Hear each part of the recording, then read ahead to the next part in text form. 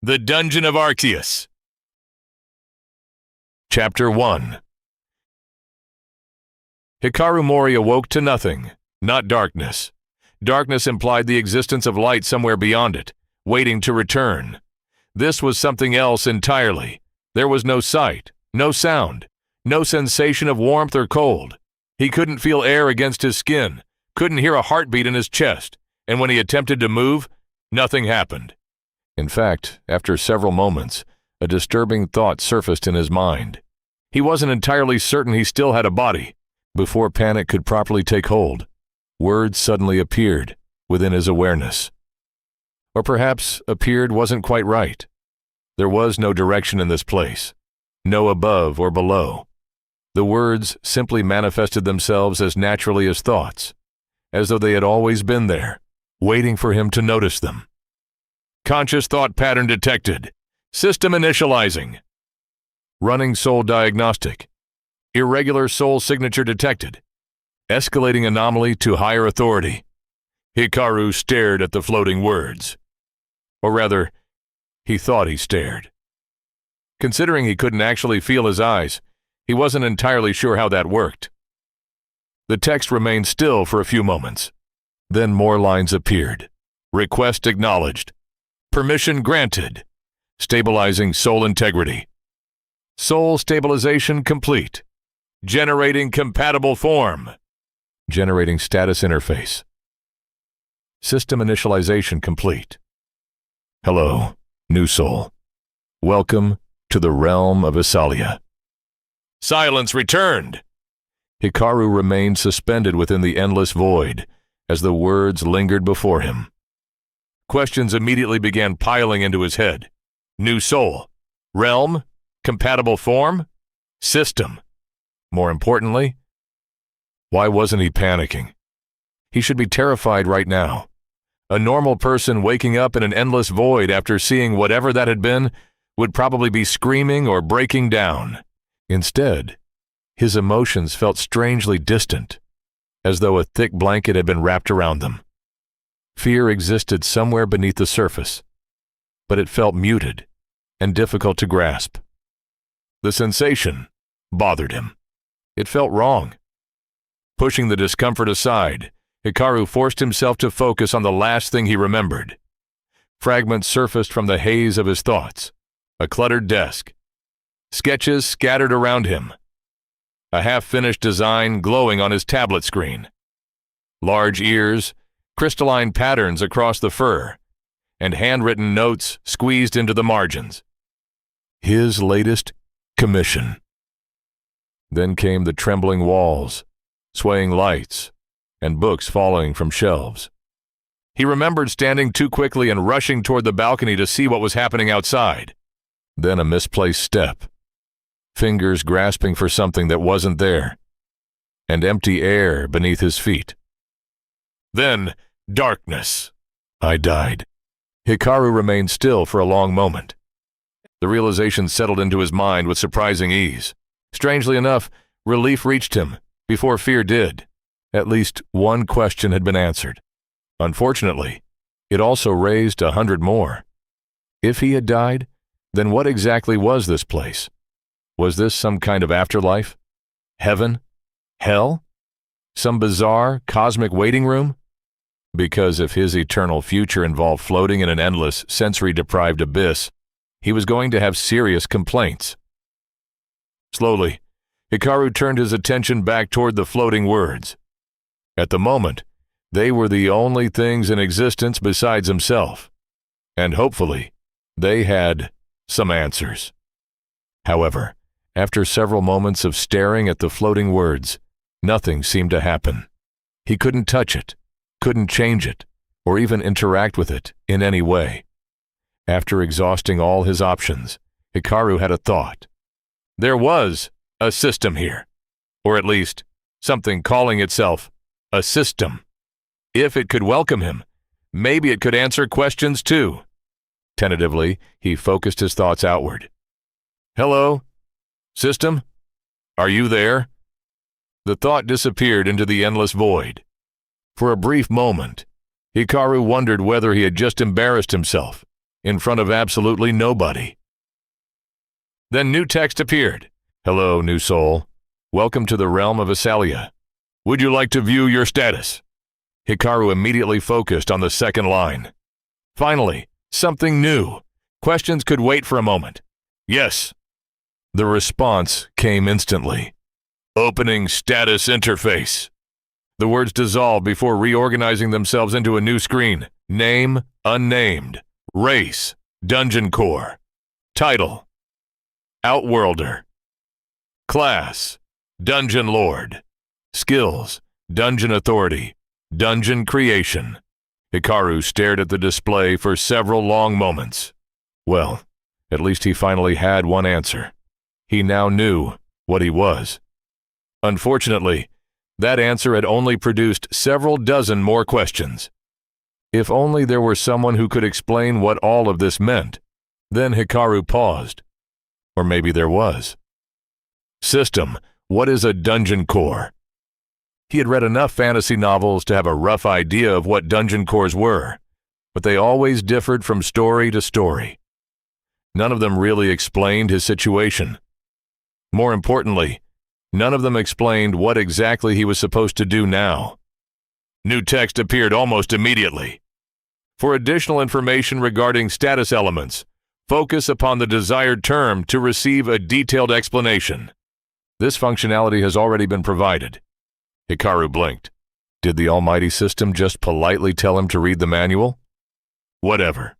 Instead of focusing on that, Hikaru did as instructed and focused on Dungeon Core within his status screen, willing an explanation to appear. The status display did not disappear this time. Instead, another window unfolded beside it, appearing like a poorly designed tooltip clumsily attached to the side. Dungeon Core, a sapient being with a crystalline body found throughout the realm of Esalia. Dungeon cores host the soul of a dungeon and are responsible for the creation and upkeep of dungeon structures and inhabitants. Among mortal beings, dungeon cores possess the unique ability to manipulate ether. Hikaru slowly read through the explanation, nodding along as he went. Most of it lined up with what he had already expected. Dungeons creating monsters and structures wasn't exactly a revolutionary concept. However, the last line made him pause. Among mortal beings, his attention lingered on those words. Mortals. Did that imply the existence of immortals? Or perhaps gods? He vaguely remembered the system mentioning higher authority earlier. Then there was the other unfamiliar term, ether. Was it something like mana? Some kind of magical energy? And more importantly, how exactly was he supposed to manipulate it? Only one way to find out, really. Hikaru shifted his focus toward the unfamiliar term. Ether, the energy of primordial chaos. All affinities of mana originate from ether, from which the universe is formed. Among mortal beings, only dungeon cores possess the ability to perceive and manipulate ether. Hikaru read through the explanation twice. Primordial energy. Mana's source. The thing that supposedly formed the universe. Those were certainly words. He had expected something straightforward. A magical fuel source, used to cast spells or throw fireballs around. Instead, the system had casually informed him that he apparently possessed the ability to manipulate the building blocks of reality itself. That sounded absurdly overpowered. Then again, this was also the same day he had died, and woken up as a sentient dungeon. So perhaps his standards for absurdity needed adjusting. Hikaru would have loved to learn more about the metaphysical structure of the cosmos and his own potentially overpowered abilities. But if he was being honest, staring into a black void while playing a game of 20 questions with his own status screen was getting old rather quickly. He had already gotten the most important bits anyway. He was a dungeon core, and if popular internet stories were to be believed, he was now supposed to build the best and most unique dungeon in existence. It was time for him to create his very own dungeon. All he needed for that was ether. Or was it mana? Actually, how exactly did one build a dungeon? System. What exactly am I supposed to do here? New text immediately appeared. The skills section contains detailed explanations regarding the abilities of a dungeon core. Oh, right. Skills. He had those now. Meager though they might be. Hikaru focused on the first skill. Dungeon Authority. The familiar tooltip appeared beside the status screen. Dungeon Authority. Used to form a domain for the dungeon core. Within its domain, a dungeon core possesses absolute control over mana and may manipulate it to alter terrain, shape structures, and interact with the surrounding environment. Hikaru slowly read through the description. Absolute control. That sounded ridiculously strong and very helpful for his current situation. Immediately, Hikaru focused on the skill and concentrated, willing it to activate, just like he had done with the tooltips. For a moment, nothing happened. Then the world exploded into existence. Not literally. The darkness around him rapidly peeled away like a veil being torn apart, replaced by a flood of unfamiliar sensations that nearly overwhelmed him. He suddenly became aware of space, of shape, of distance. Stone walls surrounded him on all sides, rough and uneven beneath a faint bluish glow coming from crystalline formations embedded throughout the cave. Jagged stalactites hung from the ceiling while small cracks and crevices spread across the rocky surfaces. Hikaru instinctively tried to take a step backward, then stopped because he still didn't have legs, or arms, or a body. Instead, he felt something else. The cave. No, that wasn't quite right. He could feel the cave around him, the walls, the floor, the air itself. He became aware of everything within a certain distance, as naturally as breathing. It felt less like seeing, and more like the world was simply feeding information directly into his mind. And at the center of it all, there was a crystal. A small crystal formation rested within the middle of the cavern, faint purple light pulsing rhythmically beneath its smooth surface. Hikaru stared at it, then stared a little longer. Is that me? Affirmative. Hikaru remained silent for several moments. Then he decided to postpone his existential crisis for later. He had more important things to worry about, like mana, or what he assumed to be mana. Now that his perception had expanded beyond the endless darkness, he could feel something spread throughout his surroundings. It was in the air, in the stone walls, beneath the ground, and around the crystals that surrounded his body. It was everywhere. The sensation was difficult to describe. It felt like an invisible layer of silk gently overlapping reality itself, brushing against his awareness no matter where he focused. At first, Hikaru assumed it simply existed around things, but the longer he paid attention, the more something felt off. The mana wasn't merely inside the stone. The stone itself was mana. The realization caused him to pause. According to the description of Dungeon Authority, he possessed absolute control over the mana within his domain, which meant, tentatively, Hikaru focused on a small stone, resting near the edge of the cavern floor. He wasn't entirely sure what he was doing, but instinctively, he reached out toward the strange energy woven through it and pulled. The reaction was immediate. The stone disappeared. Hikaru froze. What? The spot where the stone had been was now completely empty, as though it had never existed in the first place. For several moments, he simply stared. Then his attention shifted inward. The mana hadn't vanished. It had changed, or perhaps returned was a better word. The energy he had pulled from the stone now floated loosely within his awareness, no longer carrying the rigid structure that had made it rock. Hikaru went still, then slowly turned his attention toward the surrounding cave, the walls, the ground, the air, everything. A very dangerous thought entered his mind. Can I just make things? Immediately, he began experimenting. He still remembered how the stone had felt when he pulled it apart.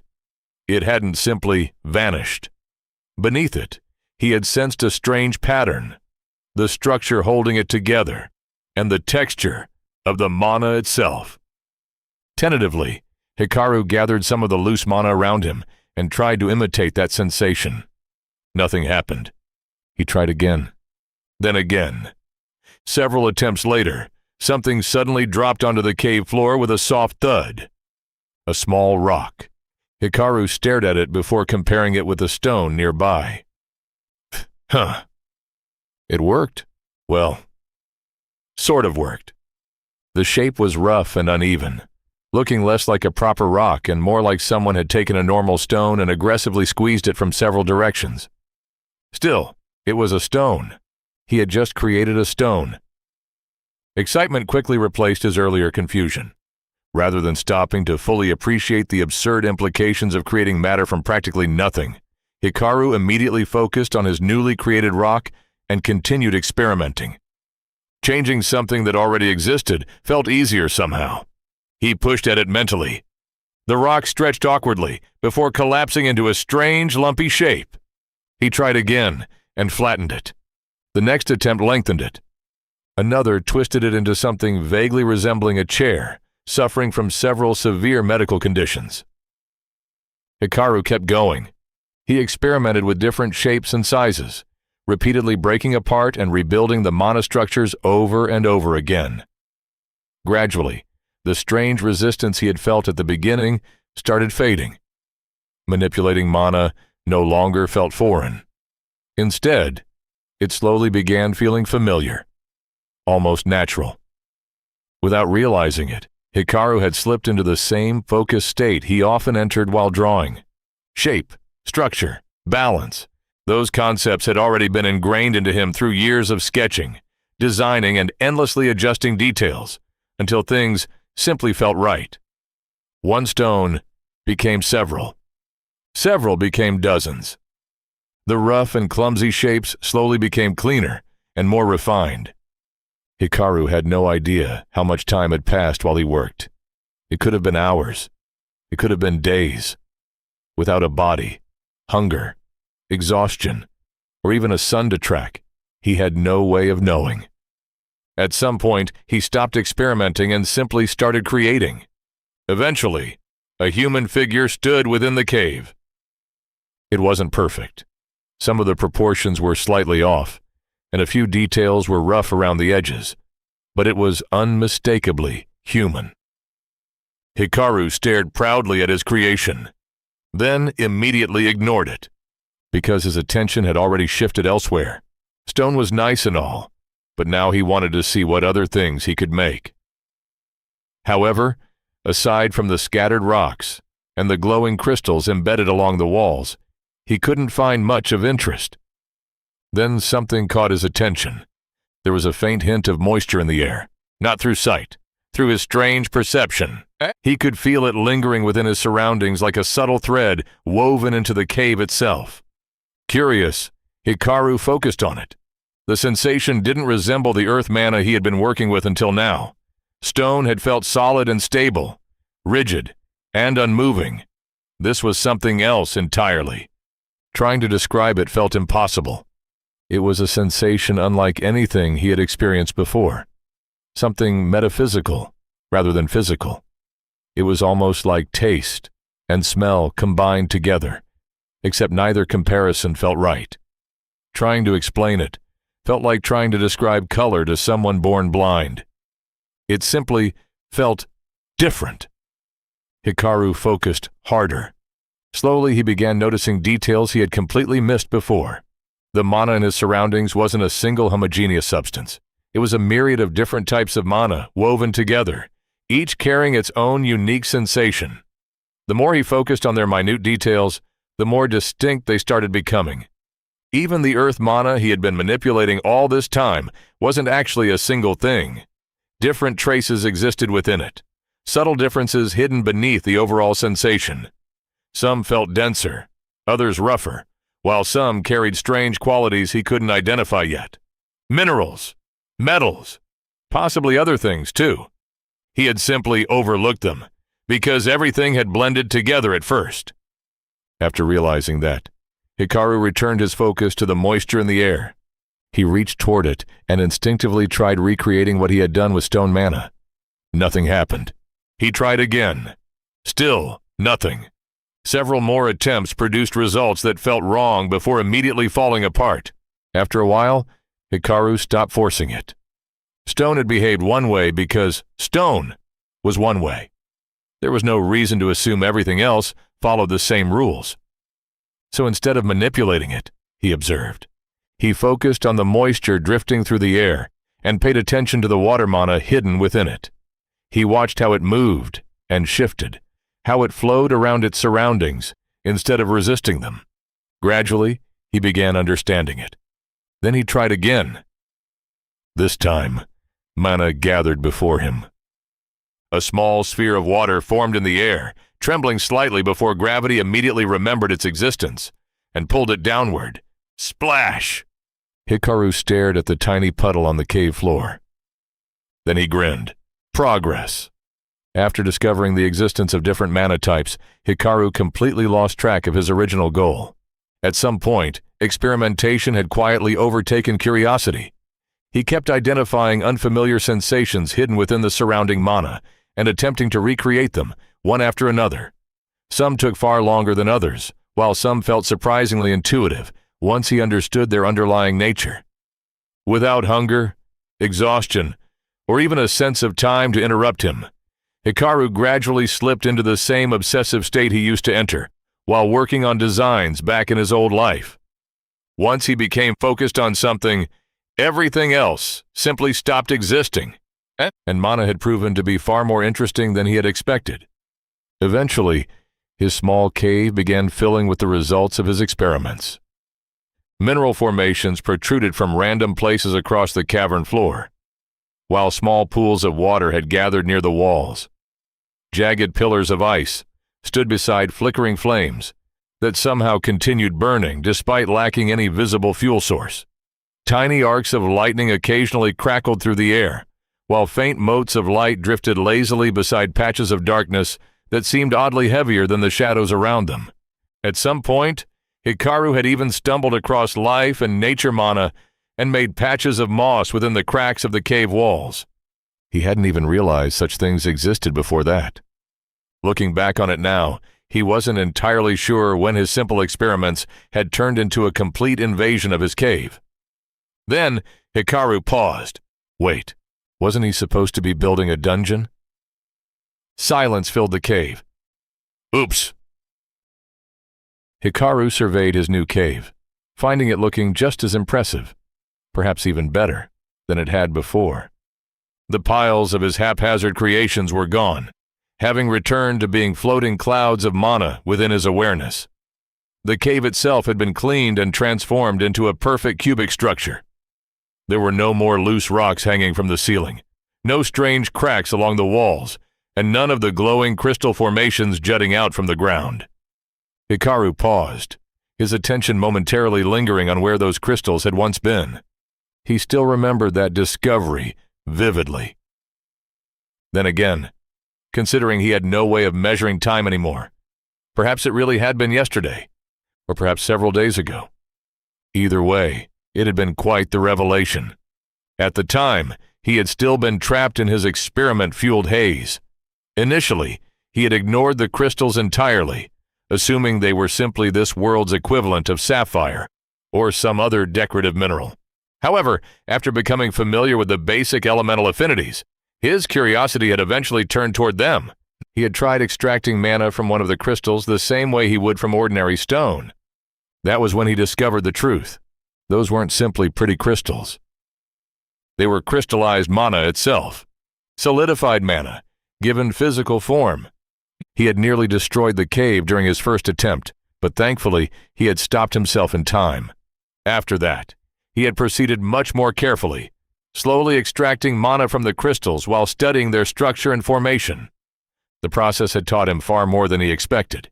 He learned how to compress mana. He learned how to alter its physical state. He learned how to manipulate and convert it more efficiently. More importantly, he had discovered countless new mana signatures hidden within the crystals, many of which he still couldn't identify. The enormous reserves of mana contained inside them were also the only reason he had been able to continue his experiments for so long. Even now, he knew he had barely scratched the surface. Bringing his attention back to the present, Hikaru looked around the cave once more. He had done everything he could think of to build himself a dungeon. The only problem was that he was stuck. He had effectively created the world's most basic tutorial room, an empty rectangular box. Now he needed monsters. Unfortunately, he had absolutely no idea how to make them. With nothing else to do, Hikaru turned his attention back toward the rest of his status. Most of it was fairly self-explanatory. His name remained undefined because, according to the system, no one technically knew he existed yet. Naming himself apparently didn't count either. He had already tried. His title, Outworlder, existed because his soul originated from another world. Apparently, it granted bonuses related to converting ether, though he still had no idea how he was supposed to actually do that. Classes seemed to function as specializations in this world. They granted certain starting skills and significantly eased the process of learning related abilities. His own class, Dungeon Lord, appeared to be exclusive to dungeon cores and had granted him his current skills. Speaking of skills, Hikaru focused on the second one, dungeon creation. To his surprise, the skill actually allowed him to create creatures. There was, however, a catch. He needed both ether and sufficient knowledge regarding whatever he intended to create. Hikaru frowned. He had been an artist in his previous life, not a veterinarian. Not that he thought filling his dungeon with random cats and dogs would help much anyway. At least he had a potential solution for the first problem. If he could extend his authority beyond the cave, then he could find some harmless creatures and study them. Experiment on them sounded significantly worse. Unfortunately, that brought him back to another issue. Typically, abilities in games improved through repeated use. After what felt like days of endlessly stretching and manipulating his authority, however, it had stubbornly refused to grow even a single inch. And yes, he had checked. Very carefully. After some consideration, Hikaru finally reached a conclusion. Every explanation involving dungeon cores eventually circled back to ether. If that was the case, then both of his skills probably relied on it in some way. The problem was that despite all of his experimentation, he still hadn't found any trace of this mysterious primordial energy.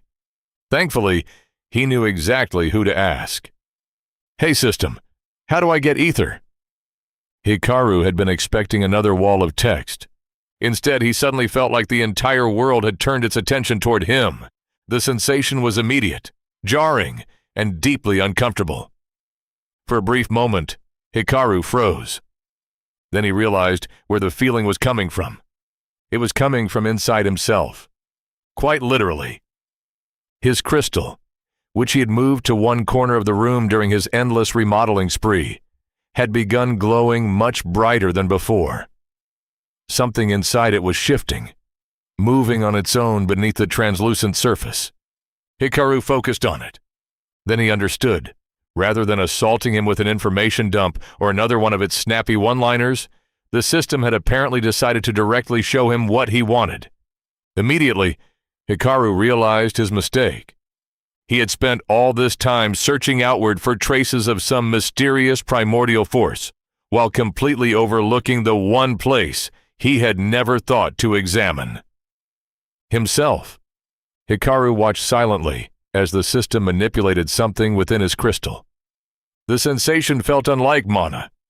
Mana had always felt structured somehow, carrying distinct affinities and characteristics even when he couldn't identify them. This felt different, wild, chaotic, unstable. Yet beneath all of that, he could sense an odd familiarity. Hikaru watched patiently as the system showed him the primordial energy of the universe. Ether. At the same moment, the realization settled into his mind.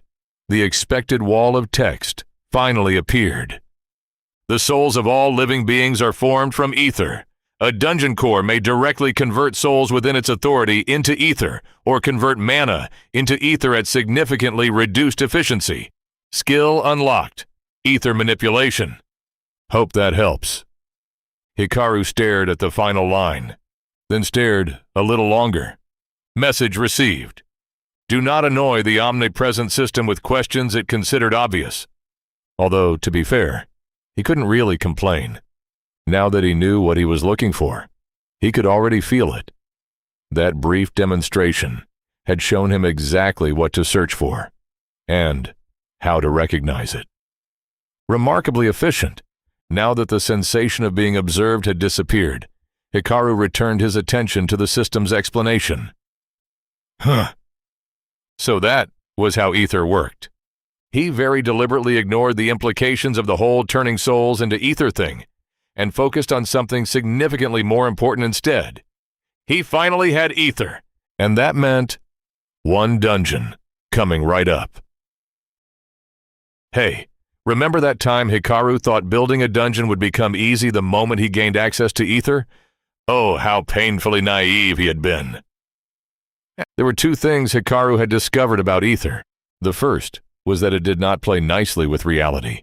As in, it absolutely hated reality. The moment he tried creating or manipulating ether anywhere outside his crystal, space immediately began collapsing around it, and reality itself started behaving very concerningly. The first time it happened, Hikaru had nearly suffered a heart attack. Not that he technically possessed a heart anymore. The point still stood.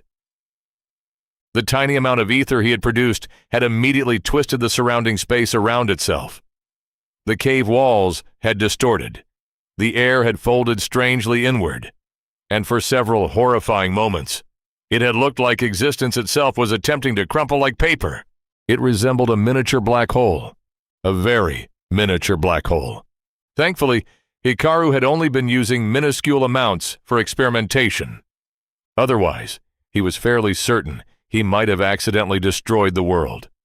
Or at least a large part of it? Probably. Thankfully, using ether through his skills proved far safer.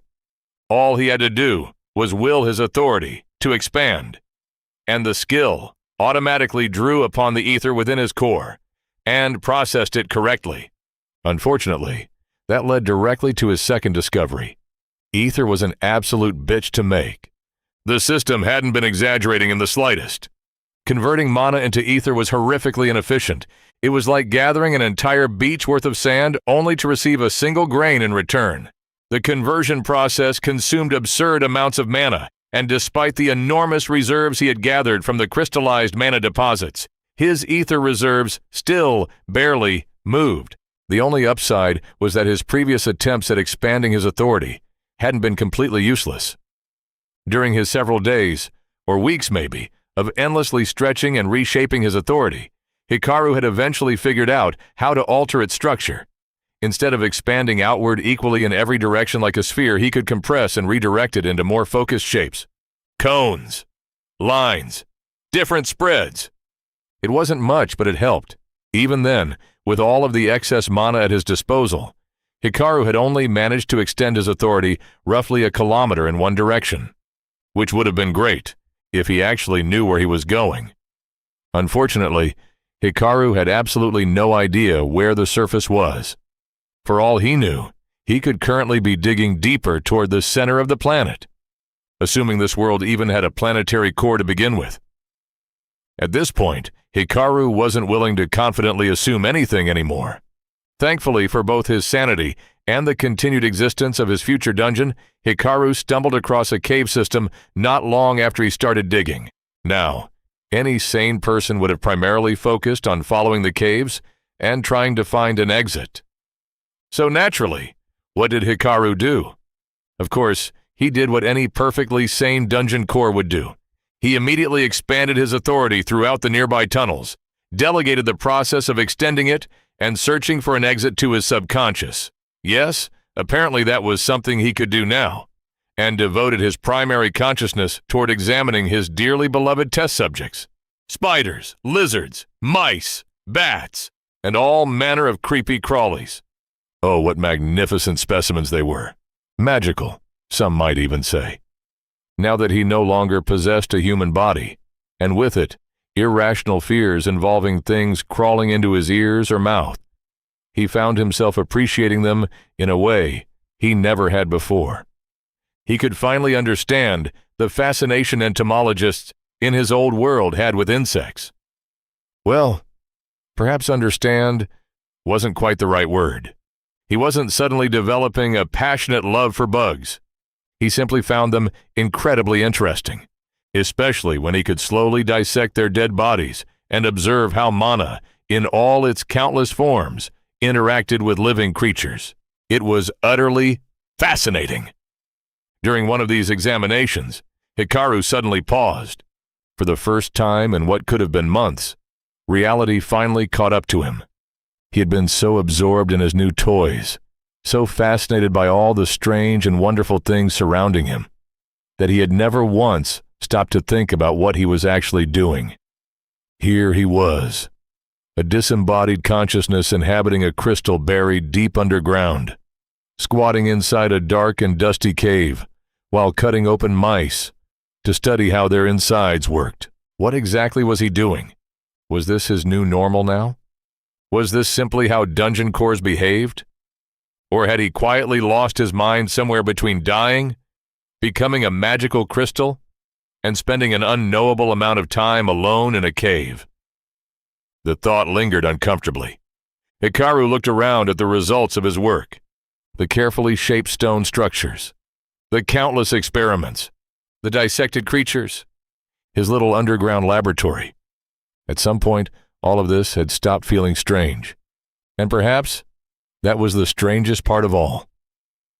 He remained still for a while, silently reflecting on the changes within himself. Then the system suddenly interrupted him.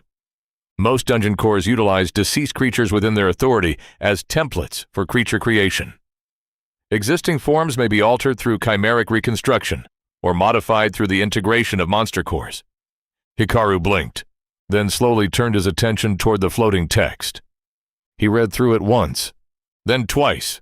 It was surprisingly informative. The thing was, he hadn't asked anything. A strange thought suddenly crossed his mind. Psst! Hey, system! Hikaru hesitated. Did you just try to cheer me up? There was a brief pause. Then new text appeared. Dungeon cores are integral to the continued sustenance of the realm of Esalia. The system is merely fulfilling its designated purpose of guiding its residents toward greatness. Hikaru stared at the response for several moments. It did. It actually did. The attempt had been awkward, possibly terrible. But somehow, he felt a little better. Maybe he had changed. Actually, there was no maybe about it. He had changed. That much was obvious. His new hobbies apparently involved creating matter from thin air and dissecting cave creatures to study magical biology. A few weeks ago, that sentence alone probably would have concerned him. Now? Now it felt strangely normal. Hikaru Mori, the human, was already dead. He was Hikaru, the unnamed dungeon core now. And if he intended to earn a name, build the greatest dungeon imaginable, and rise to greatness like the system had apparently decided he should, then he would simply have to accept his new existence and move forward. Chapter 2. Finally, he had done it. After countless days, weeks, months, he had finally breached the surface. As for the results, well, it was a fairly generic cave opening on the side of a mountain, overlooking a fairly generic forest. But that didn't matter. What mattered was that he had finally done it. He could practically taste the fresh air, feel the warmth of sunlight, and rest his eyes on something other than endless gray stone. That was assuming he still possessed things like a mouth, skin, or eyes. Still, pretending he could with his disembodied existence felt nice in its own strange way. More importantly, he finally had access to two very important things: ether and creature blueprints. Because what exactly did the wilderness contain? Animals, of course. Rabbits, frogs, snakes, wolves, birds. So many birds. As Hikaru happily observed the beautiful display of nature before him, he suddenly watched a feline creature dart from the trees, spit out a nearly invisible blade of wind, and promptly disappear back into the bushes with its unfortunate meal hanging from its jaws. Right. Apparently that was perfectly normal in this world. After a brief Q&A session with the system, Hikaru had managed to learn more about souls and the creatures inhabiting this world. Souls were indeed formed from ether, but they weren't simply concentrated masses of it. Instead, they functioned somewhat similarly to his own core, continuously converting ether into mana. Most of that mana was consumed simply maintaining life itself, because apparently biological processes worked very differently here. Any excess mana naturally leaked from the body unless it was actively utilized somehow. Because unlike Hikaru, mortals were apparently soft and fragile creatures that suffered from unfortunate conditions, such as extreme mana poisoning. For humans and the other mortal races, whose names the system stubbornly refused to reveal, mana was utilized through skills and spells that strengthened both body and mind. Animals, on the other hand, developed something called a beast core. Beast cores were somewhat similar to mana crystals, though they were usually aligned toward a specific affinity and granted creatures access to supernatural abilities, like that wind cat from earlier, which naturally brought Hikaru toward an important problem. How exactly was he supposed to lure one of those creatures into his dungeon and kill it when they could casually spit out fireballs and wind blades? Good question. Thankfully, Hikaru had an answer. For that, he would like to introduce his latest creation, Prototype number 13. Not exactly an original name, but he wasn't planning on keeping it long-term anyway. The creature was the result of countless hours spent experimenting on the various cave critters he had studied. It had 8 legs, a reinforced exoskeleton, even a pair of wings, because why not? Deep within his heart, Hikaru knew the xenomorphs from his old world would either be proud of his creation or so horrified they would immediately kill it on sight. Possibly both. Still, appearances weren't the important part. The important thing was that it worked. Like all creatures created by a dungeon core, Prototype number 13 was naturally linked to him. Through that connection, Hikaru could perceive the creature's senses as though receiving a strangely low-resolution drone feed directly into his mind. Hikaru had also somehow managed to give it a good enough brain to understand basic instructions. And with that, Hikaru finally set his plan into motion. Capture something interesting, study it, then create something actually worth keeping inside his dungeon. Hikaru finally released Prototype number 13 into the greater world. The creature quickly disappeared into the surrounding foliage, vanishing into the dense undergrowth within moments. Hikaru could no longer perceive it directly, and instead relied entirely on their link, watching the world through the creature's strange, low-resolution vision. For a while, nothing happened.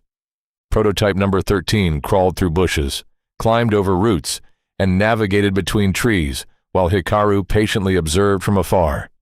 Eventually, it found something. A small, rabbit-like creature lay sleeping peacefully within a clearing.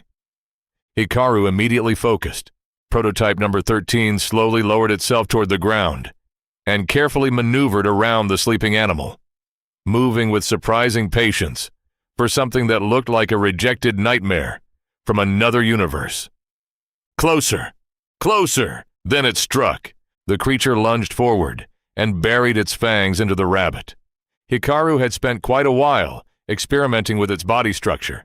While it wasn't particularly strong, he had made sure it possessed several useful features. 8 legs provided excellent stability. Its exoskeleton offered decent protection. And perhaps most importantly, fangs. Specifically, fangs connected to poison glands. After all, evolution had already done the hard work for him. He was simply borrowing ideas. The rabbit immediately jolted awake, and for a brief moment, panic exploded across the clearing. The rabbit kicked wildly and tried escaping while Prototype number 13 desperately held on for dear life. Wait, don't die. Hikaru immediately regretted not making it larger. The struggle continued for several chaotic moments before the poison finally started taking effect. Silence returned to the clearing. Prototype number 13 remained attached to the creature for several seconds, just to be safe. You know what?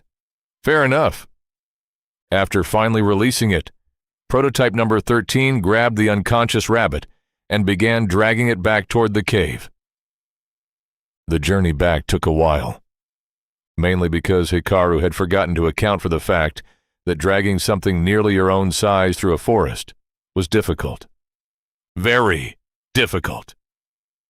Several awkward minutes, and one incident involving rolling down a hill.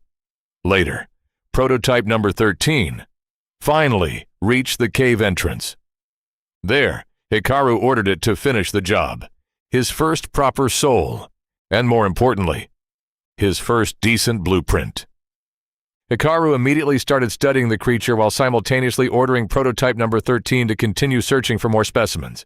Capture them, bring them back. Prototype number 13 obediently followed the command. And so the process repeated. Hikaru looked at the proud face of his latest and most successful creation, surveying the fruits of its labor. Or at least, he thought it was a proud expression. He hadn't exactly been thinking about appearances while creating prototype number 13. Most of his attention had gone toward practical matters, such as functionality, survivability, and whether or not the thing could successfully kill targets without immediately falling apart. Facial expressions had not been high on the priority list, though perhaps they should have been. If nothing else, it deserved some kind of reward after all its hard work. Because spread before the cave entrance was a small mountain of dead creatures. 2 birds, a snake, another rabbit, various smaller creatures. Prototype number 13 had apparently been extremely productive. However, among the pile sat the undeniable crown jewel of its hunt, displayed proudly before Hikaru, while he slowly stripped away bits of its flesh. It was one of those feline creatures, the same ones Hikaru had seen earlier, while observing the forest. Though after a closer inspection, it actually resembled a fox more than a cat. Soft brown fur covered most of its body, while green stripes ran along its sides. It possessed long ears and a fox-like snout, though its tail more closely resembled that of a panther. Most importantly, it was a magical beast, an actual magical beast with an actual beast core. Hikaru was still struggling to believe prototype number 13 had somehow managed to kill it and drag the body all the way back to the cave. He was certain the battle had been an epic one. Surely there had been brilliant tactical maneuvers from prototype number 13 and dramatic magical exchanges with its opponent. Maybe some life-threatening struggle against overwhelming odds. Unfortunately, Hikaru had absolutely no idea. At the time, he had been busy creating prototype number 14. Still, one glance at the aftermath painted a fairly clear picture. Prototype number 13 had lost 3 legs. Both wings were gone, and cracks spread across large portions of its exoskeleton. In fact, several sections of its body looked one strong breeze away from completely collapsing. Honestly, Hikaru felt a little ashamed of himself. As its creator, he had thought far too little of it, though it wasn't entirely his fault. He had learned very early during his creature experiments that larger and more complex designs required increasing amounts of mana just to remain functional. Wild creatures could get away with that because of beast cores. Without access to one himself, however, Hikaru had focused on creating disposable tools that were as compact, efficient, and deadly as possible. The goal had simply been to gather enough knowledge and blueprints to eventually create a beast core of his own. Prototype number 13 had only been intended as a temporary solution, a stepping stone, a tool. Now he had a beast core. More importantly, he finally had the ability to study one, deconstruct it, and eventually create more in the future. Hikaru looked at his loyal champion, at its damaged body barely holding itself together after successfully following his commands. He arrived at a decision. You know what? Prototype number 13. Prototype number 14 is shelved for now. He paused. Possibly forever. His attention drifted toward the magical beast body and the beast core hidden within. As soon as I figure out how this thing works, and more importantly, how to give you a new body without accidentally exploding your insides. A grin spread across his non-existent face. We're giving you a makeover. Hikaru wasn't entirely sure, but he decided to believe that the slight twitch of prototype number 13's fangs was its own way of smiling back. Once again, Hikaru had done it. In his hands. Well, technically it was floating in front of him, but that was just semantics. The point was that he was holding it. A beast core, not one of those naturally occurring mass-produced ones found in wild creatures. No, this one was his. Designed by him. Created by him. Improved by him. It was magnificent, and in his entirely professional opinion, significantly better than those cheap knockoffs nature kept producing. He had spent an entire week deconstructing and understanding that first beast core. And yes, now that he had access to sunlight and an actual day-night cycle, he finally knew exactly how much time was passing. The second week had been spent improving the process. The third week had gone toward creating elemental variants and eventually experimenting with dual affinity cores. He still couldn't add a third affinity before the entire thing shattered into useless fragments regardless of how large he made the core. Still, progress was progress. After all that effort, however, the object floating before him could no longer be considered a simple beast core. The original core had been around the size of an apple. The one before him was closer to a large plum, despite possessing significantly greater capacity. He had optimized the crystallization process to the point where mana density and efficiency had improved dramatically. He had also finally figured out how magical abilities functioned, and had somehow managed to integrate artificial skill structures directly into the core itself. Instead of natural instinctive abilities, creatures could now possess something much closer to actual system skills. Of course, all of this had required a lot of experimentation, and by experimentation, Hikaru unfortunately meant sacrificing several generations of prototypes. Prototype number 14, prototype number 15, prototype number 16. All had been created with the sole purpose of gathering additional beast cores. All had valiantly fallen in battle. May their artificial souls rest in peace. Prototype. Number 13 was fine, though. His loyal guardian currently rested atop Hikaru's crystal with the sole intention of protecting his main body. After all, Hikaru still had a promise to keep, which led directly toward his current problem. Now that he had finally overcome the biggest obstacle preventing his glorious creature creation plans, he suddenly found himself unable to decide what exactly he wanted to make. With the improvements made to beast cores, the greatest limitation was no longer resources. It was imagination, which was unfortunate, because his parents had always told him he possessed far too much imagination for his own good. Whatever he created next had to remain an insect. Otherwise, it wouldn't really be prototype number 13 anymore. It would become prototype number 17, and he absolutely couldn't have that. So Hikaru began considering various arachnoid monsters from fantasy stories.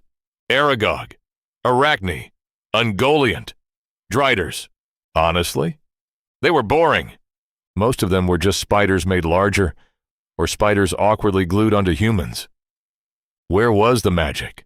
Where was the wonder? Where were the cool fantasy creatures that made people look at them and immediately think, I want one? Finding himself completely lacking inspiration, Hikaru created a sheet of paper and a stick of charcoal before sitting down in the center of his core room. And before anyone questioned that decision, he could create artificial souls now. Creating paper wasn't exactly difficult. Anyway, Hikaru absent-mindedly sketched possible designs while quietly humming an old childhood tune. I want to be the very best, like no one ever was. The charcoal paused. To catch them is my real test. To train them is my cause. The paper slowly lowered. Pokémon. Silence. Then Hikaru froze. Slowly. very slowly. He raised his head. I can do that. His eyes shifted toward prototype number 13. Right?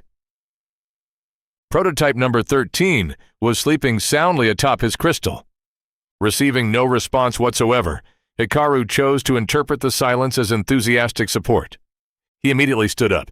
I can definitely do it. He started pacing. But should I? Another step. I mean, what's the worst that could happen? Nintendo sues me? He paused. Not like Nintendo even exists here. His movements became faster. I could actually do it. I could finally do it. A grin spread across his face. All those late-night meetings, all those deadlines, all those sleepless nights and hand cramps, they could finally have a purpose. By the end, Hikaru was practically shouting. And I could finally hug a Pikachu. Prototype number 13 slowly opened one eye. It stared at its creator, observed him rapidly pacing around the room while apparently descending into complete madness. Then it promptly closed its eyes again and went back to sleep. Now, before anyone starts agreeing with prototype number 13, there is one very important thing everyone should understand about Hikaru. Back in his previous life, when Hikaru was still human and had normal human ambitions, he worked for a little company called Game Freak. More specifically, he had worked as an artist under the broader design team responsible for creating what the world knew as Pokémon. He had never met Ken Sugimori personally, though he had heard his boss's boss had shaken the man's hand. He had simply been one of the countless cogs in the machine. But that didn't matter, because Hikaru knew these creatures, their designs, their abilities, their behaviors. He had spent years surrounded by them. And now he was a miniature reality-warping dungeon god capable of turning imagination into life. So on that day, Hikaru, the unnamed dungeon core, made a decision. Fuck it. We're bringing Pokémon to Esalia. Now that he had a concrete direction, Hikaru immediately jumped into the execution. Bug types might be among the most underrated Pokémon types in existence, but Hikaru already had several potential forms in mind for prototype number 13 to choose from. Since most bug types had relatively simple first-stage designs, he was confident he could create something good enough to satisfy both himself and his loyal creation. Picking up a stick of charcoal from the ground, Hikaru immediately began putting the ideas in his mind onto paper. Let's see. There was the classic Spinarak. Joltik was adorable and surprisingly strong for its size. Dewpider and Dwebble would be a little more difficult to recreate, but he was fairly confident he could figure them out somehow. Then he paused. There was one more. Technically, it wasn't a bug type, and creating it right now would probably be a complete nightmare. Actually, no, it would definitely be a nightmare. But still, why not? It had always been one of his favorites anyway. Besides, what were the chances prototype number 13 would pick that one when there were so many other amazing choices in front of it?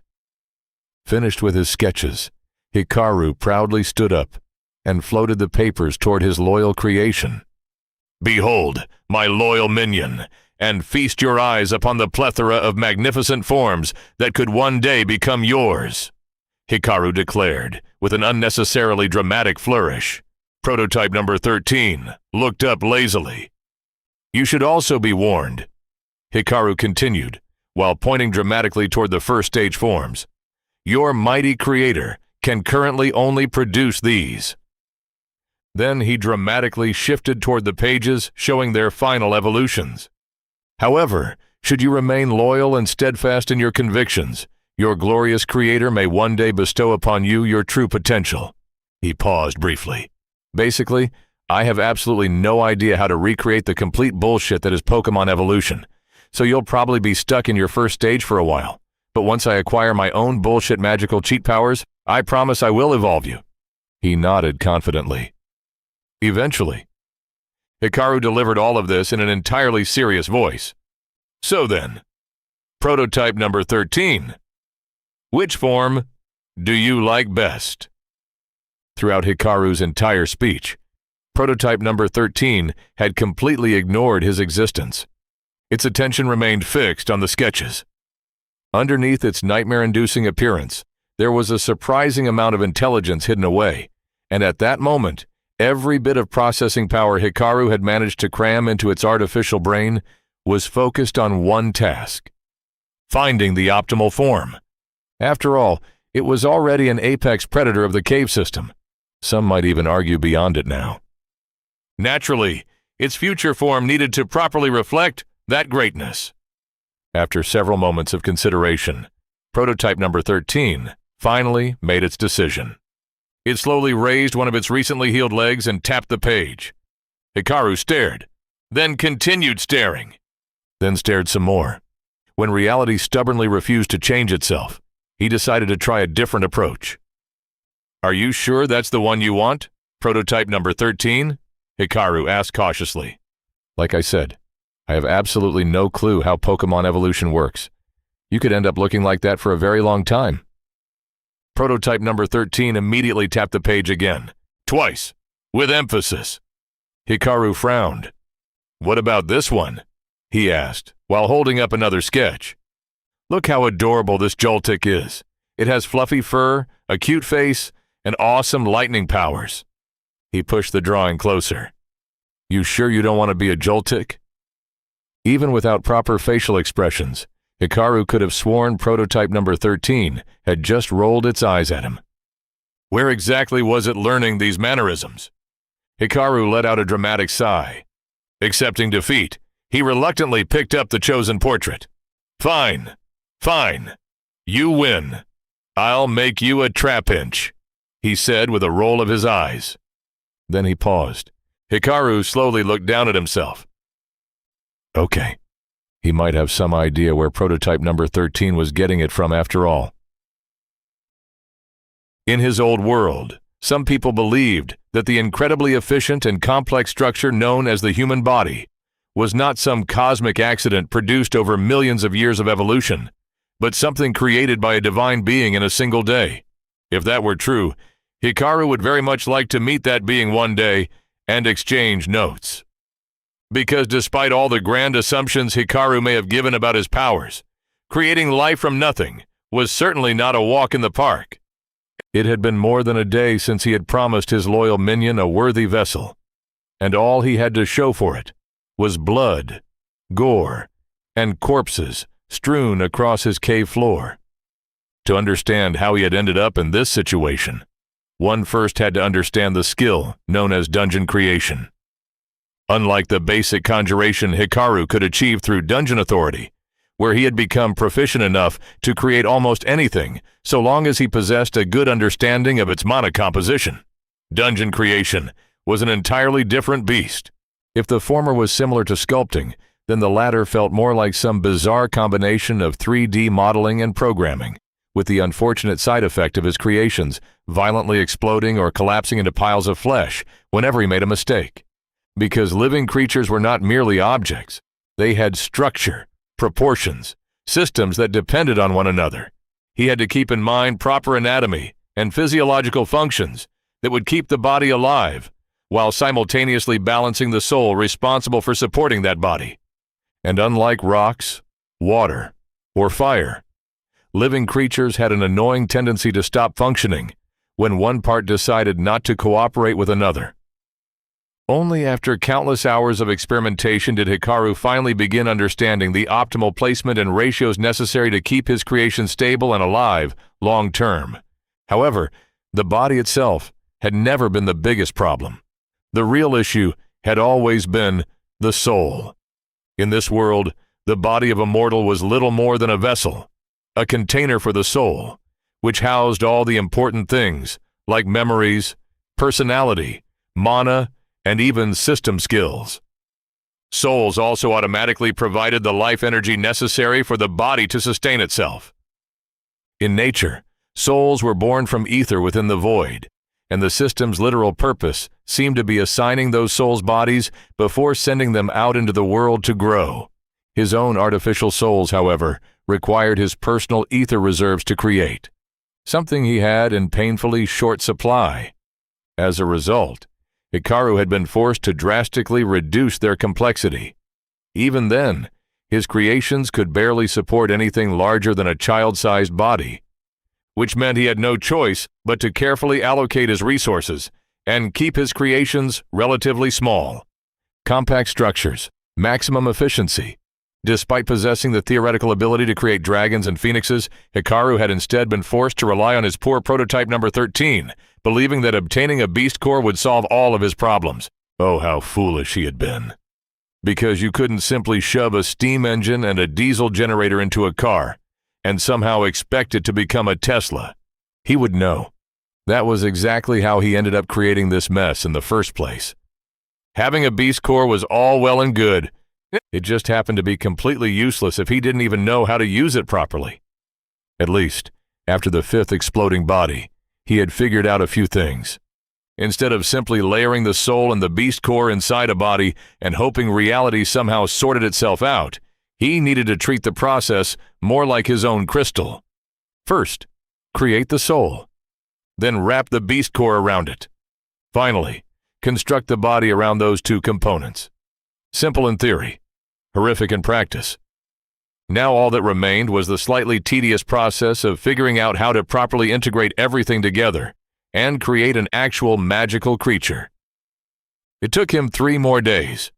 3 days filled with failure, frustration, and more accidental discoveries than Hikaru was willing to admit. Eventually, however, he finally had the fruits of his labor standing before him. A stone golem.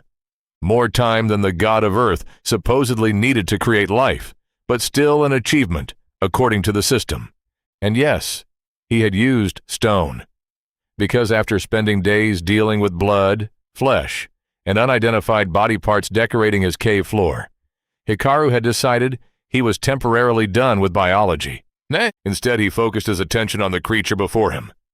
It stood roughly 4 feet tall and possessed fairly normal human proportions. It even had an actual face because Hikaru was, first and foremost, an artist. As an added bonus, the golem could also launch stone projectiles from its hands. Hikaru nodded in satisfaction. For a moment, he simply admired his work. Then, with a casual snap of his fingers, the stone golem dissolved back into formless mana and ether. Because Hikaru wasn't here to play Dungeons and Dragons, he was here to play Pokémon Mystery Dungeon. And now that he finally had the fundamentals figured out, it was time to create his first Pokémon. For real this time, he immediately discarded any thoughts of making something too complicated. He had absolutely no desire to relive the nightmare scenario that was a dead Pikachu decorating his cave floor. No, he would start with the most basic of basics, a Caterpie. It was small, simple, and possessed relatively straightforward abilities. Most importantly, it was something Hikaru wouldn't feel too terrible about accidentally turning into biological paste. To begin with, he needed a soul. He technically had enough fuel in his reserves to create a more advanced one, but Caterpie had never exactly been known as the pinnacle of intelligence, so a simple soul should suffice. Besides, now that he finally understood what he was doing, he could always upgrade it later, if he felt like it. Next came the Beast Core. There wasn't any bug affinity mana, or at least none that Hikaru had managed to identify yet. But he did possess the next best thing. Beast Mana, as Hikaru liked to call it. It formed a significant portion of naturally occurring beast cores and functioned almost like magical steroids, granting creatures supernatural abilities while simultaneously providing an instinctive understanding of how to use them. Since most bug-type Pokémon relied heavily on enhanced natural abilities rather than outright magical nonsense, Hikaru figured it should work just fine. More importantly, it saved him from the nightmare that was skill crystallization. Lastly came the body. He already possessed several structural templates from his previous experiments involving worms and insects, so he simply used them as a foundation. A small green upper body covered by segmented plating, a soft yellow underside, 4 tiny suction cup legs, large glossy eyes, and finally, that iconic red antenna. Hikaru very intentionally skipped over the internal organs because he was fairly certain nobody wanted to hear about the hours' worth of messy details. Finally, only one step remained. The delicate process of slowly extending tiny strands from the soul and connecting them with both the beast core and the physical body. It took several hours of slow and methodical work, but eventually, Hikaru stared at the creature before him. Caterpie stared back, its large, glossy eyes blinking at him curiously. Then, it let out a small, chirping sound, which Hikaru assumed was a greeting to its creator, before happily beginning its exploration of the room. It wiggled around the floor, climbed over random rocks, and repeatedly poked things with what Hikaru assumed was excitement. Ooh. Oh no! Hikaru watched, rooted to the spot. He knew that dangerous feeling very well. It's adorable. If he had hands, he was fairly certain he would be aggressively squishing its cheeks right now. Instead, Hikaru forced himself to maintain some degree of composure and allowed Caterpie to continue exploring while he focused on creating another one. After all, the first success could simply have been luck. Pure coincidence. A complete fluke. Better to create several more and become familiar with the process. He certainly wasn't doing it because he wanted to surround himself with more adorable Pokémon. Absolutely not. Besides, Caterpie could probably use some friends. Hikaru was loath to admit it, but his first success had, in fact, been a fluke. Because as soon as Hikaru finished creating the second Caterpie, he discovered that it was completely brain dead. The third somehow managed to perform even worse. Its beast core shattered. Its body immediately followed suit. Hikaru stared blankly as greenish bits of Caterpie redecorated his cave floor. Well then, he had immediately erased all traces of their existence afterward, so that his first Caterpie wouldn't accidentally stumble across the remains of its dead siblings. Still, the problem remained. How in the world had he managed to do it correctly the first time? Hikaru slowly turned toward his first and only success. The tiny Caterpie was currently wiggling around the room happily, entirely unaware of the crisis currently consuming its creator. For a brief moment, Hikaru seriously considered pulling it apart and studying its internals. For science, just a tiny bit, no, absolutely not. His poor heart couldn't do it. Instead, he quietly watched as Caterpie finally completed its investigation of the room before shifting its attention toward the sole other living inhabitant nearby. Prototype number 13. Judging by Caterpie's actions, it had apparently decided they were now friends. Judging by prototype number 13's reaction, the feeling was very much one-sided. Caterpie happily wiggled around its larger companion while repeatedly nudging its legs. Prototype number 13 responded by staring into the distance with the exhausted expression of someone questioning every decision that had led them to this moment. Hikaru watched the scene for several moments. Then with considerable difficulty, he tore his gaze away and steeled his heart for the road ahead. Now that he had begun walking down this dark path, he had to see it through to the end. For knowledge, for his dreams, for more cute Pokémon. This was the only way, and so Hikaru returned to work in a dark corner of his cave system. One body after another was created and exploded, gradually painting parts of the cave with greenish blood and scattered remains, until he finally discovered his mistake. In hindsight, it had actually been rather obvious. Only in hindsight, he had been treating the soul strands like simple plug-and-play controllers without considering what happened after everything started moving. He had completely overlooked one very important detail: every breath, every twitch, every tiny movement inside the body shifted the strands along with it. Eventually they tangled, and once that happened, things went very wrong. If Hikaru got lucky, the creature simply died.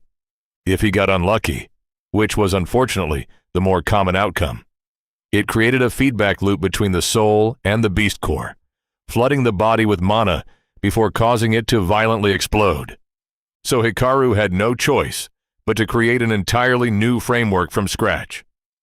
Taking inspiration from nervous systems and blood vessels, he began constructing his own network of soul strands that spread evenly throughout the body without interfering with one another. The process took a very long time. Eventually, however, he implemented the changes successfully. Then he watched as the newly created Caterpie continued existing. No exploding, no sudden death, just a perfectly normal Caterpie. A wave of relief washed over Hikaru. Completely immersed in his work deep within the cave system, he had absolutely no idea how much time had passed. Still, it had to be significant. He knew he was talented, but he wasn't create an entire metaphysical circulatory system in 3 hours talented. As he looked at his successful creation, however, Hikaru felt nothing but pride. Even the system seemed to agree. Congratulations! New creature framework successfully developed. Of course, Hikaru promptly deleted the Caterpie immediately afterward. Not because anything was wrong with it. He simply didn't want to give the poor thing long-term issues by spending its first moments of life surrounded by the entrails of its deceased siblings. After cleaning up his workplace and taking a well-deserved rest, Hikaru decided he would finally return to the main cave. Then, maybe he could give Caterpie a new friend. As soon as his consciousness returned to the original cave, Hikaru's attention was immediately drawn toward the newest addition to the room. Apparently, while he had been buried in his work, Caterpie had somehow figured out how to use its spinnerets and had created a small bed of silk beside his crystal.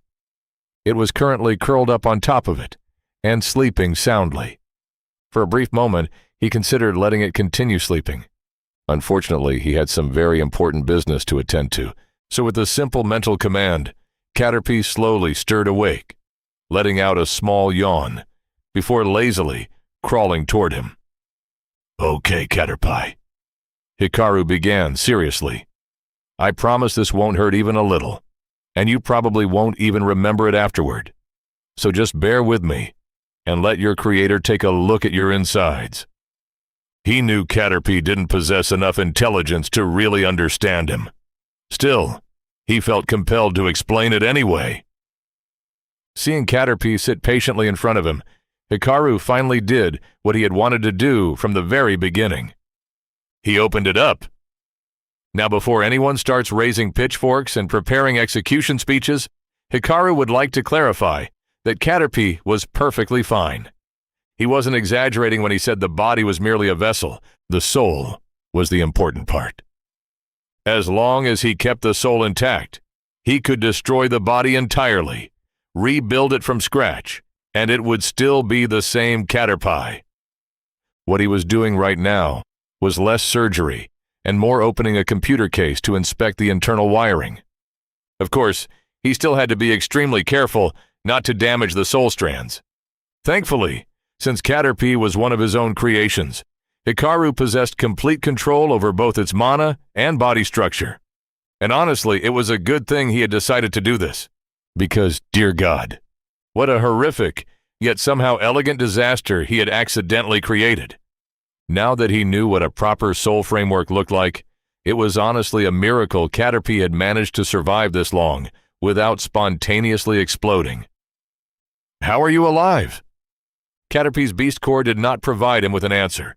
You know what? Don't answer that. Well, time for an emergency surgery. Thankfully, being a disembodied consciousness meant there was exactly zero chance of his hands shaking during the operation. Since he already had a functioning framework to work with, the process ended up being surprisingly quick. And just like he had promised, Caterpie emerged perfectly fine.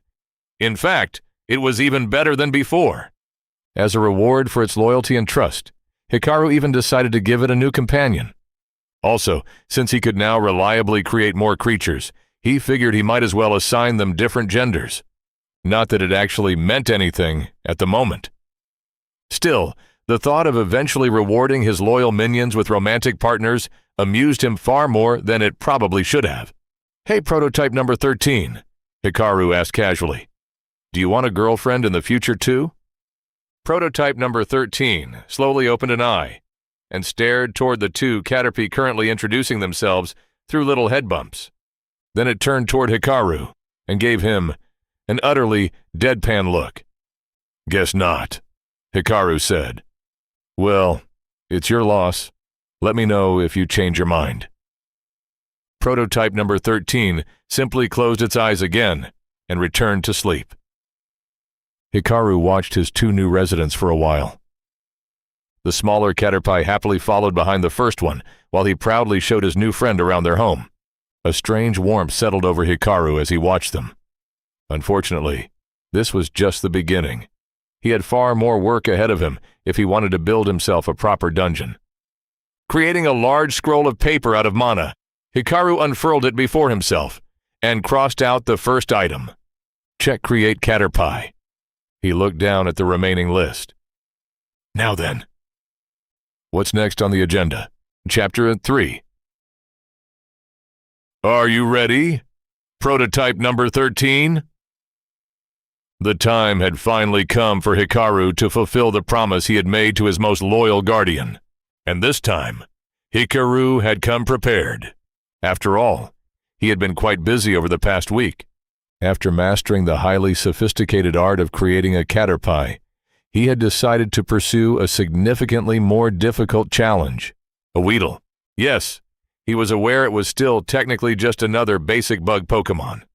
However, if someone possessed even the slightest understanding of the complete nightmare that was designing a custom monster core, they would understand exactly what Hikaru had gone through. First, he had to locate and isolate poison mana, which had turned out to be an adventure by itself. Apparently, poison wasn't a primary affinity, and instead existed somewhere in the uncomfortable overlap between life and death mana, which honestly sounded rather fitting in hindsight.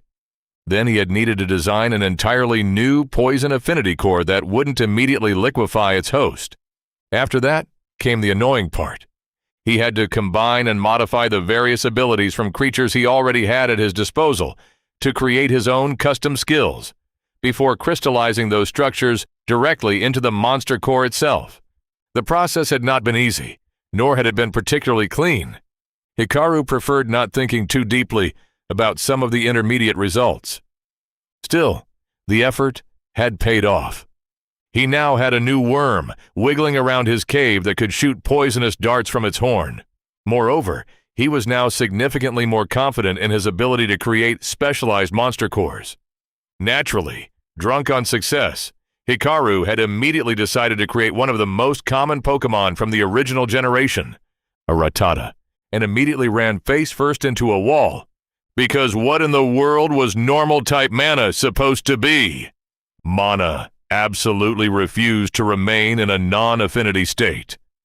The moment it formed, it instantly wanted to align itself towards some aspect of reality, which meant Hikaru had no choice but to experiment and figure out how beast mana could simulate the effects of normal-type abilities.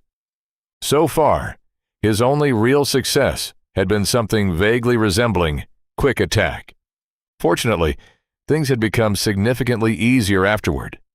Using air mana for flying types and nature mana for grass types, Hikaru had successfully managed to create both Pidgey and Oddish. Somewhere deeper inside the cave system, there was also a lone Geodude slowly wandering around. Hikaru had mainly created it to answer one very important question. Could he create a living creature without adding the unnecessary squishy bits? The answer had apparently been yes. Bullshit magic for the win! The creature wasn't exactly intelligent, but it could move around independently, possessed simple instincts, and followed commands well enough. He had even managed to incorporate a small amount of gravity mana into its design, so that it could float around naturally, instead of dragging its rocky body across the floor. With all of those additions, the cave system had now completely transformed.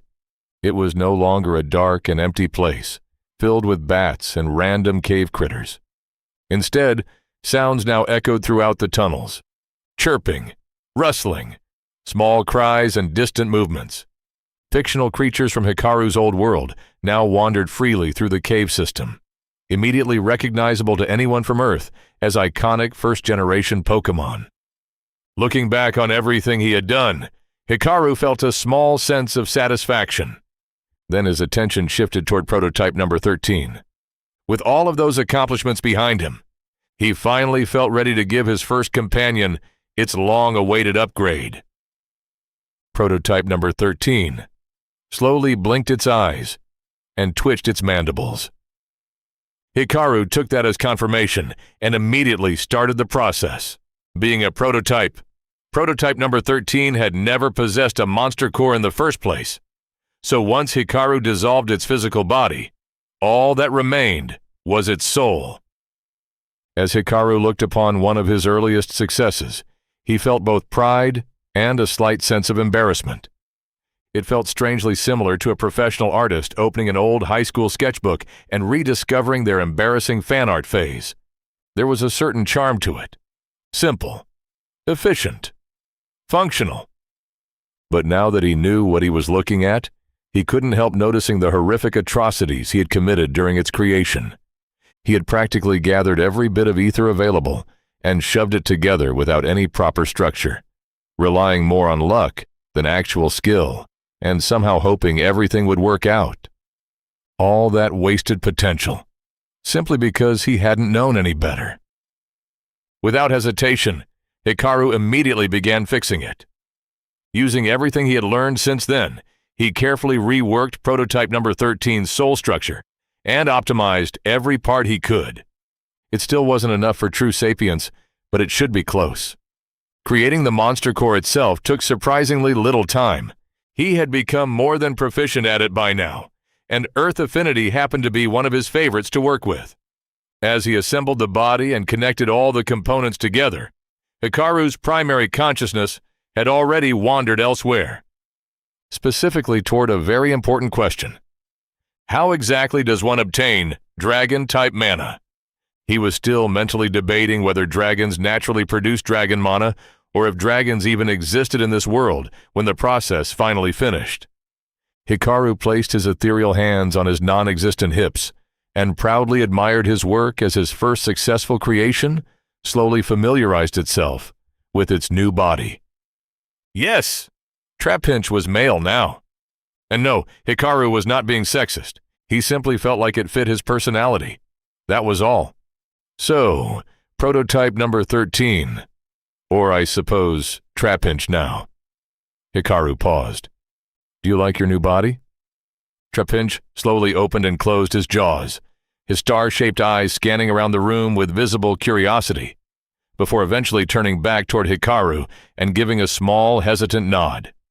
Hikaru immediately felt a great amount of satisfaction. How about this? He said excitedly. Why don't we take your brand new ride for a test drive outside? I'm sure you'd like to visit your old hunting grounds again and see how much better this body performs. Trapinch narrowed his eyes. He experimentally moved his new legs one by one before taking several cautious steps. And then, without another moment of hesitation, he started trotting toward the cave entrance. To pass the time while traversing the few kilometers between his core room and the entrance of the cave system, Hikaru began enthusiastically explaining the details of Trapinch's new body like an overexcited car salesman laying out their latest sales pitch.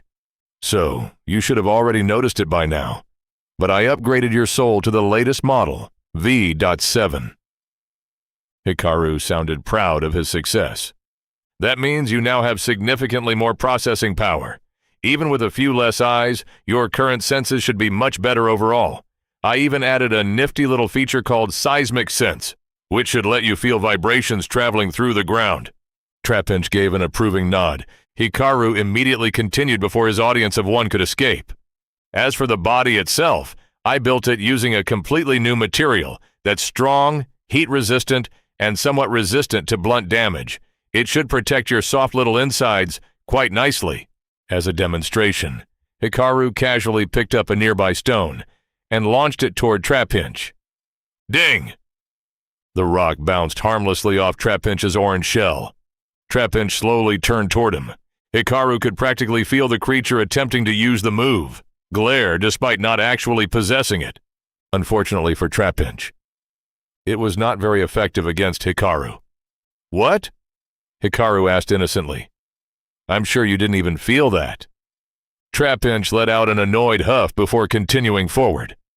"Anyway," Hikaru continued as if absolutely nothing had happened. "Since Trapinch is a ground-type Pokémon, I built your core primarily using Earth mana. As for skills, you only have 4 at the moment, because that's the maximum I can reliably create right now." Hikaru started counting on imaginary fingers. "First, Sandstorm. That's your signature move. Second, Dig. Third, Iron Defense, which basically reinforces your shell using mana. And lastly, Rock Tomb for ranged attacks." He nodded in satisfaction. "Honestly, it's a pretty solid move set. Much better than what the others have."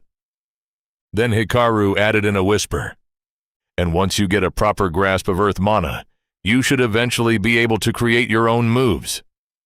As they continued moving through the tunnels, Hikaru explained exactly how the skill structures embedded inside Trapinch's core functioned, and how to use them, while occasionally watching his creation test some of them along the way.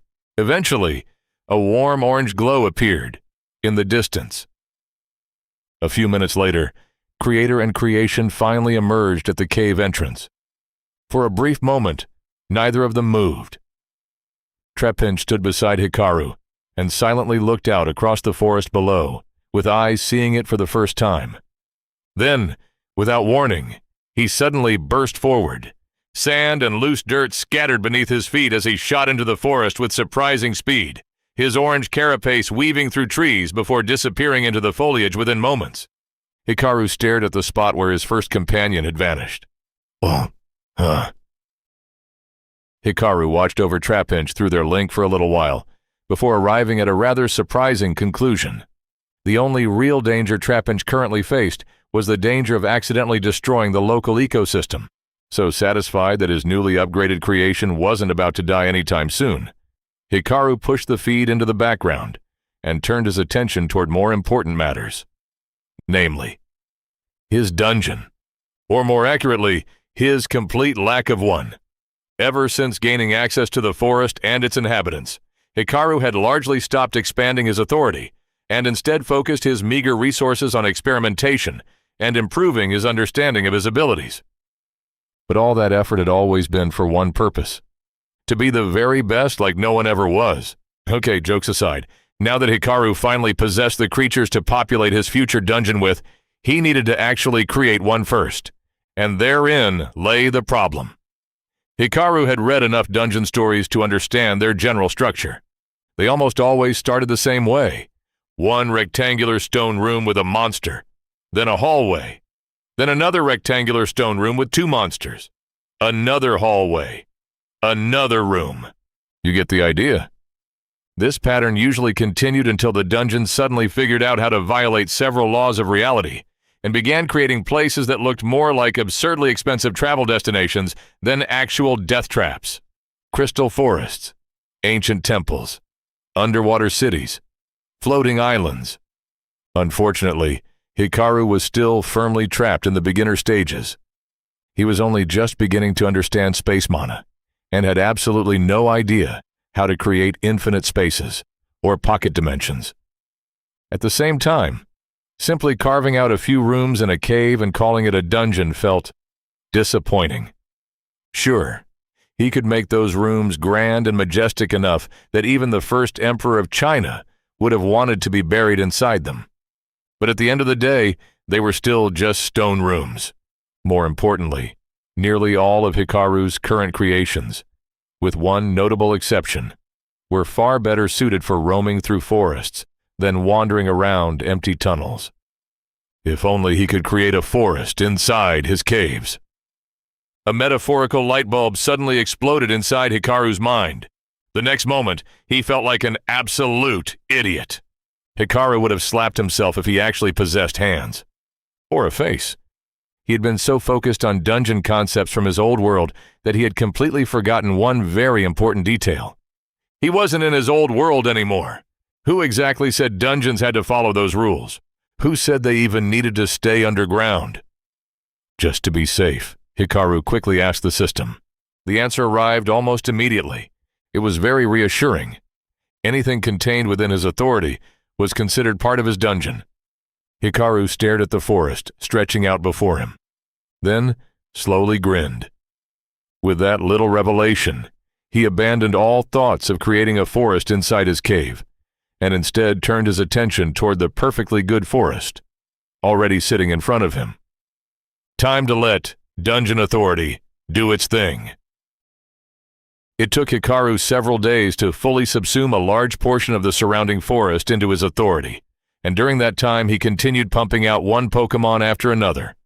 Rather than filling his future dungeon with hundreds of copies of the same species, Hikaru had decided to diversify things a little. Each species only received enough members to form a small family unit. However, there were a lot of species, more than enough to slowly fill his growing forest with life. Of course, the ether fueling his little creature factory came from somewhere. Namely, the numerous magical beasts inhabiting said forest, courtesy of his valiant orange knight. With his impenetrable armor and steel-like jaws, very little could escape Trapinch's grasp once captured. Even those air affinity foxes that had once seemed like worthy foes had become little more than target practice before the might of his rock-slinging warrior. Hikaru would occasionally watch through their link as Trapinch slowly hunted them to extinction. Though surprisingly, some of his other creations had also begun contributing in unexpected ways. Take the group of 5 Spearow, for example. The moment Hikaru released them into the forest, they immediately descended upon its inhabitants like tiny, feathered psychopaths, and quickly demonstrated why a flock of crows was called a murder. With magically enhanced claws and razor-sharp beaks, they would dive from above and strike with frightening coordination. Hikaru once watched them attack a small mole-like creature. The poor thing barely had enough time to realize something was wrong before it became lunch. Nature was terrifying. Then there was the pair of Shroomish. Hikaru had initially created them simply because he found their perpetually grumpy mushroom faces amusing. He had expected something harmless, more cute little herbivores like his Oddish and Budew. What he had not expected was whatever those things were doing. Instead of peacefully grazing on plants, they would release spores to paralyze prey before surrounding it and slowly draining nutrients from the remains, while decomposition took care of the rest. Hikaru had watched the process exactly once. Only once. Nature is horrifying. Anyway, setting aside that deeply disturbing revelation, Hikaru was finally nearing completion of his expansion. Almost all of the forest surrounding his cave entrance now lay within his dungeon authority, which meant it was finally time for some remodeling. Hikaru decided to start with establishing a proper perimeter for his dungeon. Instead of constructing actual walls, he erected an impenetrable barrier of trees around his borders, similar to those world boundaries from the early Pokémon games. The dense walls of vegetation blended naturally with the surrounding wilderness and didn't clash with the rest of the forest outside his control, while only allowing entry through the entrances he intentionally created. Next came the interior design. Hikaru suddenly felt like he was playing one of those cosmic simulation games, where players pretended to be gods, shaping worlds according to their whims. Only in his case, he was one, or at least the closest thing a mortal could reasonably become. With a simple wave of his ethereal hand, purely for dramatic effect, since he technically didn't need one, entire clusters of trees disappeared. The earth rose to form gentle hills. Depressions formed and slowly filled with water, becoming streams and ponds. Rocks shifted, grass spread, trees bent and repositioned themselves. Rather than feeling like he was forcibly reshaping reality, Hikaru felt more like an artist standing before an empty canvas. The world itself became his painting, mana became his brush, and nature became his colors. By the end of his little episode of creative enlightenment, the forest had transformed into a quiet glade. A gentle river lazily cut through the landscape before feeding into a sparkling lake, resting at its center. And within that lake sat a small island. Hikaru slowly moved his perception around the area, admiring his work from every angle. Then suddenly, he paused. An involuntary chuckle escaped him. No way. Hikaru stared at his creation, because after all of that work, after all of that creative expression, he had accidentally turned the entire place into a Pokeball. Well, he supposed he would just leave that little Easter egg there for the all-seeing eyes of the system and any other cosmic spectators that might be watching him from above. For the rest of the lowly mortals, he started growing more trees, because this was a dungeon, not a casual picnic spot, and he wanted everyone who wandered inside his domain to understand that, which was why he didn't simply scatter the trees around randomly. He was creating a maze. Not the boring garden variety with neat hedges and predictable paths. No, if Hikaru was going to make a forest maze, he was going to commit to it properly. Trees rose from the earth in thick clusters, their roots twisting beneath the ground and intertwining with one another, like giant serpents. Massive trunks stretched upward until their canopies fused together, forming an almost continuous ceiling of leaves overhead. Sunlight immediately became scarce. Small rays occasionally slipped through gaps in the branches, creating shifting islands of light on the forest floor. The pathways between the trees twisted naturally, curving around hills and disappearing behind dense vegetation before splitting into multiple directions. No path remained straight for long. Some trails gradually narrowed until they became little more than animal tracks, far too cramped and overgrown for comfortable travel. Others looped around and eventually returned travelers back to where they had started. Certain routes appeared open and inviting, only to lead into dense patches of thorny bushes, or abruptly end without warning. Hidden among all of these twisting pathways, however, existed only a handful of true routes. Those paths slowly wound around the entire first half of the forest, eventually opening into the great lake resting at the center of the dungeon. After that, however, there remained only a single path. A lone winding trail curved through the second half of the forest. Unlike the chaotic network of routes surrounding the first section, this path felt strangely deliberate. It no longer split endlessly into confusing branches or doubled back upon itself. Smaller trails still occasionally appeared along its sides, vanishing into dense undergrowth or disappearing behind clusters of trees, but they were little more than distractions. There was only one true way forward. As travelers continued deeper along the trail, the trees gradually began parting around them, the dense vegetation slowly thinning as the path widened. Finally, the forest opened up, a massive clearing, wide and circular, its grassy field almost completely devoid of trees, save for a few standing along the edges, like silent spectators. Sunlight poured freely into the arena, illuminating the clearing beneath an open sky. And at the center of it all, this was where Hikaru intended to place his first boss. Only after challengers had proven themselves against his guardian would the hidden exit reveal itself, allowing passage beyond the forest maze and leading them closer toward the true heart of his dungeon. The entrance to his cave. Hikaru imagined cracking his knuckles because, despite lacking a physical body, and therefore the ability to feel exhaustion, that had still been a ridiculous amount of work for a single day. Though admittedly, having a bird's-eye view of everything and the ability to casually erase and recreate parts he didn't like made the process significantly easier. From his perch in the sky, Hikaru slowly traced the few genuine routes needed to navigate his maze. Then he came to an unfortunate realization. He had made the thing way too difficult. There was no way any sane person would traverse the whole thing in a reasonable amount of time. Hell, there was a decent chance they wouldn't even attempt it in the first place. Great if his goal was to create an impenetrable fortress and spend the rest of eternity living as a hermit. Less great if he ever wanted people reaching his future floors. So Hikaru made a small compromise. Safe zones, places where sunlight reached the ground, and the oppressive atmosphere eased enough for travelers to let their guard down and rest for a while. He also occasionally scattered a few unique landmarks. Nothing too obvious. A moss-covered stone beside a tree, a fallen log crossing a small stream, clusters of oddly shaped flowers, just enough for observant people to take note of and slowly piece together the correct routes. And with that, Hikaru was finally done creating the very first floor of his dungeon. He slowly looked over his work one last time as a grin spread across his face. With a dramatic flourish of his hands, he declared to the world, "Welcome everyone to Viridian Forest 2.0. The system seemed to acknowledge his achievement with a soft chime.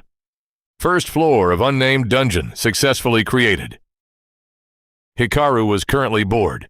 So bored, in fact, that he was literally sitting inside his core room, twiddling his thumbs, while Trapinch quietly digested his latest meal beside him. Why, after months of continuous and exhausting work, was he suddenly bored, you may ask? Well, there lay the problem. Hikaru had been so busy preparing for and subsequently creating his dungeon that he had never once stopped to consider one very important detail. It had been months since he first popped out of that glowing crystal inside his cave, months in which he had seen absolutely no sign of humans, or any sign of civilization at all.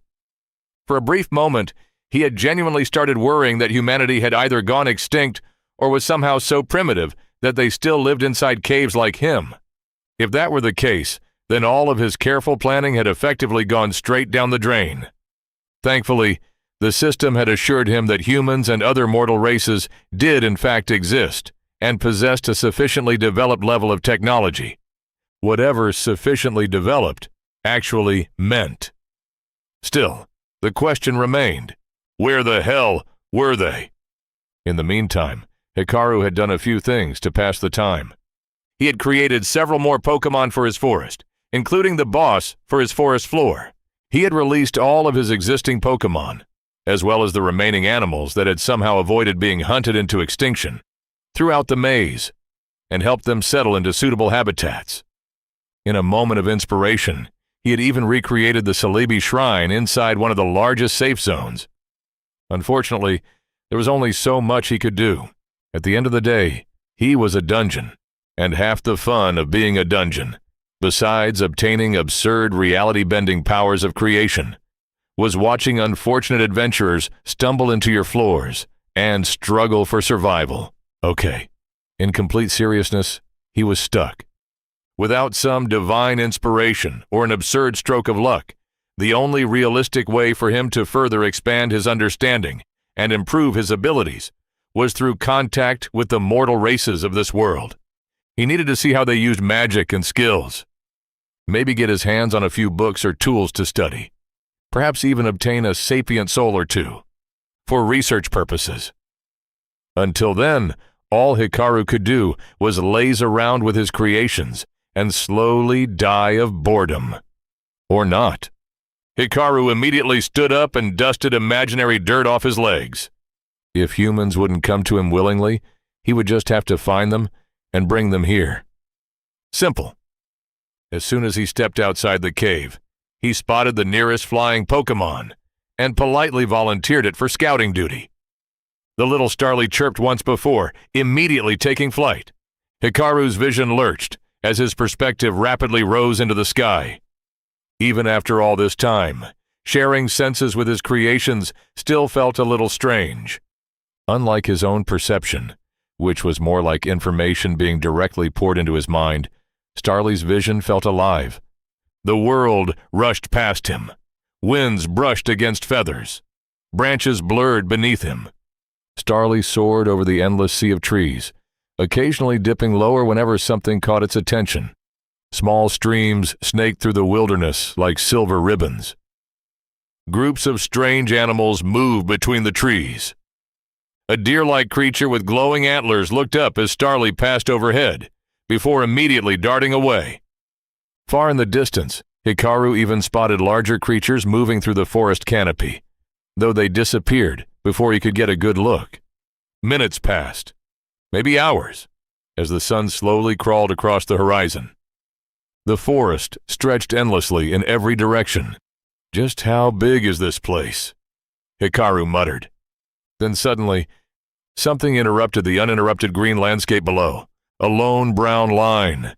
cut through the wilderness. Unlike the twisting animal trails scattered throughout the forest, this one was far too straight, far too deliberate. An actual man-made road. Hikaru immediately sat upright. Oh, finally. He immediately directed Starly lower, guiding the little bird into a gradual descent toward the strange line cutting through the wilderness. As they approached, Hikaru studied it carefully. The road itself wasn't anything impressive, just compacted dirt and stone, pressed flat by repeated use, with patches of grass growing along its edges. But to Hikaru, it may as well have been the greatest architectural achievement in existence. Because nature didn't build roads, people did. Civilization. Actual civilization. He had Starly circle overhead for a few moments, just to make absolutely certain he wasn't somehow getting excited over some weird natural phenomenon. Nope, definitely a road. Oh, thank God. Immediately, Hikaru ordered Starly to follow it. The little bird happily complied, occasionally flapping harder whenever it lost altitude, before continuing along the winding path below. Minutes passed, then more. Yet despite the undeniable proof of civilization beneath him, Hikaru saw nobody. No wagons, no travelers, no villages. Nothing. His excitement slowly began giving way to suspicion. Did I somehow find an abandoned road? Then suddenly, movement. Far ahead, a small figure slowly emerged along the road. Hikaru immediately focused. An actual human. For several seconds, Hikaru simply stared. Months. He had waited months to finally find another person. And from the looks of it, they were walking directly toward his general direction. Immediately, Hikaru instructed Starly to slowly circle overhead and quietly follow the human once they drew closer. Then he pushed the feed to the back of his mind and started tapping his chin, thoughtfully. Now that he had found a human who was seemingly heading toward his vicinity, he needed to somehow convince them to actually enter his dungeon. And after that, make absolutely certain they didn't get themselves killed inside. Instead, they needed to become so thoroughly impressed by his masterpiece that they immediately went home and told all their friends about the incredible dungeon hidden in the forest. There was only one small issue. How? Looking through Starly's eyes and judging from the distance remaining, Hikaru estimated he still had about a day before the traveler reached his territory, which meant he had time to come up with a perfect plan. The ideas initially started off fairly reasonable. A giant sign pointing toward the entrance, having one of his Pokémon appear and lead them toward the dungeon. Simple things, but Hikaru immediately started finding faults in them. What if they were illiterate? What if instead of following some strange creature into an even stranger forest, they simply killed it on sight? Fair concerns. Unfortunately, every solution he came up with created 2 additional problems. And with every discarded plan, his ideas gradually became more ridiculous, more complicated, more absurd. Somewhere along the way, he had briefly considered creating a trail of shiny objects leading toward the forest before realizing that was essentially just baiting people into his dungeon like some kind of magical kidnapper, which actually wasn't helping his case. Still, he continued thinking and thinking. Eventually, as the sun slowly neared the horizon, Hikaru finally arrived at a plan so utterly unhinged, so spectacularly stupid, that he immediately decided he had to do it. Because fuck it. Why not? He had already brought Pokémon into Esalia. Why stop there? Why not bring the rest of it too? Chapter 4.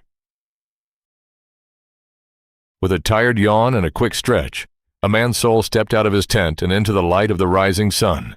After washing his face with some water and forcing down a bland breakfast of travel rations, Aman dismantled his temporary camp with some difficulty before continuing along his journey. As he traversed the long dirt road cutting through the endless sea of green that was the Emerald Forest, his eyes constantly scanning the surroundings for danger, he couldn't help cursing his master and those pompous mages at the capital for what felt like the 100th time. Just a week ago, the arcane tower of Brislin, the largest city on this side of the kingdom of Mahdi, had detected unusually large fluctuations of anomalous mana signatures within the Emerald Forest during one of their routine scrying operations. Naturally, they had immediately escalated the matter to their superiors in the capital city of Ariston. The location of the disturbance fell well within the borders of the kingdom, which meant they couldn't simply ignore it and pray that whatever was causing the fluctuations didn't eventually wander toward the nearest settlement. Unfortunately, the old fossils sitting comfortably in their fancy chairs in the capital were too lazy to send one of their own all the way to the edge of the kingdom over what could very well be a false alarm. So instead, they did the next best thing. They dumped the responsibility onto the nearest Tier 3 mage, which just so happened to be his master. Now, Master Enol Sol was many things. A powerful mage, a competent foster parent, even the head of their local arcane branch. But he was absolutely not a man who enjoyed following orders. The primary reason he had settled in this distant corner of the kingdom in the first place was to escape the endless politics of the capital and enjoy a peaceful retirement. Unfortunately, orders from the capital tower were not something even he could casually ignore. So when the time came to find a convenient scapegoat to handle all the tedious work, every single member of the guild had collectively pointed at Amon. Because apparently he was the best among them, the personal disciple of Master Enol. Surely, this would be an easy task for someone of his caliber. Just a quick little journey to the edge of the Emerald Forest to confirm that nothing was actually wrong and that the scrying device had simply malfunctioned. Then, he could return home. What a load of crap! Amon kicked a random pebble off the road in frustration. He wasn't even that good of a mage. The only reason he had ended up in the guild at all was because the old man had taken pity on a starving orphan during his travels and decided to adopt him. Being a mage required two important things. First, above-average mana capacity. Thankfully, a man had that. Second, and arguably more important, one needed a mind that was just slightly insane, yet still disciplined enough to spend entire days reading books written by long-dead scholars explaining the fundamental forces of reality in the driest tone imaginable. Amon had fallen asleep during his very first lesson within the first hour. That time had not significantly improved over the years. And even if he was as talented as his position implied, there was no way this journey would be as simple as they made it sound. No matter how incompetent the scryers at Brisland Tower may have been, they simply couldn't make this large of a blunder. Which could only mean one of two things. Either an apex beast had relocated into the region and established a new territory, or the world had decided to spawn a new dungeon. A man honestly couldn't decide which possibility was worse. On one hand, an apex beast meant facing some gigantic, fiercely territorial magical monster capable of flattening entire villages. Thankfully, most apex beasts were smart enough not to attack random travelers unless provoked.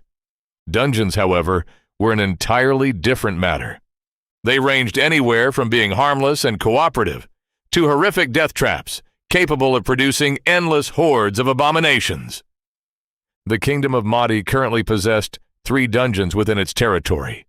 4, if one counted the dungeon they shared with their neighbors.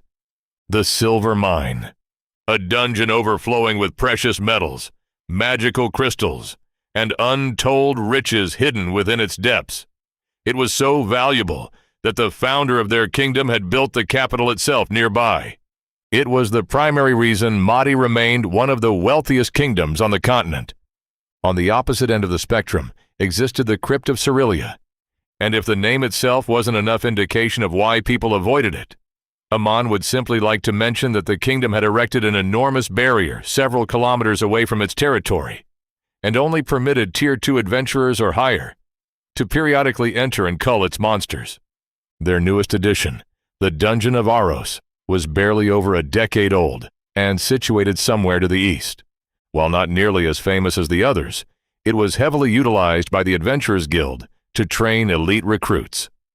Lastly, came the Garden of Fae, currently controlled by the Church of Nerelia.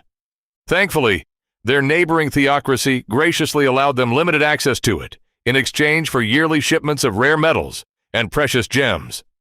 It was a forest dungeon inhabited by strange and dangerous creatures like pixies, trolls, and nymphs, but it was also overflowing with rare magical plants that the Alchemist Guild purchased without fail every single time for absurd prices. The point was, no matter what waited at the end of this road, it was absolutely not something poor little Amon was qualified to handle. Even though his journey so far had been fairly uneventful, Amon never allowed himself to relax his vigilance against the dangers lurking within the Emerald Forest, which was exactly why the sudden dash of red amidst the endless sea of green immediately caught his attention. He narrowed his eyes and focused on the distant shape. At first, he thought it might simply be an unusual tree canopy, reflecting the sunlight strangely. Then he realized it looked more like the roof of a building, peeking through the forest. A building in the middle of the Emerald Forest. A man immediately frowned. Now why, exactly, would there be a building all the way out here? More importantly, which esteemed lunatic of a mage did it belong to?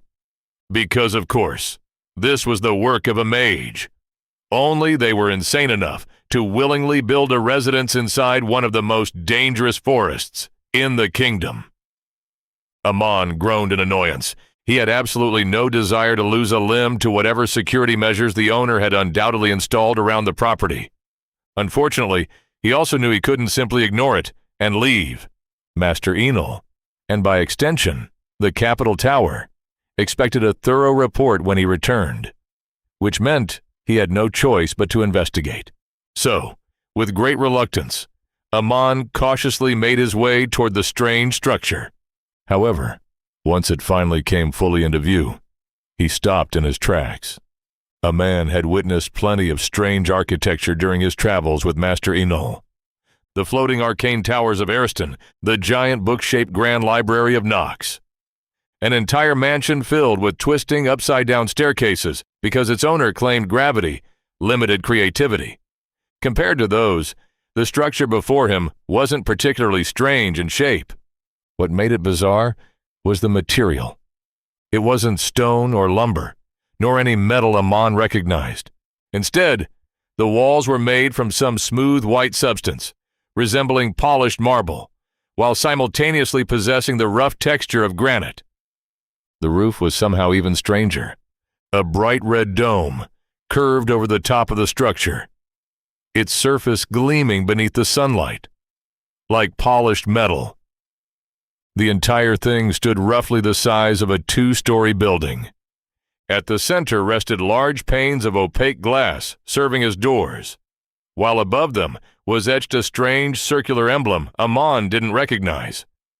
In that moment, the structure transformed in Amon's mind from random mysterious building into hidden residence of a wealthy mage.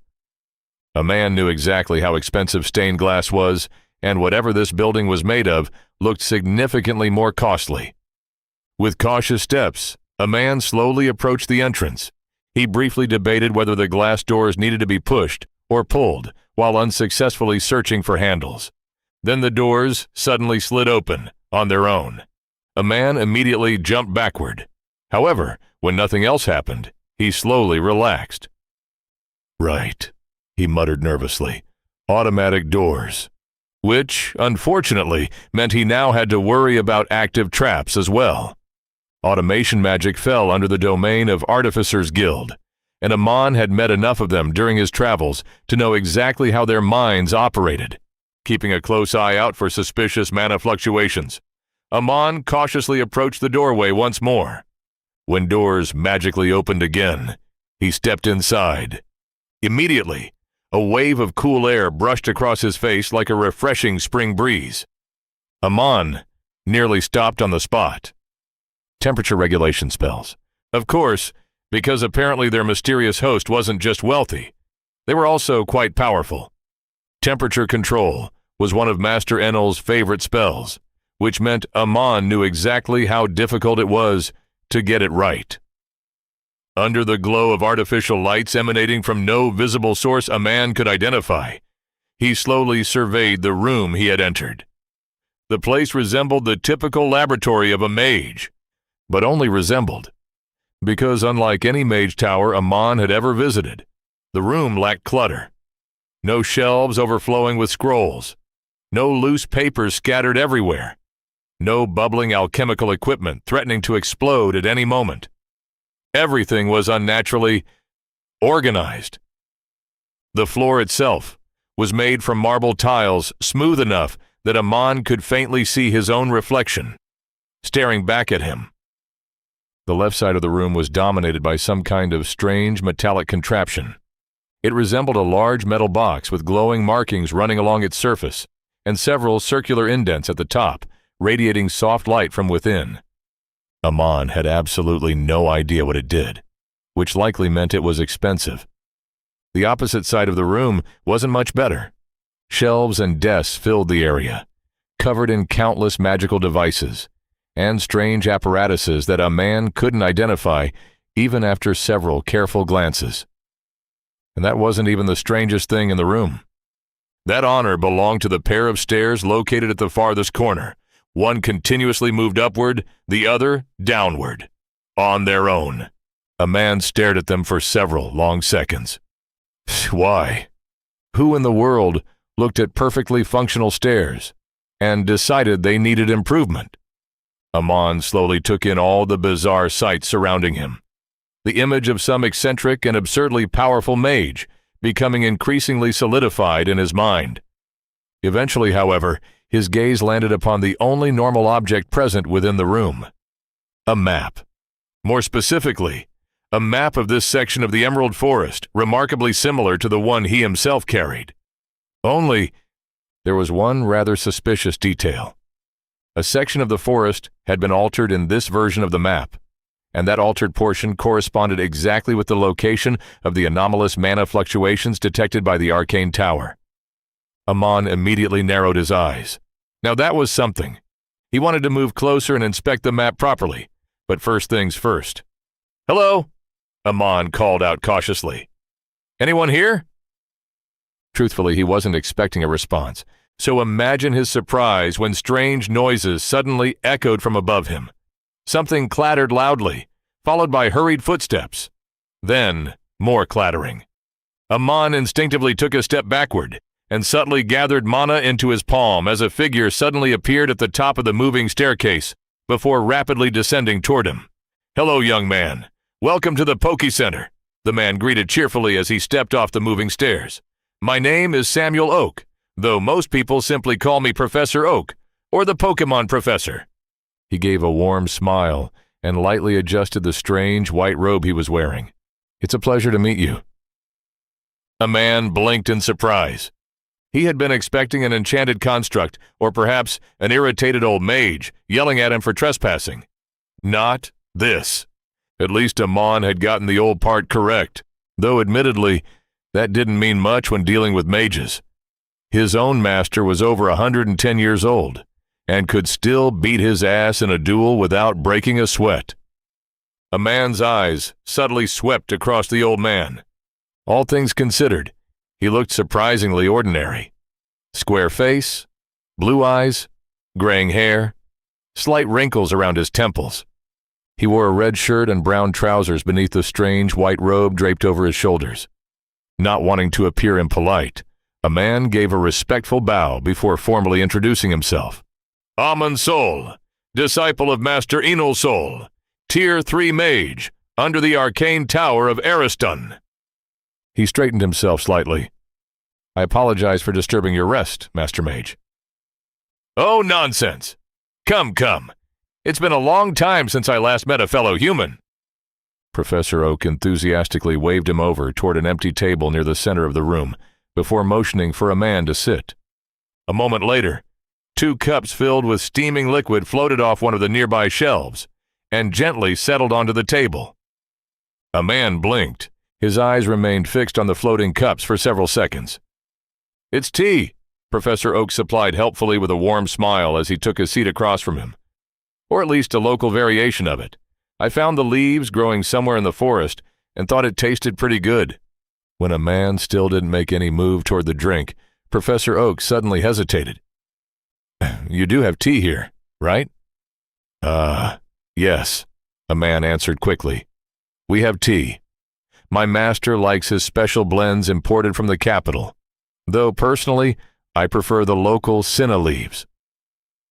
Even as he replied, however, his attention remained fixed on the shelf the cups had floated from. Professor Oak followed his gaze before suddenly realizing the issue. Ah, right. The old man scratched the back of his head awkwardly. Magic floating cups. I apologize.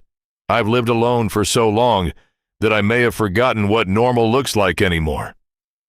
A man immediately shook his head. Ah, no, that's not it. I understand the appeal of simple comforts powerful mages like to enjoy. My master himself commissioned an enchanted icebox, simply so he could have chilled drinks available whenever he wanted. He paused slightly before adding, I was merely surprised by your level of control. Professor Oak tilted his head. The way you manipulated the mana. Amon continued carefully. It was one of the most refined displays I have ever seen. And Amon genuinely meant it. The mana had moved so naturally and efficiently that he hadn't even sensed any active spell formation. It was as though the mana itself had willingly obeyed. Even his master likely couldn't replicate such effortless control, which meant the man sitting before him was almost certainly a Tier 4 mage, possibly even a legendary Tier 5. A man immediately resolved to be on his absolute best behavior and avoid offending the terrifyingly powerful mage in any conceivable way. Professor Oak pretended not to notice how stiff his guest had suddenly become, nor the way a man's eyes subtly flickered around the room while cautiously sipping his tea. Instead, the old man let out a hearty laugh in an attempt to dispel the awkward atmosphere. Well, your master certainly understands life's true priorities. I have a feeling we'll get along splendidly if we ever meet.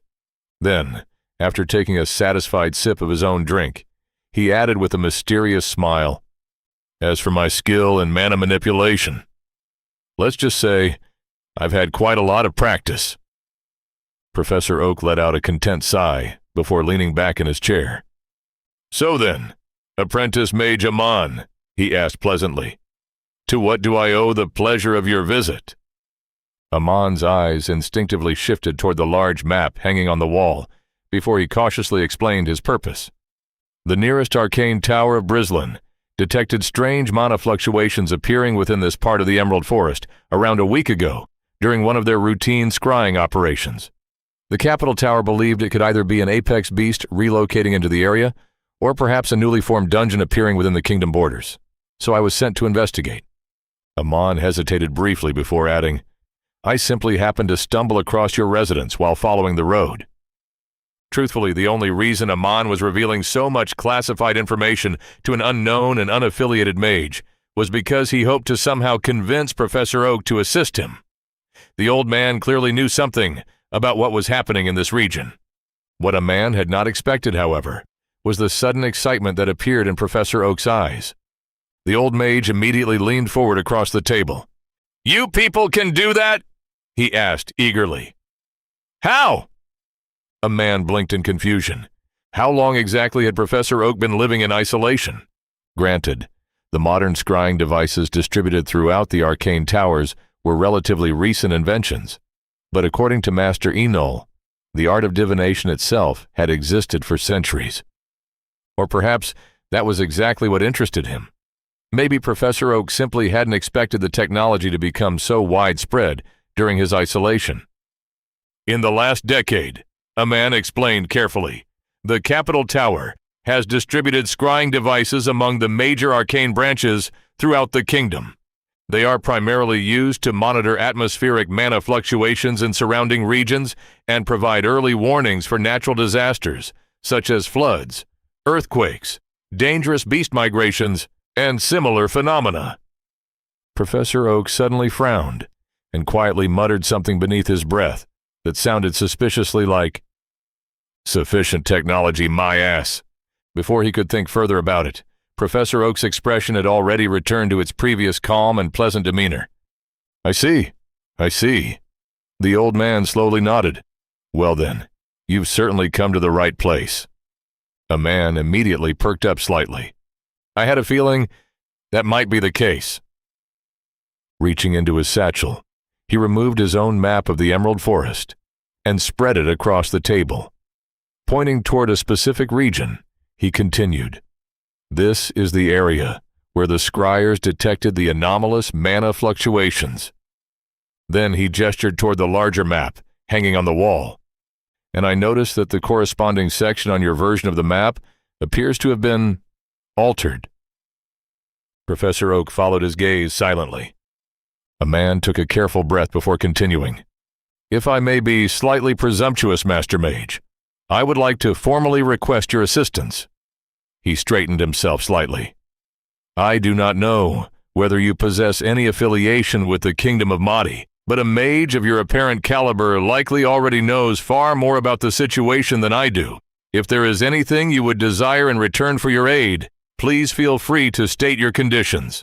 A man then looked toward Professor Oak and did his absolute best to imitate the pitiful expression younger apprentices usually gave him whenever they wanted favors. Professor Oak stared at him for a moment, then suddenly burst into loud laughter. Well now, the old man chuckled, that is certainly quite presumptuous of you. Still smiling, he leaned back comfortably into his chair. But I don't mind. A man's shoulders relaxed slightly. Professor Oak took another sip of tea before continuing. You're correct. I do know exactly what's causing those mana fluctuations that have your mages so worried, and I can certainly tell you all about it. A man immediately let out a relieved breath. But, the old mage added casually, in exchange, you'll need to do something for me first. A man nodded almost instantly. Of course.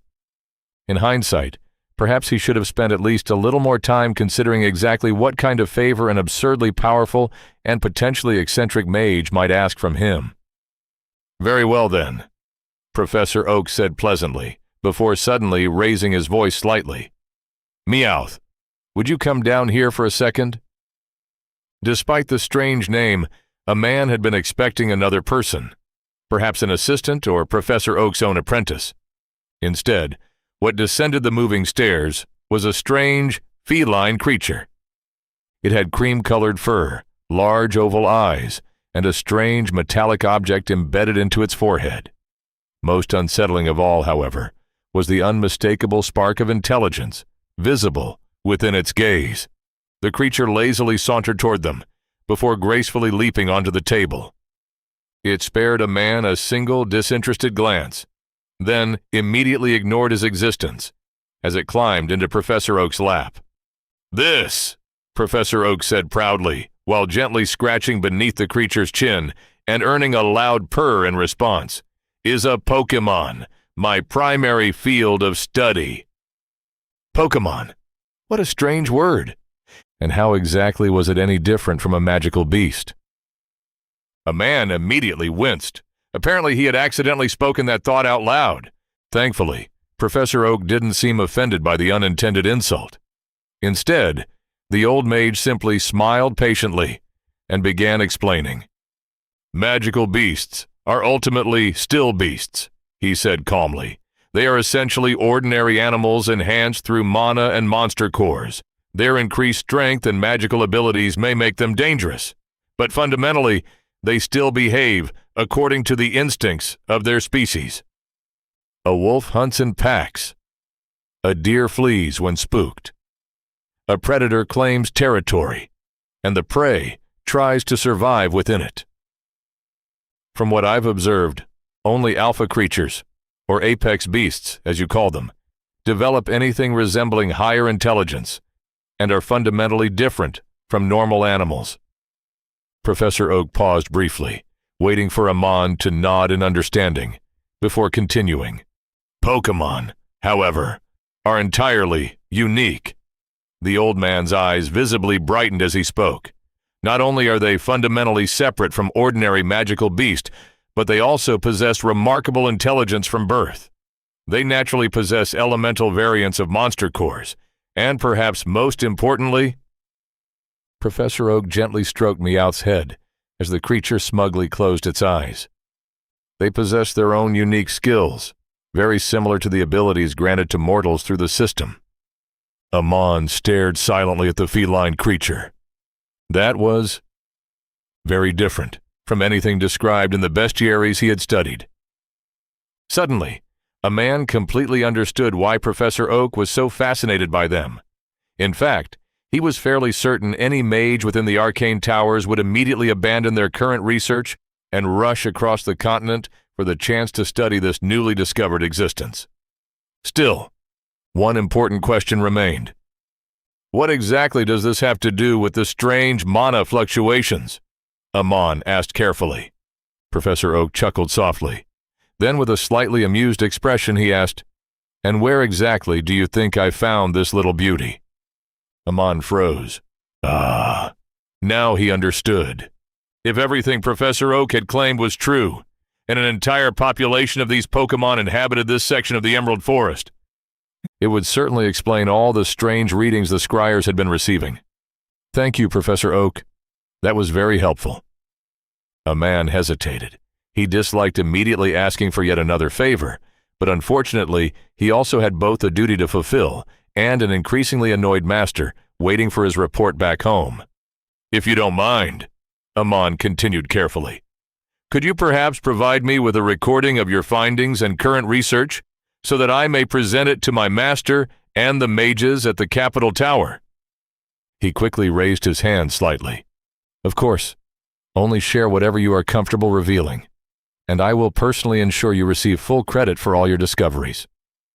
A man shifted awkwardly in his seat. Because if I return empty-handed and ask Master Enol to simply trust my word on this matter, he will almost certainly send me back here immediately. And somehow convincing him to personally travel all the way out here to meet you would be asking for the impossible. Professor Oak burst into amused laughter at a man's miserable predicament. Well, when you put it that way, I suppose I can arrange some proof for you. The old man waved dismissively. And you don't need to worry about giving me credit. I really don't care whether my name ends up written in some random book somewhere. A man visibly relaxed. But first, you still need to fulfill your promise. A man immediately straightened. Ah, right. Of course. What exactly do you need me to do? I'll do my best to fulfill your request. Oh, nothing too difficult, Professor Oak replied casually as he stood from his chair and walked toward the large map hanging on the wall. The Pokémon called Meowth silently jumped from his lap and followed after him. It's really just a small stroll through the forest, like you had intended to do in the first place. Once Professor Oak reached the map, he gestured for Amon to come closer. Amon quickly joined him. You see this area? Professor Oak asked, while pointing toward the altered section of the map. A man immediately recognized it as the exact location where the tower had detected the anomalous fluctuations. For some reason, the entire region had even been circled in ink. I call this place the Viridian Forest, Professor Oak explained. It is an isolated section of the... He paused briefly. What did you call it again? The Emerald Forest, a man supplied automatically. Right, Emerald Forest. Professor Oak nodded. It is currently the only known region where Pokémon naturally inhabit. He then pointed toward a blue section near the center of the marked territory, which Amon assumed represented a lake. Yesterday, I was walking around this area studying the different Pokémon species when I accidentally misplaced my bag. Professor Oak rubbed his chin thoughtfully. It contains a number of important research notes, but unfortunately, I'm a bit too busy at the moment to personally retrieve it. He smiled pleasantly. So all you need to do is travel there and bring it back for me. A man had been nodding along absent-mindedly throughout the explanation before his brain suddenly caught up with what had just been said. Slowly, very slowly, he turned toward Professor Oak. Did you just say different species? As in, there are more than one? Professor Oak blinked in confusion. Yes, of course. Then the old mage frowned slightly. Wait, did you think Meowth was the only Pokémon species? A man awkwardly nodded.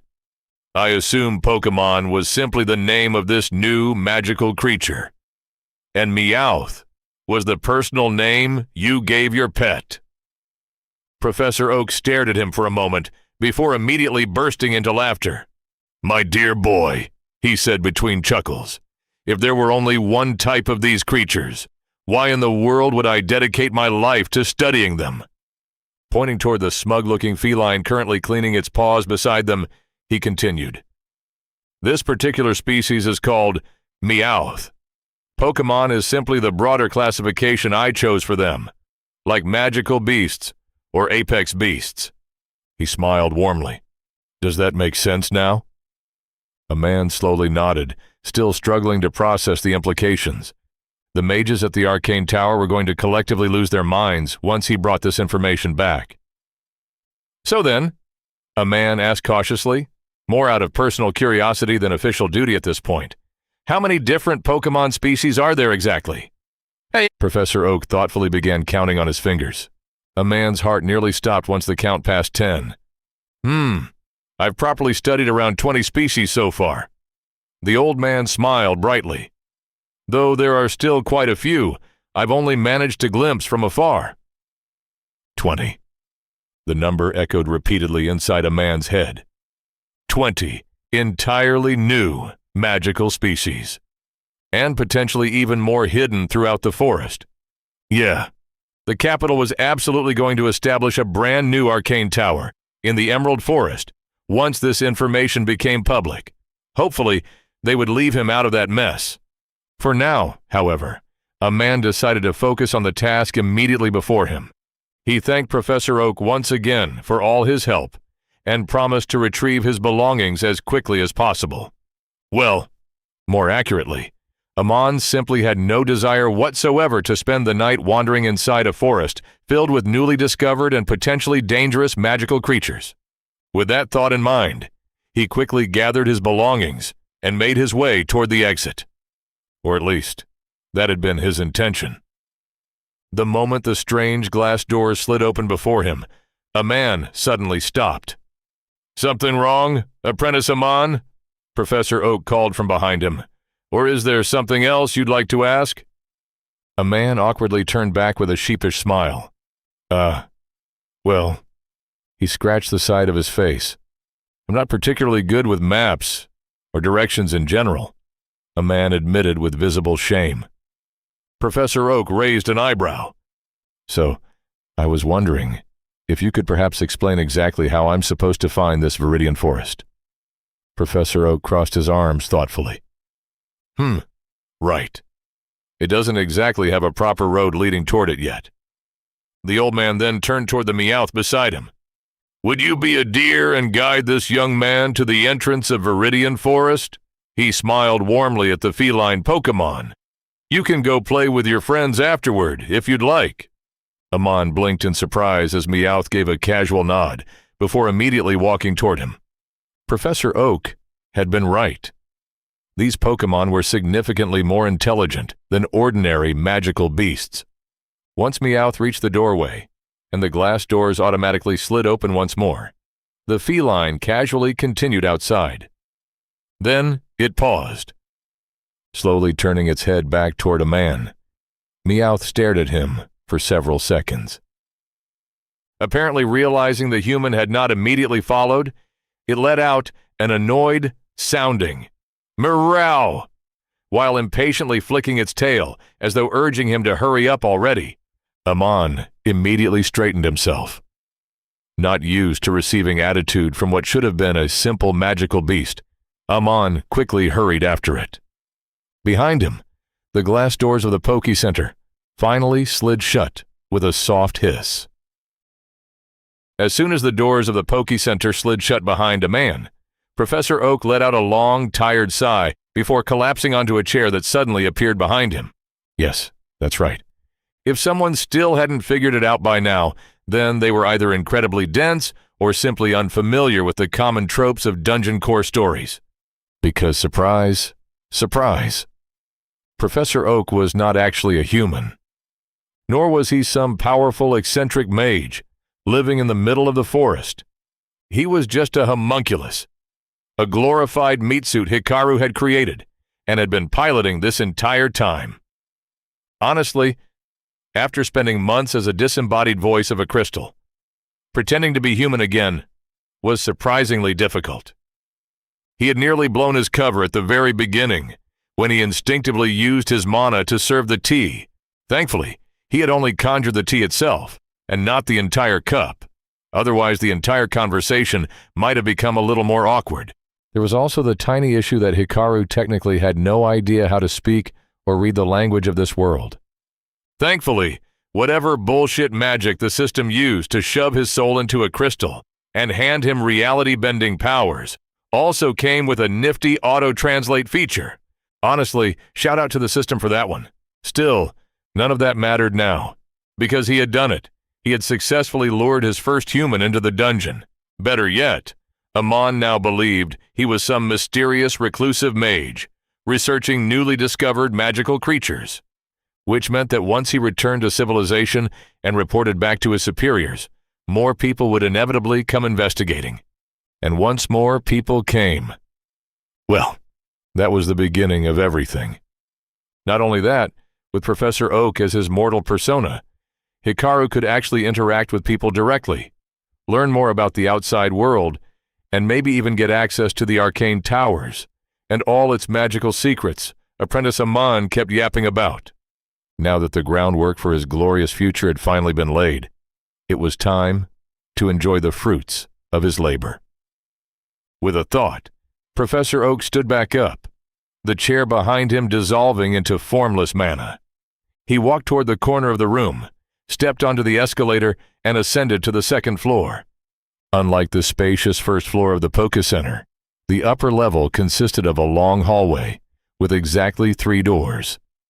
The left door led to a currently empty guest bedroom, just in case he ever had visitors. The right door belonged to Samuel Oak himself. More accurately, the room where Hikaru stored the body of Samuel Oak whenever he wasn't using it. The final door, however, was different. Unlike the others, it wasn't made of wood or glass. It was solid metal, currently fused directly into the walls and floor through mana reinforcement.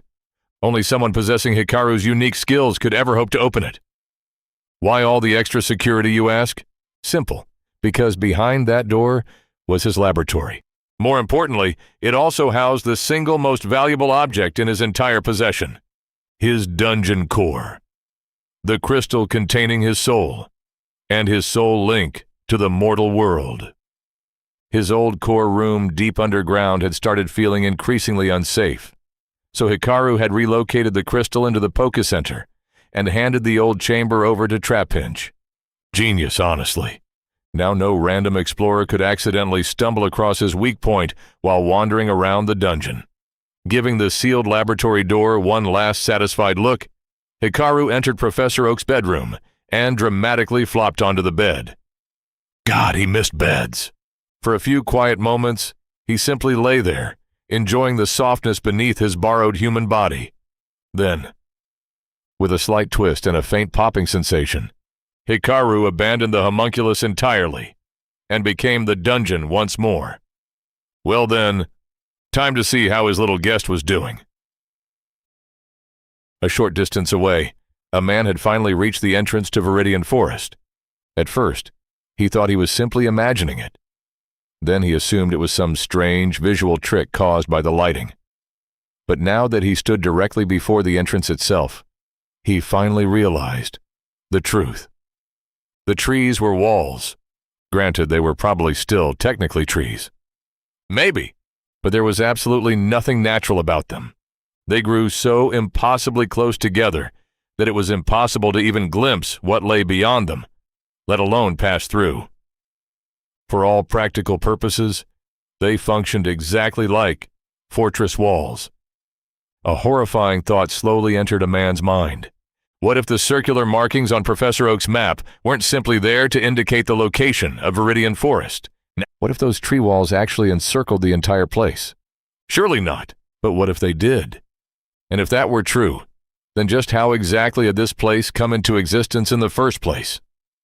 Amon very deliberately ignored the small voice in the back of his head that quietly whispered to him, "Not what? Who?" Meanwhile, while a man was busy spiraling into increasingly concerning thoughts, Meowth had already walked through the entrance and vanished into the foliage beyond. Right. Professor Oak had only asked it to guide him to the entrance. He had said absolutely nothing about accompanying him afterward. And judging by the small glimpse a man could see through the opening between the tree walls, this was not going to be the pleasant little stroll Professor Oak had casually described. Still, a promise was a promise. Gathering courage in his heart and mana in his hands, Amon slowly stepped toward the entrance of the forest, then immediately stopped, as the mana in his hands dissipated uselessly into the air. Because suddenly filling his entire vision were floating glowing words, the voice of the system itself. Would you like to enter the first floor of Unnamed Dungeon? Viridian Forest. Chapter 5. A man stared, then stared some more. Unfortunately, the system didn't seem particularly concerned about his rapidly deteriorating mental state, and continued taunting him with the same floating message. Would you like to enter the first floor of Unnamed Dungeon, Viridian Forest? Amon let out a long sigh, the kind one made when finally accepting their inevitable and terrible fate, like a death row inmate coming to terms with their sentence. Then he accepted the prompt. The floating words vanished instantly, and the very next moment, Amon felt something he had previously only read about in books and heard adventurers ramble about in taverns: the authority of a dungeon. It was subtle at first, like stepping into warm water. A soft blanket of mana gently wrapped itself around his body as the surrounding forest suddenly changed. No, not the forest. The feeling. It was as though the world itself had suddenly turned its attention toward him, watching, observing, judging. A man's skin crawled, because beneath that ambient mana and silent pressure, he could feel it.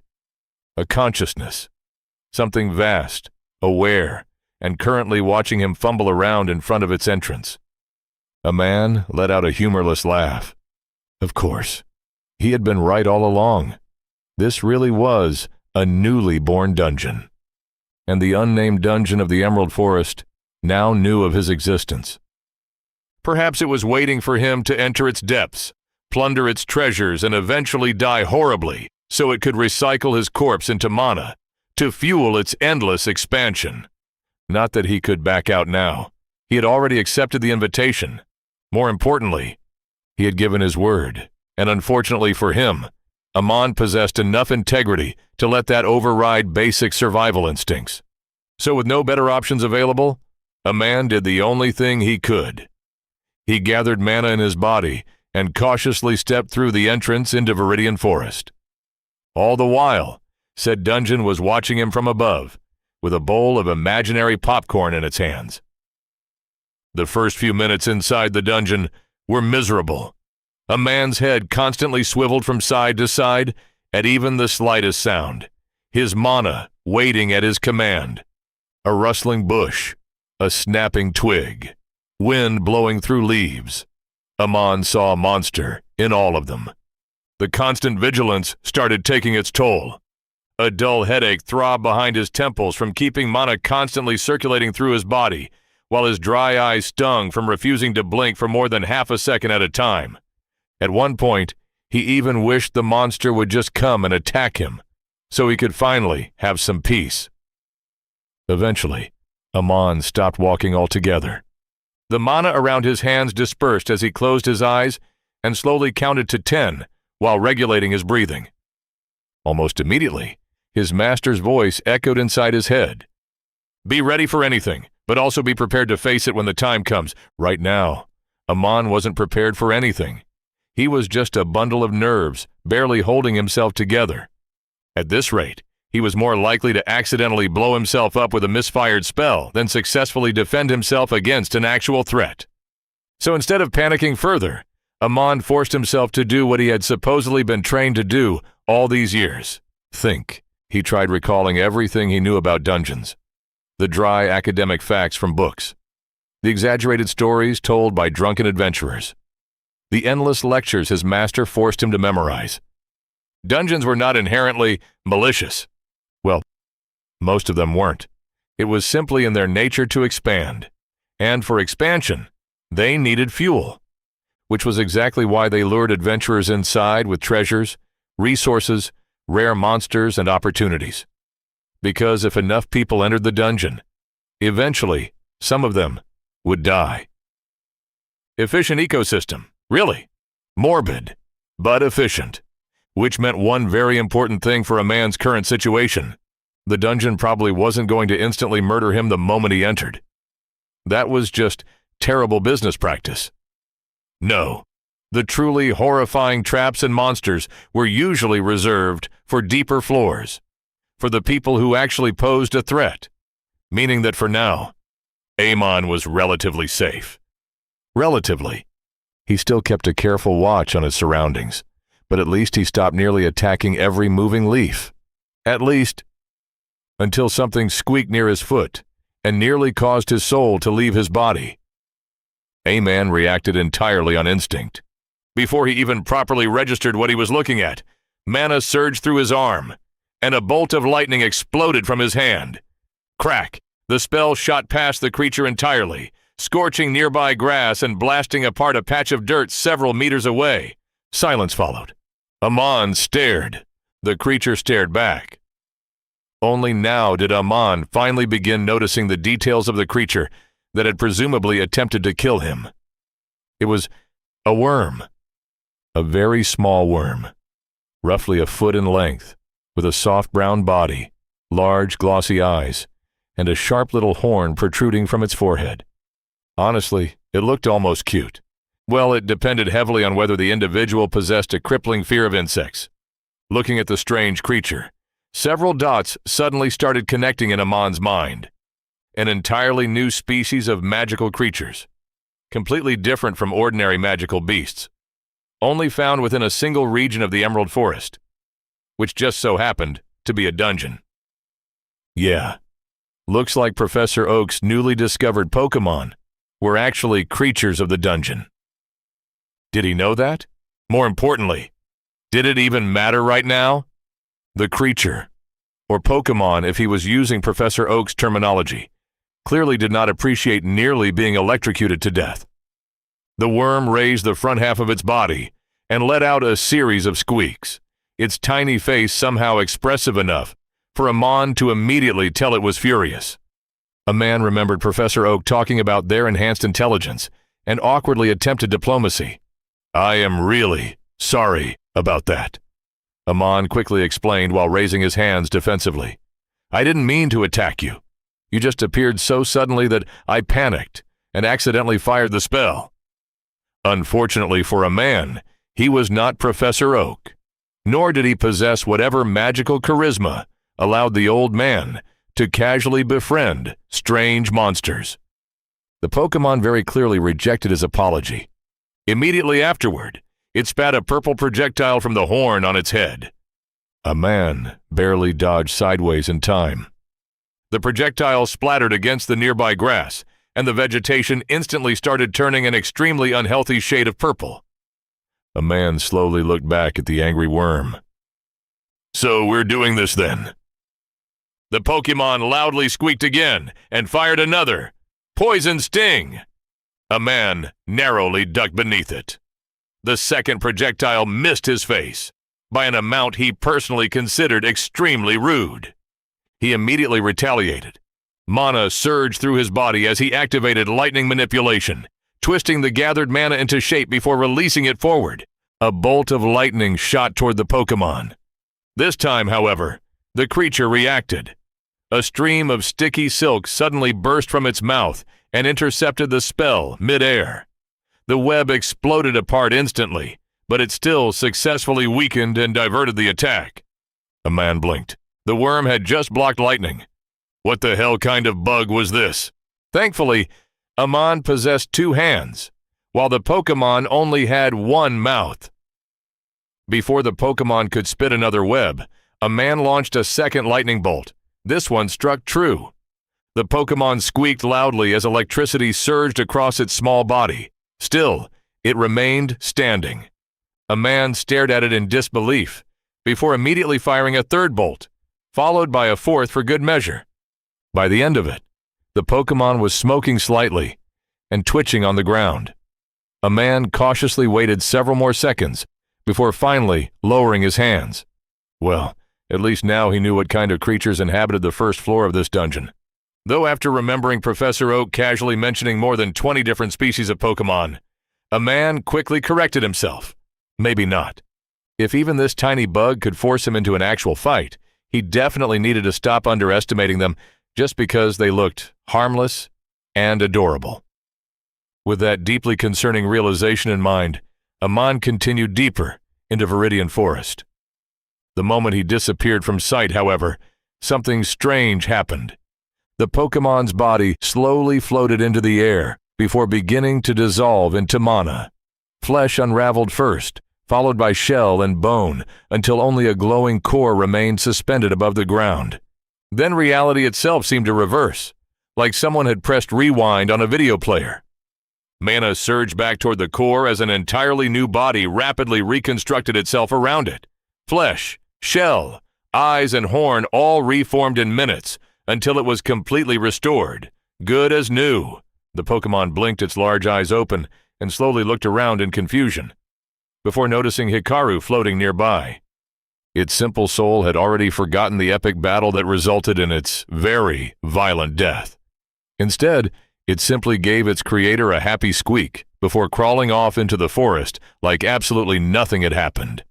Now then, for those wondering what exactly just happened, Hikaru would gladly explain.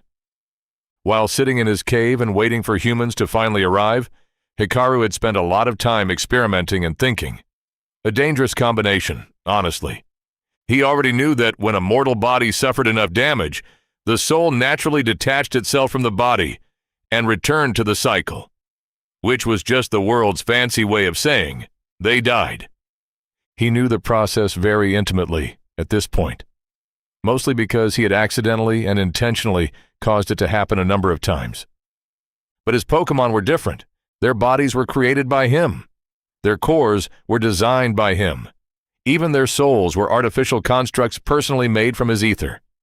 Most importantly, while they remained inside his authority, all of those things stayed under his absolute control. He had already used this principle to rebuild Trapinch into an entirely new body while preserving his soul and identity. So eventually, Hikaru asked himself a very important question. Why exactly couldn't he do that for all his Pokémon? The answer was, he absolutely could. And so, Hikaru had essentially invented immortality for his Pokémon. Well, dungeon immortality. As long as their core, and by extension the soul, remained intact inside his authority, he could simply reconstruct their bodies as many times as he wanted. Take that reality. Hikaru, 1. Reality, 0. More importantly, he no longer had to lie awake imagining his poor, adorable babies getting brutally slaughtered by future adventurers. A man was stuck, not literally, thankfully. He was simply, completely, and utterly lost. From the very beginning, Amon had been operating under a false assumption. He thought the challenge of the dungeon was its creatures. Honestly, after his 5th Pokémon encounter, that assumption had only felt more justified. The latest one had been a small bluebird, with red markings on its chest that moved like the wind itself, and sliced open his hand with its wings. Unfortunately, Amon had been completely wrong. The Pokémon were simply distractions. Dangerous distractions, certainly, but distractions nonetheless. The real challenge of Viridian Forest was the terrain itself. Most dungeons were straightforward. Follow the path laid out before you, fight progressively stronger monsters, and eventually reach the boss of the floor. Simple. This dungeon, however, apparently despised simplicity. Amon would have loved to follow a single path if such a thing actually existed.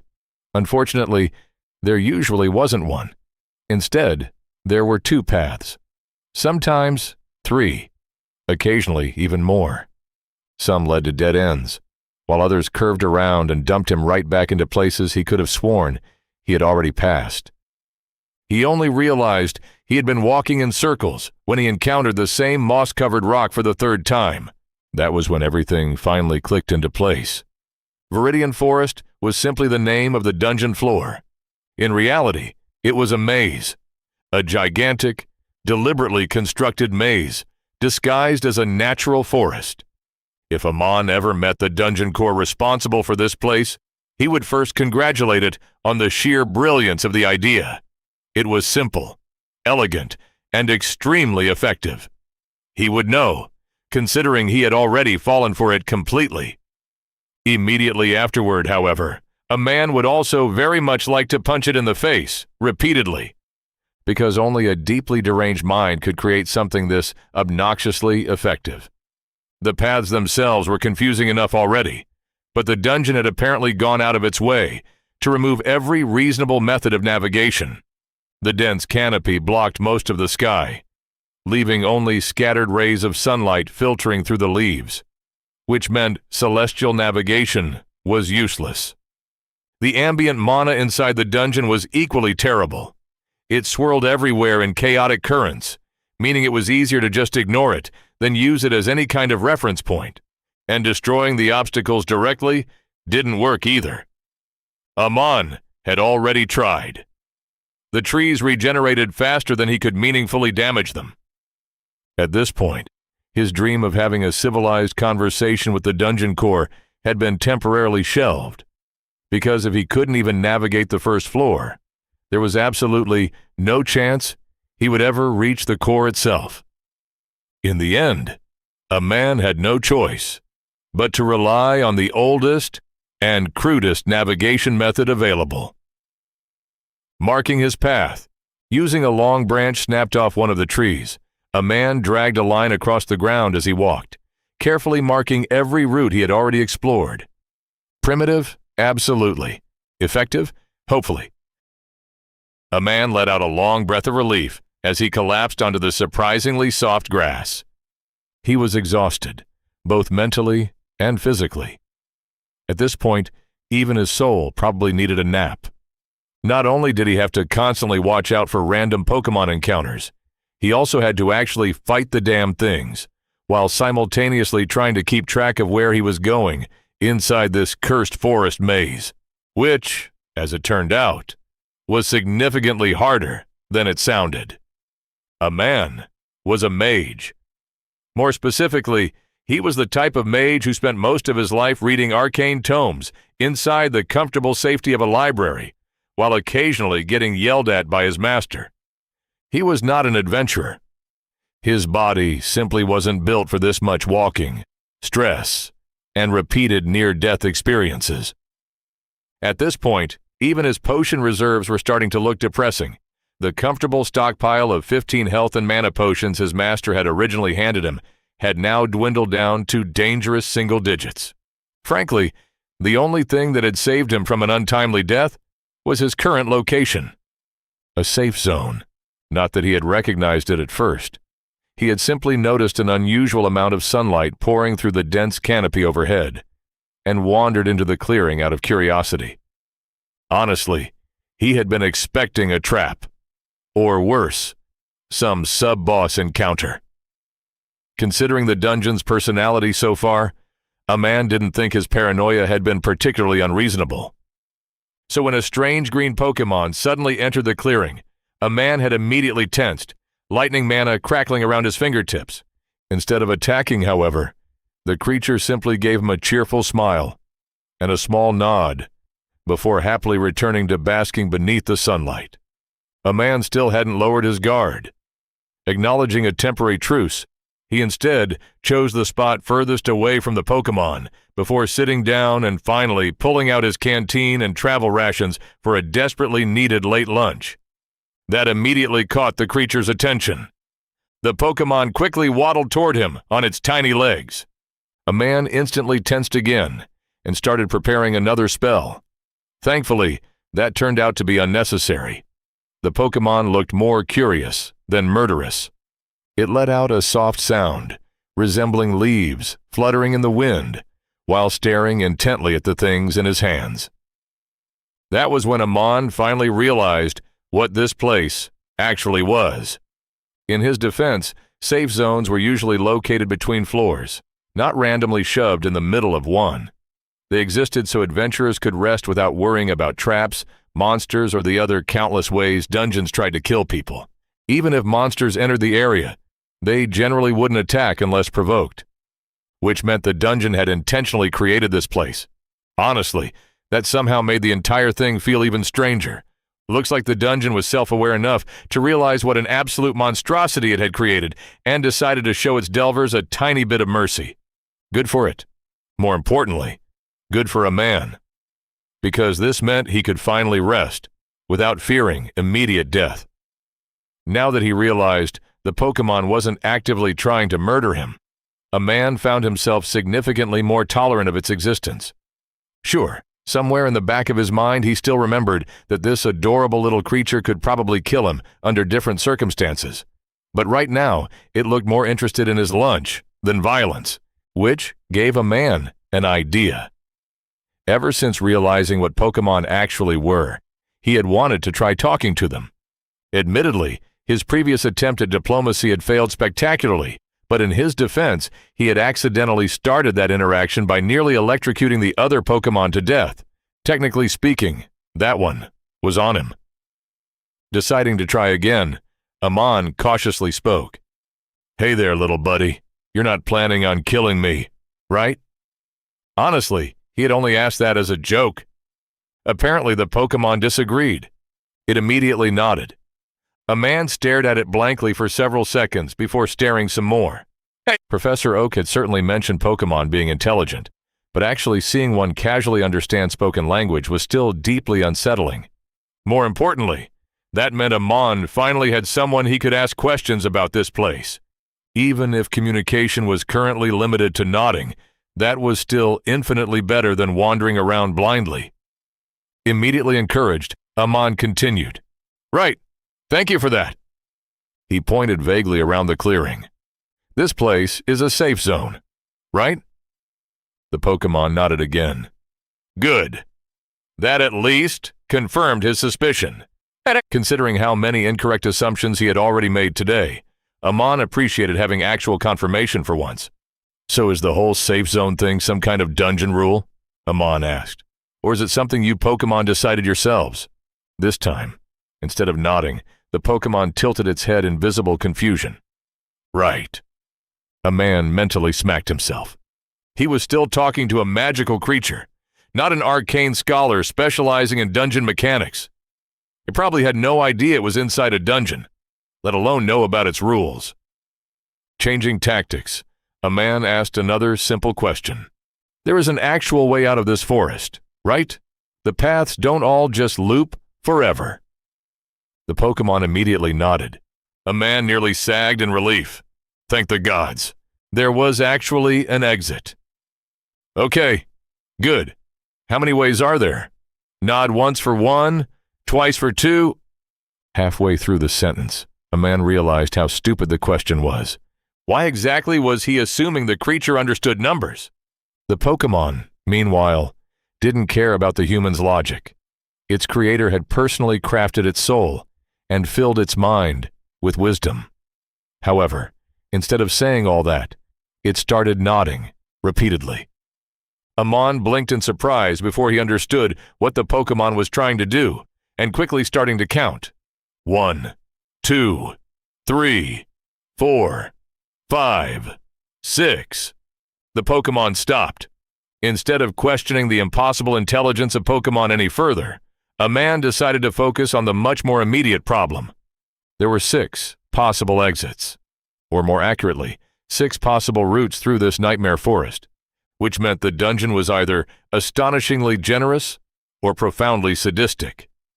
Considering he had spent half a day wandering in circles without accidentally discovering even one route forward, Amon felt fairly confident choosing the second option. Yeah, definitely sadistic. Feeling even more exhausted after that revelation, Amon unscrewed his canteen and took a long drink of water. Out of the corner of his eye, he noticed the Pokémon staring at the canteen with a focused intensity. A man slowly shook the container in front of its face. "What, you like this thing?" The Pokémon nodded enthusiastically. Amused despite himself, a man lifted the canteen slightly. "This is an enchanted canteen my master lent me for the journey. It has space enchantment, so it can hold several gallons of water. Temperature control, so the water is always perfect. And apparently, you can even pour juice into it to make flavored water." He paused before tilting the canteen slightly. "Want some?" The Pokémon immediately jumped beneath the stream of water pouring from the canteen, happily absorbing it through its body. After several seconds, it let out a deeply content sigh, before dramatically flopping onto its back. Amon couldn't help snorting in amusement. Honestly, he understood the feeling. After putting away his supplies, a man finally stretched out on the soft grass beside the Pokémon and allowed himself a quick nap beneath the warm sunlight, filtering through the trees. After that surprisingly pleasant nap, where absolutely nothing tried to murder him, Amon finally got up and stretched his aching body. Honestly, it was probably the best experience he had since entering this cursed forest. He noticed the Pokémon had already woken up and was once again happily basking beneath the sunlight like a particularly content vegetable. "Well," Amon said while dusting leaves off his robes, "it was nice meeting you." The Pokémon looked toward him curiously. "I would love to stay and chat some more, but unfortunately, I still have a dungeon to conquer, a bag to retrieve, and then hopefully a home to return to." A man let out a tired sigh before waving goodbye. "So farewell, my strange little friend, and may we never meet again, because I am absolutely never coming back to this dungeon." With that dramatic declaration made, Amon confidently turned around and started walking away. Or at least, he would have. Halfway through his first step, a man suddenly froze, before slowly turning back around. Wait a second. He wasn't actually here to conquer the dungeon. There were professional adventurers for that sort of suicidal behavior. All he had come here to do was retrieve Professor Oak's bag and bring it back. That was it. Somehow, a man had become so obsessed with escaping the maze and clearing the floor that he had completely forgotten his original objective. And for that objective, he didn't actually need to find the exit at all. He just needed to locate the giant lake near the center of the forest and swim to the island in the middle, while praying nothing inside the water decided to take a bite out of him. A man slowly looked back toward the lounging Pokémon. Now, it was only logical to assume that if one of the denizens of this forest knew the exact number of exit routes, then it would probably also know where the giant lake in the middle was located. He had already gotten answers to all his previous questions, so why not ask one more? Worst case scenario, the Pokémon simply refused. Or perhaps the dungeon itself would somehow take offense at him. Cheating. Though honestly, considering he wasn't actually trying to clear the floor anymore, a man doubted the dungeon would particularly care. As for convincing the Pokémon to guide him there, Amon already had the perfect bargaining tool. Slowly lifting his master's enchanted canteen, a man noticed the grass-type Pokémon's eyes immediately lock onto it. Yeah, negotiations were looking very favorable right now. Turned out, his new friend did indeed know the way to the lake, and convincing it to help had been surprisingly easy. All it took was a few more minutes of conversation, and one health potion, and one mana potion as payment. Yeah, apparently it liked the taste of potions. A man honestly didn't know how to process that information. His guide certainly hadn't complained, though. The strange plant Pokémon had practically vibrated with happiness after tasting the mana potion, its entire body swaying around like it had just discovered enlightenment. Honestly, a man was beginning to suspect the dungeon's creatures were far stranger than Professor Oak had initially implied. Still, the trade had been more than worth it. Having apparently lived its entire life inside Viridian Forest, however long that may have been, The Pokémon turned out to be an effective guide. Not only did it know the actual routes through the maze without any pointless backtracking, it even knew several shortcuts hidden throughout the forest. That was the only explanation Amon could think of for how they managed to reach their destination in just a few hours, when he himself had spent nearly half a day wandering in circles like an idiot. Though to be fair, a man mentally acknowledged that his sense of direction was bad even outside magical murder forests, so perhaps the comparison wasn't entirely fair. As an added bonus, traveling with a local guide apparently meant he no longer had to worry about random ambushes from every Pokémon in the vicinity. According to the rough understanding Amon had pieced together from his increasingly bizarre conversations, most Pokémon inside the forest were apparently familiar with one another. They communicated, had territories, and generally preferred to mind their own business instead of constantly fighting. The key word there being most. Because at one point, a bird Pokémon with brown feathers and crimson wings had spotted Amon from above and immediately chosen violence. The creature dive-bombed toward him so fast, Amon barely had time to react. Thankfully, his guide reacted first. The harmless-looking Pokémon suddenly released a cloud of green spores that somehow carried traces of lightning mana within them. The bird flew directly into the cloud and immediately dropped from the sky twitching. Afterward, the Pokémon simply continued walking forward like violently electrocuting airborne threats was a perfectly ordinary part of its daily routine. Honestly, maybe for them, it was. At that point, Amon had stopped trying to understand Pokémon logic and simply followed after his guide in silence.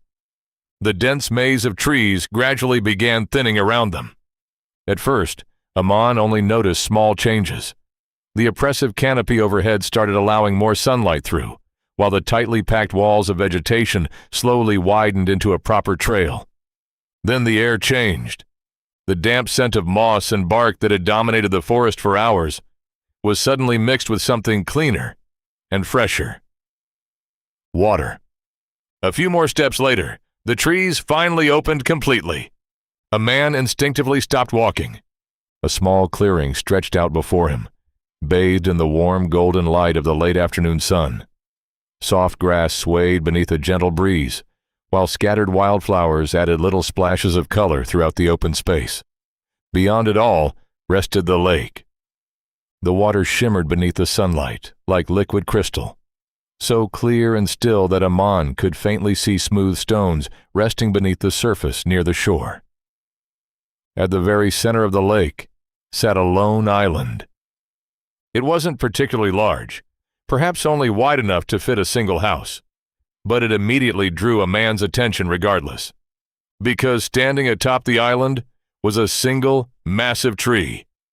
Its trunk was wider than most buildings Amon had seen, while brilliant green leaves spread outward like an enormous canopy over the island itself. Thin rays of sunlight filtered through its branches, causing the entire place to glow with an almost ethereal beauty. For several long moments, Amon simply stood there in silence. After spending half the day trapped inside Viridian Forest's twisting maze of shadows, dead ends, and murderous wildlife, the sight before him felt strangely peaceful. Beautiful even. Then Amon remembered he was currently standing inside a dungeon and immediately became alert again. However, after carefully staring at the lake for several long moments and failing to detect any signs of movement or lurking creatures beneath the surface, he slowly relaxed. At least somewhat. He was just about to take an experimental step into the lake and literally test the waters when he suddenly remembered the extremely convenient guide currently accompanying him. Turning toward the Pokémon, Amon pointed at the lake. "Hey buddy, are there Pokémon inside the water?" The Pokémon immediately nodded happily. A man felt his soul leave his body for a brief moment. Because despite all the surprises Pokémon had already thrown at him today, a man knew they still had limits. And judging by his guide's very plant-like anatomy, swimming was definitely one of them. Still, he tried anyway, mostly out of desperation. "You can't follow me into the lake, right?" The Pokémon shook its head. Yeah, that was about what he expected. A man let out a tired sigh before mentally preparing himself for the long swim ahead. He performed a few quick stretches before carefully removing his bag and clothes and setting them near the shore. Then, after offering a quick prayer to whichever gods were watching this disaster unfold, Amon jumped into the lake. Several minutes later, while Amon had become little more than a distant figure cutting through the water toward the island, the consciousness of the dungeon known as Hikaru started laughing like a deranged supervillain. Ha ha ha, ha ha ha ha, mua ha ha ha. Finally, after all this time, he finally had it within his grasp. The power to bend space itself. And that power rested neatly inside the little metal canteen stored within Amon's bag. While the apprentice mage treated it as fancy camping equipment, Hikaru immediately recognized it for what it truly was: casual disrespect toward reality itself. And now he could finally study all its secrets and use them for his own goals. Immediately, Hikaru sent a mental command toward the nearest available flying Pokémon. Specifically, the Spearow Amon had met earlier that Hikaru had revived and healed completely. The bird let out a squawk as it received its orders before swooping down from the trees and snatching Amon's bag in its talons. Its destination was his core room. Wait. No. He lived in the Poke Center now. Right. After a quick correction and an even more irritated squawk from the Spearow, the bird sharply changed direction and flew toward the bright red dome of the Poke Center. Okay, now where was he? Ah, yes, villainous laughter. Ha ha ha ha ha ha! After finally finishing his extremely accurate rendition of a Saturday morning cartoon villain, Hikaru floated down beside the Budew and gently patted its bulb-like head. Good work, Budew. You did an excellent job guiding the human. The Pokémon happily swayed from side to side. I'll see about rewarding you properly later. Maybe more of that mana potion you liked so much once I figure out how to make some. Yes, contrary to what Amon believed, Hikaru had known about his entire plan from the very beginning. More importantly, he had fully supported it. After all, Hikaru had absolutely no intention of killing Amon. The poor mage was currently his only reliable connection to the outside world. If Amon died inside the dungeon, then who exactly was supposed to return home and spread tales about the mysterious Pokémon in the dungeon and the wise Professor Oak? No.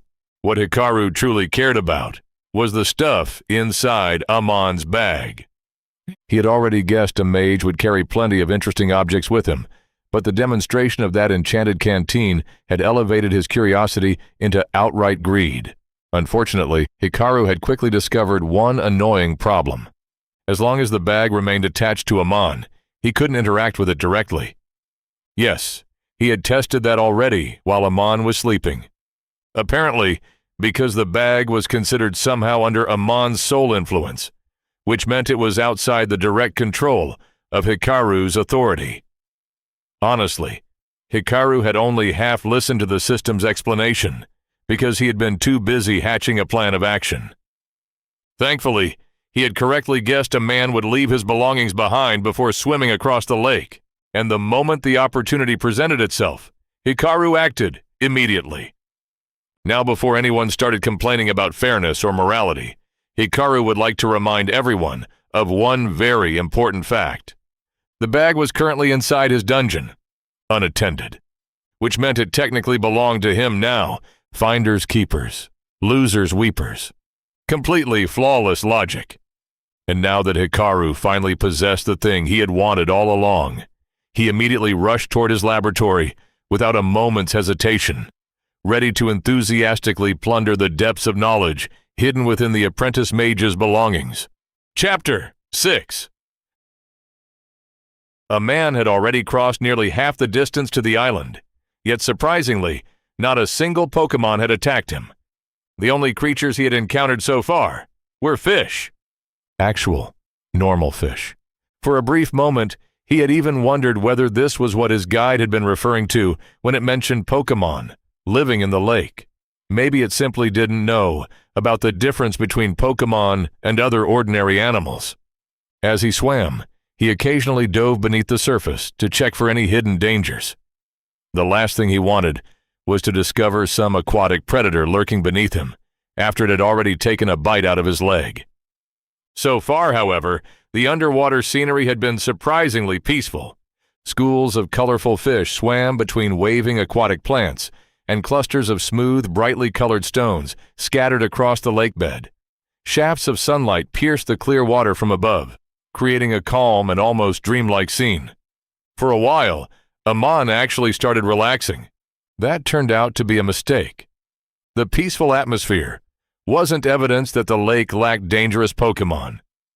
The dangerous Pokémon were simply too busy having a late lunch to care about him. During his latest dive, a man finally spotted something. The creature resembled a small blue squid with red gemstones embedded in its head. More importantly, it was very clearly a Pokémon. A man watched as it trapped an unsuspecting fish between its two tentacles, before casually finishing it off with a series of purple projectiles. The exact same purple projectiles the bug Pokémon had used on him earlier. Seeing that, Amon immediately decided he wanted absolutely nothing to do with the aquatic murder squid. Thankfully, the creature seemed far more interested in its meal than in him. A man took advantage of that fact and quietly increased the distance between them before resurfacing. Unfortunately, it seemed the dungeon was having far too much fun watching his misery, because just as Amon finally neared the island and believed the rest of his journey would be uneventful, he noticed another Pokémon. Or more accurately, it noticed him first. The creature resembled a large white fish, marked with patches of red. The moment its eyes landed on Amon, its horn began glowing ominously with mana before it immediately started swimming toward him. Fast! Very fast! A man's heart nearly stopped. His spells were certainly powerful for a Tier 1 mage. Unfortunately, they also possessed one very significant drawback. Lightning and water generally did not mix well. Or rather, they mixed far too well. If a man attempted to cast his usual spells while floating in a lake, he was significantly more likely to electrocute himself than his target. Faced with that deeply unpleasant reality, Amon did the only sensible thing available. He panicked and started swimming. Amon wasn't particularly athletic.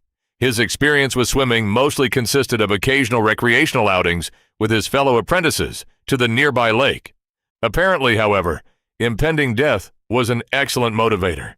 Within moments, he was moving through the water faster than he ever had in his entire life. The pursuing Pokémon continued closing the distance, while a man continued questioning every life choice that had led him to this exact moment.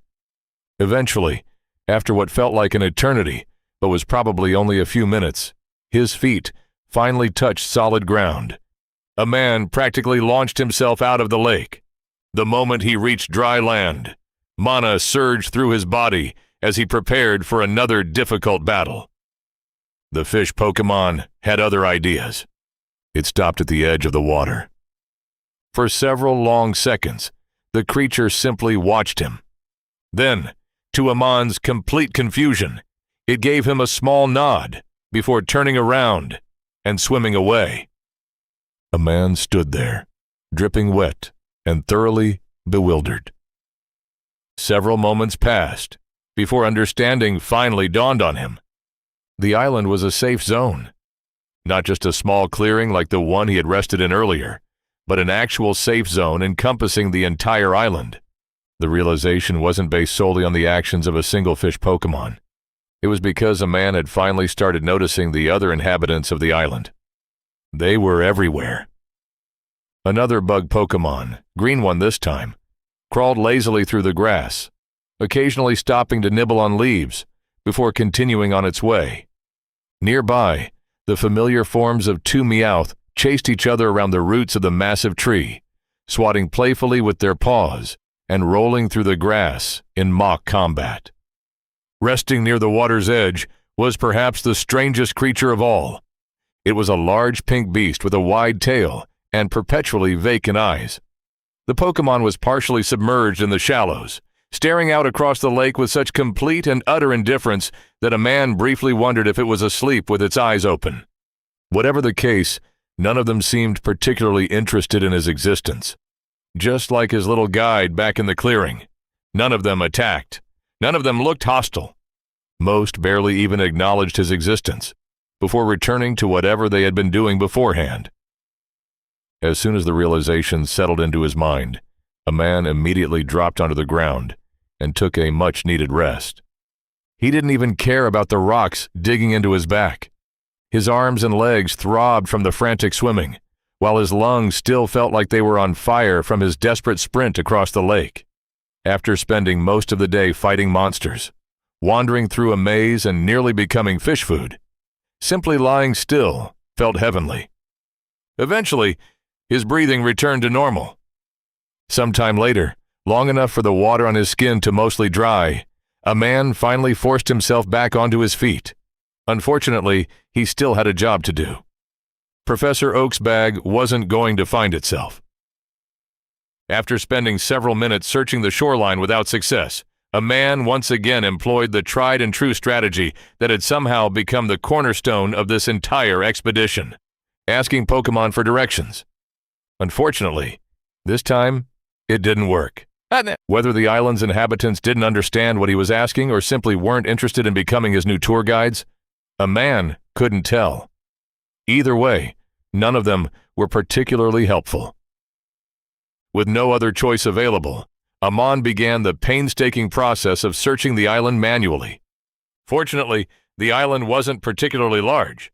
Unfortunately, it was still large enough to waste a considerable amount of time. By the time he finally found what he was looking for, the sun had already begun descending toward the horizon. He found Professor Oak's bag. He also found something else. It was a small wooden structure built atop several raised pillars. The roof curved gently downward on both sides and was covered with neatly arranged tiles.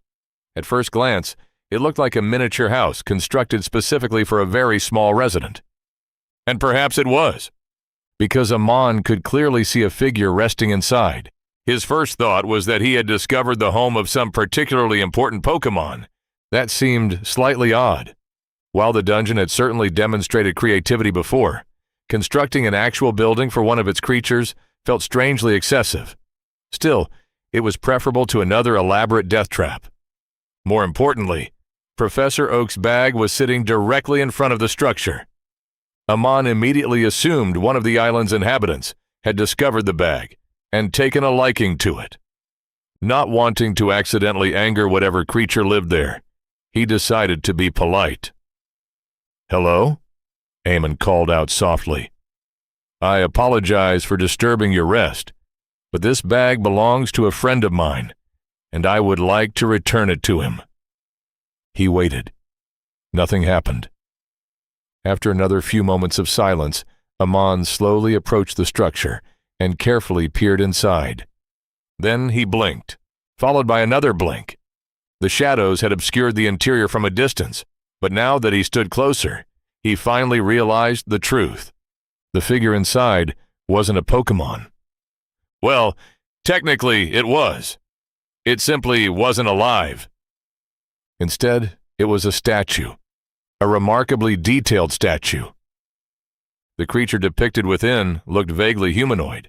It possessed a small childlike body covered in green coloration, a pair of antennae atop its head, and delicate wings sprouting from its back.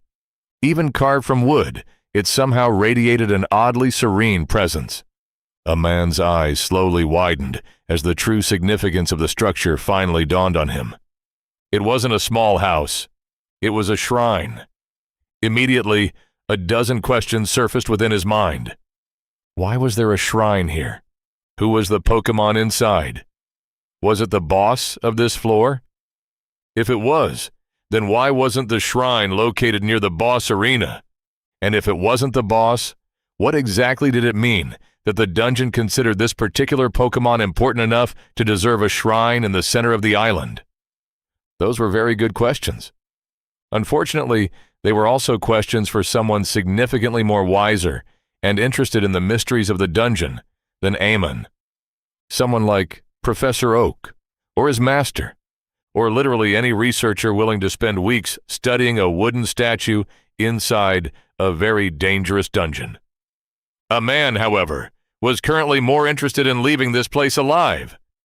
So after giving the shrine one final curious glance, he picked up Professor Oak's bag and headed back toward the shoreline. Halfway there, another thought occurred to him. Curious, a man opened the bag and peeked inside. Then he immediately cursed. Books! 3 very ordinary books made of very ordinary paper, the kind of paper that reacted extremely poorly to large quantities of water. Professor Oak had specifically mentioned that the bag contained important research notes. Allowing those notes to be ruined would be a spectacularly terrible way to repay the man for all his help. Unfortunately, Amon had a problem. His own belongings were still sitting on the opposite shore. After several moments of futile thinking, Amon finally settled on the only solution available. It wasn't a particularly good solution. However, it should be enough to get the job done. At least, that was what a man told himself as he carefully secured Professor Oak's bag atop his head as best he could before stepping toward the water. With one final glance at the darkening sky, Amon waded into the lake and began swimming toward the distant shoreline. This time, he completely abandoned any attempt at watching for danger. His only goal was reaching the other side before either he or Professor Oak's precious books ended up soaked beyond repair. Hopefully, luck would be on his side. After the day he had already endured, Amon felt he had earned at least a little of it. A man finally reached the shore, where he had parted ways with his little guide, wet and chilled to the bone, but otherwise completely unharmed. The dungeon, it seemed, had finally decided to take pity on his poor soul. The first thing he did was untie Professor Oak's bag from atop his head and inspect its contents. The books were safe. Mostly. The bag itself was damp, and the journals had suffered some minor wrinkles, but they remained perfectly dry. Considering they had just survived a swim across an entire lake, Amon considered that a victory. A wave of relief immediately washed over him, and he started looking for the rest of his belongings so he could dry himself off and finally get out of this place. Where were his things? He searched the patch of ground where he distinctly remembered leaving them. Then he searched the entire clearing. His clothes were nowhere to be found. Neither was his bag, nor any of the supplies contained within it. Amon stared at the empty ground in disbelief. Thinking he had somehow mistaken the location, he searched an even wider area, only to find more grass, more rocks, and more trees. Nothing else. A sudden urge to cry welled up inside him. Night had already fallen completely, and without any clothes to protect him from the elements, the forest chill quickly began sinking into his bones. His body started shivering uncontrollably as the full reality of his situation settled over him. Not only had he lost all of his provisions, he no longer even possessed a spare set of clothes. After several moments of denial, Amon arrived at what he considered the only reasonable explanation. Some Pokémon had stolen them. His guide had certainly enjoyed his mana potions enough. Perhaps another Pokémon had developed a taste for health potions. Maybe one of them simply liked collecting colorful objects. Whatever the reason, the result remained the same. He was completely out of luck. A man immediately began cursing everything and everyone remotely responsible for his current predicament. He cursed the dungeon for existing, the tower mages for sending him here, his master for volunteering him, and even Professor Oak for conveniently forgetting to mention that the local area was considered the property of a dungeon. All the while, he attempted to build a campfire using a collection of fallen branches and a little application of lightning magic.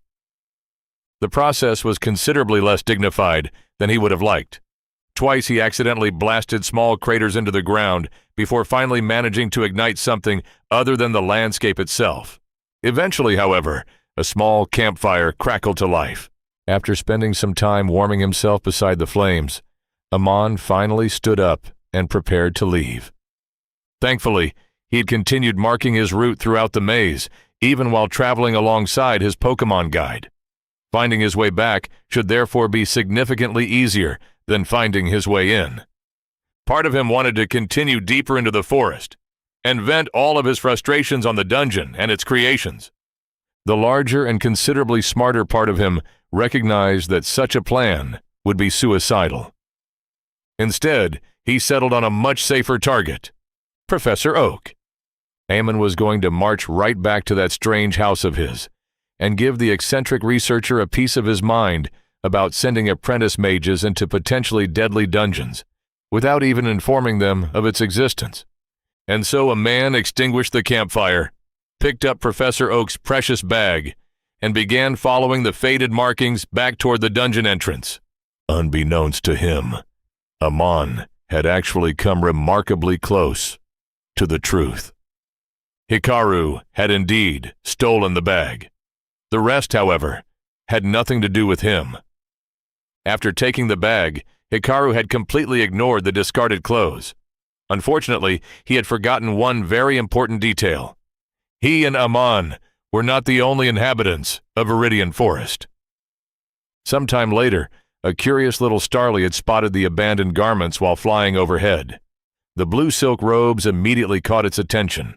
They were colorful, surprisingly soft, and most importantly, looked perfect for nest building. One thief had quickly become four as the Pokémon returned to its flock and proudly shared its discovery.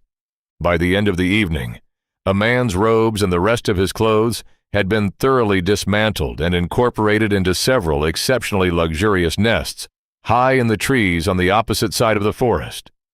Amon, of course, had absolutely no way of knowing any of this. Thus, the apprentice mage spent the next several hours trudging naked through a dark and oppressive forest, while shivering from the cold and mentally preparing an increasingly lengthy list of complaints for Professor Oak. The dungeon itself seemed to have sensed his foul mood, because during the few hours it took Amon to retrace his path back to the entrance, he was mostly left unbothered by its denizens. In reality, the consciousness of said dungeon was currently too busy banging his head against the metaphorical wall that was an enchanted canteen to pay any attention to Amon's suffering. Hikaru had simply forgotten one very important detail. The creatures he created were not nocturnal. Just like normal animals, most of them preferred sleeping at night. By the time a man finally escaped the clutches of Viridian Forest and stepped beyond the wall of trees, exhaustion had long since replaced his anger. All he wanted was to find a safe place to sleep. Unfortunately, before he could do that, there was still one matter that needed addressing. So, spotting the familiar red roof structure in the distance, a man immediately marched straight toward it. The glass doors of the Poké Center slid open with a soft hiss as he approached. Stepping inside, a man immediately felt his entire body relax. The interior was pleasantly warm compared to the freezing forest outside. With night having fully fallen, most of the lights inside had been dimmed. The strange machine on the left side of the room provided the only significant source of illumination, bathing the laboratory in a faint glow. The place was completely empty. Right, it was well past midnight. Professor Oak was probably asleep. Still, a man had a task to complete. The old mage could afford to wake up for this. "Professor Oak!" Eamon called out into the silent building. "I am back!" For several moments, nothing happened. Then he heard hurried footsteps descending from the moving staircase above. A moment later, Professor Oak appeared.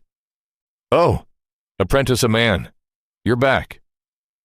The old researcher adjusted his white coat and offered an apologetic smile. "Sorry, I got a little absorbed in my research."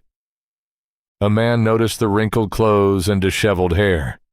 The old mage looked exactly like someone who had fallen asleep at his desk. Amon knew the experience all too well. Before Professor Oak could begin any polite conversation, a man strode forward, dropped the recovered bag onto the nearest table, and immediately declared, "Viridian Forest is a dungeon. Your Pokémon are all dungeon creatures." There! He had said it. During the journey back, a man had spent considerable effort trying to figure out how to broach the subject tactfully. Unfortunately, somewhere between losing all of his possessions and spending several hours naked inside a dungeon, his patience had finally run out. Professor Oak blinked. "How did you know?" A man stared at him for several seconds, then several more. "The system told me," he finally replied. "You know, like it tells everyone the moment they step inside a dungeon." "I see. I see." Professor Oak nodded thoughtfully before asking with a perfectly straight face, "And why, exactly, does that matter?" A man opened his mouth, fully prepared to launch into another rant. Then he stopped. "Actually, why did it matter?" Professor Oak was obviously powerful. Powerful enough that the dangerous Pokémon inhabiting the forest were little more than interesting research subjects to him. Whether those creatures originated from a dungeon or not changed very little. They were still highly intelligent magical beings, unlike anything else known on the continent. If anything, the fact that they existed exclusively inside the dungeon only made them easier to find and study. So no, it didn't matter to Professor Oak in the slightest. It only mattered to a man. More specifically, it mattered to a man's rapidly deteriorating health and sanity. The fight slowly drained out of him. "Nothing. It doesn't matter." He pointed toward the recovered bag. "Anyway, I brought your research notes back." Professor Oak immediately brightened. "Wonderful. Excellent work, Apprentice Amon." He picked up the bag and quickly rummaged through its contents before pulling out one of the journals. "As a reward for—" Professor Oak stopped mid-sentence, his brows furrowing in confusion. The next moment, every light inside the building suddenly sprang to life, flooding the laboratory with illumination. Professor Oak finally got a proper look at a man. His smile slowly disappeared as his eyes moved downward. Then, downward some more. Eventually, they stopped. Apprentice Amon, what happened to your clothes?" A man looked down at himself, then at the single remaining piece of fabric preserving his dignity, before looking back at Professor Oak. Several sarcastic responses immediately came to mind. Fortunately, the warmth of the building had restored enough circulation to his brain that self-preservation won out. "I lost them." Professor Oak frowned. "You lost all of them?" "The dungeon stole them." Professor Oak's expression became even more confused. "Are you sure? Why would a dungeon care about your clothes? Perhaps you simply misplaced them somewhere." A man immediately shook his head. "No. I clearly remember where I left my belongings before swimming to the island to retrieve your bag. When I came back, everything was gone." He crossed his arms. "I searched for nearly an hour. No clothes, no supplies, no bag." A man pointed accusingly toward the forest outside. "So either the dungeon absorbed my belongings, or one of its Pokémon ran off with them.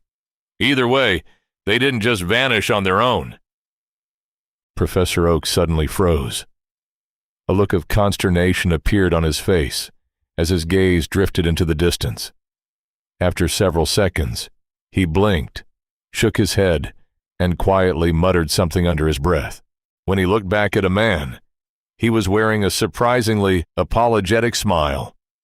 "Well, that could certainly be the case. Wait here.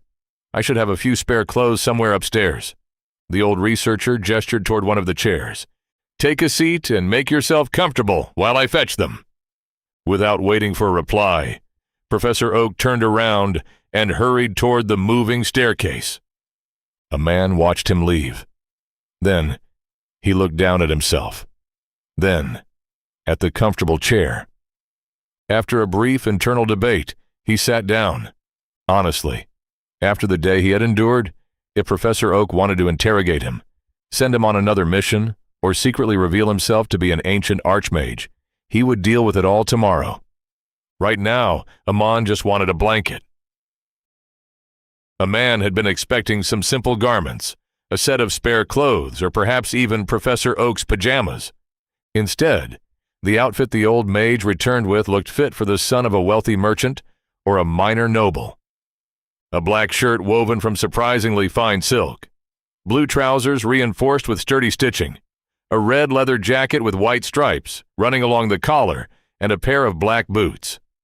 The shirt was soft and comfortable against his skin, while the rest of the outfit felt durable enough to survive another trek through Viridian Forest without suffering so much as a scratch.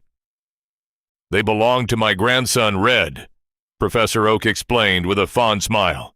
"He's about your age, so they should fit."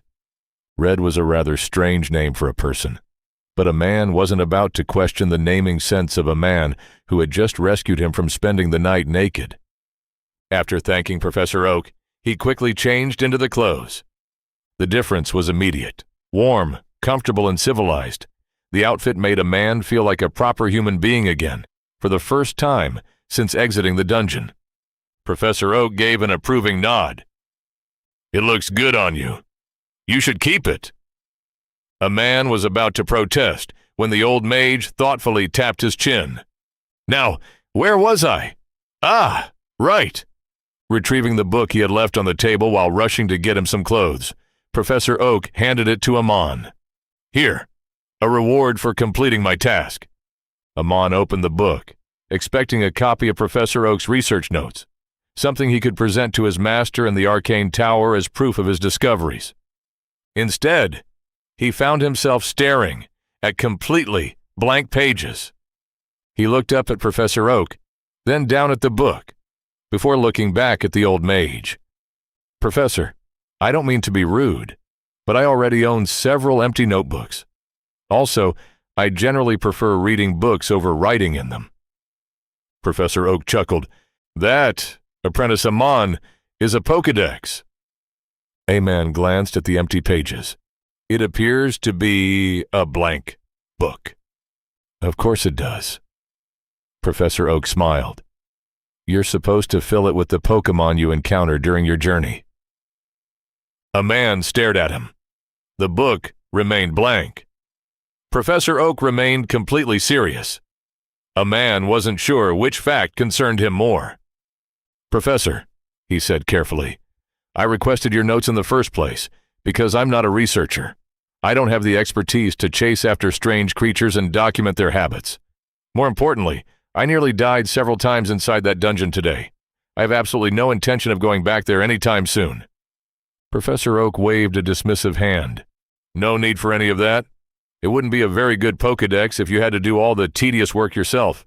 You simply need to encounter a Pokémon and let the Pokédex handle the rest." His eyes brightened. "Oh, I know. How about a demonstration?" Professor Oak looked around the room before his enthusiasm visibly deflated. "Right. We don't actually have any Pokémon here at the moment." An awkward silence followed, before Professor Oak suddenly snapped his fingers. "I have an idea. You must have encountered plenty of Pokémon today. Why don't you simply run your mana through the Pokédex while describing one of them?" A man remained skeptical, but he knew better than to argue with any old, powerful mage. Slowly, he pushed a thread of mana into the book while thinking about his first and only Pokémon friend. "The small green Pokémon," he said aloud. "Round body, bulb on its head, knows how to shoot lightning-infused gas." The moment the words left his mouth, the pages began filling with text. A man nearly dropped the book as words rapidly appeared across the previously blank pages. "Budew, the bud Pokémon. Type, grass. Poison. It lives near clear ponds and streams. The pollen it releases contains toxins. This Pokémon is highly sensitive to changes in temperature." Skills, absorb, stun spore. Beneath the text appeared several colorful illustrations depicting the creature from different angles. A man's hands immediately began shaking. He recognized what he was holding. A magical grimoire. Not merely a book, but an enchanted repository of knowledge. His master possessed a few such treasures in his collection, and no one, not even his adopted son, had been allowed to touch them. Yet Professor Oak had just casually handed him one, for practically free. A man didn't think the relatively simple fetch quest the old mage had given him was in any way an equivalent exchange for a treasure of this magnitude, while Amon stared at the priceless artifact with something approaching reverence. Its creator was internally celebrating one of the greatest achievements of his entire existence. He had done it. he had successfully recreated one of the most iconic moments in the entire Pokémon franchise. Professor Oak had officially given his first trainer his very own Pokédex. Now, before anyone starts assuming Hikaru had somehow mastered the art of enchanting in such a short time and created a genuine magical encyclopedia, that unfortunately wasn't the case. He had only just begun studying the enchantments on his appropriated items. Creating a true self-updating grimoire remained well beyond his current abilities. The reality was far simpler. The Pokédex was, in fact, exactly what Amon had originally assumed it to be, a blank notebook. Whenever a man used the Pokédex in the future, Hikaru would simply listen through his dungeon's authority and manually write the information into the pages. The descriptions came from memory. The illustrations were created on the spot. The entire process was shamelessly improvised. Fortunately, they were currently standing inside Hikaru's authority, and within his authority, reality was often less important than his imagination. "I am sorry, Professor, but I can't accept this." Hikaru, or rather Professor Oak, was pulled from his thoughts by the apprentice mage's sudden declaration. A man looked genuinely reluctant as he held the Pokédex in his hands. It was obvious he wanted to keep it. Unfortunately, it was also obvious that he believed he shouldn't. Instead of taking back the book, Professor Oak only looked confused. "Why not? I made it specifically to give away to people I find worthy. I still have 2 more in my bag for anyone else who catches my eye." "This is a grimoire," a man said carefully. "Something precious enough to be displayed in a master mage's personal collection. I am only a Tier 1 apprentice. I am hardly worthy of receiving such a valuable gift." Even if Professor Oak possessed several more of them, a man couldn't help but feel that such treasures belonged in the hands of Tier 3 mages like his master, not a mediocre apprentice who had spent half the day getting lost in a forest. "Oh, nonsense." Professor Oak waved away the objection. "I decide who is worthy enough to receive one of my Pokédexes, and I have decided you are. Therefore, there will be no returning it." Seeing Amon still hesitate, he continued, "Besides, they're not nearly as impressive as you think. They simply use the dungeon's mana to provide basic information about its creatures. Outside of Viridian Forest, it's little more than a simple book." That was somehow even more impressive. A man knew enough about enchantments to understand what the old mage had just casually described. Using the mana of a dungeon to divine its creatures and catalog their abilities was infinitely more complex than storing a few spell structures inside an enchanted book. The artifact in his hands suddenly became even more valuable in his eyes, especially since he couldn't sense any of the enchantments on it whatsoever. However, looking at Professor Oak's stubborn expression, Amon came to the conclusion that there was no convincing the old man to take it back. In the end, he lowered his head in a deep bow. "Thank you, Professor. I will treasure this gift with my life." "Oh no, certainly don't do that." Professor Oak immediately shook his head. "A book is just a tool for sharing knowledge. Use it to spread knowledge about Pokémon to the rest of the world. And if you ever meet someone interested in obtaining a Pokédex of their own, send them my way." A man felt a deep sense of shame. Earlier that evening, he had cursed Professor Oak, his ancestors, and possibly several generations of his descendants. Clearly, he had been mistaken. The man wasn't a callous, eccentric, and slightly insane mage. He was a saint. To not only hand over such a priceless artifact, but to offer more of them freely in pursuit of spreading knowledge, was a level of generosity a man struggled to comprehend. The man's kindness truly knew no bounds. After thanking Professor Oak several more times, a man finally turned and began making his way toward the exit. Hikaru watched the departing apprentice with a proud smile on his borrowed face. Everything was proceeding exactly as planned. The first human had entered his dungeon. The first Pokédex had been distributed. And if all went well, Apprentice Amon would soon return to civilization and advertise Viridian Forest far better than any signboard ever could. As Amon reached the doors, however, Hikaru suddenly remembered something. "Apprentice Amon." The young mage turned around. "Yes, Professor? Where exactly are you planning to spend the night?" A man awkwardly scratched the back of his head. "Since I lost my bag, I will probably have to sleep beside the road and continue my journey in the morning."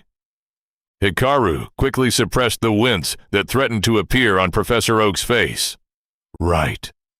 A man's bag, currently resting inside Hikaru's laboratory, along with all of the apprentice's belongings, including his tent. Hikaru considered the matter for a moment, before giving an internal shrug. Whatever. He already felt a little guilty about the whole situation. Besides, the guest room upstairs had been sitting empty ever since he built it. There was no harm in letting the kid use it for one night. "Apprentice Amon," Professor Oak said. "If you don't mind, I happen to have a guest bedroom available." A man's face immediately brightened. He had not been looking forward to sleeping beside a dirt road, but he also hadn't felt comfortable asking the professor for yet another favor. Now that the offer had been made voluntarily, the image of Professor Oak as a benevolent sage only solidified further in his mind. At this point, Amon was fairly certain the old mage could reveal himself to be a divine being sent by the gods, and he wouldn't be particularly surprised. When Professor Oak started walking toward the moving staircase, Amon quickly followed behind him. He felt a little nervous, stepping onto it for the first time, but the ride proved surprisingly smooth. He could immediately see why the professor had installed such a thing inside his home. Arriving on the second floor, Amon found himself standing in a long hallway with 3 distinct doors. The door on the right was made from polished wood and decorated with the same strange circular emblem displayed above the building's entrance. A man made a mental note to ask Professor Oak what it meant at some point. The door on the left was crafted from pale wood and decorated with cloud motifs carved into its surface. Before Professor Oak even opened his mouth, a man correctly guessed it was the guest bedroom. The final door stood at the very end of the hallway. Unlike the others, it was made entirely of metal. More concerningly, someone had painted a bright red skull and crossed bones across its surface. Professor Oak pointed toward it and spoke with the utmost seriousness. "That is my laboratory. Do not enter it without my permission, if you value your life." A man immediately nodded. He understood the gravity of that warning very well. Painfully well. The last time he had ignored his master Enel's instructions and entered his workshop during his absence, he had spent an entire week with half his face covered in burns. Not because his master couldn't heal the injury. Quite the opposite. Master Enel had intentionally refused to do so. According to the old mage, some lessons were best remembered when they hurt. A man still remembered both the pain and the accompanying lecture with perfect clarity. As such, he had absolutely no trouble believing Professor Oak was being completely serious. With a final promise to stay far away from the laboratory and a quick exchange of good nights, Amon entered the guest bedroom.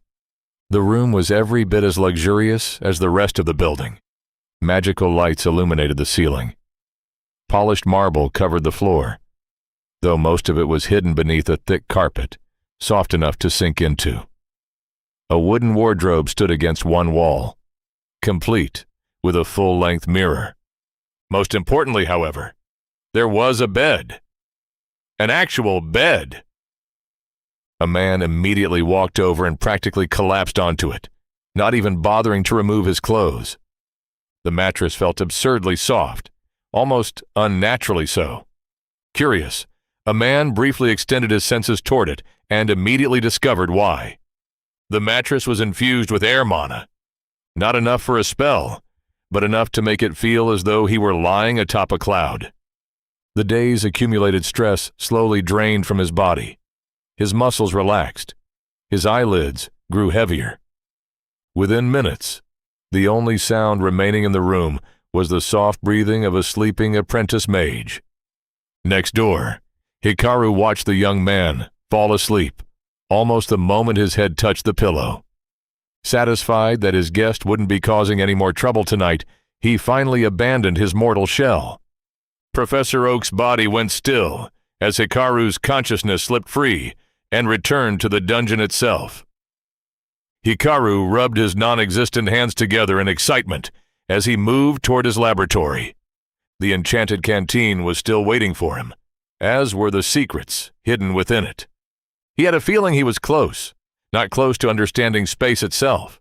That would be absurd. No, he was close to understanding how one even began understanding space. After all that time sitting around and doing nothing, he could almost glimpse the next step lying just beyond his reach. Chapter 7. A man woke up the next morning with considerable difficulty, not because he was still exhausted from yesterday's adventure. Between a good night's sleep and the natural healing of a mage's body, most of his aches, bruises, and minor injuries had already faded away. No, the real problem was that he simply didn't want to leave the bed. It was, without question, the most comfortable bed he had ever slept in. A man briefly considered closing his eyes for another 5 minutes, then another 10, then perhaps an hour. Unfortunately, he was an adult with responsibilities. With a groan that sounded suspiciously like a dying animal, he forced himself out of bed and onto his feet. The attached bathroom allowed him to quickly wash up and make himself presentable. Under normal circumstances, a man would have spent several minutes marveling at the various magical conveniences built into the room. After everything he had seen inside the Poké Center, however, things like magically heated water and artificial waterfalls no longer seemed quite as impressive. By the time he descended the moving staircase, Professor Oak was already waiting downstairs. The old mage had apparently been awake for quite some time. The smell of breakfast filled the room, immediately assaulting a man's senses. "Ah, Apprentice Amon. Good morning." Professor Oak greeted him with a smile. "I don't usually cook much, but I made some breakfast for you. It's nothing special, but give it a try." The meal was indeed simple. Some fruits and berries, 2 boiled eggs, and a piece of roasted fish. Nothing fancy. To a man, however, it looked like a feast. Compared to the bland travel rations he had been surviving on for the past several days, it might as well have been a royal banquet. His stomach chose that exact moment to betray him, as a loud rumble echoed through the room. A man immediately felt his face heat up in embarrassment. Professor Oak simply smiled, knowingly. Deciding there was no dignity left to preserve, a man sat down and attacked the food with enthusiasm. Within minutes, every last scrap had disappeared. Only after finishing did he realize Professor Oak had been quietly watching him the entire time. A man coughed awkwardly. "Sorry." The old mage chuckled. "Don't be. A cook should be happy when someone enjoys their food." After that surprisingly pleasant breakfast, Amon spent a few more minutes talking with Professor Oak and thanking him for his hospitality. The clothes, the room, the food, the Pokédex. The more he thought about it, the more absurdly generous the old mage seemed. Eventually, however, all good things had to come to an end. A man still had a report to deliver. His master was still waiting. And somewhere in the capital, an entire tower of mages was about to collectively lose their minds when they learned about Pokémon. So after one final farewell, Amon adjusted his borrowed jacket, secured the Pokédex under his arm, and made his way toward the exit. This time, for real. As the glass door slid open and the morning sunlight greeted him, a man couldn't help but glance back one last time. Professor Oak stood inside the Poke Center, smiling and waving him off. For a brief moment, a man felt a strange sense of reluctance. In just a single day, the strange building had somehow become more welcoming than most inns he had visited throughout his travels. Still, responsibilities called. Returning the wave, a man finally turned around and began walking down the dirt road leading back toward civilization. Behind him, Professor Oak watched the apprentice mage disappear into the distance before the smile on his face slowly widened. Phase 1 had been a complete success. Now all Hikaru had to do was wait for the consequences. The distance between the unnamed dungeon and the nearest town of Brendan was roughly a day's journey. Or at least, it would have been if a man had known what he was doing when he first set out. Back then, he had spent most of his time cautiously stumbling through unfamiliar wilderness while second-guessing every sound and shadow. Now, however, he possessed both the experience and confidence that came from surviving a dungeon on his own. As a result, his pace was considerably faster. By the time the sun began dipping below the horizon, Amon could already see the stone walls of Brendan in the distance. The fortifications were nothing particularly impressive by the standards of large cities. A simple wall of stone reinforced with a few defensive enchantments surrounded the town. It was more than enough to deter wandering beasts, bandits, and other nuisances from disturbing the town's peace. Besides, Brendan's true defense had never been its walls. It was the man currently standing atop them. Captain Malric noticed a man long before a man reached the gate. The veteran warrior didn't bother using the stairs like a sensible person. Instead, he simply stepped off the wall. The resulting impact sent a cloud of dust billowing outward as he landed directly in front of the young mage. Guard Captain Malric, former Tier 3 adventurer and current head of Brendan Security, possessed a fearsome reputation throughout the region. His scarred face and permanent frown had reduced more than one troublemaker to a nervous wreck. That fearsome expression immediately transformed into a relieved smile. "Oh, thank the gods! You're alive!" Before a man could react, the larger man slapped him on the back hard enough to nearly send him tumbling. "When Sarai told me where that old mage sent you, I was half tempted to go after you myself." A second slap nearly finished the job. "It's good to see you back in one piece." A man's legs wobbled as he fought to maintain his balance. "And it looks like the trip worked out well for you." Malric's eyes drifted toward the clothes and Pokédex. "Mind giving your favorite uncle the details?" "It's good to see you too, Uncle Malric," Eamon replied after finally recovering. "But later, I still need to give my report to Master Enel." Malric raised an eyebrow. "Oh!" "All I can say for now is that there's actually a dungeon in the Emerald Forest." The guard captain blinked. Then he let out a low whistle. "Well now, that's certainly going to cause one hell of a commotion." He stepped aside and gestured toward the town. "Go on then. Don't let me keep you. Go give your fancy tower mages something new to panic about." As Amon passed through the gate, Malric called after him. "And when you're done, stop by the house. Sarai and your Aunt Mill have been worried sick." "I will." With that, the guard captain casually leapt back onto the wall and resumed his watch over the surrounding wilderness. Amon gave him a final wave before making his way deeper into town. The streets of Brendan were as familiar as ever. Small stone buildings lined the roads while merchants hurried to finish business before nightfall. The smell of food drifted from nearby homes, mixing with the distant sounds of conversation and laughter. For the first time in days, Amon found himself surrounded by civilization. It felt wonderful. It felt like home. Following the familiar streets, he eventually arrived before the arcane branch of Brendan. From the outside, the building looked entirely ordinary. A large two-story structure built from wood and stone. The inside was another matter entirely. Master Enel had personally overseen every enchantment within the building and spared no expense in ensuring it met his high standards. Though Amon was slightly ashamed to admit that it lacked any automatic doors. Instead, he was forced to push the entrance open, like some sort of peasant. The moment he stepped inside, he was greeted by the familiar chaos of the reception hall.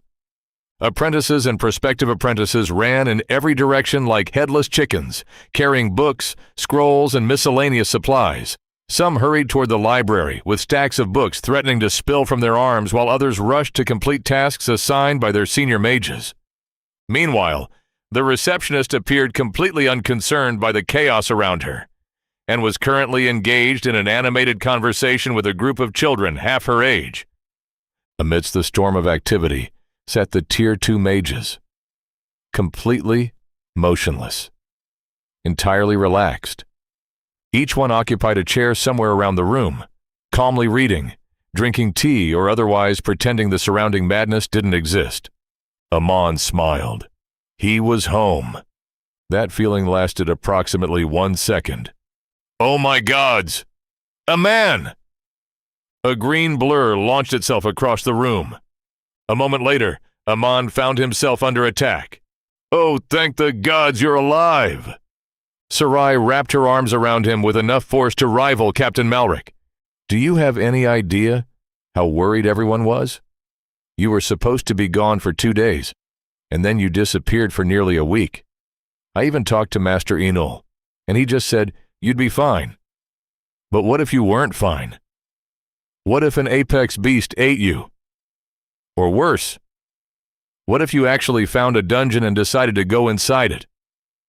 A man endured the barrage of questions with the patience born of familiarity. This was Sarai, his best friend. Unfortunately, she suffered from a severe inability to remain calm whenever she was worried.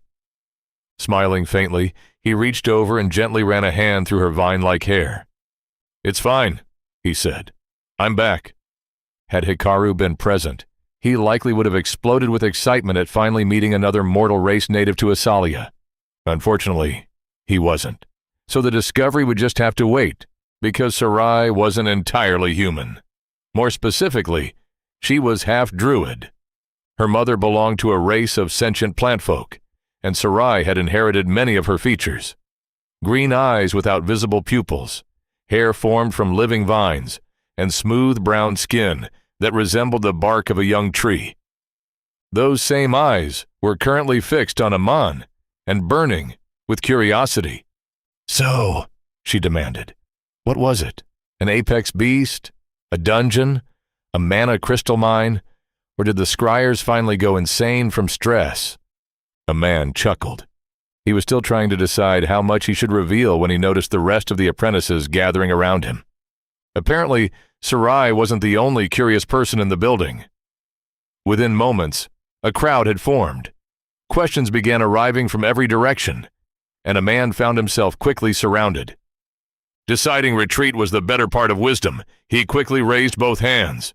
Guys, I'm sorry, but I need to give my report to Master Enol first.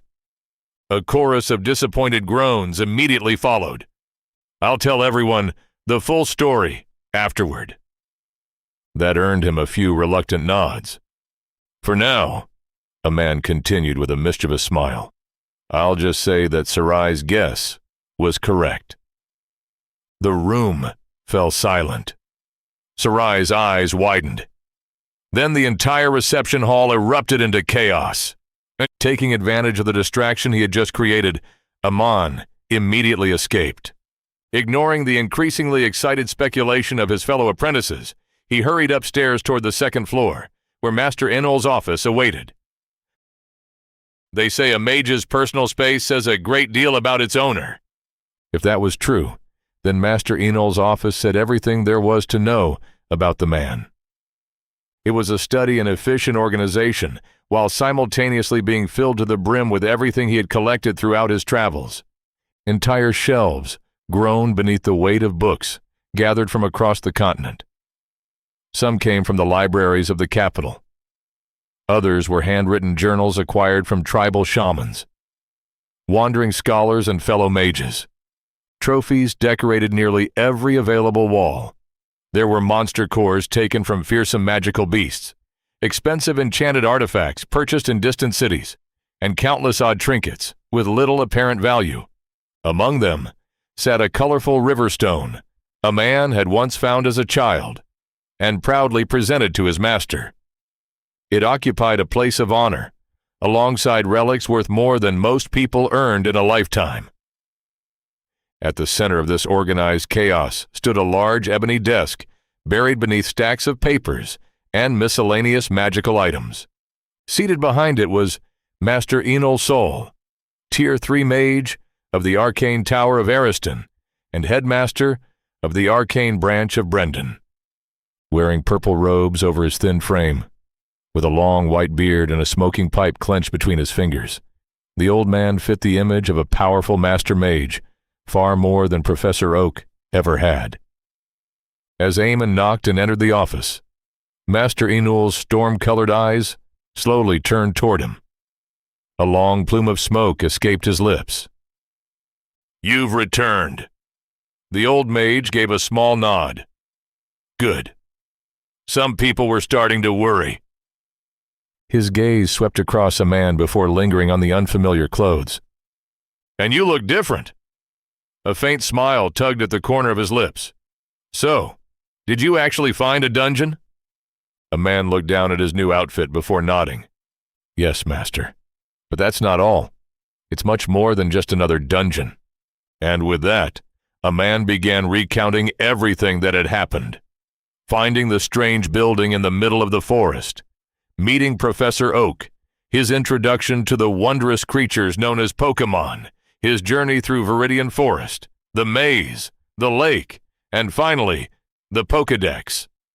By the time he finished, the sun had long vanished beneath the horizon. "Interesting. Very interesting." Master Enol stroked his beard and finally set aside his pipe. "These Pokémon truly are unlike anything I've ever heard of. Even dungeon creatures usually follow certain patterns." The old mage pulled a blank sheet of paper toward himself and began writing. "Every dungeon possesses unique creations. However, those are typically limited to guardians, emissaries, or singular boss monsters. Ordinary encounters are generally modified versions of existing creatures, or crude combinations of different beasts." His quill scratched steadily across the paper. "Never have I heard of a dungeon populating an entire floor with completely unique creatures." Master Enol paused before looking up. "And this Professor Oak, if he is truly as powerful as you believe, there should be records of him somewhere. Yet I have never heard of such a man, which means he is likely not native to our kingdom." His gaze sharpened. "Are you certain we can trust his judgment?" "Absolutely, Master." The answer came without hesitation. Professor Oak might be a stranger, a foreigner, and one of the most eccentric individuals Ammon had ever met, but he had never once acted with malice. Everything he did revolved around understanding Pokémon and sharing that knowledge with others. A man trusted him completely. Master Enol studied him for a few moments, before slowly nodding. "Very well. I'll trust your judgment." The old mage extended a hand. "Show me this grimoire he gifted you." A man immediately handed over the Pokédex. Rather than opening it, Master Enol spent several moments examining the cover. He turned it over, then over again. "It seems you may be correct about his strength." A man blinked. "What do you mean?" Master Enol tapped the cover with a finger. "I cannot perceive the enchantments." A man frowned. That made no sense. His master was one of the greatest mages in the kingdom. Even if the enchantments had been created by someone more skilled, there should still be traces. Then he remembered something. "Professor Oak said the Pokédex uses the dungeon's mana to function. Maybe the enchantments only activate inside the dungeon." Master Enol considered the possibility before nodding. "Quite possible. Even so, it may be the most sophisticated enchantment I have ever encountered." The old mage chuckled. "I would love to send it to the capital and have a master enchanter properly examine it." Amon immediately looked horrified. Master Enol laughed. "Relax. It was a gift, a gesture of goodwill. Sending it away for dissection would be incredibly disrespectful." Instead, he focused on the only completed entry. "Boudieu." The illustrations immediately caught his attention. Ammon felt a flash of embarrassment.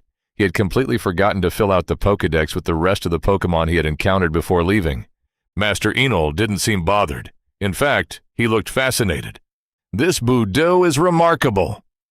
His eyes moved between the illustrations and accompanying text. "It resembles a plant, while possessing clearly animal characteristics. You claim it guided you through the maze?" "Yes." Master Enol leaned back. "That level of intelligence should place it somewhere near an apex beast, and yet it lacks the size, mana capacity, and physical development usually associated with such creatures." The old mage copied the entire page onto a separate document. Every detail, even the illustrations. For a dungeon to create something like this. He shook his head. It truly is something extraordinary. Once finished, he closed the Pokédex and handed it back. "I'll have Brim personally deliver my report to the capital tomorrow morning." A man immediately relaxed at the mention of the familiar name. Brim was one of Master Enol's former apprentices and an old friend of the family. Though officially affiliated with the Arcane Tower of Brislin, he occasionally helped Master Enol with important tasks. As one of the kingdom's rare space mages, he could shorten a journey that normally took a month to only a few days. The Ariston Tower won't waste time debating over this one. Not with a newly discovered dungeon and an entirely new species of magical creature involved. You should expect visitors within a week." A man blinked. "Visitors?" "The appraiser they will send," the old mage replied. "And yes, you will be escorting them." A man pointed at himself. "Me? Again?" Master Enol sighed. "Yes, you." The old mage gestured toward the window. "You are currently the only person who knows the location of the dungeon and has established friendly relations with Professor Oak. I would accompany you myself, but these old bones no longer appreciate long journeys the way they once did." His lips twitched upward. "Besides, sending an old man into a newly discovered dungeon sounds like a terrible idea." A man wasn't entirely convinced that it ever stopped him before. "You'll hire a proper adventuring party to provide protection. I hear that brat Crestel is in town." Master Enol's lips twitched upward. "See if you can hire her." Before a man could complain, the old mage simply waved him away. "For now, go visit your friend. Malric has spent the last several days pestering me for updates." A man reluctantly nodded and turned toward the door. "Aman!" The old mage's voice stopped him. "Yes, Master." Master Enol picked up his pipe and lit it with a small application of lightning mana. For several moments, neither spoke. Then the old mage asked a question Aman never expected. "Do you hate your master for sending you on a potentially life-threatening mission?" Aman's first instinct was to say yes, very loudly. Unfortunately, years of experience had taught him that honesty could be hazardous when dealing with Master Enol. His silence answered anyway. The old mage released a long stream of smoke. "I see." There was no anger in his voice, only understanding. For a few moments, the old mage simply sat there, quietly puffing on his pipe. Then he spoke again. "Will it make you feel better if I answer the question you asked before you left?" A man paused. "The question I asked?" Master Enol gave him a knowing look. "The one you didn't ask out loud." Realization slowly dawned on a man. Why him? Why had Master Enol chosen him for this task instead of any of the other mages? Aman immediately nodded, not because he expected the answer to make him feel any better, but because he was genuinely curious. Master Enol was an extremely stubborn man. If the old mage decided on something, no one could change his mind. In the same vein, if he refused to do something, not even the queen herself could force him. Which meant it had been entirely his decision to send Aman chasing after strange mana readings in the Emerald Forest. Master Enol set his pipe aside and gave Aman his full attention. "It's because you're a coward." Aman froze. The words hit him harder than any spell. Master Enol wasn't finished. Lazy, unambitious, entirely content spending the rest of your life in this little pond while an entire ocean exists beyond it. His storm-colored eyes bored into Amon. I know why that is, Master Enol continued. You think you're weak, that everything you've achieved was handed to you because you're my son. The old mage snorted. You're wrong. Silence filled the office. Then Master Enol leaned forward. I am Enol Sol, the living storm. I do not pick children off the street out of pity. If I wanted a son, there were thousands of better candidates in the kingdom than a half-starved orphan. Then why? The words escaped Amon before he could stop it. That question had followed him for years. Why him? Why had one of the greatest mages in the kingdom chosen a starving orphan from some random alley? Why had he been given opportunities countless others would never receive? Master Enol's expression softened. Because I saw potential. The answer came immediately. Potential great enough to rival my own. There was no way I was going to simply walk away, after seeing that, and leave you to spend the rest of your life rotting in some forgotten alleyway. A man's eyes widened in surprise. Master Enol had never been a man of words. He showed affection through actions, harsh lessons, and impossible expectations. Hearing him say this aloud felt almost unreal.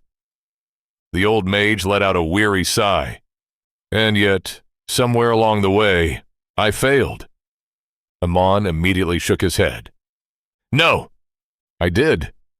Master Enol cut him off. Throughout our travels, you always looked to me for protection. Then we settled down here, and you never once thought about venturing beyond these walls. Master Enol gestured toward the town outside. You've grown comfortable here. Far too comfortable. A man opened his mouth to protest, only to close it again, because he couldn't. Not honestly. The furthest he had traveled in years was Brislin, and even then he had been accompanied by guildmates and protected by his master. I thought if I pushed you out of your comfort zone, if I showed you even a glimpse of what the rest of the world had to offer, perhaps I could reignite the same fire for adventure I possessed when I was your age. A man found himself thinking back to the beginning of his journey. The apprehension he had felt when leaving Brendan. The certainty that he would rather be anywhere else. Then he compared it to how he felt now. His gaze drifted to his new clothes, to the Pokédex resting in his hands, to the memories of Viridian Forest, the fear, the excitement, the wonder. For the first time in years, he had stepped beyond the boundaries of his comfortable little world and discovered something truly extraordinary. Perhaps his master had been right. Perhaps he really had needed a change. Did it work? He asked quietly. Master Enol smiled, a small smile, a genuine one. That is not for me to decide.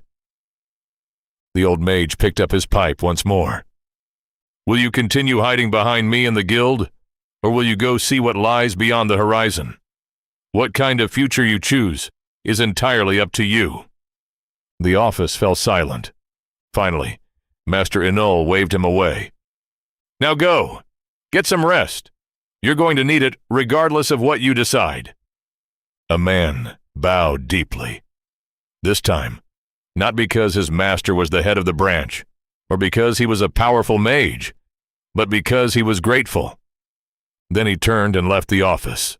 As the door quietly clicked shut behind him, Amon found himself walking through the halls without really seeing them.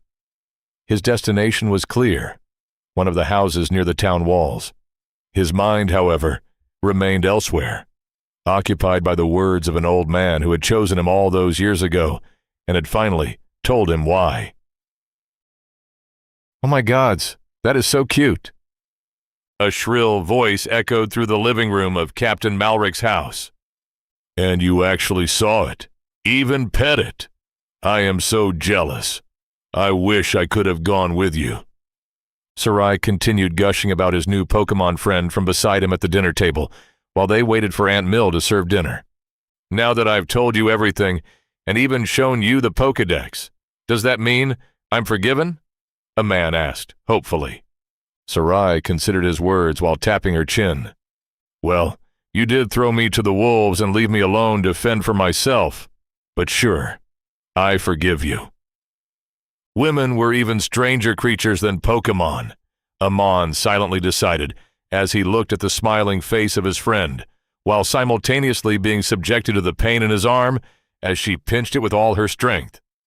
"Thank you for forgiving me," a man said through gritted teeth, knowing he deserved it. Thankfully, he was saved by the arrival of his host. "Sarai, leave the boy alone. He just escaped from a dungeon with his life. That's something worth celebrating. You don't want to accidentally finish the dungeon's job, do you?"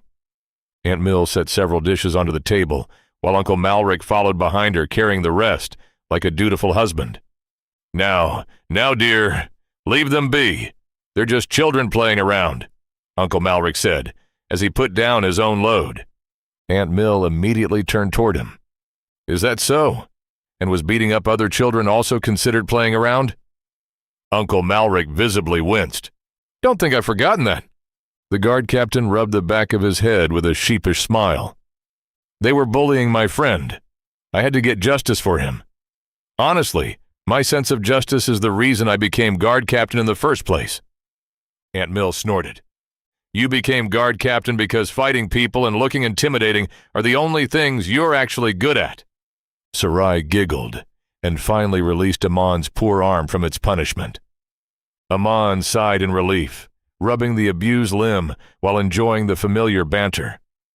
He had known Sarai for nearly a decade now, ever since Master Enol accepted the position of branch head and brought him to Brendan. Since then, he had visited their home often enough that the family practically considered him one of their own. They had even given him his own room for the occasions when he stayed overnight. Surrounded by delicious food and familiar company, Amon finally allowed himself to relax. For one evening, he forgot about mysterious dungeons, impossible decisions, and whatever plans the future had waiting for him. Instead, he simply enjoyed the moment. After a good night's sleep in the comfort of his usual room, Amon felt ready to face the day ahead. Following a simple breakfast with Sarai's family, he quickly said his farewells and headed for the Adventurers Guild. It was still fairly early in the morning, so he wasn't entirely sure if he would find her there, but it was worth trying. The person he was looking for was Stella Crestel, the adventurer Master Enol had recommended for the future dungeon expedition. Amon had never actually met her, but he didn't need to. There wasn't a person in Brendan who didn't know the name Stella Crestel. Daughter of a noble family, granddaughter of the mayor of Brislin, perhaps the most talented Tier 1 adventurer of her generation in this part of the kingdom. She had the looks, the lineage, and the strength to reach incredible heights in the future. And for reasons yet unknown, she was currently staying in Brendan. If he wanted any chance of convincing Stella and her team to escort him into Viridian Forest before the appraiser arrived from the capital, he would have to begin as early as possible. While he was busy rehearsing possible arguments in his head and trying to come up with incentives attractive enough to convince the renowned adventurer, Amon suddenly felt an arm wrap around his shoulders. "A man, buddy. Long time no see." A man looked up and immediately frowned. "Sibyl, not now. I'm busy." It had been years since a man had last spoken more than a handful of words to his childhood bully, which made the sudden familiarity all the more suspicious. When Master Enol first brought him to Brendan, he had been a scrawny orphan suffering from malnutrition and possessing absolutely no ability to defend himself. Sibyl, the self-appointed leader of the local children, had quickly decided Amon would make an excellent target for asserting his authority. Thankfully, Sarai had entered his life shortly afterward.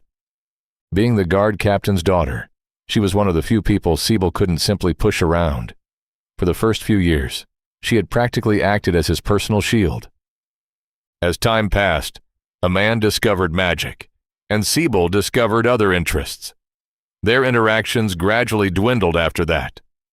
Siebel no longer considered him a suitable target, while a man simply had better things to do than waste time on childhood grudges. It wasn't that he had forgiven Siebel. Far from it. A man would have loved nothing more than to teach his former bully a lesson. Unfortunately, he wasn't nearly proficient enough in martial techniques to beat him in a fair duel, and solving the problem with lightning magic carried a very real risk of accidentally committing murder. That would be decidedly bad for his future, so they had reached an unspoken agreement to let bygones be bygones and pretend the other didn't exist, which made this sudden display of friendship highly concerning. "What's the hurry?" Siebel asked as he grabbed a man's arm when he tried to leave. "There's someone I'd like to introduce you to." A man sighed and pulled his arm free. "Fine. Just make it quick." A man had been expecting some sort of trouble, maybe even a fight. Instead, he was greeted by an entirely different surprise. "Something wrong, Mr. Siebel?" a young woman asked. "I thought you said you and Mage Ammon were friends." Amon froze. Standing a few steps away was Stella Crestel, the very person he had been rushing to find. Behind her stood the rest of her party, a human woman wearing the green robes of a healer, and a Garud carrying a bow across his back. For several seconds, Amon simply stared. What was Stella doing here? More importantly, why was she talking to Siebel? Meanwhile, Siebel was doing his best to salvage the situation. "Nothing at all, Lady Stella. Just some friendly banter." He laughed nervously. "You know how busy my friend has been since returning from the Emerald Forest.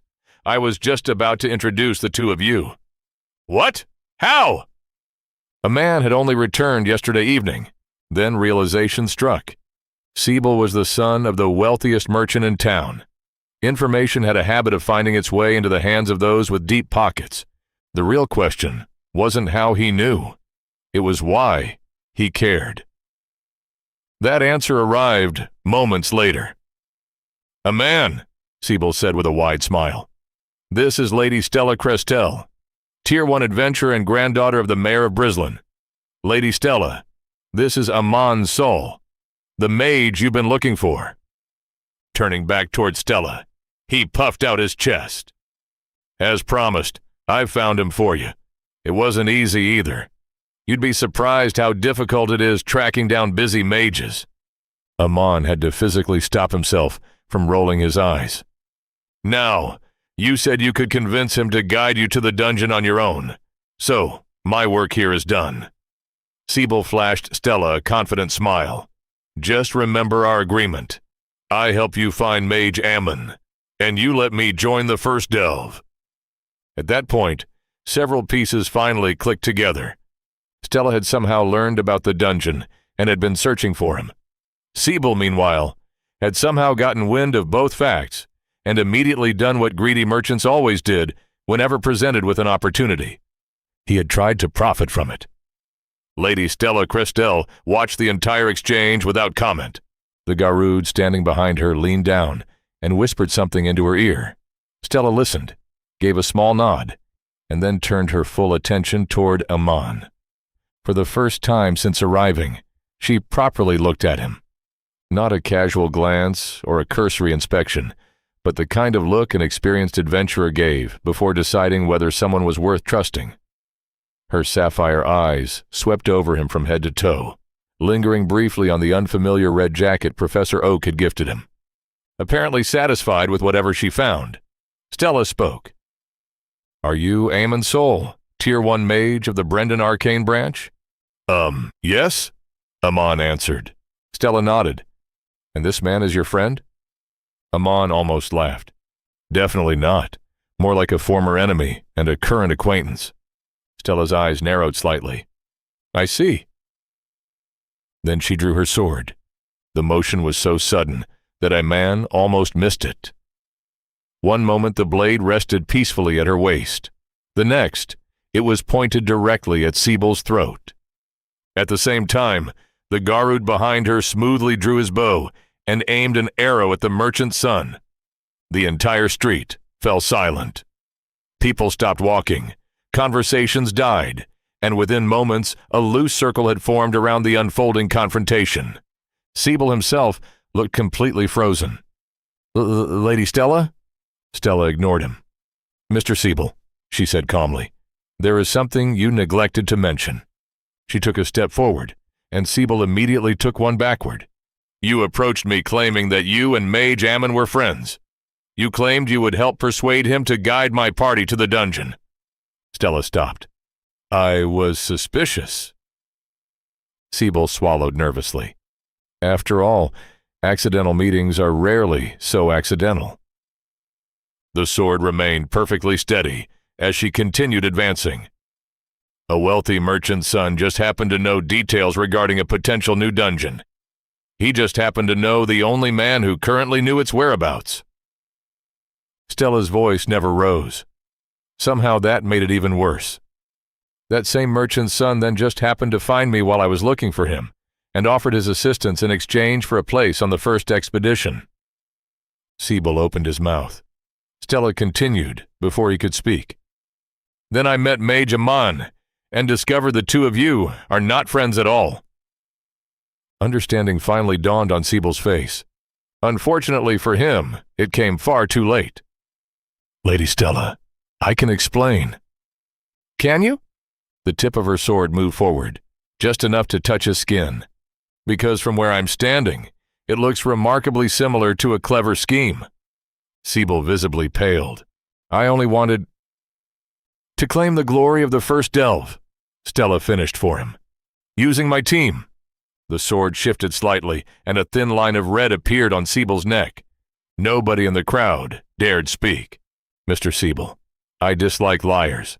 I dislike schemers even more. She looked genuinely disappointed. Unfortunately, my life contains an abundance of both. Siebel pressed himself against the wall behind him. There was nowhere left to retreat. You seem to believe your family name offers protection. Stella tilted her head slightly. It doesn't. The implication hung heavily in the air. I could remove your head from your shoulders right now, and there is very little anyone in this town could do about it. Siebel's face turned white. As a demonstration, Stella lightly dragged the tip of her sword across his neck, drawing another thin line of blood. Fortunately for you, I keep my promises. She lowered the blade. The tension gripping the street immediately eased, and several spectators quietly released breaths they had apparently been holding. If Mage Ammon agrees to guide us after all this, you may accompany the expedition. Hope immediately appeared in Siebel's eyes, only to vanish a moment later. You will not be a member of my party. Stella sheathed her sword. You will carry supplies, perform whatever tasks are assigned to you, and otherwise stay out of the way. That is the extent of my generosity.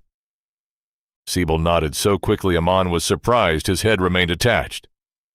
Now leave, while I try to erase the stain on my reputation that is hiring a scum like you. He did not need to be told twice. The moment the Garud lowered his bow, Siebel turned and fled. Ammon watched him disappear down the street, before slowly turning back toward Stella. Not that he was feeling particularly confident himself. Even though he hadn't been the target of her anger, cold sweat was already forming on his back. A man realized at that moment that every rumor he had ever heard about Stella Cristel was true. She was strong, terrifying, and undoubtedly one of the most talented adventurers of her generation. Unfortunately, those frightening sapphire eyes were now focused entirely on him. Mage Ammon, we need to talk. Chapter 8.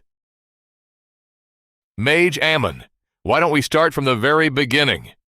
After the disaster that was the incident with Siebel, they had decided to reconvene in Stella's room at the Adventurers Guild, where Stella had apparently elected to pretend the entire thing never happened, and act as though they were meeting for the first time. My name is Stella Cristel, and this is my team. Arvel. The Garud gave a simple nod of acknowledgement. Mina. The healer waved enthusiastically. her smile bright enough to illuminate the entire room. "Hi, it's nice to meet you. Sorry about what happened earlier. That really wasn't our intention." Stella coughed into her fist. "Yes, dreadfully sorry about that. I should have listened to Arvel from the beginning." Amon raised an eyebrow. When both Stella and Arvel remained silent, Mina immediately seized the opportunity to elaborate. "Oh, come on. It's not really a secret. We can tell him." Turning toward Amon, she continued, "Arvel here knows a bit of mind magic. He said he got a bad feeling from that Cybele fellow. Most of the time his feelings turn out wrong, though, so we usually just ignore him." Amon wasn't particularly surprised. Mind magic was one of the most difficult arcane arts to master, rivaled only by fields like divination. Even trained mages often spent decades becoming proficient in it, and from what Amon could tell, Arvel belonged to the rogue class, rather than being a dedicated mage. The Garud himself seemed to disagree with Amon's assessment. "I apologize for my incompetence." He lowered his head slightly. "I am only skilled enough to glean the surface thoughts of common beasts. Once a target possesses a sufficiently developed mind, accurately discerning intentions becomes much more difficult." "It's fine," a man quickly reassured him. "I understand. Besides, no real harm was done." Well, no real harm had been done to him. The public humiliation of Cybele was an entirely different matter. Not that Amon particularly minded. In fact, if he were being completely honest with himself, watching his childhood bully get threatened with summary execution had been surprisingly satisfying. Deciding not to mention that particular detail, Amon moved on to the more important topic. "So, why were you looking for me?" This time, Stella answered directly. "We heard rumors regarding a potential new dungeon discovered within the Emerald Forest. After arriving in Brendan, I learned those rumors were true. I was looking for you both to confirm the reports and to ask if you would guide my team to the entrance." Amon stared. What were the chances? The very people he had planned on hiring to escort him back to the dungeon had apparently come looking to hire him for the exact same reason. It felt like the gods were having a good laugh at his expense. Before accepting such a fortunate coincidence, however, there was one very important question he wanted answered. "How exactly did you find out about the dungeon?" To his surprise, Stella actually looked embarrassed. Mina, naturally, answered for her. Our little Stella doesn't like relying on family connections, but she couldn't resist this time. "Mina." The healer ignored her completely. "The Brislin Tower actually sent their original report to her grandfather before forwarding it to the capital. Stella happened to eavesdrop on the conversation and got curious." "I did not eavesdrop." "You absolutely did. I was walking past." "You stopped outside the door for 20 minutes. A man watched the exchange with amusement. Apparently, even terrifying adventurers had embarrassing moments. Once the argument died down, he returned his attention to Stella. "Why, though?" Amon asked. He genuinely wanted to know. The woman had traveled all the way from Brislin to investigate rumors of a newly discovered dungeon before the official authorities had even confirmed its existence.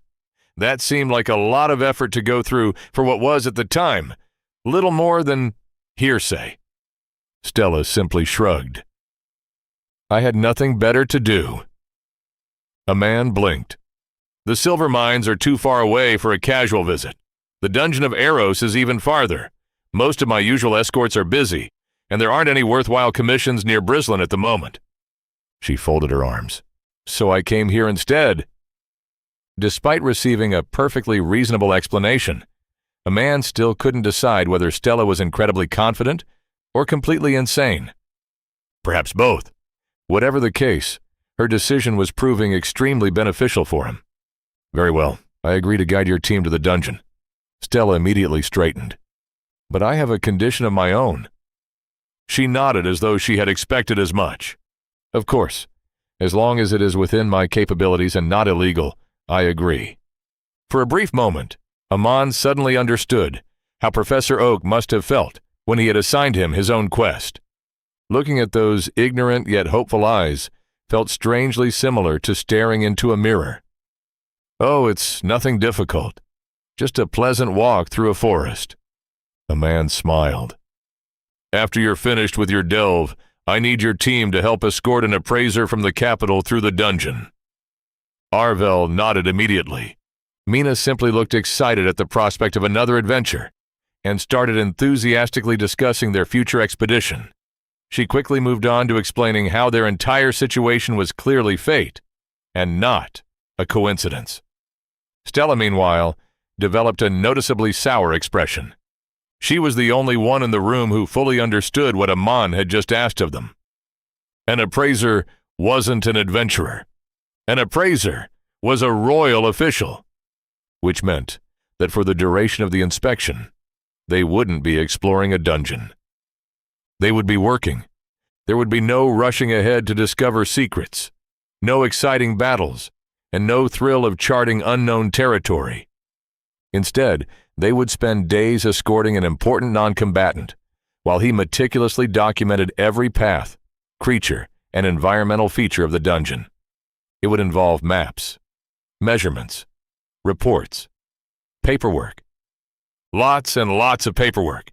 Stella suddenly looked like someone had personally informed her that fun itself had been outlawed. A man, meanwhile, found himself smiling for the first time since entering the room. After they had hashed out all the details and even signed a formal contract, the group decided to go their separate ways and meet at the town gates early the next morning.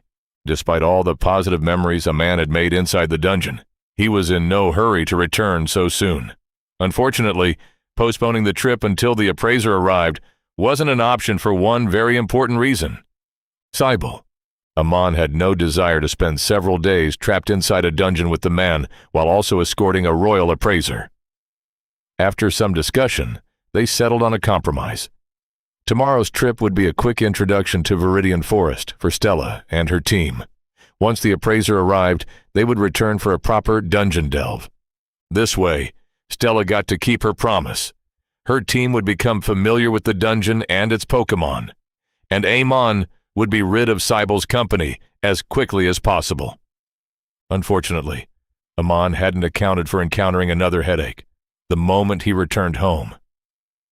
"I want to go. Please, please, please, take me with you." Sarai was currently clinging to his arm, like her life depended on it, and refusing to listen to a single word of reason. "It's a dungeon, Sarai. Not a picnic spot. It's dangerous. You can't just go there because you feel like it." "But you did." There was her brilliant counter-argument. Honestly, the girl was 16 years old and still behaved like she was 6. That was an official task from the capital and Master Annul, and even then, I nearly died several times. "Please, you've already been there once, so you're familiar with it. If anything happens, you can swoop in and save me like a knight. You're a big, strong mage. You'll protect little me, won't you?" Sarai's eyes widened innocently as she unknowingly employed a devastating technique. Baby doll eyes. It was highly effective. Amon could feel his resistance crumbling by the minute, so he simply closed his eyes. Seeing the attack fail, Sarai huffed. "Oh, come on. Even that weakling Cybele is going with you. If he can survive inside the dungeon, I certainly can."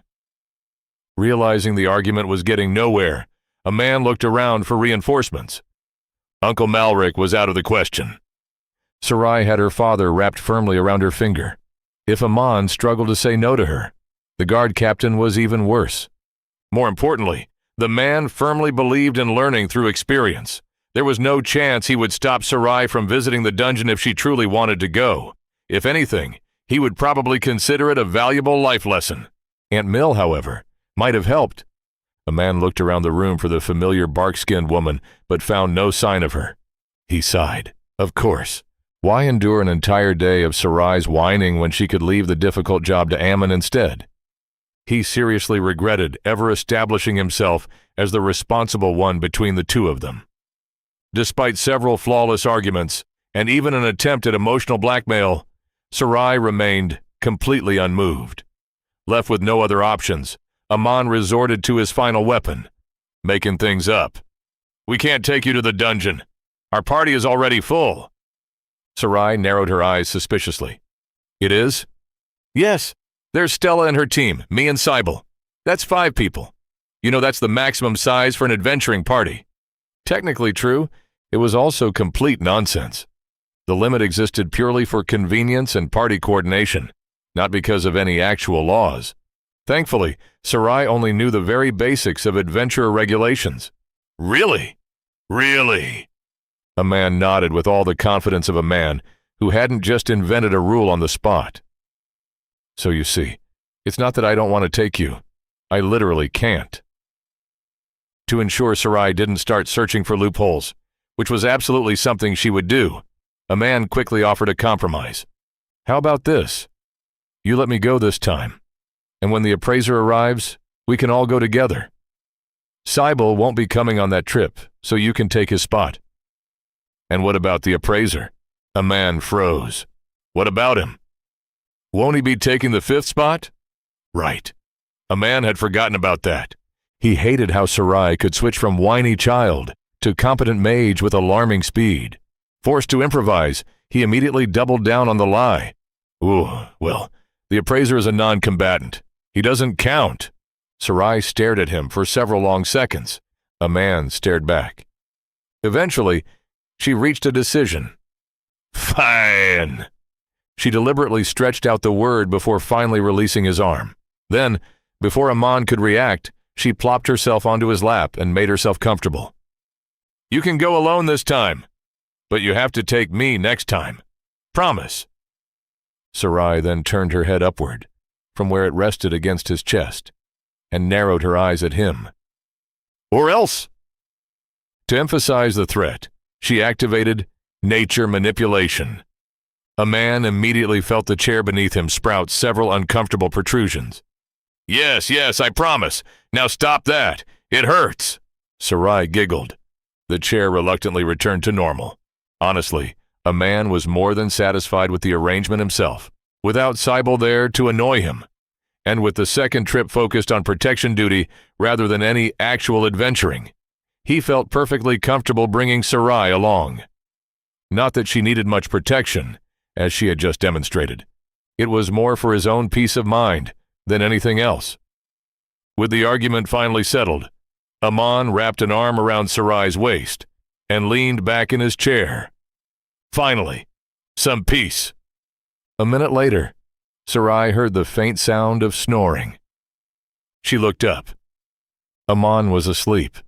Apparently, after surviving a dungeon, delivering a report, and negotiating with adventurers, it was spending an entire afternoon arguing with a stubborn half-druid that had drained the last remnants of his energy. Sarai poked his cheek. Nothing. She poked it again. Still, nothing. Shrugging, she settled more comfortably against his chest and closed her own eyes. By the time Aunt Mill decided it was safe to emerge from hiding and start preparing dinner, the argument had long since ended. Instead, she found the two of them peacefully asleep in the chair. The sight immediately softened her expression. Rather than waking them, she quietly draped a blanket over the pair and tiptoed toward the kitchen. Dinner could wait a little longer. The next morning, Stella and the rest of her team found a man waiting for them at the town gates, a pained expression on his face as he massaged his legs. "Are you all right, Mage Amon?" Stella asked as the group approached him. "Oh, it's nothing. Something just fell asleep on my legs last night." Stella blinked. "You mean your legs fell asleep?" "No, I meant exactly what I said." A man replied with a completely straight face. Stella looked even more confused. Mina, meanwhile, simply giggled and extended a hand toward him. Mana flowed from her fingers into Amon's body as she used life manipulation to quickly soothe the remaining aches in his legs. "Thanks," a man said with a grateful nod, before glancing around the group. "So, where's the freeloader? He didn't come with you." Instead of answering, Arvel simply pointed a wing down the road. Amon squinted and finally spotted Siebel making his way toward them. Very slowly. The reason quickly became obvious. The man was wearing an entire suit of armor. By the time Cybele finally reached them, Amon could clearly see the mana coursing through the metal from the small red gem embedded in the breastplate. A beast core, powering a fully enchanted suit of armor. Ah, the perks of having wealthy parents. "Good morning," Cybele wheezed out. I'm sorry for being late." Stella didn't even bother acknowledging the greeting. She simply turned her head away. Mina's reaction was somehow even worse. For the first time since a man had met her, the cheerful healer was wearing a distinctly cold expression. She pointed toward the group's bags. "Pick those up and follow us." Cybele visibly flinched. "We aren't here to be friends. We're simply fulfilling our end of the agreement." Without waiting for a response, she immediately turned around. Her smile returned the moment her attention shifted back to Amon. "So, something fell asleep on your legs?" She leaned forward with a mischievous grin. "What exactly were you doing last night? Huh? Something naughty?" Mina wiggled her eyebrows suggestively. A man stared at her. Mina stared back. The healer somehow managed to look both innocent and incredibly suspicious at the same time. Behind them, Cybele's face darkened as he reluctantly added several more bags to his already burdened shoulders and began following the group. Arvel kept a close eye on him while simultaneously watching the surrounding forest. Out of the corner of his eye, Amon noticed Cybele glaring at him. The man's eyes practically burned with jealousy and resentment as Mina continued chatting with Amon, occasionally joined by Stella and even Arvel. Whenever Cybele attempted to contribute to the conversation, however, he was either ignored entirely or met with a look that quickly convinced him to remain silent. It was honestly impressive. A man hadn't realized people could collectively exclude someone with such efficiency. The experience taught him a valuable lesson. Never get on these people's bad side. He felt a little bad for Cybele. Only a little, though. The man had brought this entirely upon himself. While Amon would have loved to reach the dungeon before nightfall and spend another night in the comfort of Professor Oak's wonderful bed, reality had other plans. More specifically, reality had Cybele. The man was already slow enough while wearing his metal armor. Once the weight of 4 additional bags was added to his burden, their pace became comparable to Amon's first journey through the forest, despite having 3 experienced adventurers accompanying them. By the time night fell, a man estimated they had covered barely half the distance to Viridian Forest. With no chance of reaching the dungeon that day, the group decided to make camp for the night. Stella, being a noble scion, possessed an enchanted tent of her own. The structure looked fairly ordinary from the outside, but Amon had long since learned not to trust appearances where magic was concerned. The group quickly began setting up camp. Or rather, everyone except Cybele. The merchant's son had been assigned the important task of carrying things, and Stella apparently intended to get every bit of value from that arrangement. While Cybele was occupied with the arduous task of gathering sticks and starting a fire without magic, the rest of them prepared camp. Once everything was ready, Stella casually informed Amon that he would be sharing their tent. Amon immediately tried to refuse, not because he objected to the arrangement itself, but because sharing a room with 2 young women, one of whom was a noble, felt wildly inappropriate. Mina immediately pointed at Arvel. "He's a man, too!" Amon opened his mouth, then closed it again. That was admittedly a good point. Seeing her advantage, Mina immediately grabbed his arm and dragged him toward the tent before he could come up with another excuse. The moment Amon stepped inside, any remaining resistance vanished. The tent was enormous. What had appeared to be a simple traveling shelter from the outside contained enough space to rival the room they had rented at the Adventurers Guild. There were proper beds. The temperature was perfect. The air smelled fresh. There was even magical lighting attached to the ceiling. Amon instantly abandoned all notions of decorum. Decorum was temporary. Comfort was eternal. Meanwhile, Cybele was left outside with his own considerably less impressive tent. The difference between noble wealth and merchant wealth had never been more apparent. After a quick dinner consisting mostly of travel rations, the group settled down for the night. Amon and Arvel claimed the beds on the left side of the tent, while Stella and Mina occupied the right. When Amon asked how that arrangement had been decided, Mina simply looked at him like he had asked the most obvious question in the world. Because a girl is always right. A man had absolutely no response to such flawless logic.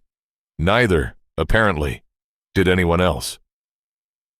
When a man woke up early the next morning, he found Stella already awake and looking distinctly annoyed as she prepared breakfast. The reason became apparent soon enough. As soon as the unwanted member of their party emerged from his tent, Stella was already waiting for him. "You!" She pointed directly at Cybele. "Take off the armor, put it in your bag, and walk faster. We already wasted an entire day because of you. I refuse to waste another." Stella folded her arms. "We are reaching the dungeon today, even if it means leaving you behind." Considering Stella had barely spoken a dozen words to him yesterday, it was understandable that Cybele needed a moment to gather his wits and formulate a response. Unfortunately, it wasn't a particularly good one. "I can't. My bag isn't large enough to fit the armor. Besides, even if I take it off, I'll still have to carry it. There's no way I can move any faster." A man immediately cringed. That sounded exactly like the sort of answer that would earn another verbal lashing. Stella, however, seemed to have expected the objection. Without a word, she reached into her belongings, produced a small leather bag, and shoved it into Cybele's hands. "That's an enchanted storage bag." She pointed a finger at his face. "It's worth more than your entire family. Use it to store your armor, and most importantly, do not lose it." A man stared, then stared some more. They had an enchanted storage bag. The entire time, one capable of carrying far more weight than all of their backpacks combined, and they had conveniently neglected to mention its existence, while Cybele spent all of yesterday hauling supplies through the forest. Amon slowly applauded their pettiness in his mind. Meanwhile, Cybele lacked the brainpower to grasp the deeper implications of the situation, and simply accepted the bag with visible gratitude. By this point, the rest of the team had finished waking up. After a quick breakfast prepared by Stella, they packed away the camp and resumed their journey. With Stella's intervention, their pace improved dramatically. The journey remained long, but at least now they were making proper progress.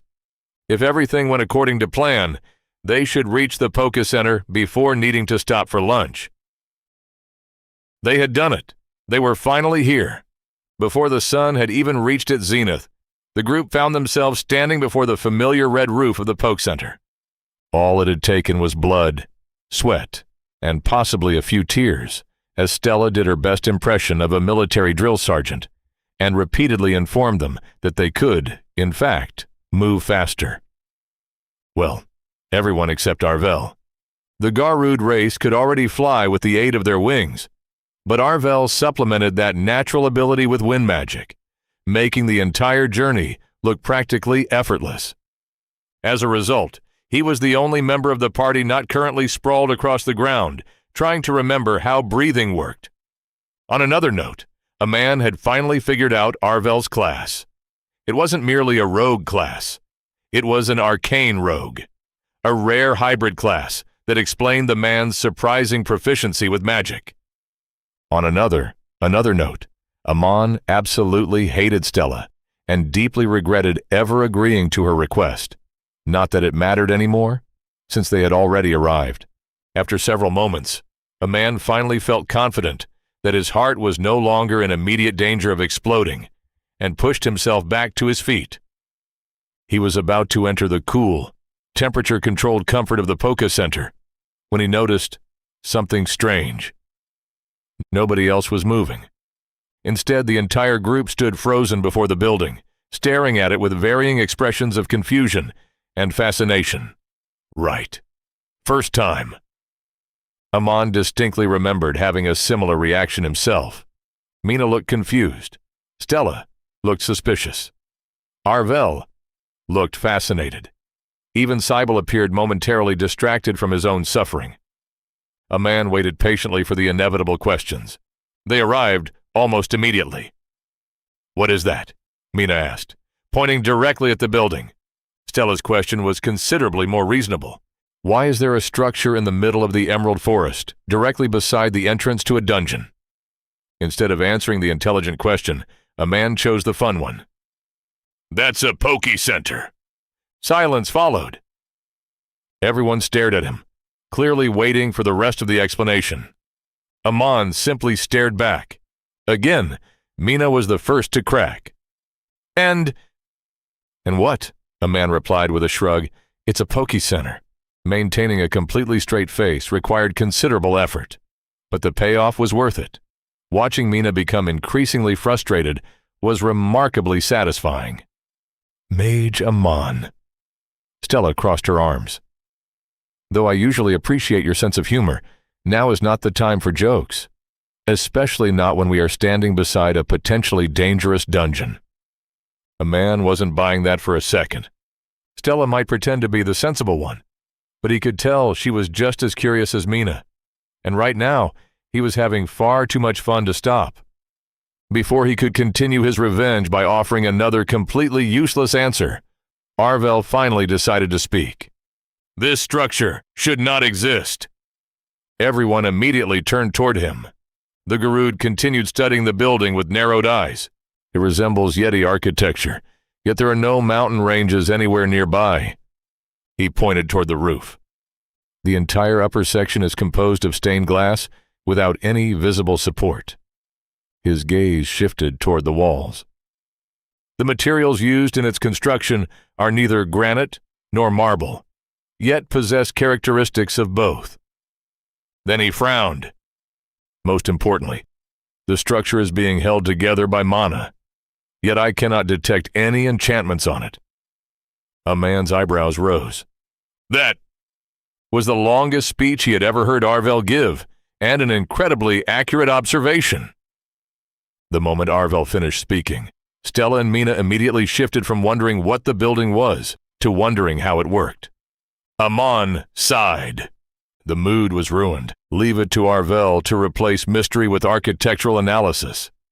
Instead of standing here trying to burn holes into the building with your eyes, why don't we go inside and meet the owner? Amon suggested. Who knows? If he's in a good mood, he might even answer some of your questions. The group immediately agreed. Together, they walked toward the entrance. The automatic doors slid open with a soft hiss. Predictably, Stella immediately opened her mouth, probably with another question about the doors. A man quickly raised a hand before she could speak. Patience! Stepping inside, he called out loudly. Professor Oak, I'm back. Are you here? As it turned out, there was no need. The old researcher was already present, currently seated at one of the tables while tinkering with a strange metallic sphere. At the sound of Amon's voice, Professor Oak looked up. His smile immediately widened. Apprentice Amon, you're back. His gaze drifted toward the group behind him. And you even brought friends. Good. The old researcher rose from his seat and spread his arms in welcome. Hello, everyone. My name is Samuel Oak, though most people simply call me Professor Oak. Welcome to the Poké Center, my base of research. His eyes sparkled with enthusiasm as he gestured toward the interior. Come, come. Make yourselves comfortable. The reaction was immediate. Mina was already examining everything she could see, her head constantly turning as she tried to decide what deserved her attention first. Arvel looked even more focused than before. His eyes drifted between the walls, the ceiling, and the strange machines filling the room. Even Stella appeared momentarily distracted from the dungeon waiting outside. Only Cybele seemed uninterested in the wonder surrounding him. The merchant's son was currently staring at Professor Oak with a thoughtful expression. Amon immediately recognized that look.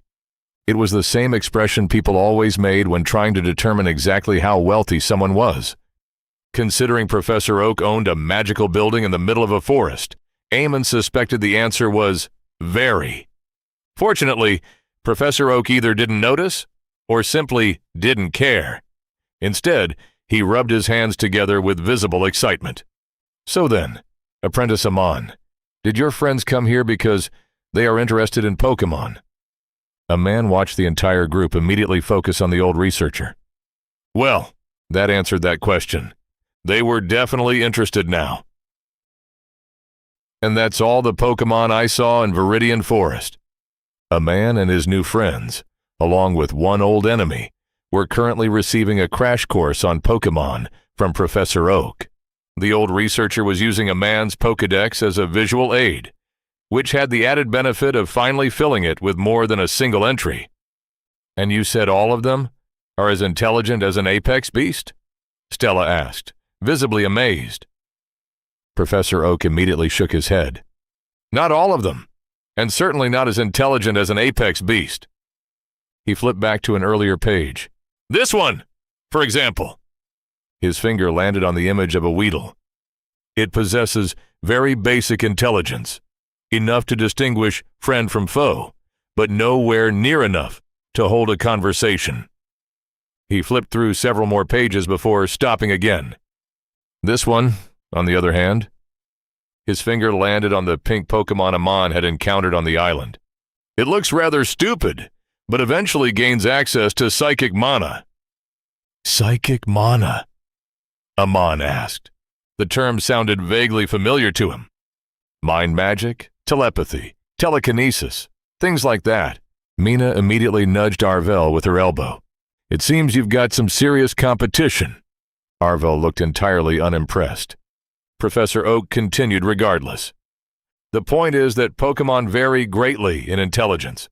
Some operate almost entirely on instinct, while others are capable of thought processes comparable to any intelligent race. That's, Stella began. Crazy. Insane. Fascinating. I know. Hey. Professor Oak finished the sentence for her with a chuckle. It's why I study them in the first place. The old researcher closed the Pokédex and handed it back to a man. Then his expression suddenly became much more serious. Now, I know you're planning to enter the dungeon, and I won't stop you. I simply want you to understand what you're getting into. Viridian Forest is a dangerous place, and Pokémon, no matter how interesting they may be, are still dangerous creatures. Proceed with caution. A man mentally grumbled at the unfair treatment. Professor Oak hadn't even mentioned the word dungeon when sending him inside. Seeing everyone nod in agreement, the old researcher's serious expression immediately vanished. Well then, since you're all heading there anyway, would any of you be interested in doing a small task for me? Ah, there it was. The classic Professor Oak quest. Honestly, a man had been expecting something like this. What? Did you lose another bag inside the dungeon? He asked, only half joking. Professor Oak immediately looked embarrassed. The rest of the group looked at a man with obvious curiosity. Before he could elaborate, Professor Oak quickly cleared his throat. Nothing of the sort, Apprentice Amon. The old man pointed toward the forest. I recently discovered that the dungeon has begun producing new flora, and I would like you to investigate it. Flora? Cybele asked. Apparently, sophisticated mage terminology wasn't part of his education. Plants, Professor Oak clarified. More specifically, berries. With a small gesture, a blue fruit floated from one of the nearby shelves and landed in Amon's hands. Amon inspected it briefly before deciding to take a bite. Immediately, flavors exploded across his tongue. Sweetness, sourness, a hint of spice. It felt like eating several different fruits simultaneously. While a man was busy appreciating the surprisingly complex flavor profile, Mina was having an entirely different reaction. Her eyes widened. Is that life mana? Yes. Professor Oak nodded. Enough to heal minor cuts and bruises. I call it an Oran berry. The old researcher gestured towards several containers sitting on a nearby shelf. And it's not the only one. There's one for poison, one for burns, and one for paralysis. There's even a stronger variety. With another flick of his fingers, a larger yellow fruit floated onto the table. I call this one a citrus berry. Even a man could now feel the dense life mana radiating from the fruit. There was enough energy inside it to power an actual healing spell. I wanted to experiment with turning them into potions, both for humans and Pokémon, Professor Oak continued, but I only have a handful of specimens, not nearly enough for proper testing. His gaze moved toward the group. I was wondering if you could gather more while exploring the dungeon.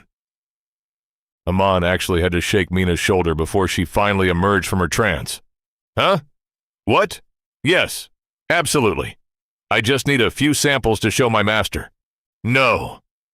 The response came immediately as every eye in the room turned toward Stella. The young adventurer looked far more serious than usual. Absolutely not. Nobody mentions this to anyone until the royal appraiser arrives and the official report reaches Her Majesty. The room fell silent. One by one, Stella's gaze moved across everyone present. Mina was the first to understand. Arvel didn't appear to care either way. Cybele wisely remained quiet. Amon, meanwhile, was completely confused. Why had a few magical fruits suddenly become more important than the existence of Pokémon? Professor Oak seemed equally as puzzled. The old researcher chuckled. Relax. It's not that serious. I have enough berries that I wouldn't mind if you took a few home to show your masters or families. Instead of looking reassured, Stella's expression hardened even further. She tapped the table thoughtfully before finally making a decision. Professor Oak, I mean no disrespect, but you are not from our kingdom.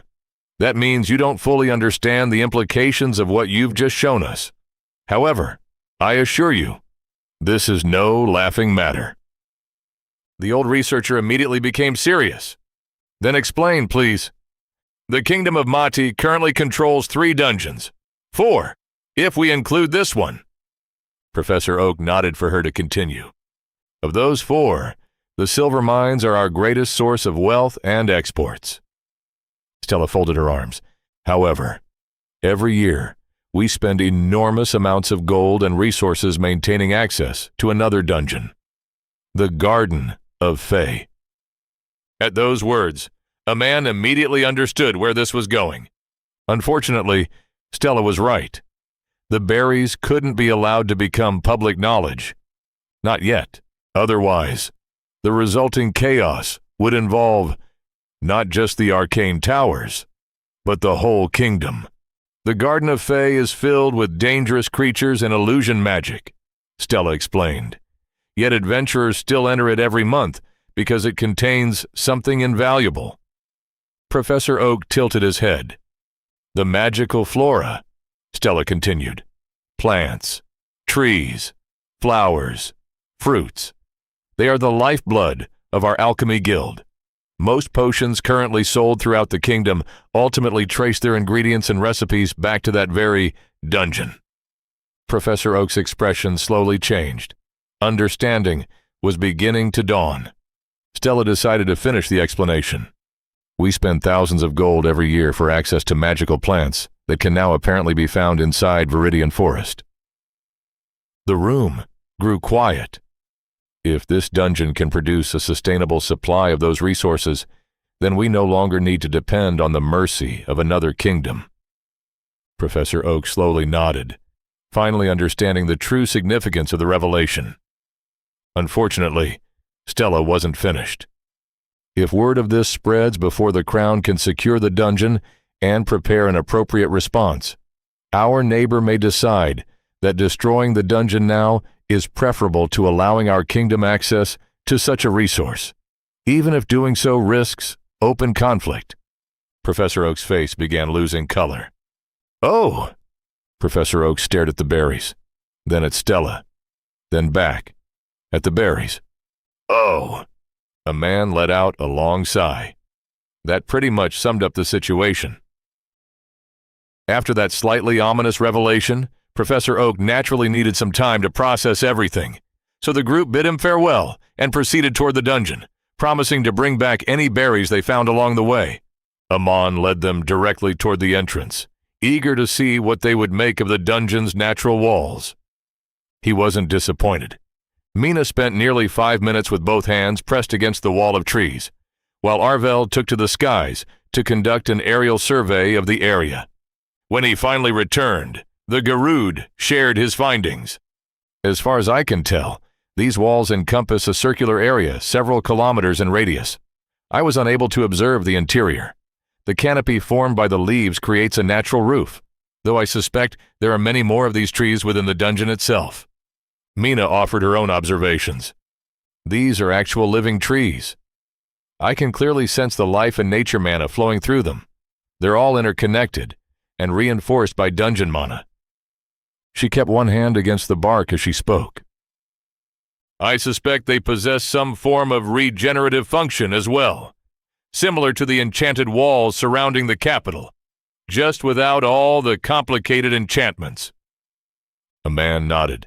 He was already familiar with that particular feature. Yeah, they're incredibly difficult to damage, but even if you manage to cut them, they heal within minutes. I suspect even a Tier 3 would struggle to force their way through, especially since the dungeon can simply grow more. Fortunately, that isn't our objective. Stella stepped forward, drawing everyone's attention. We aren't here to destroy the dungeon. We're simply going to spend a few hours exploring the first floor, familiarize ourselves with the environment, and leave before nightfall. Then she turned toward the final member of their group. Mr. Seibel, take out the supplies. She glanced around the party. Everyone else, you have 5 minutes to prepare yourselves before we enter. As Seibel handed everyone their respective bags and began putting on his own armor, Stella casually added something that immediately drained what little enthusiasm remained on the man's face. Mr. Seibel, I don't particularly care what you do with the information you've learned here. Her tone remained calm. You may sell it to the highest bidder. You may share it with everyone in the kingdom. You may even take it to the black market. Seibel visibly perked up. Stella wasn't finished. But only after the royal appraiser completes their work, and Her Majesty has had sufficient time to secure the dungeon. Stella's eyes locked onto his. If I even hear the words Viridian Forest spoken anywhere before then, I won't bother with an investigation. I will simply assume it was you and declare you a traitor to the kingdom. Silence descended upon the clearing. You understand what that would mean for both you and your family. Seibel swallowed. Good. Stella nodded. Then be on your best behavior and make sure I don't need to abuse my authority. The merchant's son wore a distinctly ugly expression, likely experiencing genuine powerlessness for the first time in his life. A man pretended not to notice. Instead, he busied himself checking his own supplies. This time he had remembered to bring several extra potions. After recent events, he had decided there was no such thing as being over-prepared. Once everyone finished their preparations, the group assembled before the entrance of the dungeon. Together, they stepped through the opening between the trees. Immediately, the familiar words of the system appeared before Amon's eyes. Would you like to enter the first floor of unnamed dungeon, Viridian Forest? This time, he selected yes, without the slightest hesitation. Chapter 9. After the decidedly unpleasant revelation that was his potential impending doom, Professor Oak had bid farewell to Amon and his companions under the excuse of needing time to digest the information. In reality, Hikaru had immediately retreated to his core room to vent his frustrations and rant to the only being available, his loyal minion, Trapinch. Hikaru was beginning to realize just how much he had changed as a person. The initial panic he had felt at hearing Stella casually discuss kingdoms destroying dungeons had lasted all of 30 seconds. After that, it had swiftly transformed into the absolute indignation of a dungeon core. Can you believe their audacity? Hikaru demanded. They actually think it's better to risk facing me than let another kingdom have access to some magical berries. A few measly berries. Trapinch clicked his jaws in agreement. They must think I'm a joke. Some pushover they can simply walk all over. Ha! Well, I say let them try. The surrounding mana stirred with his emotions, causing the core room to tremble slightly. Seriously, what kind of plan is that? Oh no, our neighbor might get access to some useful resources. Better go pick a fight with a living dungeon with godlike powers. Brilliant, absolutely brilliant, Trapinch chittered indignantly. Exactly. They probably think this is some basic newborn dungeon with no defenses. They don't know about the terrifying guardian protecting my core. Not that they'll ever find my core in the first place. Anyone stupid enough to pick a fight with me is only in for a world of hurt. Trapinch nodded, looking toward the dungeon entrance with determination, as though already considering how best to bury the intruders. So it's decided then. While I'll be working on Phase 2, you'll take up permanent residence in the Poké Center and keep watch over my core whenever Professor Oak isn't around. Trapinch's jaws paused mid-click. The Pokémon turned toward his creator, confusion evident in his eyes. Honestly, Trapinch had mostly been humoring his master this entire time. He had long since grown accustomed to Hikaru's occasional bouts of dramatic ranting, and knew it was usually best to nod along and let him run out of steam on his own. He had not been expecting the sudden assignment. Trapinch considered himself the primary guardian of the dungeon. It was his duty to stand as the final line of defense between any intruder and his master's core. That said, he had never been particularly concerned about the dungeon's security. Any enemy would first need to fight their way through the denizens of Viridian Forest, navigate a dark and confusing cave system, and somehow locate the core room itself. By that point, anyone still standing would already be exhausted. Finishing them off would be easy, especially with his new body. Not that it would amount to much. His master had cleverly hidden the real core inside the large red building near the dungeon's entrance. Even if an intruder reached this room and somehow defeated him, all they would find was disappointment and eventually Trapinch's revenge. Confident in both his own abilities and his master's ingenuity, Trapinch had grown quite comfortable spending his days lazing around inside the original core room. Being assigned to guard the Poké Center sounded exhausting, not dangerous. He had no doubts about his ability to deal with any mortal foolish enough to threaten his creator. No, the problem was the eventual stream of people coming and going from the building. Watching over all of them sounded like a tremendous nuisance. Unfortunately, Hikaru either failed to notice his reluctance or simply didn't care. What? Oh, right. I never actually explained that part, did I? Hikaru rubbed the back of his head. You know how I get when I'm focused on a project. Even if it's unlikely anyone will find my core, there's always a chance, and I can't always keep an eye on the Poké Center. Pointing at Trapinch, he continued. You'll be my alarm system. Most people will probably mind their own business if I'm not around, but if someone starts snooping where they shouldn't, you can scare them off. Hikaru shrugged. And if that doesn't work, just let me know. I'll figure something out. Trapinch let out a defeated sigh. There was no escaping this assignment. Protecting the core was his duty. His creator had given him life. The least he could do was ensure nobody threatened his. Don't worry. Hikaru finally seemed to notice the look on his minion's face. Once I'm finished with this project, you won't have to suffer for much longer.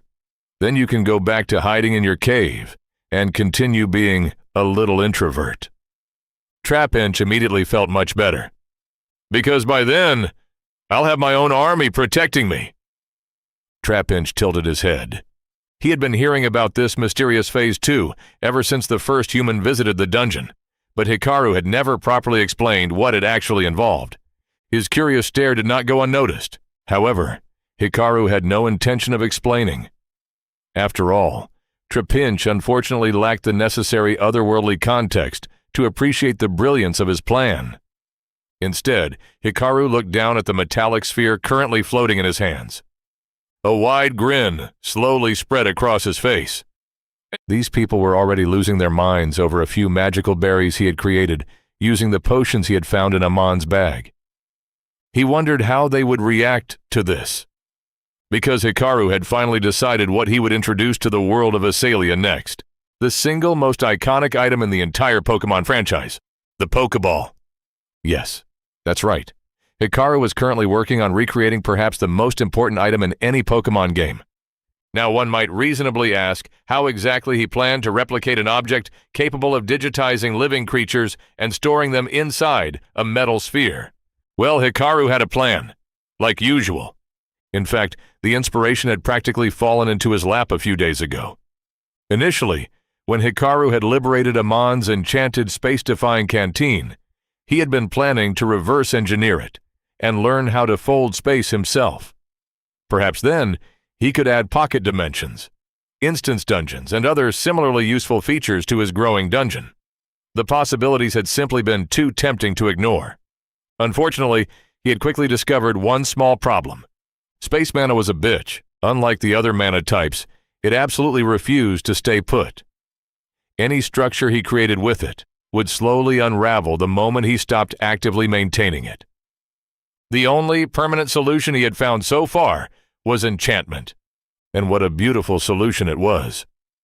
Enchantments were, as far as Hikaru could tell, the language of mana, given form. By arranging them into specific patterns, one could fundamentally alter reality itself. He still had no idea how the mortal races had discovered such a thing. The vague explanations provided by the system suggested some degree of divine involvement. But that was a mystery for another day. What mattered was that enchantments worked. Unfortunately, it also meant Hikaru now had to learn an entirely new language from scratch, using nothing but a handful of enchanted objects and a beginner's guide to enchanting he had found in Amon's bag. Apparently, whatever magical nonsense the system had used to download mortal languages into his mind had forgotten to include the very important language of mana. Thankfully, Hikaru possessed some bullshit powers of his own. Hikaru had failed to notice it, because he was still acclimating to his new existence. But at some point, during his transformation into a dungeon core, he had stopped possessing an actual brain. Memory, cognition, reasoning. Every function normally handled by the fleshy organ was now performed directly by his soul. Hikaru was no longer human, neither was his mind. As his authority expanded, and by extension his soul, so too did his mental capabilities. It explained how he could process the countless sensory inputs generated by everything within his authority without immediately going insane. It also allowed him to divide his thoughts into separate compartments, each working independently on different tasks. His mind had effectively become an absurdly powerful computer, with all the processing power that entailed. With that advantage, mastering the fundamentals of enchanting had taken only a few days. The difficult part was figuring out, through trial and error, how to actually apply that knowledge. Then Hikaru had what he considered a brilliant idea. Instead of wasting time creating something boring like a flaming sword or an infinite water bottle, he could focus on solving a much more important problem, namely, how to store a living creature inside an object without killing it. And thus, Phase 2, Project Pokéball was born. Of course, he was nowhere near finished. The sphere floating before him was merely a prototype for a prototype. Still, progress was progress. At his current pace, he expected results within a few weeks, possibly sooner if some generous adventurer happened to donate a few more enchanted artifacts for the advancement of science. Entirely voluntarily, of course. Now, some might be wondering why Hikaru was so obsessed with recreating a Pokéball in the first place. The answer was simple. Hikaru had realized something important. His Pokémon weren't really Pokémon. At least, not to the people of this world. To them, every single one of his creations was viewed as nothing more than just another variety of magical beast, something to study or kill for resources. The people of Esalia lacked the rich history and cultural context necessary to truly appreciate what Pokémon represented. They didn't know about the bond between trainer and Pokémon. They didn't know about the adventures of Red, Gold, Brendan, and all the other protagonists. They didn't know about gym battles, contests, leagues, or the journey to become a champion. They didn't know about Arceus or the lore surrounding his creations. To them, Pokémon were merely intelligent animals. Hikaru refused to accept that. If he wanted people to understand the true potential of his creations, then simply recreating the creatures wasn't enough. He had to recreate the entire concept, the stories, the adventure, the relationship. Hikaru would create his own little corner of the Pokémon world inside his dungeon. And to do that, he first needed to create Pokeballs, because once people could catch their own Pokémon, train alongside them, and grow stronger together, they would begin to understand exactly what made Pokémon so special. And who knew? If being a Pokémon trainer proved popular enough, Hikaru might just create an entire army of loyal supporters. Supporters who would become very interested in ensuring the continued survival of the dungeon that supplied them with Pokémon. Ha ha ha ha ha! The laugh escaped before he could stop it. Muahaha! Sometimes even Hikaru was impressed by his own brilliance. After several seconds of enduring the strange laughter, Trapinch finally stood up and started walking toward the cave exit. Hikaru continued laughing for a few more moments before noticing the attempted escape. "Hey! Where are you going? I'm not done yet." Trapinch paused and looked back, pointing toward the cave exit. "Oh, don't worry about that." Hikaru waved dismissively.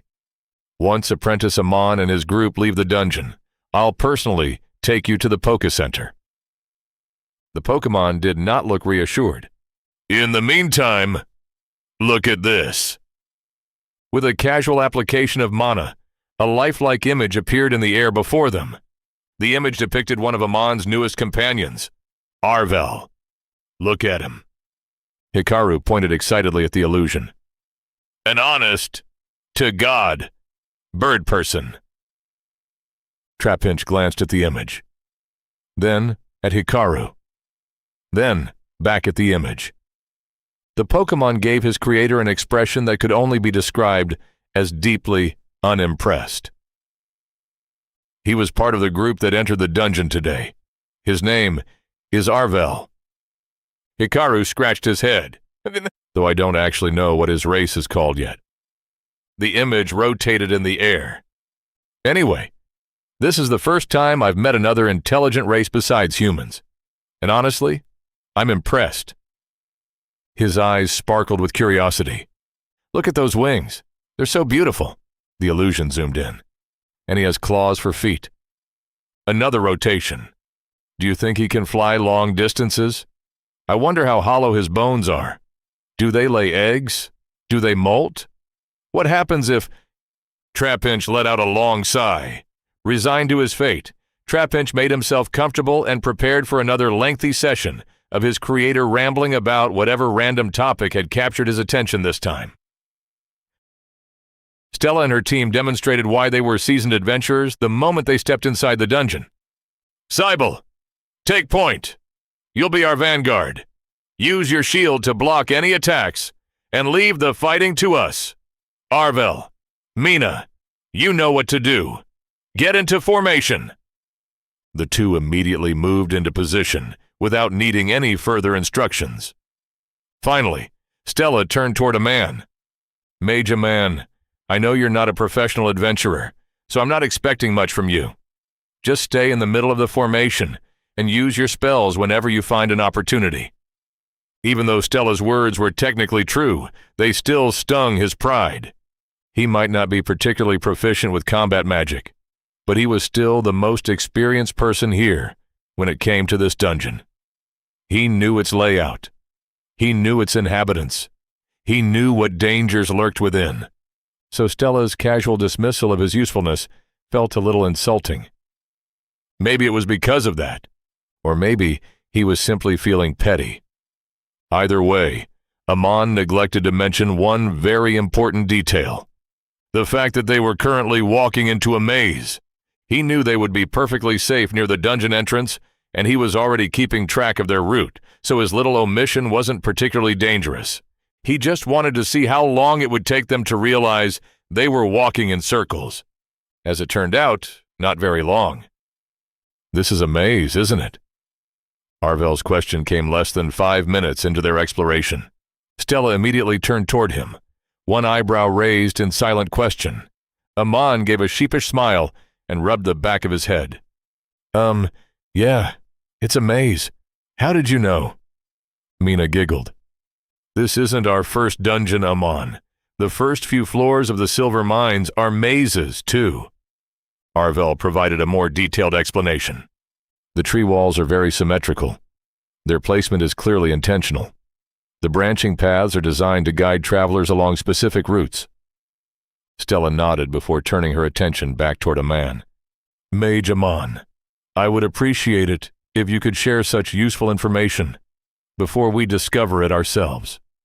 A man suddenly felt rather foolish. This might have been their first visit to Viridian Forest, but it certainly wasn't their first dungeon. They weren't inexperienced explorers like him, stumbling blindly into danger. They were professionals. All he had accomplished was slowing them down. Sorry, He scratched the back of his head again. Yeah, sorry. It's fine, Stella replied. After everything we've discussed today, I can understand how it might have slipped your mind. Just remember, next time. Amon let out a quiet sigh of relief. Thankfully, they seemed to think he had genuinely forgotten to mention it.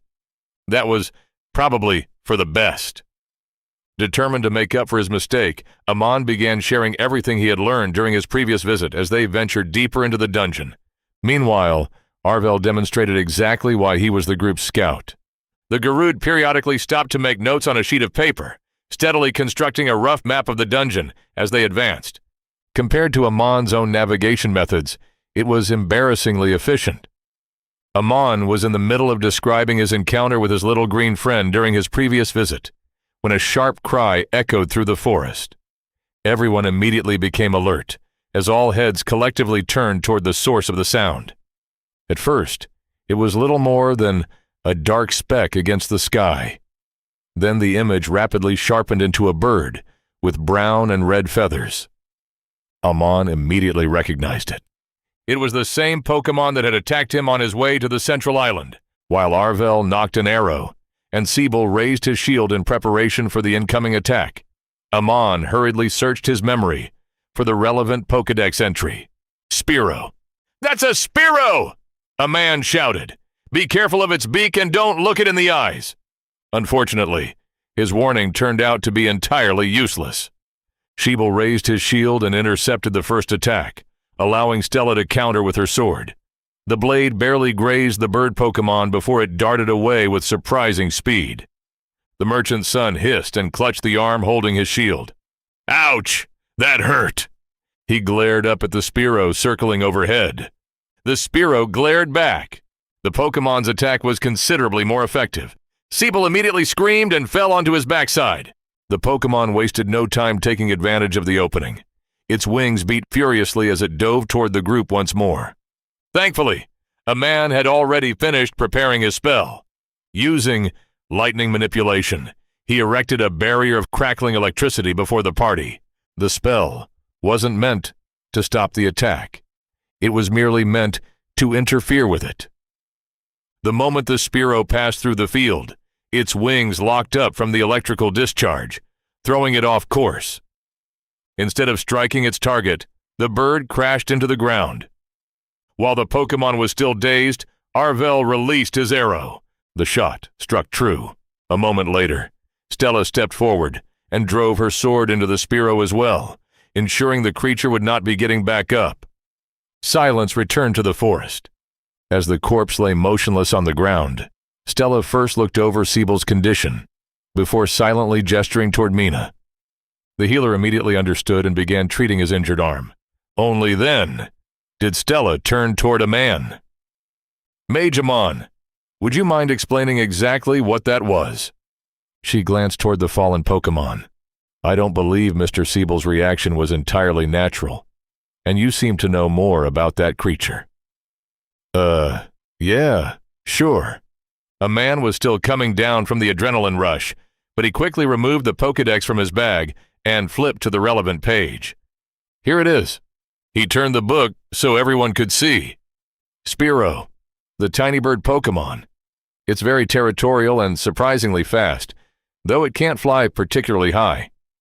Then he pointed toward the listed abilities. Peck.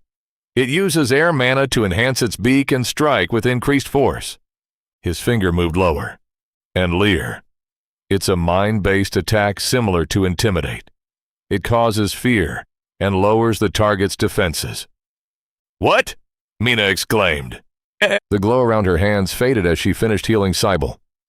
Even that little thing can use mind magic? It would appear so, Stella replied. Her gaze lingered on the dead Pokémon. This dungeon has already demonstrated that appearances can be deceiving. We should proceed more carefully in the future.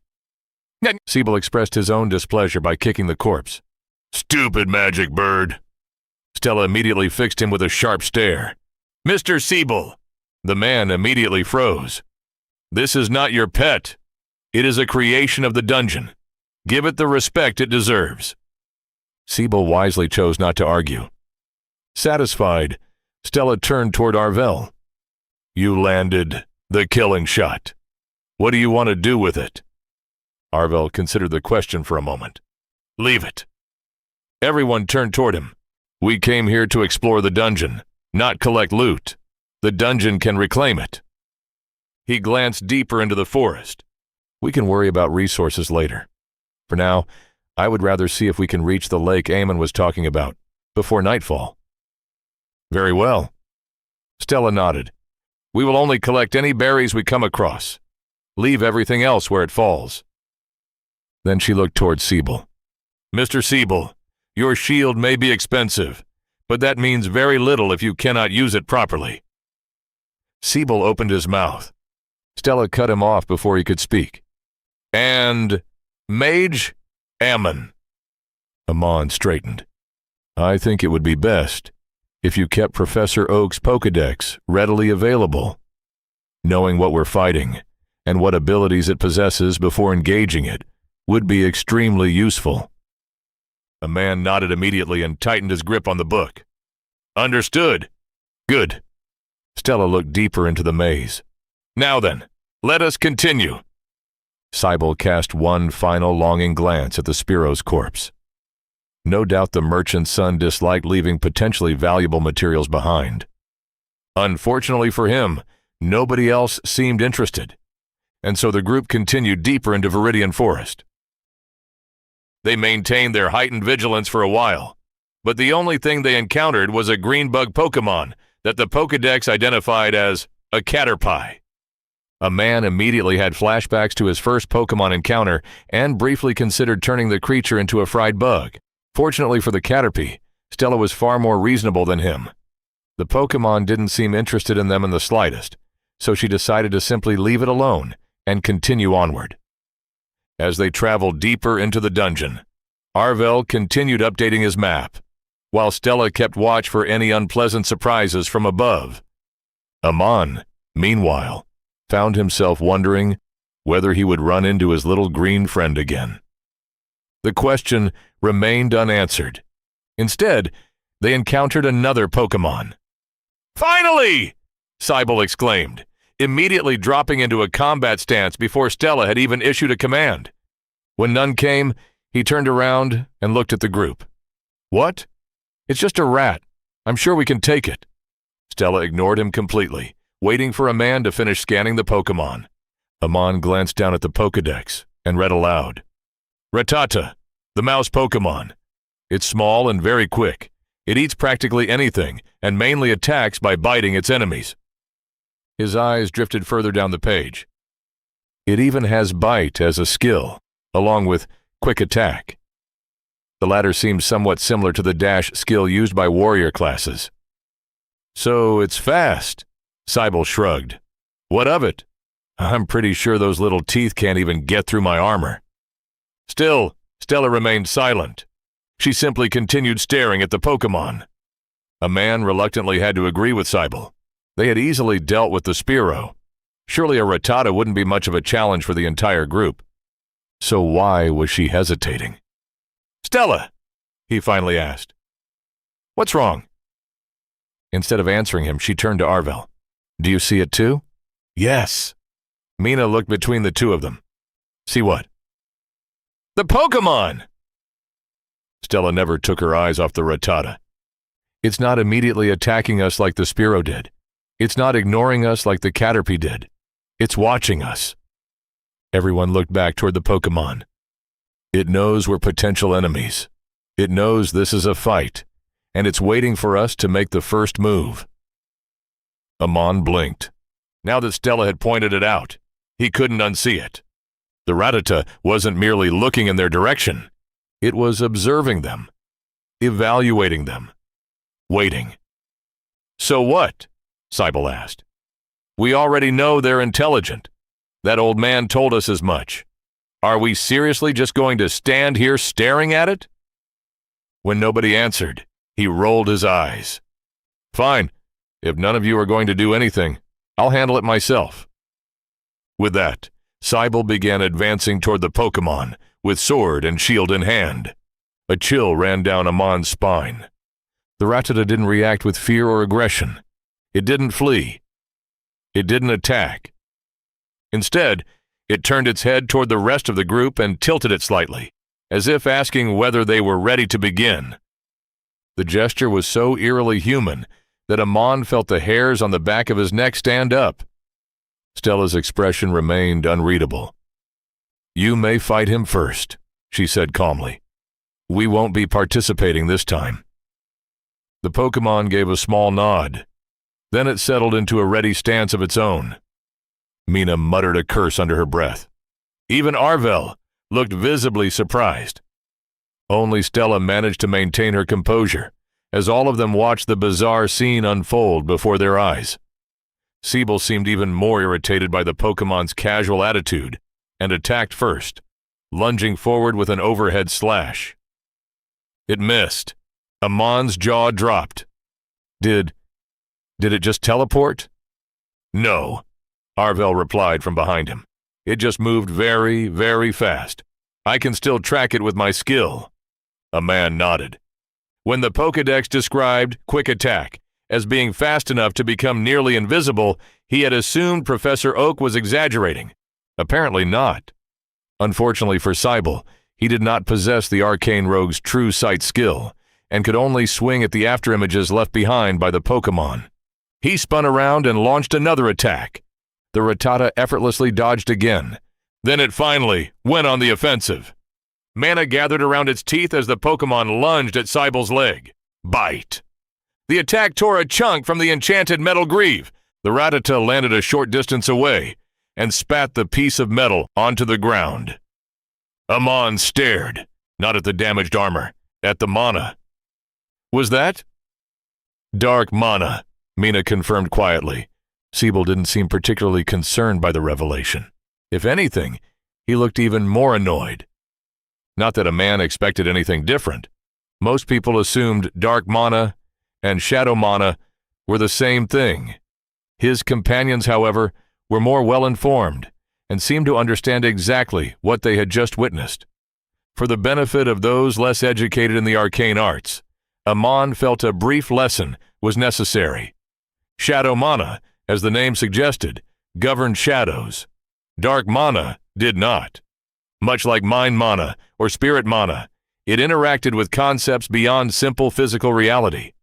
Dark mana governed absence, negation, inversion. Dark mages were rare. They were also terrifying. At lower tiers, they could cripple opponents with curses and leave them little more than empty shells. At higher tiers, they could reverse death itself and create the undead. Rumor even claimed Her Majesty maintained an entire corps of dark mages trained specifically for assassination. Because dark mana did not merely interfere with reality, it interfered with mana itself. That made it exceptionally effective at disrupting enchantments, unraveling spells, and breaking magical defenses. Something Cybele was currently discovering firsthand. His expensive enchanted armor continued to protect him from injury. Unfortunately, it did very little to stop the Rattata from tearing it apart piece by piece. Should we help him? Mina asked worriedly. A man found himself wondering the same thing. Before Stella could give an answer, however, Cybele finally caught a lucky break. As the Rattata lunged forward with another bite, he successfully intercepted it with his shield. The impact sent the Pokémon tumbling backward. Before it could recover, Cybele followed up with a shield bash, launching the Rattata into the air. He immediately swung his sword. The Pokémon managed to recover just enough to avoid a direct hit, but not enough to escape entirely. The blade carved a shallow wound along its side. For the first time since the fight began, Cybele had drawn blood. More importantly, he had finally figured out the trick. The Rattata was fast, but it wasn't invincible. It still took several more exchanges and a considerable amount of flailing, but Cybele gradually adapted to the Pokémon's speed. Eventually, one mistake proved fatal. The Rattata darted in for another attack. Cybele met it with his sword. The battle ended moments later. Cybele stood panting over the defeated Pokémon, his sword planted firmly in its body. His shield was dented. His armor was covered in scratches and bite marks. Several enchantments had likely been damaged as well. But despite everything, he had emerged victorious. Amon was about to congratulate him. Then Cybele just had to open his mouth. "See that?" He swept his sword dramatically through the air. "That's what a real adventurer looks like. While the rest of you were standing around scared of a little rat, I killed it myself." Any positive feelings he might have had immediately vanished. "Good work. Let's continue," Stella said, and they continued progressing through the dungeon. Or not. Cybele wasn't moving, still firmly rooted to his spot with a thoughtful expression on his face. "Mr. Cybele, any problems?" Stella asked, noticing one of their members wasn't following. Cybele seemed to have come to a decision, his expression hardening. "I killed this beast myself, which means I have the right to loot it, and I have decided that I will." Amon opened his mouth before closing it again. Cybele was right. In a temporary party like this, whoever landed the killing blow or dealt the most damage generally had first claim on the loot. Even if Stella, as the party leader, disagreed, she couldn't openly disregard one of the oldest unspoken rules among adventurers. She tried anyway. "Mr. Cybele, this is a newly discovered dungeon, populated by an entirely new species of creature. We have no idea which parts are valuable or even magical. Instead of wasting our time on such a small gain, it would be better to focus on our original objective." It was a very reasonable argument. Unfortunately, Cybele had never cared much for being reasonable. "Then I'll just take the beast core. That should be worth something." With that, he took out a small knife from his pack and started opening up the Rattata. Seeing her words fall on deaf ears, Stella decided not to argue further, and instead kept watch over their surroundings. A man, meanwhile, wasn't used to such gruesome sights. More importantly, he felt deeply uncomfortable watching someone carve apart an intelligent Pokémon. So he looked away. Unfortunately for them, someone else was watching as well, and that someone was not happy. Amon felt the shift in mana first. Mina noticed it almost immediately afterward. Before either of them could say anything, a deafening roar shook the entire forest. "Hey!" Cybele instantly abandoned his looting and jumped to his feet. Weapons were drawn. Spells were prepared. Everyone waited. Nothing happened. As the minutes stretched on, the group slowly relaxed. Mina let out a nervous breath. "That nearly gave me a heart attack. Wonder where that came from. It sounded scary." A man nodded. Scary was putting it mildly. Whatever had produced that roar sounded enormous. More importantly, it sounded angry. Very angry. He would be perfectly happy if they never discovered what had made it. Unfortunately, the dungeon had other ideas. Just as everyone was beginning to lower their guard, Arvel suddenly straightened. "Something is coming from that direction." He pointed with one wing. Everyone turned and witnessed perhaps the strangest sight they had seen since entering the dungeon. The seemingly impenetrable walls of living trees were parting on their own under some unseen command, creating a path straight through the maze. Something was moving toward them. It was green. It was round. It was large enough that they could feel the vibrations of its footsteps through the ground. Most importantly, it looked furious. That answered the question of where their roar had come from. It did not explain what they had done to anger it, because whatever it was heading straight for them. Mage Ammon, the Pokédex. A man didn't need to be told twice. He immediately infused the grimoire with mana and pointed it toward their approaching foe. Words appeared across the pages. The color drained from his face. "Gee, guys, I think that's a sub-boss." "Explain," Stella said, her expression turning serious. A man pointed toward the approaching creature. "That's a Snorlax. It's over 2 meters tall and weighs nearly 500 kilograms. He hurriedly continued reading. "It has 4 known skills: Tackle, Defense Curl, a mind skill called Yawn that can put targets to sleep." His eyes reached the final entry. "And Rest." Stella frowned. "What does that do?" A man lowered the Pokédex and looked her directly in the eyes. "It heals itself." The silence that followed was not encouraging. "I think that qualifies it as a sub-boss. Stella, I would not recommend fighting this thing. Right now, our best option is to retreat." Stella glanced at Arvel, then at the Pokédex, and finally at the rapidly approaching Snorlax. A moment later, she nodded. "We run."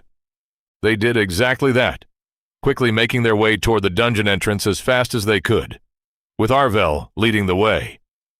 They had barely taken a few steps when a loud crash sounded behind them. Turning around, a man saw Cybele sprawled face first on the ground, his legs ensnared by sticky white webs. Stella immediately spun around, slicing through the strands with her sword before hauling him back to his feet. "Throw away your shield. Get rid of your armor. Whatever you do, hurry up. I'm not saving you every time you fall behind." Cybele gave a grateful nod, immediately dropping his shield and sword before taking off after them. Suddenly, a bird dove from the sky. Amon immediately recognized the blue Pokémon, Tailo. His mind flashed back to the wing attack that had nearly taken his arm off. "Watch out!" The warning had barely left his mouth when Arvel's arrow shot through the air. The Tailo dropped from the sky. It provided absolutely no relief whatsoever. More birds appeared. Pidgey, Spearow, more Tailo. Even an unfamiliar species Amon didn't recognize. He didn't have time to consult the Pokédex. He was too busy running for his life, because it wasn't just the birds. Every Pokémon Amon had encountered before, and many he hadn't, began emerging from the surrounding forest. The entire dungeon had suddenly turned hostile. Oddish launched. Acid.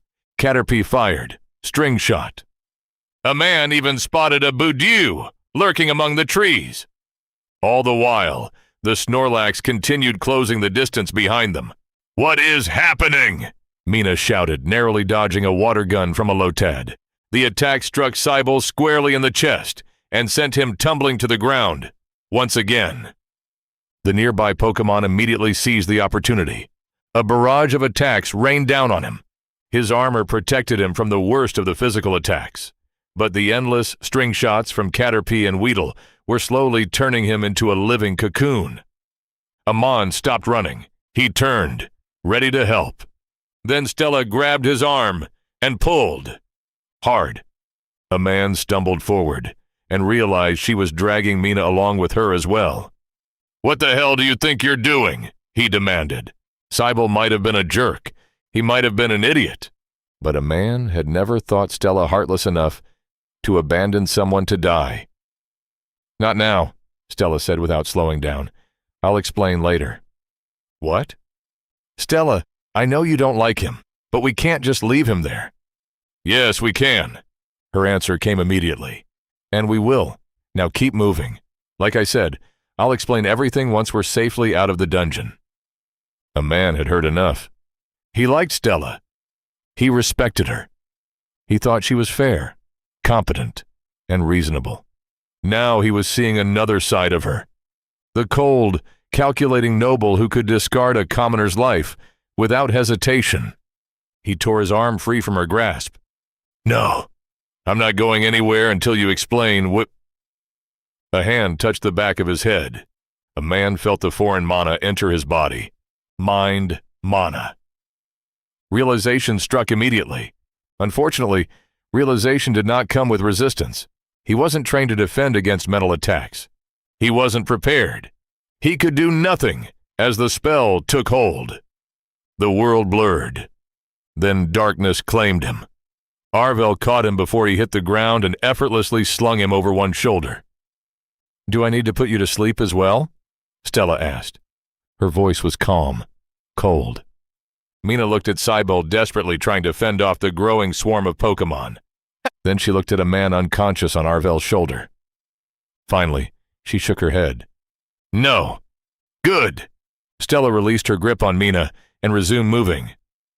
"We need to create as much distance as possible before the dungeon notices us and decides we're accomplices." Nobody argued. The group continued retreating. The last thing Mina saw before the forest swallowed the scene from view was the massive Snorlax approaching Cybele. The Pokémon opened its mouth and let out a massive yawn. A few moments later, Cybele collapsed unconscious onto the forest floor. Chapter 10. Hikaru watched a man and his team leave the dungeon without paying them much attention. His focus was entirely on the soul currently sprawled on the forest floor, balanced precariously on death's doorstep. He wasn't merely angry. He was absolutely furious. Through the bond they shared, his Pokémon had felt his emotions, his rage, his grief. And they had responded in kind. The entire forest had risen to defend their creator and punish the one responsible for drawing his ire. Now they surrounded the fallen man on all sides, victorious expressions on their faces as blood slowly dripped from Snorlax's fists. Hikaru floated closer and gently ran an ethereal hand through the giant Pokemon's fur. "Thank you, Snorlax. You did great." He felt a little bad about turning Snorlax into a killer. Unlike what a man had assumed, Snorlax wasn't actually a sub-boss. Hikaru hadn't even known what a sub-boss was before today. Snorlax had simply been Hikaru's first and only attempt at creating an evolved Pokémon. He had wanted to know whether making a larger body and soul would allow him to fit more skills into his creation. So he had gone all in and made the biggest Pokémon he could. Unfortunately, souls didn't work like that. It wasn't about size, it was about depth, complexity, things that required a lot of time and effort for Hikaru to progress any further. So Snorlax had become little more than a novelty project. Hikaru had left him wandering Viridian Forest as a little Easter egg for future explorers to discover. An attempt to recreate the classic "a sleeping Snorlax is blocking the path" encounter from the games. Maybe one day, he would even make a Pokéflute. He had never expected Snorlax to become his executioner. Unfortunately, the moment Snorlax felt his creator's fury through their bond, the Pokémon had woken from his nap and joined the rest of the dungeon in seeking revenge. Not that Hikaru would have changed anything if given the opportunity. A man and his companions were free to leave. He was genuinely happy to see them survive. But that fucker, Cybele or whatever his name was, had crossed a line. Not because he was greedy and arrogant, not even because he had killed one of Hikaru's creations. No, he had done something much worse. He had caused the first true death among Hikaru's Pokémon. Hikaru had long since come to terms with the fact that his creations lived and died. That was simply the circle of life. But that acceptance only existed because of one comforting fact. As long as they remained inside the dungeon, they were never truly gone. To Hikaru, and to his Pokémon, death inside the dungeon was little different from fainting in the games. A temporary inconvenience. Nothing more. It was the comforting illusion that allowed Hikaru to live without any guilt, despite creating creatures that lived in a place specifically designed to be hostile and dangerous. And until today, it had worked. He had genuinely believed that giving the adventurers empathy and an understanding of his Pokémon would be enough to prevent anyone from desecrating the fallen. Unfortunately, he had failed to account for human greed. Where Hikaru saw monster cores as unique crystallizations of mana, the culmination of months of effort and experimentation, the mortal races saw resources, currency, loot, something to carve out and sell, something to harvest from the corpse of a fallen Pokémon without a second thought. Something that happened to contain the soul of the creature they had just killed. the very thing that made it who it was. And in extracting that core, Cybele had destroyed it, destroyed the soul, destroyed the Pokémon. For real this time, Hikaru could create another Rattata. That wasn't the problem. He could create 10, 100, 1,000. But it wouldn't be the same one. It wouldn't be Rattata number 3. The one with the springy tail. The one that liked to eat raspberries and sleep wherever it pleased. It would be Rattata number 6, an entirely different individual. Hikaru might not give his Pokémon cute nicknames. He might not constantly fuss over them. But they were still his creations. His Pokémon. Each one unique. Each one irreplaceable. He simply loved all of them. Equally. And now, the man currently bleeding out in his dungeon had permanently taken one of them away. Destroyed any possibility of bringing it back. So, yes, Hikaru felt completely justified in his reaction. And if anyone disagreed, then they could kindly go fuck themselves, because Hikaru wasn't done yet. Not even close. The moment Cybele's soul finally had enough and slipped free of its mortal shell, Hikaru snatched it up. An ugly grin spread across his face. I would like to say, this is nothing personal, just the advancement of science. But you've already made it very personal. He looked down at the struggling soul. So, I'm going to enjoy this. The grin widened. I'm going to tear you apart piece by piece, dissect every aspect of your existence, and figure out exactly how your soul works. Then, I'm going to use that knowledge to improve my creations. Hikaru tilted his head. If there's anything left of you afterward, I might even use the scraps to make another Rattata. His smile became positively vicious. You know, as a replacement for the one you killed. He slowly squeezed the soul in his grasp.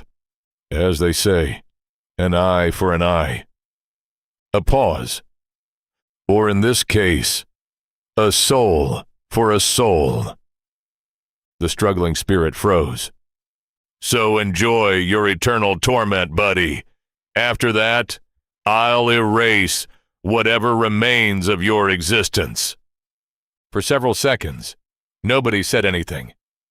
Even the Pokémon surrounding him looked slightly disturbed. Several of them quietly shuffled away from their creator. Hikaru blinked, then looked around, then noticed every Pokémon staring at him. Right. The grin vanished. He coughed awkwardly. That may have been a bit much. The surrounding Pokémon visibly relaxed. Hikaru quickly straightened himself and addressed the gathered crowd. Well, everyone, justice has been served. I'm fine now. You can all go back to whatever you were doing. The forest immediately filled with cries, chirps, and growls as the Pokémon voiced their agreement. One by one, they began dispersing. Within minutes, the dungeon had returned to normal. Hikaru watched them leave before turning his attention elsewhere. Now that his anger had been somewhat appeased, it was time to deal with a different problem. Specifically, Amon and his companions. The poor guy probably had no clue what just happened. It looked like it was time for Professor Oak to wake up. Amon woke with a groan, the hard ground digging into his back. He blearily opened his eyes and immediately noticed the change in scenery. Instead of the magical trees of Viridian Forest, he was lying beneath the shade of ordinary, non-magical trees. It took a few moments for his memories to catch up. The Snorlax, the desperate retreat, the dungeon suddenly turning hostile. Cybele. Amon shot upright. Where's Cybele? His eyes darted around frantically, searching for the familiar, irritating face. He didn't find it. Only the grim expressions of his companions. Even though Stella was sitting directly across from him, a man couldn't bring himself to look at her. Instead, he turned toward Mina. What happened to Cybele? He's dead, Stella answered anyway. A man immediately rose to his feet, anger flaring inside him. Before he could say anything, Stella raised a hand. Before you accuse me of being cold and heartless, will you at least give me a chance to explain? A man closed his eyes. He took a deep breath. Then another. Slowly, the anger began to fade. Not disappear. Just settle enough for him to think. He knew he was being emotional. How could he not be? This was the first time he had seen someone die. Someone he actually knew. But death was hardly uncommon among adventurers, especially inside dungeons. Before he passed judgment, he needed to hear the whole story. When a man finally opened his eyes again, he silently gestured for her to continue. Stella nodded. Before I explain, how much do you know about dungeons and dungeon rules? Not much, a man admitted. Just the basics every mage learns. Then you already know that dungeons are placed in the same category as mortal races. At least, the friendly ones. Amon nodded. Every dungeon on the continent was treated as a living entity, rather than merely a location. The sole exception within the kingdom of Mahdi was the crypt of Esalia, whose core the kingdom was still actively trying to destroy. They have their own thoughts, desires, preferences, and goals, Stella continued. Dungeons allow us to enter their domain because they want something from us. Our souls, our bodies, our mana. In return, we enter them because we want the resources and opportunities they provide. She folded her hands together. It is a mutually beneficial arrangement. A man nodded again. So, where do the dungeon rules come in? Once a dungeon develops sufficiently and forms a stable ego, negotiations begin. Negotiations? Stella smiled slightly. Think of them as treaties. We establish a set of agreements that both sides consider acceptable and beneficial. Then both parties swear to uphold them. A man's eyes widened slightly. The dungeon rules. Exactly. He had always assumed the rules posted at dungeon entrances were created by kingdoms and the Adventurer Guild. The idea that the dungeons themselves participated in drafting them had never occurred to him. Usually the agreements are fairly straightforward, Stella explained. We agree not to destroy the dungeon core, overexploit its resources, or otherwise threaten its continued existence. In return, the dungeon agrees not to create impossible challenges or indiscriminately slaughter its visitors. Both sides follow the rules because neither side wants a war. A man immediately thought of something. Like the crypt of Esalia. Yes, like the crypt of Esalia. A grimace crossed Stella's face. Though that case is slightly different. No agreement was ever reached with the crypt in the first place. It was hostile from the very beginning. She pointed toward the entrance of Viridian Forest. What you witnessed today is what happens when someone breaks the dungeon rules. A man frowned. The entire dungeon turns against them. Her voice remained calm. It doesn't matter who they are. It doesn't matter why they did it. Breaking a dungeon rule means one thing, and one thing only: death. The pieces slowly began falling into place. So you're saying that this dungeon already has rules of its own? Stella nodded. We don't know how old it is. We don't know how many floors it has. But what happened today makes one thing very clear. Her gaze drifted toward the forest. Whatever intelligence resides within that dungeon, it is far more mature than we initially believed. A man remained silent for a moment, processing everything he had just heard. It has its own rules. Yes. And Cybele broke one of them. That is my conclusion. A man frowned. How can you be so certain? We don't even know what those rules are. For the first time, Stella looked uncertain. I don't know how to explain it. She searched for the words. It was my skill, intuition. I had a gut feeling. A man raised an eyebrow. That he was such an asshole, that even the dungeon hated him? A faint smile tugged at Mina's lips, despite the grim topic. Amon wasn't trying to be argumentative. He genuinely wanted to know. Had Stella made the decision because of evidence, or because of prejudice? It wasn't just a feeling. Everyone turned toward Arvel. The Garud had remained silent throughout most of the conversation. Now, he finally spoke. The evidence was there, for all of us to see. Stella's skill merely helped her unconscious mind reach a conclusion before her conscious mind could process the evidence. Stella blinked. Arvel continued. It is one of the traits that makes her a good leader. It is also one of the reasons we follow her. Stella looked hopeful, while Mina appeared curious. A man, meanwhile, was completely lost. Noticing he had everyone's attention, Arvel elaborated. None of us realized it at the time because we were too busy running. But think back carefully. How many attacks actually targeted you? Nobody answered immediately. There were dozens of Pokémon and hundreds of attacks. Yet how many of them actually hit us? A man opened his mouth, then closed it again. Because now that he thought about it, very few. Most of them missed, Mina whispered. Exactly. Arvel nodded. They weren't attacking us. They were attacking Cybele. The realization hit a man like a physical blow. Every attack he had dodged, every near miss, every projectile that had barely grazed him, they had all happened while he was standing beside Cybele, or in front of him. The attacks had never been intended for Amon. He had simply been in the way. So yes, Arvel concluded, I am certain Cybele was the one who angered the dungeon. He glanced toward Viridian Forest. As for what he did specifically, I have no idea. Nobody spoke for several seconds. Finally, Stella sighed. We can only hope the dungeon doesn't hold the rest of us responsible. Her gaze drifted toward the distant tree line, and that the royal appraiser can somehow negotiate an agreement with the dungeon before things become even more complicated. Silence settled over the group after Arvel's explanation. Nobody had anything else to add. What was there to say? Cybele was dead. Whether it had been his own fault or not, didn't change that fact. A man had disliked the man. He had found him arrogant, annoying, and thoroughly unpleasant to be around.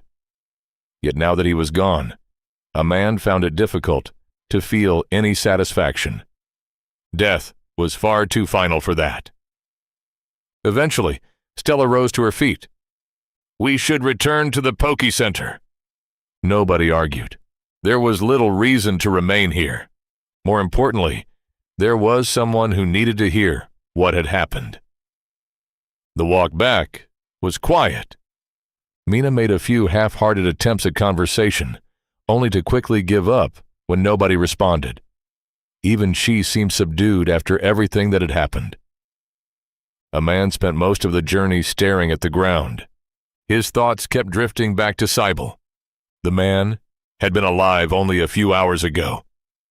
Complaining, bragging, trying to show off. Now he was gone. Just like that. A man had never liked him, but somehow that only made the whole thing feel stranger. Eventually, the familiar red roof of the Poké Center came into view. Normally, the sight would have filled a man with relief. Today, it simply felt hollow.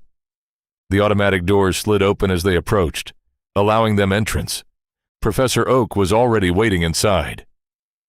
Professor Oak! Amon opened his mouth, intending to explain what had happened inside the dungeon, but the professor simply stepped forward and placed a hand on his shoulder. It's all right. I know what happened. The old man gave him a sad smile. And I am sorry for your loss. A man looked up in surprise. Not just him. Everyone in the room wore a similar expression. What? A man asked.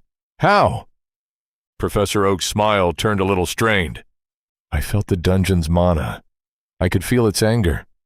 So I asked a friend to investigate what had upset the dungeon. A friend? Amon frowned. Then he noticed where Arvel's attention had been fixed since entering the building. Near one of the walls sat an orange Pokémon with massive jaws. Professor Oak followed his gaze. That's Trapinch, my companion. The professor pointed toward the Pokémon. Trapinch! Say hello." At the sound of his name, the Pokémon opened one eye and looked toward the group. His gaze lingered on each of them in turn. It paused slightly longer on Arvel. Then Trapinch gave a single nod before closing his eye again. "Don't mind him," Professor Oak said with a chuckle. "He's a little antisocial." A man wasn't sure if antisocial was the right word. The Pokémon looked more like someone who was tolerating their presence rather than welcoming it. "Come, sit down." Professor Oak gestured toward a nearby table. "You all look exhausted. Would anyone like something to drink?" Nobody refused. A few minutes later, everyone was seated around a table with a cold glass in hand. Amon took a sip. The moment the cool liquid touched his tongue, he felt some of the exhaustion melt away. For the first time since entering the dungeon, he actually relaxed.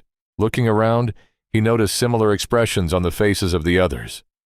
Even Stella appeared less tense. A man glanced down at his drink.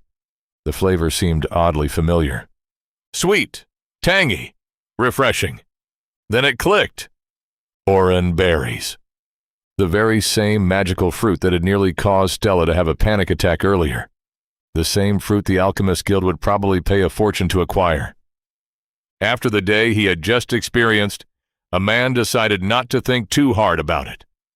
Instead, he simply enjoyed the rare gift and let the life mana in it slowly soothe his tired body and mind. Once everyone had a chance to unwind, Professor Oak cleared his throat. "Now, I know the basic outline of what happened, but Trapinch isn't exactly much of a conversationalist." The Pokémon twitched. Professor Oak either didn't notice or chose to ignore it. "Would one of you mind filling me in on the details? I would appreciate it." And so they did. Everyone contributed where they could, taking turns recounting the events of the day, from entering the dungeon, to the maze, to the Pokémon they encountered, to the battle with the Rattata, and finally, to the dungeon's violent response. Professor Oak listened attentively throughout the entire story, only interrupting occasionally to ask a question or offer an observation of his own. By the time they finished, the sun had nearly reached the horizon, painting the forest outside the Poké Center in shades of orange and gold.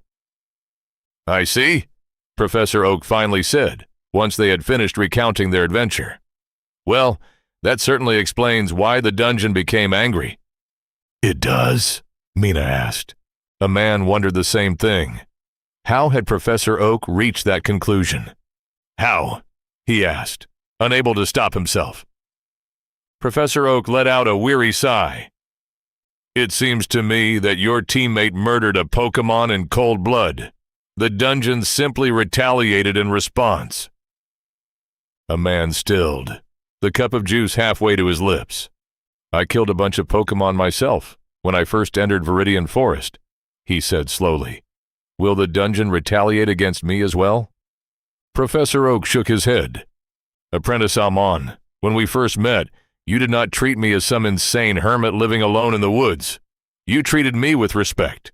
You showed kindness, and even helped me recover my bag. We have only met twice, yet I consider you a good man." Turning toward the forest outside, he continued, "I am sure the dungeon has a similar opinion. When you encountered the Pokémon inside the dungeon, you did not dismiss them as mere beasts. You talked to them. You showed them respect. You fought only when necessary and killed in self-defense. From what I heard, you even befriended one of them." Amon blushed. "Thank you for thinking so highly of me." Then he paused. "Wait, how do you know all of that?" Professor Oak chuckled. "Apprentice Amon, I have been interacting with these Pokémon since their creation. They are all my friends. They may not be able to speak, not as we do. But if you keep an open mind and are willing to listen, they have plenty to say." A man had to concede that point. He already had some experience with that himself. "So what you're trying to say," Stella said, tapping the table and steering the conversation back on track, "is that the dungeon did not react because we killed a Pokémon. It reacted because it disliked Cybel's attitude after he killed one." Professor Oak nodded. That would be my guess. Mina frowned. That doesn't make sense. I have never heard of a dungeon caring what adventurers do with the beasts they slay inside it. Siebel may have been acting arrogant, but nothing he did was out of the ordinary. Professor Oak looked at her for a moment, before asking a question of his own. Tell me, does your kingdom have duels, arenas, battles to the death, something like that? We do, Stella answered. The capital hosts a yearly adventurer tournament.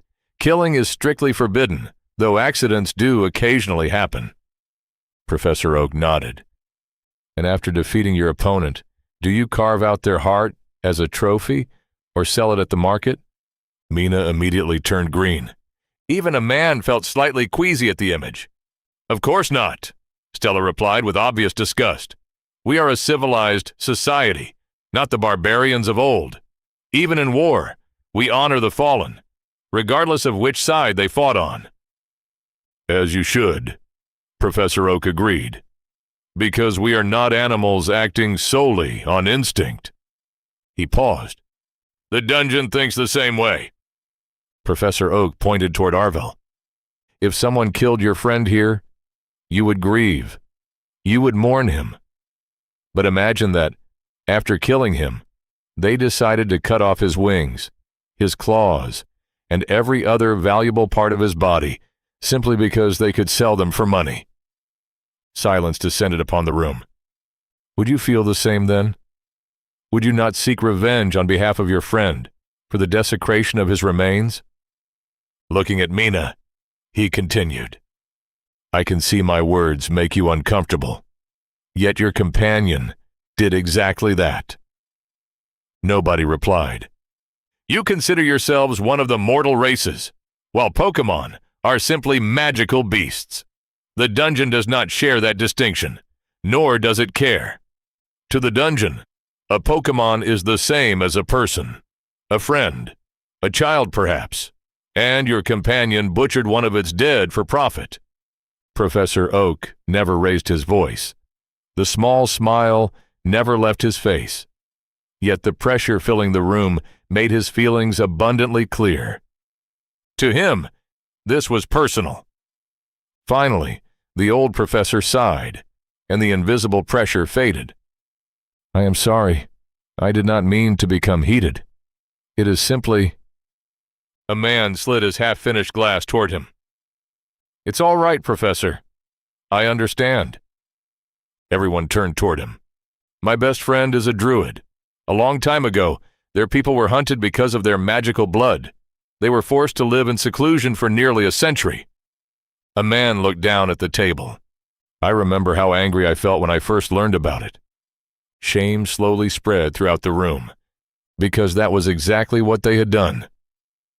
Professor Oak had repeatedly told them just how intelligent Pokémon were. Amon had experienced it firsthand. Yet they had still allowed one of their own to treat a Pokémon as livestock, harvesting its remains for profit under the justification that it was merely a magical beast. The same justification the nation of Mirai had once used in its slaughter of druids and sirens for their magical parts. When viewed in that light, shame was the only appropriate response. I understand now, Stella finally said after several moments of contemplative silence. When we return, I will personally ensure that the appraiser and Her Majesty are informed. We must make sure something like this never happens again. Professor Oak gave a humorless chuckle. Oh, I am certain it will happen again. I have lived long enough not to underestimate mortal greed. Professor Oak looked around the table, his gaze lingering on each of them in turn. If I can simply find more people like you, people who can share my ideals, people willing to value Pokémon for more than their parts, that will be enough for me. He shrugged. As for the rest, for a brief moment, the pressure returned. I am sure the dungeon can handle them. That's exactly what I'm afraid of, Stella said. Breaking a dungeon rule once is bad enough. If it continues to happen, the dungeon may decide to turn hostile toward everyone who enters it. Considering the unique resources it already possesses and its future potential, I do not wish to jeopardize any chance of a mutually beneficial relationship. Don't worry, that won't happen, Professor Oak said, shaking his head. The dungeon and I have practically been neighbors for the past few months. Years. The professor paused. Honestly, I don't really remember anymore. He shrugged. The point is, I have visited the dungeon almost every day during that time, studying its creations and learning to understand them. I'd like to think I have a fairly good read on the dungeon. So, what do you suggest, Professor? Stella asked. The dungeon is not unreasonable, Professor Oak replied. It has created enough unique Pokémon to understand that every individual is different. It judges people by their actions, not their race, status, or affiliations. He smiled. I have both killed Pokémon and befriended them. The dungeon has never objected to either. Looking directly at Stella, he concluded, My advice? Treat the dungeon and its creations as you yourselves would wish to be treated, and I am certain the dungeon will extend you the same courtesy. After that enlightening conversation, everyone was far too exhausted, both physically and emotionally, to resume their journey. With the sun already touching the horizon, the group unanimously decided to spend the night at the Poké Center and leave the following morning. It was only after they reached that decision that Professor Oak realized a rather significant problem. There weren't enough rooms. The Poké Center had only been designed to accommodate Professor Oak and the occasional guest. They would have to make do with camping outside. Unfortunately, that was when they realized an even bigger problem. Most of their traveling supplies, including Stella's enchanted tent, had been stored inside the spatial bag Zybel had been carrying. A bag that was still inside the dungeon, along with its former owner.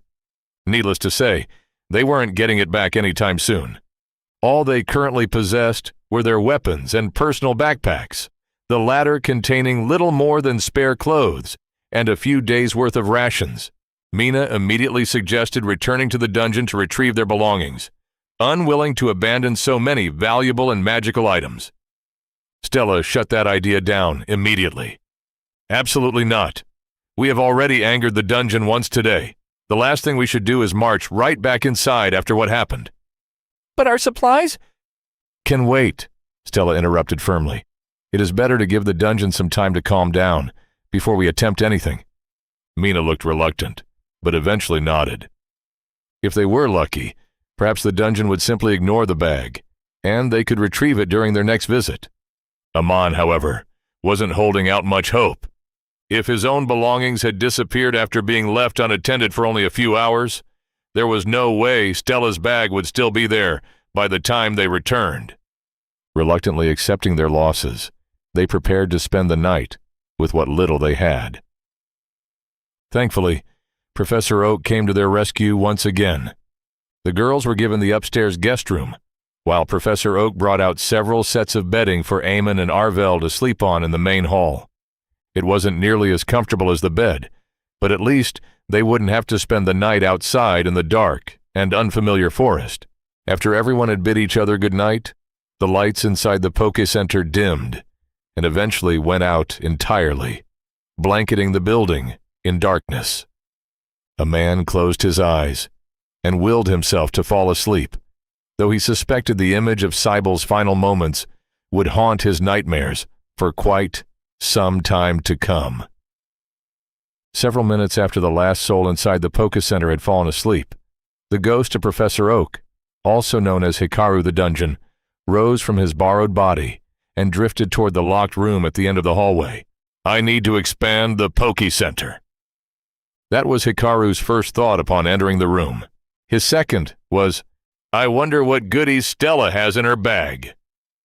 Yes, the resident dungeon core was officially back to normal. During his long conversation with Amon and the others, Hikaru had plenty of time to process his emotions and reflect on his actions. And he had arrived at a rather surprising conclusion. That Cybel fellow hadn't been entirely wrong, at least not by the standards of this world. Back on Earth, the topic of sentient AI had been the subject of countless debates and the plot of many good movies. Even then, if humanity were suddenly told to accept something like ChatGPT as a person and treat it as an equal, rather than a glorified tool, plenty of people would need some time to adjust. The situation here wasn't all that different. Hikaru had effectively dropped the bombshell that was Pokémon onto the people of Esalia and expected them to completely change their worldview overnight. That simply wasn't realistic. Everyone needed some time and opportunities to adapt to this new reality. Not that Hikaru regretted killing the fool. He would happily do it again if the need arose. Reading about the world wars had taught Hikaru a very important lesson. Threatening people with overwhelming destruction and occasionally dropping a few bombs on your neighbors might be morally reprehensible, but it certainly reinforced a simple message. Don't mess with me! If killing a few more idiots was what it took for the people of this kingdom to learn to respect his Pokémon a little faster, then Hikaru was more than willing to make that sacrifice. Of course, that had always been Plan B. Plan A was still peaceful coexistence and mutual cooperation between humans and Pokémon. And for that, he needed to hurry up with Phase 2. Thankfully, the adventurers downstairs had graciously contributed a few materials toward his continued advancement. With a soundless snap of Hikaru's fingers, a small bag appeared on the table before him. No, the bag had not always been there, nor had Hikaru created it. It was Stella's enchanted bag, complete with all of the team's supplies, freshly teleported from somewhere inside Viridian Forest. What? He might have hit a wall when it came to space mana, but that only applied to complicated concepts like spatial expansion and temporal stasis. Hikaru had mastered simple things like teleportation and telekinesis quite a while ago. He wasn't that stupid, and hopefully, between the bag itself and whatever enchanted items happened to be inside, he could finally overcome the bottleneck that was his current understanding of enchantments and advanced space magic. He couldn't wait to get started. However, before he lost himself in that research once again, there was one more pressing matter demanding his attention, namely, the soul currently struggling inside his grasp. For a brief moment, Hikaru's smile turned ugly. Hey, buddy. Ready for a little torment followed by eternal oblivion? He paused. You are. Great. Let's get started. With a casual exertion of will, the struggling soul immediately went still, suspended helplessly before him, as Hikaru carefully began peeling apart its secrets layer by layer. This was going to be fun. Hey, system, where can I file a copyright claim? The nearest Guild of Justice is located in the city of Brislin. However, Esalia, creator of this realm, does not answer to any mortal bureaucratic system. For complaints against her, please contact the head priest of the Central Church in the capital. Hikaru blinked. Yeah, he wasn't going to think about that. Or about the fact that these people apparently already had a functioning copyright system. Some things were simply better left unexplored for the sake of his remaining sanity. That was a rhetorical question, you know, he muttered. The system didn't bother responding. Hikaru didn't care. He was too busy staring at the soul currently laid bare before him. A soul that looked surprisingly similar to the advanced souls he had created for Trapinch and his other Pokémon. He had to give credit where it was due. Esalia certainly knew what she was doing. This was by far the most complex soul structure Hikaru had encountered so far. Yet it was also remarkably elegant in its simplicity. Hikaru looked upward and waited for a few moments. When no divine spotlight descended from the heavens, and no lightning suddenly struck outside, he let out a sigh of relief. Good. Apparently, his earlier comments hadn't attracted any unwanted divine attention. Anyway, back to admiring the soul. As it turned out, through a combination of blind luck and excessive trial and error, Hikaru had accidentally recreated something remarkably close to a mortal soul. Specifically, a proto-human soul. Structurally, it was almost identical to Cybel's soul. It could support sapience and all the complexities associated with it. The only major differences were the absence of system integration, and more importantly, the ability to grow. Describing the difference in detail would require an entire semester of lectures on the metaphysical mechanics of souls. So Hikaru opted for a simpler explanation. Imagine a soul as a box. Small boxes, big boxes, square boxes, round boxes, boxes of every conceivable shape and size. All this time, Hikaru had been experimenting with different boxes, trying to find the strongest possible design capable of holding the largest amount of stuff. Esalia, in her divine wisdom, had created Lego bricks, basically boxes, just with additional connectors attached. It sounded like a small difference. It wasn't. Anyone who had watched the Lego movie or fallen into the deep rabbit hole that was Lego engineering videos on YouTube knew exactly how absurdly versatile those little plastic bricks could become when combined correctly. That was the fundamental flaw with Hikaru's souls. They were stable, they were powerful. But they were also static, unchanging. The souls created by Esalia, on the other hand, could naturally grow and expand over time, even without assistance from the system. The system merely stabilized the structure and provided assistance with skill formation. In that regard, it wasn't all that different from Hikaru's own monster cores. Hikaru let out a frustrated groan. Project Pokeball would have to be shelved for a little while. Because after seeing how Esalia had designed mortal souls, Hikaru knew he could replicate the process. Honestly, it wasn't even that difficult. He already possessed most of the necessary framework. Thankfully, he didn't need to incorporate the almighty system into their souls either. All he really needed to do was add the equivalent of extension slots to the souls of his Pokémon. Of course, implementing those changes would require extremely delicate soul surgery on every individual Pokémon. That was going to take time. A lot of time. Still, Hikaru knew he couldn't postpone it. Every time he looked at Trapinch and the others, he would be reminded of what they could become, of the incredible potential lying dormant within their souls. Potential that would remain forever unrealized unless their creator got off his metaphorical butt and started working. Hikaru let out another groan. At least it was currently nighttime. Most of his Pokémon were probably asleep, and he wasn't heartless enough to wake them up for experimental soul reconstruction. Yes. That settled it. He would wait until morning, bid farewell to Amon and the adventurers, and then spend the next several days upgrading his Pokémon. At least there was a silver lining. He had finally figured out how evolution was going to work. Instead of allowing a soul to gradually expand over time, he could impose an artificial limiter. Once a Pokémon reached that limit, the accumulated growth could be released all at once, forcing the soul to rapidly expand. During that brief transition period, Hikaru could remodel the Pokémon's body and add additional skills. And voila! Evolution. Genius! If he did say so himself. Granted, he still needed some time to work out the finer details, but he was confident he could finish before the adventurers returned. Hikaru glanced through the window. There were still several hours left before dawn. Putting Cybel's soul aside for the moment, he finally turned his attention toward Stella's bag of goodies. As he removed each item one by one, Hikaru's grin continued to widen, resembling a child opening presents on Christmas morning. Oh my. Hikaru laughed, not his usual theatrical supervillain laugh. No, this was genuine laughter.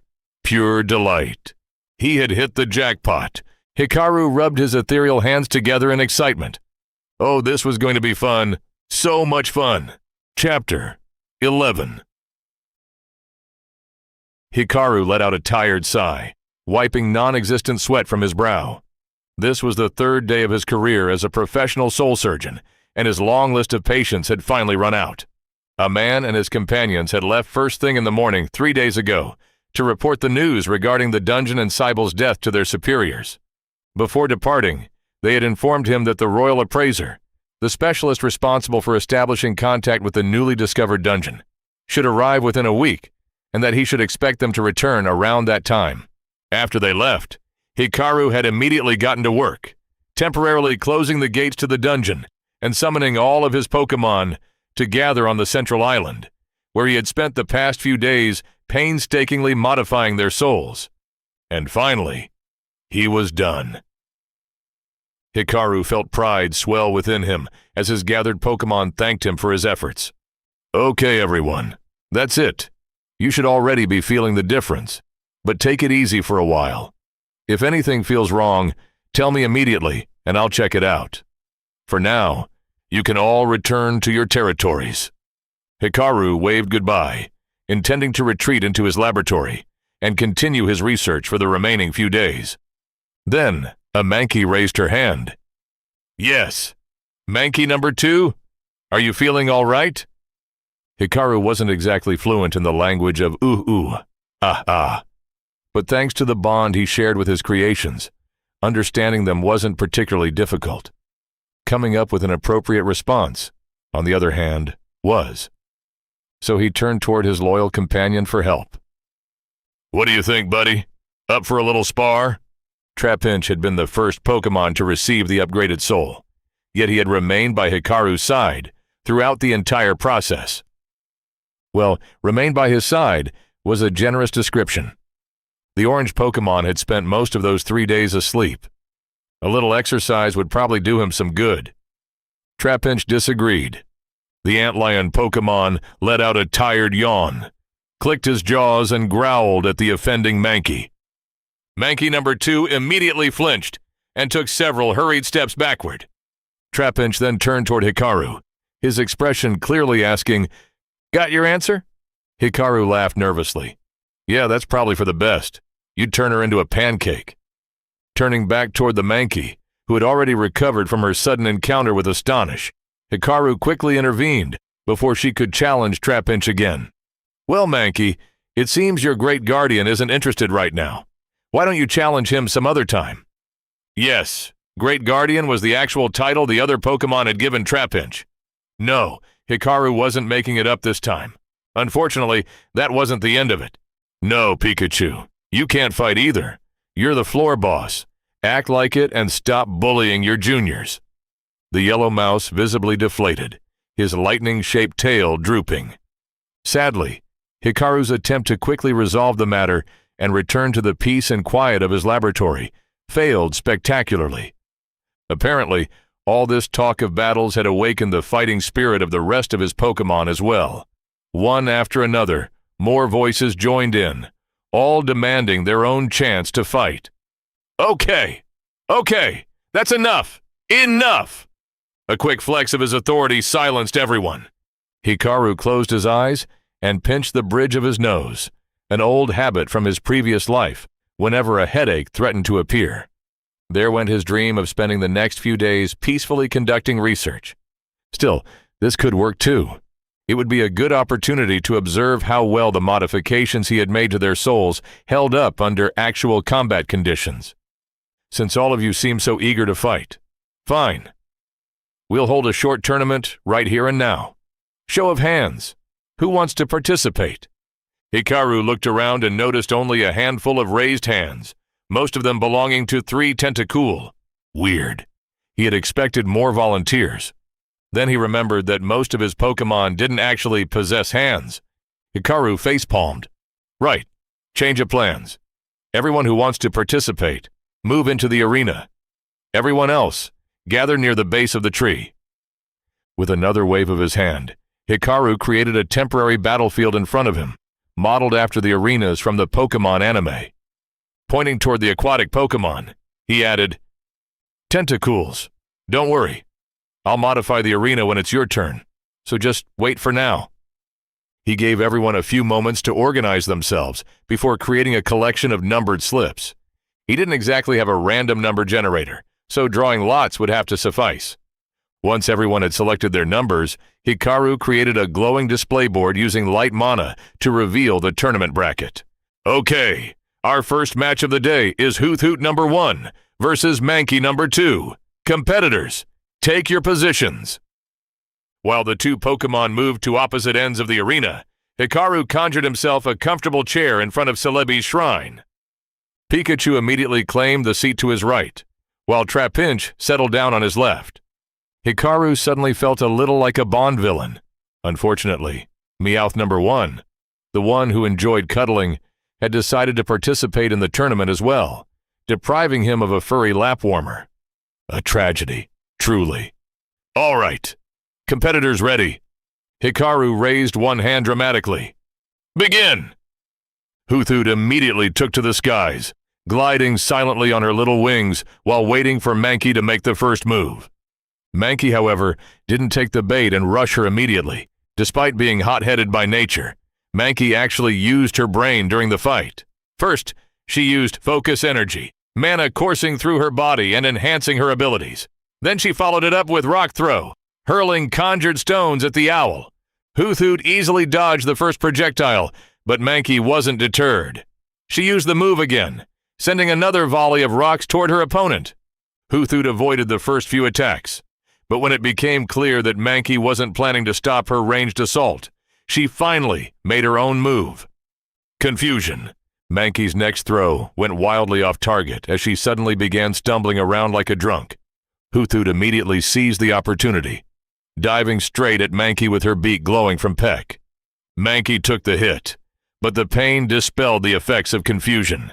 She retaliated instantly with Karate Chop, mana reinforcing her hands as the strike knocked Hoothoot out of the air.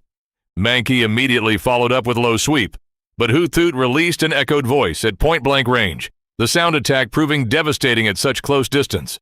Mankey clutched her head in pain, giving Hoothoot enough time to once again take to the skies. The battle entered a brief stalemate as both combatants reconsidered their approach. Hikaru sensed Mankey use bulk up repeatedly, clearly hoping to end the fight during the next exchange. Hoothoot had no such luxury, but she was still wary of taking another direct hit and opted for a second mind attack. Hypnosis wasn't powerful enough to immediately put Mankey to sleep, but it made her drowsy enough that she missed her opportunity to counter when Hoothoot dove in for another attack. Unfortunately for Hoothoot, it didn't make much of a difference. Strengthened by multiple uses of bulk up, Mankey barely noticed the strike. The wound was little more than superficial, and the pain instantly dispelled the lingering effects of hypnosis. When Hoothoot attempted another peck, Mankey was ready. Her brick break connected cleanly. Several bones cracked as Hoothoot crashed to the ground unconscious. Well, that was a surprise. Hikaru had expected Hoothoot to win this one. He certainly hadn't expected such a professional display of strategy from Mankey. He joined the rest of the spectators in cheering for Mankey's victory before snapping his fingers and restoring Hoothoot to perfect health. The battle had certainly been entertaining, but Hikaru was focused on something else entirely. If anyone had been keeping count, they would have noticed that the Pokémon had used far more than 4 skills. That's right. With his improved understanding of souls and mana, Hikaru had finally managed to break the old 4-skill limitation. And with their upgraded souls now capable of supporting far greater complexity, he had also begun giving them more sophisticated techniques than simple attacks, like Peck and Tackle. Judging from what he had seen during the match, the modifications were working wonderfully. His creations now had actual tactical options, beyond simply charging at their opponents and hoping for the best. More importantly, Hikaru could already see the fruits of his labor. Even during this brief battle, both Pokemon's souls had grown ever so slightly as they fought and pushed themselves, slowly pressing against the artificial barriers Hikaru had constructed around their souls. And once those barriers finally gave way, like a balloon filled beyond its limits, the soul would burst outward in a sudden surge of growth, and the world would witness its first Pokémon evolution. Soon, my glorious creations. Very soon.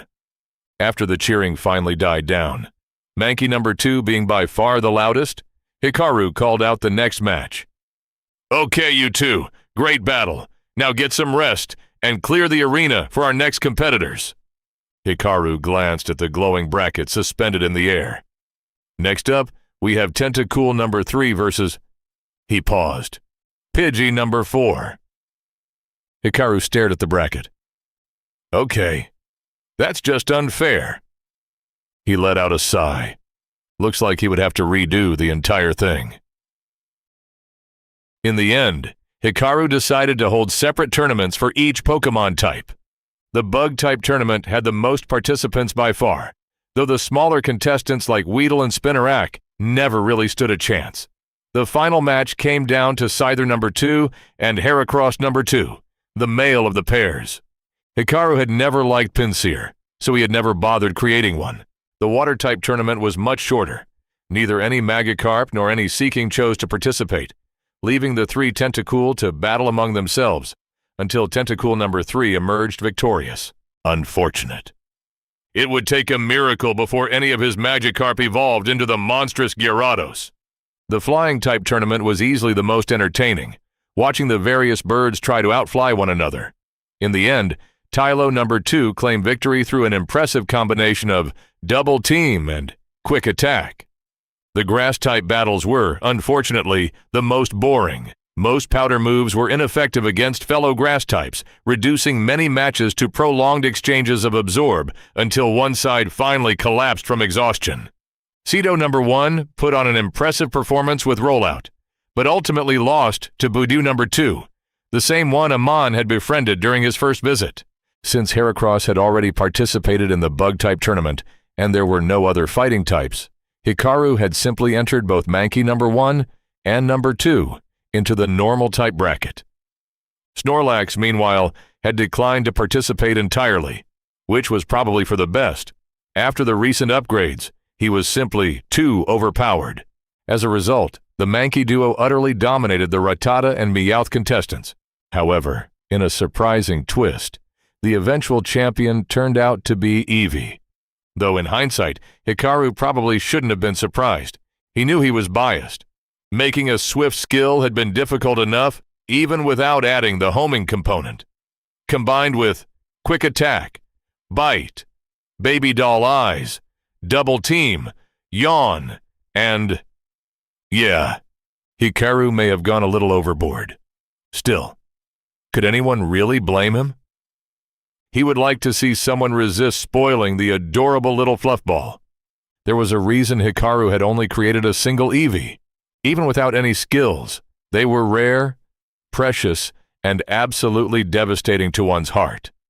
And with that, the first official Pokémon tournament had finally concluded. Or not. Hikaru was just about to end the event when his orange companion finally made a move. Trapinch had remained quiet throughout the entire tournament, silently observing the battles unlike Pikachu, who enthusiastically commented on nearly every match. But it seemed the spectacle had finally rekindled the fire in the ground type's heart. Trapinch slowly rose to his feet and walked onto one side of the arena. He opened his jaws and released a challenging roar. The message was unmistakable. Before anyone else could respond, the yellow mouse sitting beside Hikaru had already leapt into the arena, sparks dancing across his fur as excitement shone in his eyes. Well, okay then. Last match of the day. Pikachu versus Trapinch. Challengers ready? Begin! Unlike in the games, there were no true type interactions in this world.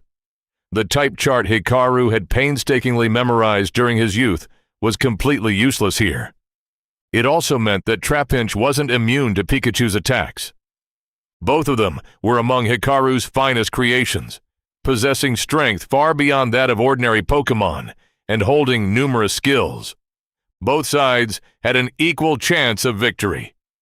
Hikaru was excited to see how this would play out. Pikachu immediately buffed himself with agility, while Trapinch responded with Sandstorm, whipping up. That's right, a sandstorm. While Pikachu's vision was hampered by the swirling debris, Hikaru could clearly see through his authority as Trapinch reinforced himself with Iron Defense. Pikachu didn't wait any longer. He immediately launched himself forward with Quick Attack.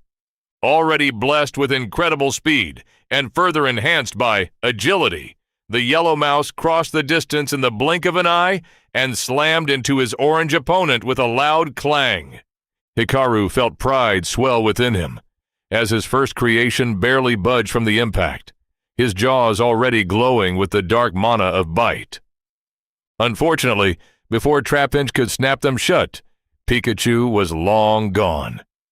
The next few moments resembled a reenactment of Flash versus Superman, as Pikachu repeatedly speed-blitzed Trapinch while the latter endured the attacks and attempted to retaliate. When Trapinch could no longer cope with the mounting pressure, he immediately switched tactics. Opening his mouth, he released an eerie roar. The Astonished managed to stop Pikachu in his tracks for a brief moment, and Trapinch immediately capitalized on the opportunity. He opened with Mud Shot, temporarily blinding Pikachu, before following it up with a fluid combination of feint attack and bite. Trapinch's form melded into the shadows, his body becoming briefly immaterial as he rapidly traversed the distance. When he emerged, his jaws were already closing around Pikachu, dark mana crackling between his jaws.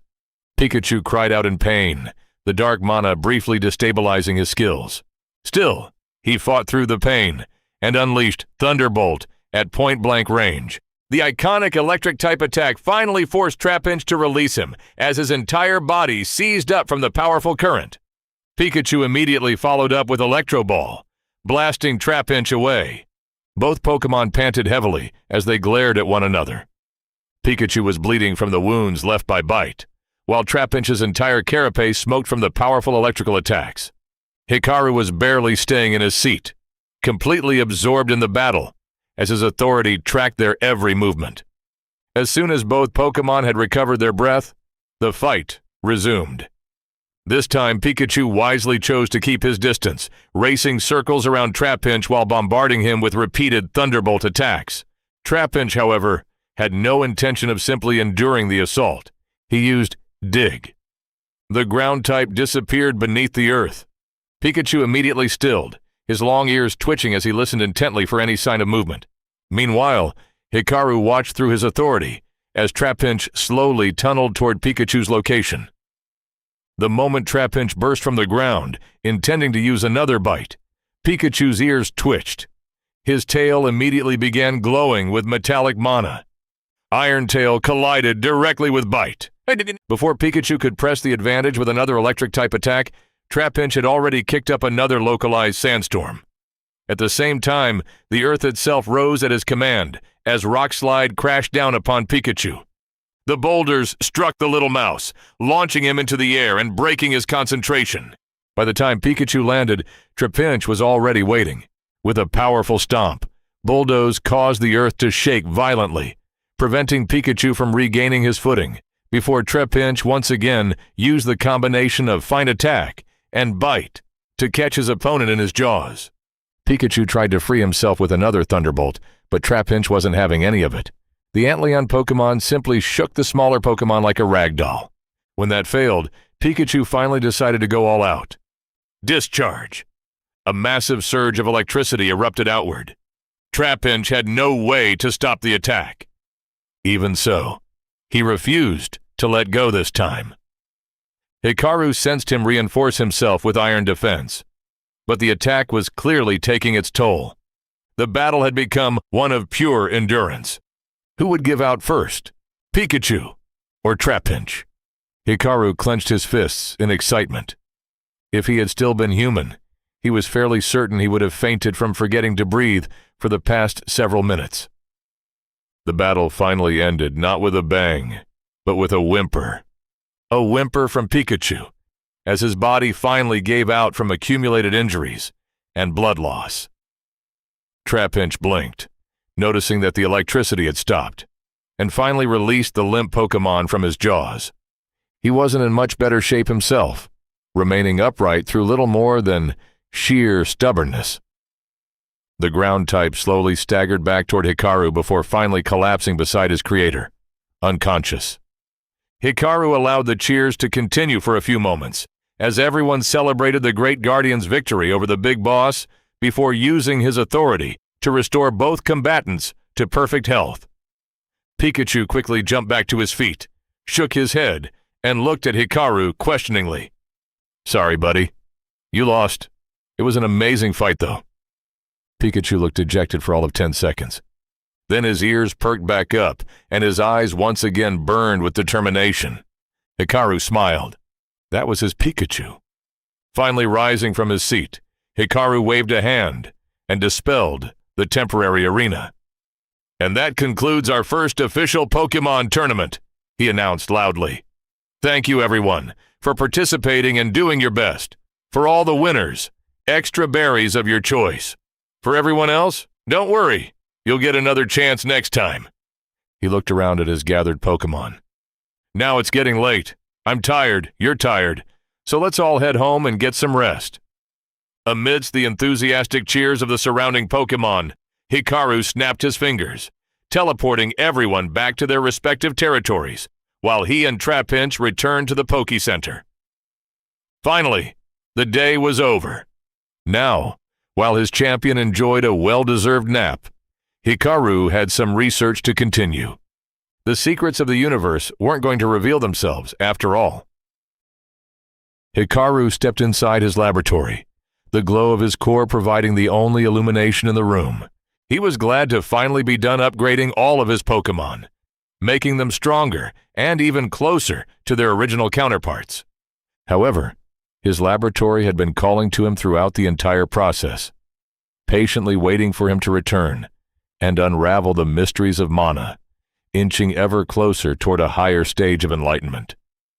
He was glad to have finally answered its call.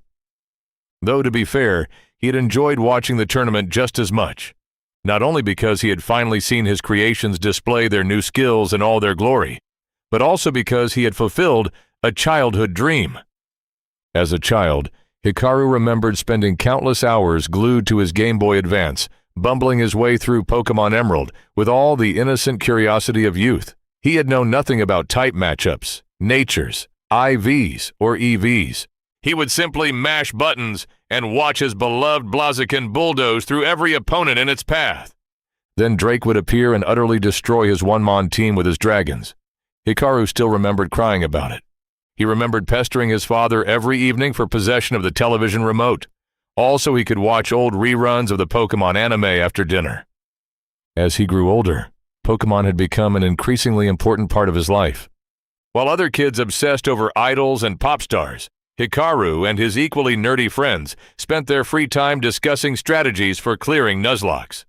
He watched VGC tournaments the same way others watched FIFA or the Olympics. He had even participated in a few local tournaments himself. He wasn't good enough to win anything, but that had never really mattered. Even his decision to study art and animation in college had stemmed primarily from his love for Pokémon. He had wanted to give something back to the franchise that had brought him so much joy. Reality, of course, wasn't always sunshine and rainbows.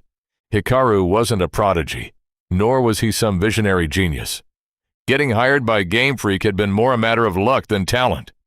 His actual job had resembled that of a Team Rocket grunt, far more than one of the important executives.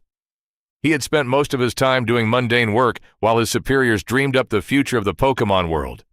His fortunes had finally improved when he managed to secure a position on the team responsible for developing Pokémon Legends, Arceus. Being among the first people to explore the vast open world of ancient Sinnoh had made all those years of effort feel worthwhile.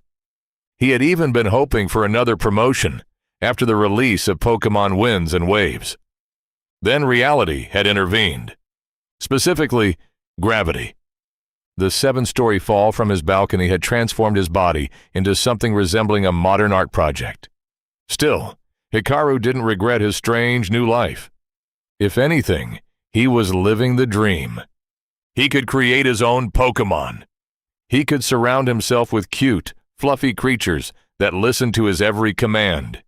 He could even watch actual Pokémon battles unfold before his eyes. Hikaru was fairly certain that plenty of people back on Earth would gladly trade places with him. Honestly, the only thing missing from this perfect experience was Pokémon trainers. If only there had been a Drayden and Lieutenant Surge directing his Trapinch and Pikachu, Hikaru was certain the match would have been even more spectacular. Hikaru chuckled. Yeah, right. Like some Ash Ketchum wannabe was suddenly going to show up at his dungeon wearing pajamas, hair sticking up in every direction while asking for a starter Pokémon. That would certainly be something.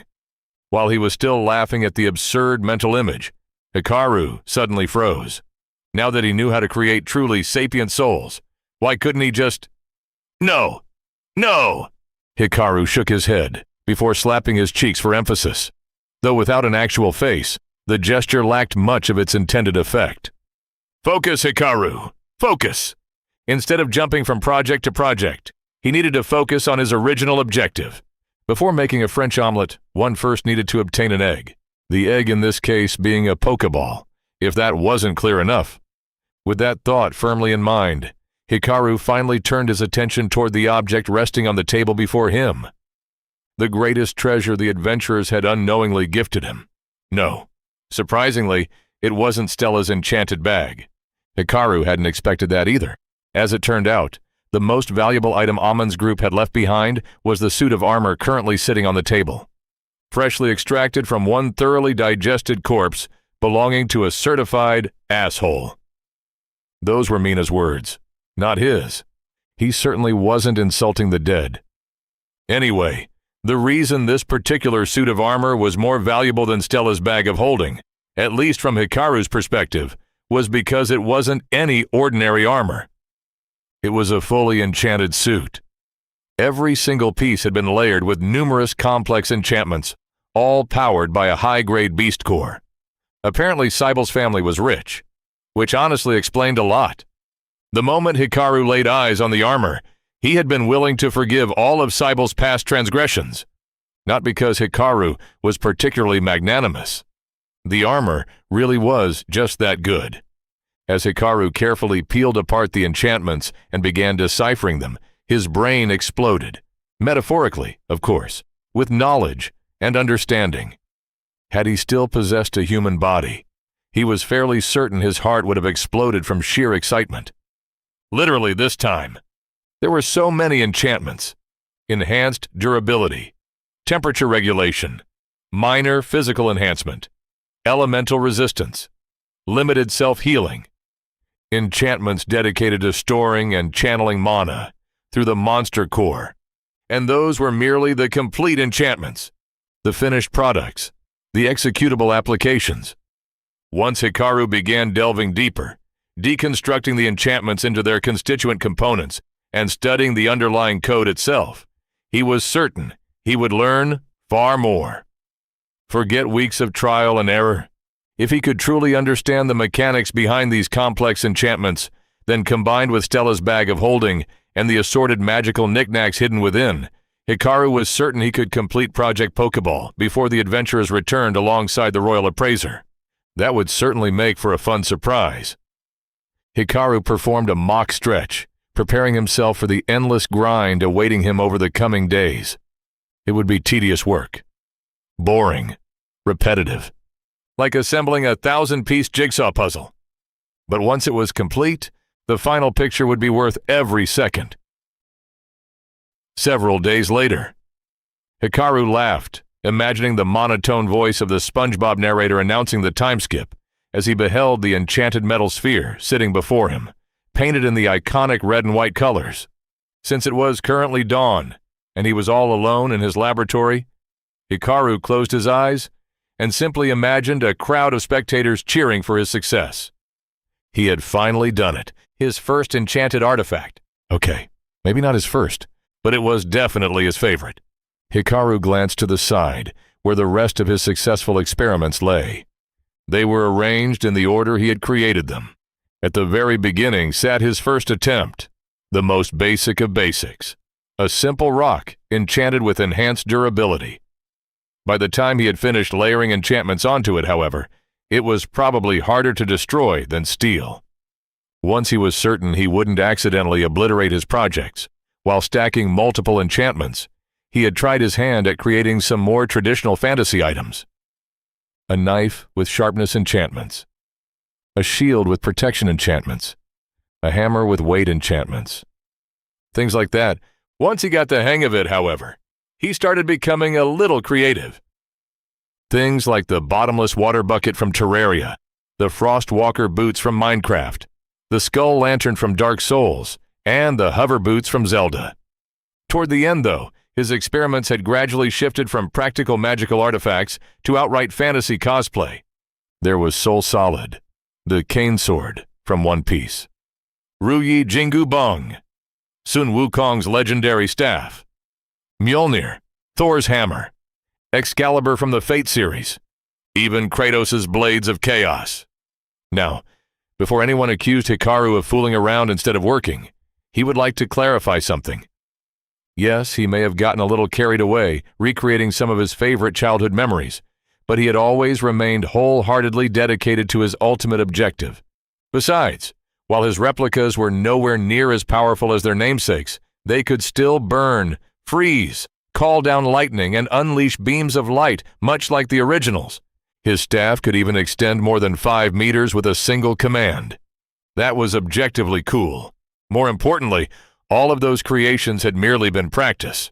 Stepping stones leading toward his ultimate masterpiece, the Pokeball.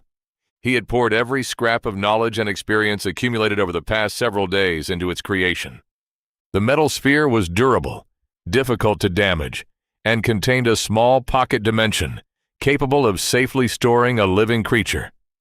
Everything was powered by a miniature beast core, specifically designed for the task, which also served as the Pokeball's central button. There was only one aspect Hikaru had failed to replicate: the capture mechanism. His Pokeball didn't open with a satisfying click before releasing a beam of red light that sucked the Pokemon inside and transformed them into obedient little soldiers. Instead, it functioned more like a magical container. To capture a Pokemon, one first had to physically touch the Pokeball to the Pokemon.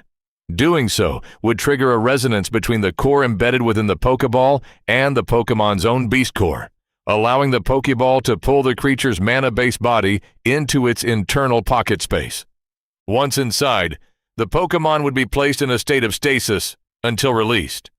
Not exactly game accurate, but honestly, that was currently the best Hikaru could do. Even with his reality-defying powers, Hikaru had limits. He had to tell the enchantments exactly what to do before they could work their magic. He had almost torn out his imaginary hair in frustration while trying to solve the problem. Making the outer shell and the inner space had been the easy part, relatively speaking. The real problem had been making the Pokeball single-use. His Pokeballs weren't meant to be just another weirdly shaped bag of holding. If he simply copied the basic storage enchantments, the Pokeball could be used to store just about anything. What was the point of that? No, he needed to make it so that each Pokeball could only ever store a single, unique Pokemon for the rest of its existence. The question was how? His Pokemon didn't exactly come with unique IDs assigned to them during their creation. He finally found the answer among Stella's belongings. It was an enchanted compass that functioned somewhat like the Vivre card from One Piece. For all the non-nerds out there, it was a compass that always pointed toward a specific person instead of a direction. The enchantment worked by taking a microscopic fragment of the target's soul and using it to establish a spiritual connection. The rest of the enchantments inside the compass then used that link to constantly locate the person until they died. Hikaru had shamelessly stolen that principle for his own creation.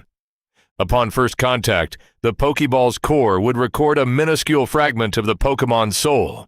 After the recent upgrades, his Pokemon souls were far stronger and more malleable, so the process wouldn't harm them in the slightest. The soul fragment would then permanently attune the Pokeball to that specific Pokemon, ensuring that it could never be used to capture another. And just like that, Hikaru had created his first soul-bound item. Hikaru felt a small pang of regret as he reminisced. Judging by the picture of Mina and an elderly woman attached to the back of the compass, the item had probably held significant sentimental value. Maybe the woman had been her grandmother, or perhaps the master she had mentioned. If the compass hadn't proven so useful, Hikaru might have even returned it. Alas, it wasn't meant to be. The moment he had dismantled the enchantment, the tiny soul fragment had slipped from his grasp before he even realized what it was. At least the rest of the items he had destroyed in his pursuit of knowledge weren't nearly as important. There was the enchanted lunchbox that kept food fresh, which had taught him how to create spatial enchantments capable of holding living creatures without instantly killing them. A small mirror that functioned as the magical equivalent of a mobile phone, capable of both long-distance communication and video calls. Though from what Hikaru had discovered, reception outside established cities was terrible. Stella's enchanted tent, which somehow contained an entire hotel room, complete with furniture and other amenities. Being born a noble certainly had its advantages. There were also miscellaneous items, such as an enchanted lighter, a pair of glasses that allowed one to see mana, a magical map capable of zooming in and out like Google Maps, another canteen similar to Amon's, and several spare weapons and sets of clothing. They had even brought books. Useful books. Stella had a book discussing the latest geopolitical climate of the surrounding kingdoms. Arvel had a book detailing the famous landmarks of the kingdom, which included a small section on the other dungeons Stella had mentioned. Through it, Hikaru had finally learned a little about the rest of his kind. Turns out, he was the youngest dungeon in the kingdom. By a lot. The nearest dungeon was nearly a decade old. He was also the only one without a proper name. The system had already informed him that he would only receive a proper name once the mortal races collectively decided upon one, but it still felt a little depressing seeing the unnamed tag attached to his status. Hopefully, once the royal appraiser arrived and spread news of his magnificence throughout the kingdom, that would finally change. Hikaru suddenly had a horrifying thought. What if they gave him a stupid name, something like the Emerald Forest Dungeon? Or the Pokémon Dungeon? Okay, he could probably live with the second one. The first, however, was unacceptable. He had absolutely no intention of expanding the Viridian Forest indefinitely. Now that he had finally gotten the hang of spatial enchantments, he had plenty of exciting ideas for future floors. Moving on, Mina had by far the strangest collection of books. There was a textbook on mana theory, a compendium of healing spells filled with handwritten notes in the margins, and a novel titled Falling for the Night. Yes, it was a romance novel, complete with numerous kissing scenes and a surprising amount of ER-18 content. How did Hikaru know which books belonged to whom? Simple. He had also found their enchanted library cards, which conveniently kept track of every book they had recently borrowed. Hikaru supposed that without any portable forms of entertainment, reading was an excellent way to pass the time during long journeys. Not that he was one to judge. He had already skimmed through every single book and had even made a bookshelf to store them for later reading, especially Mina's romance novel. What? It had a good story. It was also part of a trilogy, and Hikaru was still trying to figure out how to acquire the remaining 2 volumes. Anyway, the last magical items he had discovered among Stella's belongings were several mana crystals. Or perhaps mana pebbles would be a more accurate description. Considering they had been stored alongside gold and iron coins, Hikaru guessed they functioned as currency. To him, however, they were worth far more than mere money. You see, Hikaru was facing a slight problem. He was running low on mana. Yes, he could freely manipulate all the mana within his authority, but that mana had to come from somewhere. After the creative spree that was the construction of the first floor and its inhabitants, he had nearly exhausted his reserves of ether and had been forced to rely on ambient mana to replenish his supply. That included the ether recovered from the souls of the forest's previous denizens, courtesy of his very helpful Pokémon. Every single one of his creations now possessed state-of-the-art souls. That upgrade hadn't come cheap. Neither had building their bodies and adding all those new skills. Mana generally behaved like a fluid. It naturally moved from areas of high concentration to areas of low concentration, maintaining equilibrium unless something actively interfered with the process, or unless a large number of powerful beings were passively releasing mana into the environment. Unfortunately, natural replenishment took its sweet time. Worse, Hikaru had made his Pokémon too efficient, meaning they leaked very little excess mana into the surroundings. As a result, until his dungeon became more populated, he would need to manage his resources carefully. That was where the mana pebbles came in. They were the reason Hikaru had been able to continue his enchanting experiments uninterrupted and even indulge in a few side projects purely for shits and giggles. Because, as it turned out, complex enchantments also consumed large amounts of mana, which made sense. They were, after all, basically mana given form. It wasn't anywhere near as mana-intensive as creating another Pokémon, so the 20 or so mana pebbles Stella had generously donated would keep Hikaru going for quite some time. As such, he wasn't particularly worried about his reserves anymore, which was why he had created several additional Pokeballs, prototype Pokeballs, to be precise. Before subjecting his precious creations to untested magical artifacts, Hikaru had wanted absolute certainty that they were safe, and it was a very good thing he had. Because the first 3 tests had gone horribly wrong. The test subjects themselves had been simple mindless creatures created specifically to imitate Pokémon without possessing actual consciousness. Hikaru may have already crossed into mad scientist territory, but he wasn't Lex Luthor.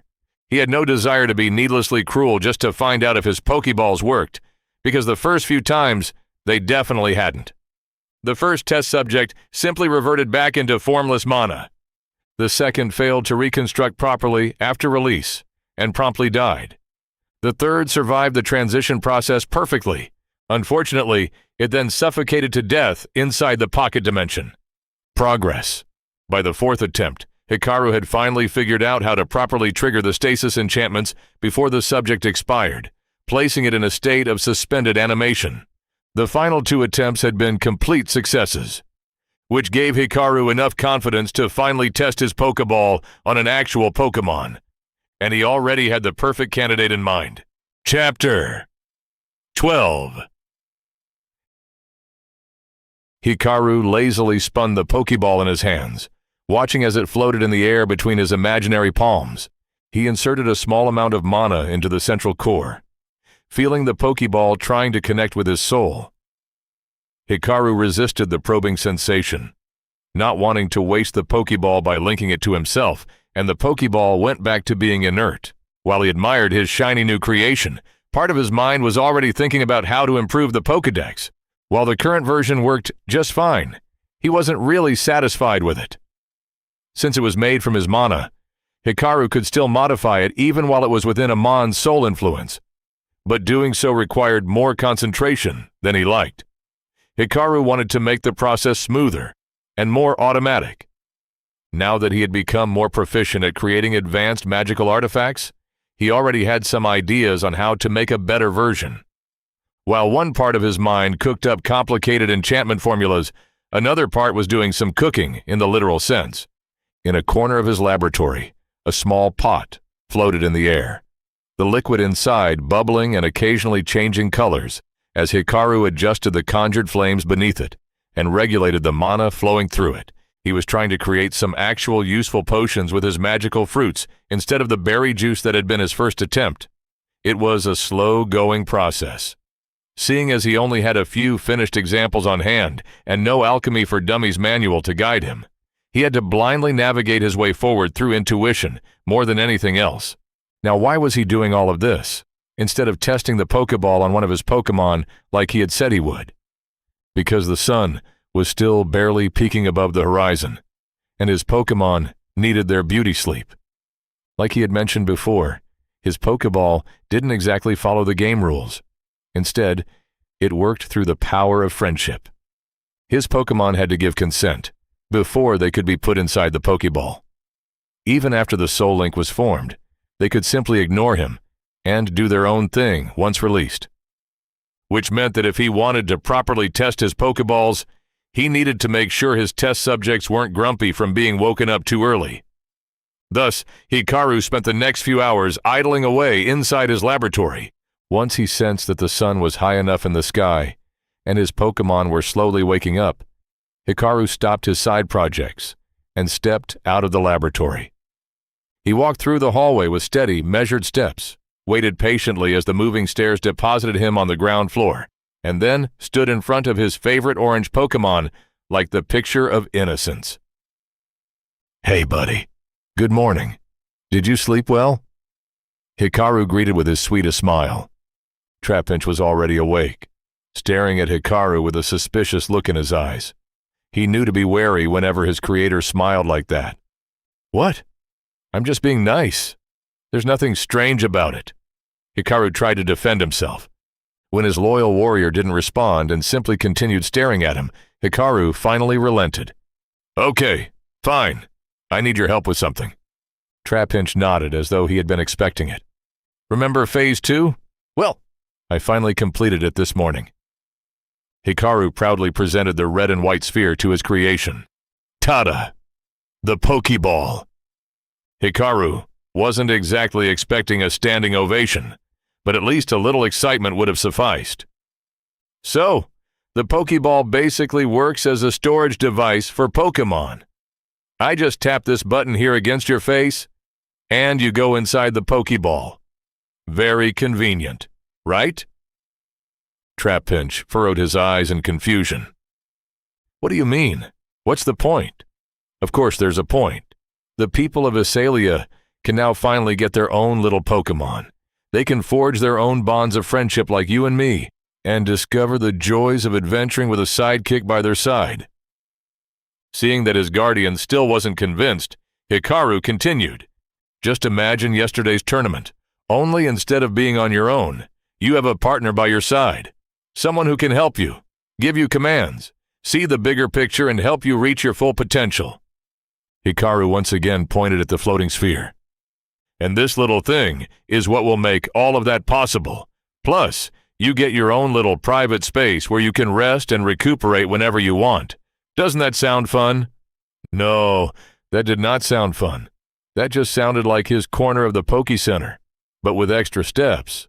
Still, Trapinch didn't have the heart to tell his creator that. Judging by the noises he had been hearing from upstairs over the last few days, his creator had been working on this thing very passionately. He figured he might as well try it out. What was the worst that could happen? He knew his creator would never intentionally harm them. Trapinch let out a sigh before finally giving a nod. Really? You'll try it out? Oh, thank you, thank you. Hikaru picked Trapinch up like a cute puppy and attempted to hug him. Though without a corporeal body, Trapinch was basically just hanging in the air. I promise you won't feel a thing. I tested it several times already. It's very safe. Hikaru put Trapinch down and brought the Pokeball closer to his body. As a bonus, once I figure out how to make the internal space more stable, I won't even need to put your body in stasis, and you'll be able to freely move around inside the Pokeball. Trapinch wished his creator had mentioned that a little earlier. He would have rather waited for the upgraded version. Alas, it was already too late. Before Trapinch could even open his mouth in protest, the Pokeball touched his orange carapace and he felt something trying to connect with his soul. Trapinch reluctantly allowed it to do its work, and the next moment felt his consciousness vanish as his body was pulled into the Pokeball. As Trapinch's body disappeared, Hikaru shook the ball from side to side. This was a very important moment for him. Since there was no actual capture mechanic, he would just have to improvise. On the third shake, Hikaru imagined a clicking sound and made a few little stars appear beside the Pokeball. Good! He had successfully captured his first Pokémon. Now for the next part. Hikaru poured a little mana into the central core and watched as Trapinch's body reappeared on the floor. He immediately knelt down and looked his creation in the eye. So, how was that? Did you feel any discomfort? Did you feel anything at all? Trapinch shook his head. Exiting the Pokeball had been a little disorienting, but other than that, he hadn't felt a thing. Good! Good! Hikaru nodded, folding his arms across his chest. Now, we just need to test it a few more times, just to be sure. After the fifth trip in and out of the Pokeball, Trapinch had had enough. Instead of protesting verbally, he simply used Dig and made his own exit out of the Poké Center. Hikaru stared at the little hole in his floor, at the retreating figure of his loyal champion tunneling through the ground, and decided to just let it go. Trapinch would get his compensation later, in the form of a well-roasted steak. For now, he fixed the floor and returned to his laboratory. That was a complete success.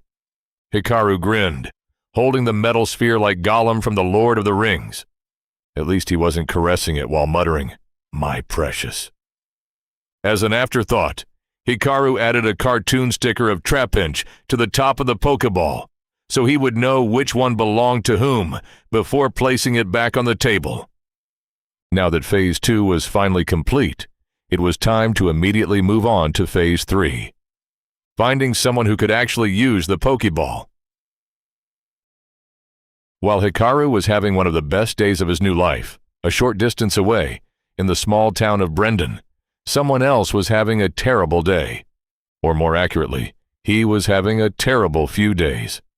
As soon as Amon and his team reached town. No, even before that. They hadn't even crossed the town gates when the news that something terrible had happened had already spread throughout Breton. With dark clouds hanging over the entire group and the conspicuous absence of one of its members, it wasn't exactly difficult to guess what had happened. The moment they stepped through the gates, Captain Malric intercepted them, making his presence known in the classic fashion of jumping down from the town wall. Amon was already used to his uncle's antics. The rest of his team were not. Stella was halfway through drawing her blade, while Arvel already had his dagger in hand, when Captain Malric activated one of his skills: Intimidate.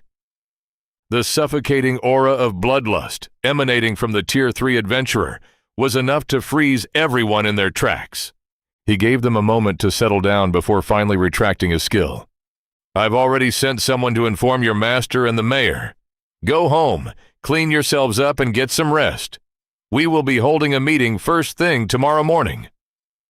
Captain Malric didn't bother with a greeting, nor did his face soften at the sight of a man this time. A man knew he wasn't speaking to his uncle right now. He was speaking to the guard captain of Brendan. Yes, sir, Ammon replied with a nod. And you lot, your visit to the dungeon wasn't approved yet. Even with your family names, don't think you can escape punishment this time. Huh? What? But he thought... A man turned toward his companions, the question already on his lips, only to stop, his jaw hanging open in shock. Stella's head was lowered. Mina had a faint blush on her cheeks. Arvel was nervously rubbing the hilt of his dagger. We are sorry, sir, Stella finally mumbled. We didn't think it would turn into such a big deal. Your guildmaster can decide what to do with you all later. For now, just make sure you attend tomorrow's meeting. Everyone murmured their agreement. Captain Malric gave a satisfied nod, patted a man on the back, and leapt back onto the town wall. The moment his uncle left, Amon pulled his companions into a nearby alley with a stormy expression on his face. Once he was certain they were out of earshot, he whirled on them, accusation clear on his face. What the heck? You didn't tell me your dungeon visit hadn't even been approved when we signed the contract. Now that Cybele got himself killed and potentially angered the dungeon, they could even revoke your licenses as punishment. More than that, Amon was worried he might be labeled an accomplice and punished alongside them. Mina rubbed the back of her head in embarrassment. Well, like she said, we didn't think it would turn into such a huge mess when we left. Stella nodded. I apologize. Newly discovered dungeons are usually very weak, which is why they send Tier 1 adventurers like us to scout them out. Given our credentials and previous success in dungeons, I thought our request would already have been approved by the time we returned. I did not foresee this turn of events. With the big, scary Tier 3 no longer in their presence, Stella seemed to have regained her usual composure. A man couldn't exactly blame their reasoning. He had thought exactly the same thing when he agreed to act as their guide. However, it seemed they lacked some critical information. A man lowered his voice even further before speaking. That's because Guildmaster Byrne isn't like your typical adventurer guild leader. He's a stickler for rules. Rumor says he used to be a high-ranking scribe in Orin before he accidentally pissed off one of his superiors and got sent here as punishment. He has less than a year left in his posting, so he's extra careful not to rock the boat and end up somewhere even worse. I didn't know that, Stella admitted. Otherwise, I would have sent my petition directly to the Guildmaster in Brislin. I am much more familiar with him. Yeah, that probably would have been for the best.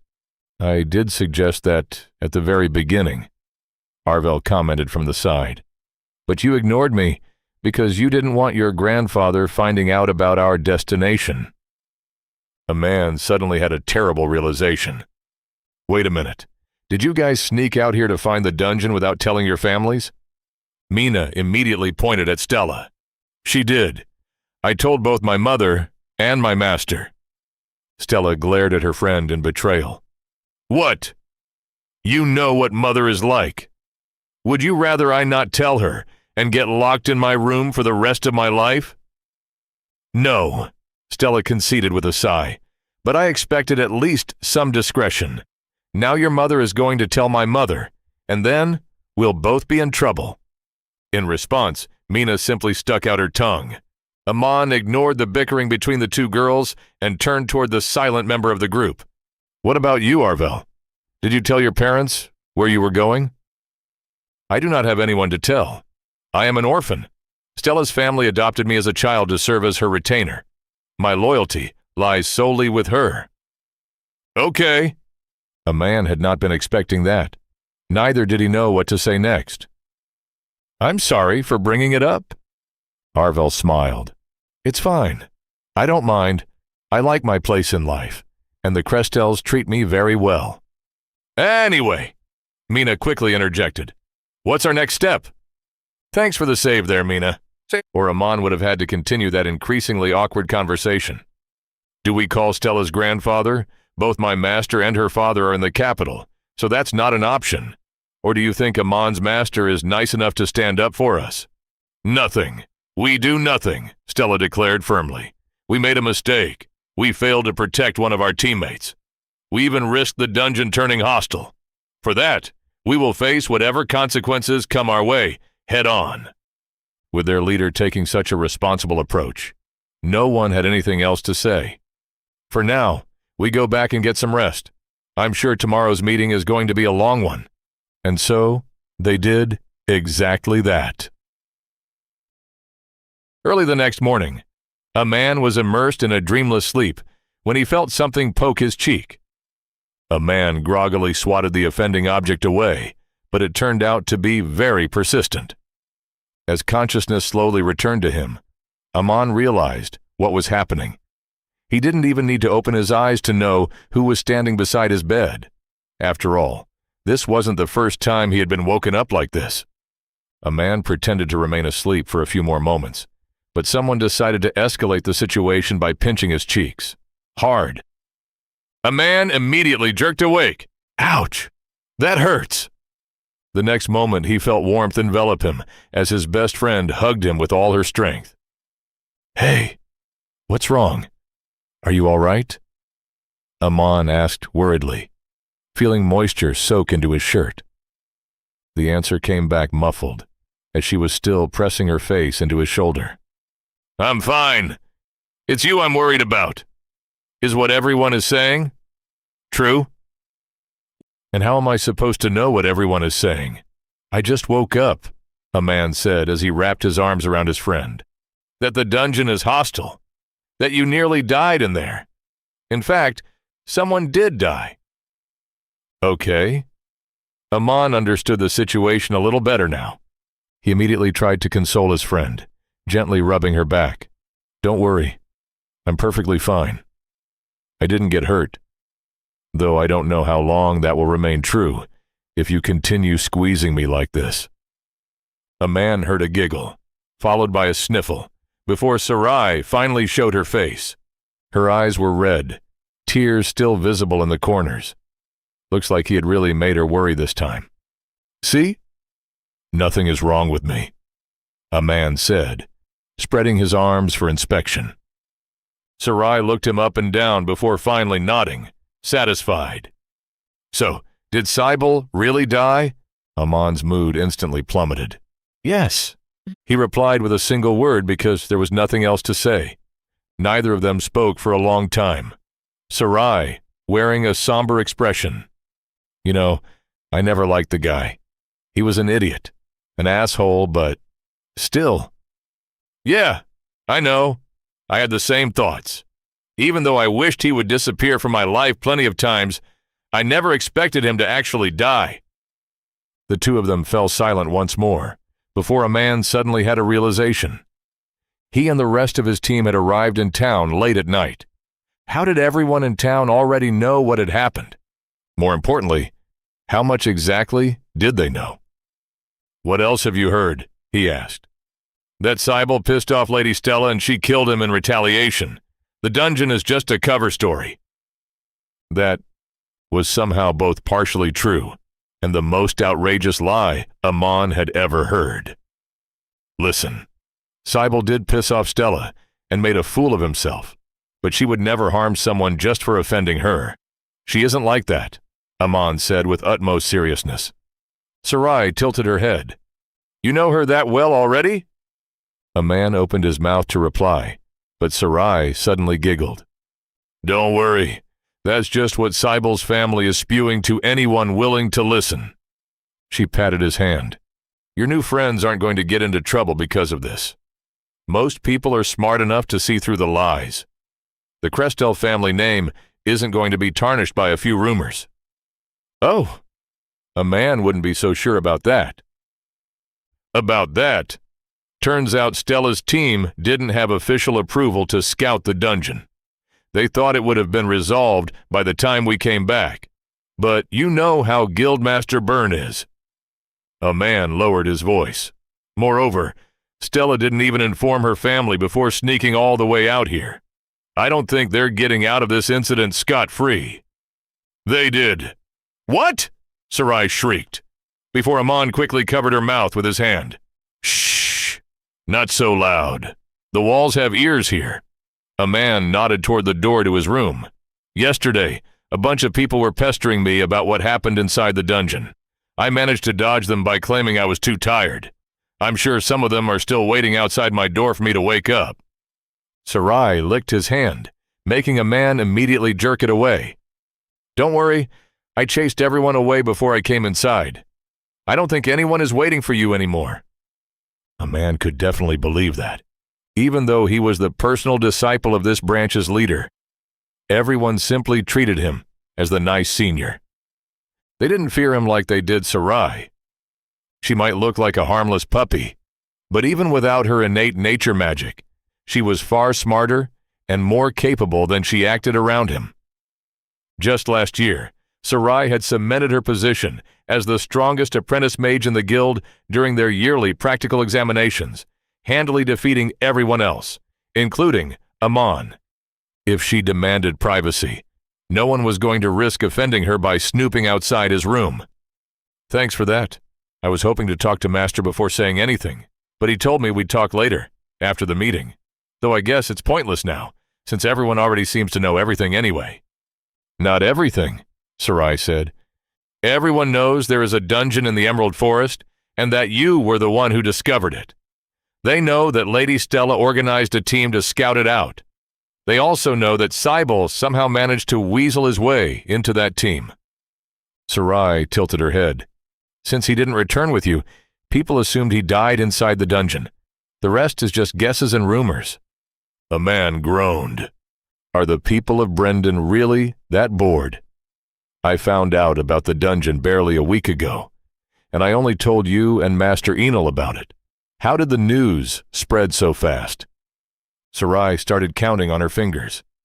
Some of the senior apprentices and mages already knew you had gone to investigate something ever since Master Enel called that meeting asking for volunteers. All the guards at the gates aren't exactly discreet either. I'm sure someone let something slip. Sarai pursed her lips. Then there's Aunt Yumi. She saw the entire interaction between Cybel and Lady Stella, and you know how much those aunties love gossip. Sarai suddenly held up another finger. Oh, and old man Tao heard Mrs. Lian crying and complaining about your group at the market this morning, and rushed to defend you, which ended up confirming half the rumors for everyone else. Mrs. Lian worked for Cybel's family, while old man Tao was his master's assistant, and lived with them at the guild, for anyone who needed the context. And that's just the people I know are personally involved in the rumors, Sarai continued. You know how people in small towns are. Everyone knows everyone and loves talking about anything. Seeing a man's gloomy expression, Sarai tried to console him. Hey, don't look so down. You already have experience being the talk of the town. Just think of this as more of the same. Sarai smiled fondly. Remember when you first came here with your master? You were so meek back then. Everyone wanted to know more about the little kid accompanying the great Enel Sol. You hadn't even been here for a week before I knew everything about you, and I was only 8 at the time. That was because Sarai had always been a social butterfly and loved gossip. Unlike him, who spent most of his free time either in his room or in the library. A man closed his eyes, letting Sarai once again hug him while resting his head on her shoulder. Even though he had been trying to follow his master's advice and step beyond his comfort zone. The dungeon had already become something far beyond him. This was no longer about fun adventures, exploring a new dungeon, or getting to know a unique species of magical creatures. This had become a matter of national significance, with the crown likely becoming involved very soon. He had been hoping to plead ignorance, let the elders handle everything, and have Stella and her team guide the appraiser through the dungeon if that remained an option.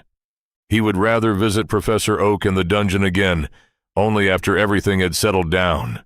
However, that no longer seemed likely. His name was already associated with the dungeon. Trying to keep his head down and hope nobody would bother him was a fool's dream. Like Stella had said, he would need to face the situation head on. "What did Uncle Malric say about all this?" Amon finally asked, raising his head. "Nothing much. He left early this morning for some important meeting and only told me that you had returned last night. I was already on my way here when I heard the rest." A man nodded. "Speaking of which, he told me you were going to be part of that meeting as well. Aren't you going to be late?" A man looked through his window at the sun already high in the sky. Oh shit. He really was going to be late. Out. I need to change. A man hurried Sarai out of his room before quickly making his way to the bathroom to get ready.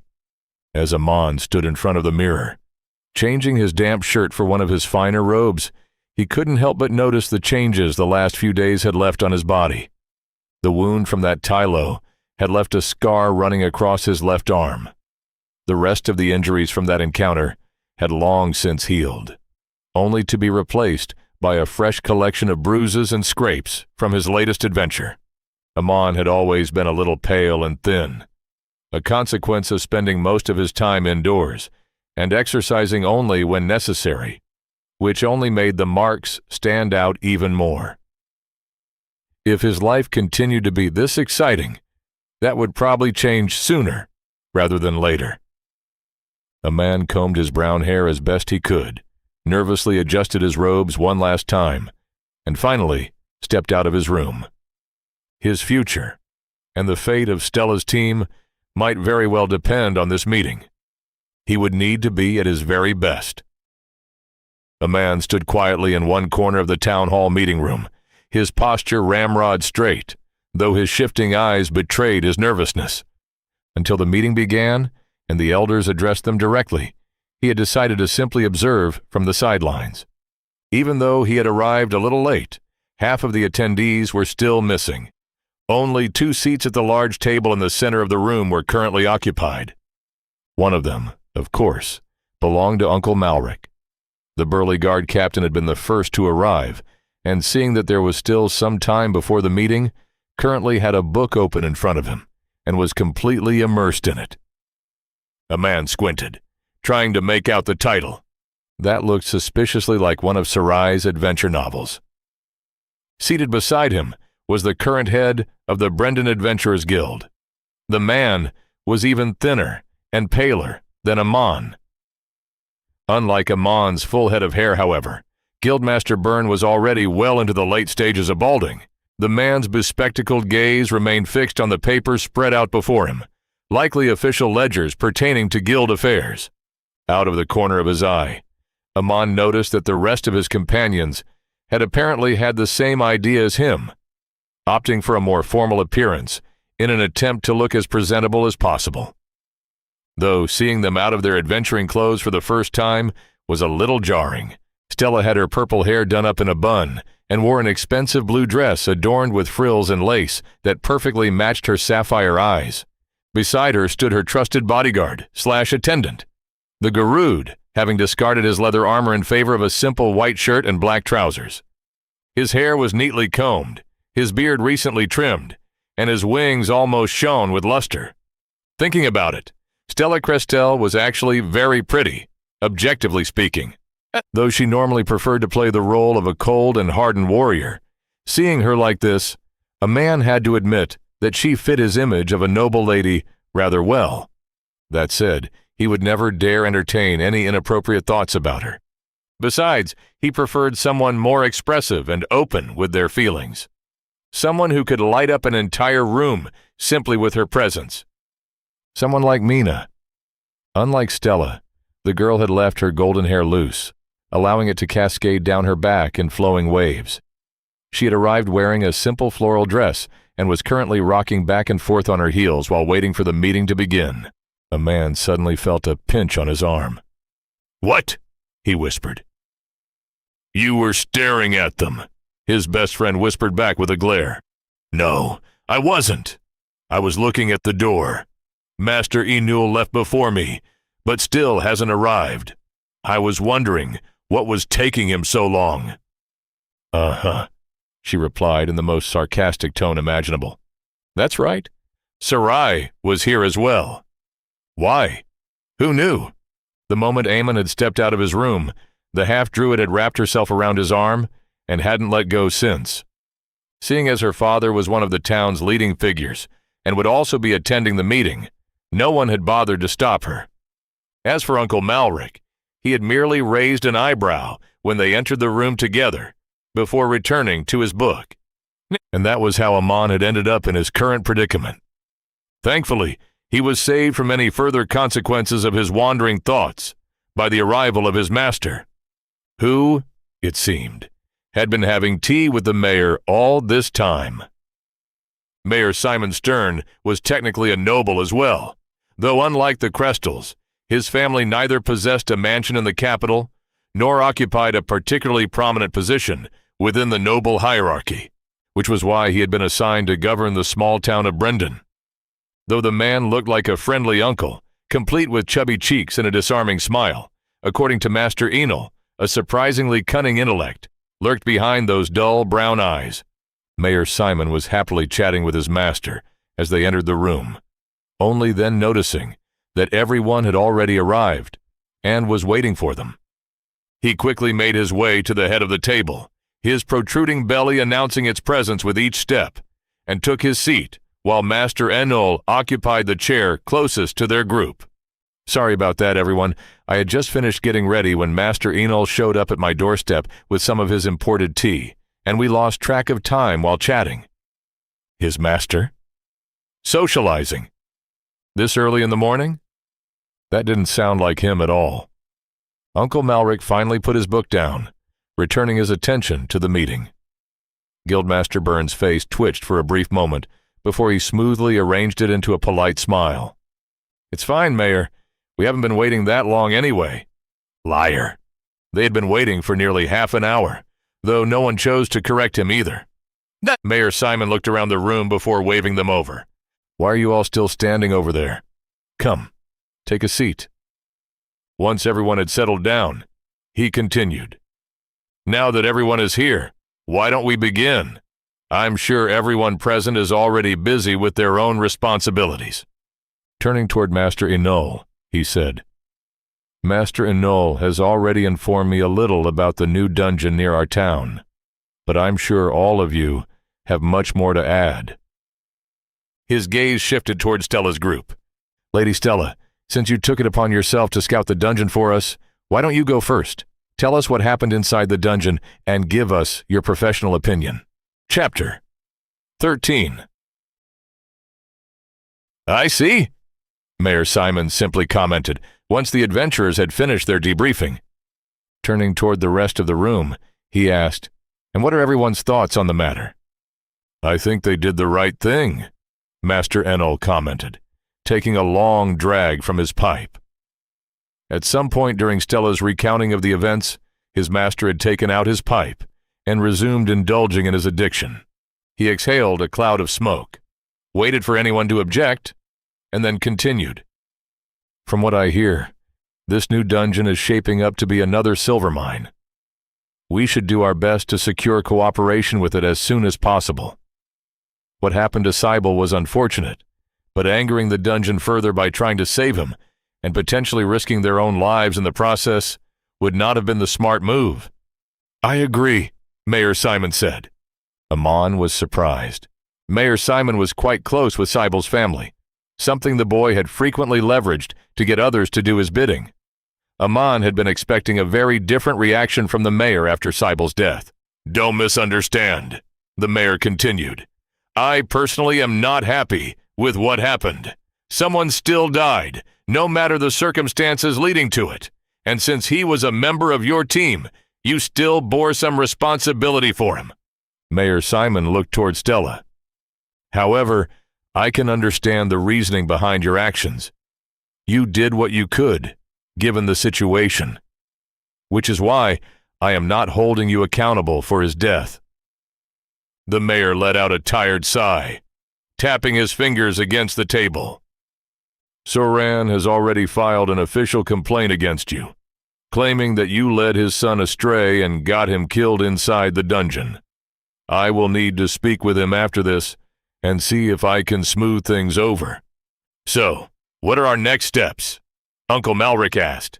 We need to carefully manage our interactions with the dungeon going forward. We cannot risk another incident like this. Therefore, until the royal appraiser arrives, keep the southern gates closed. No one is to enter the Emerald Forest without my explicit permission. Uncle Malric nodded.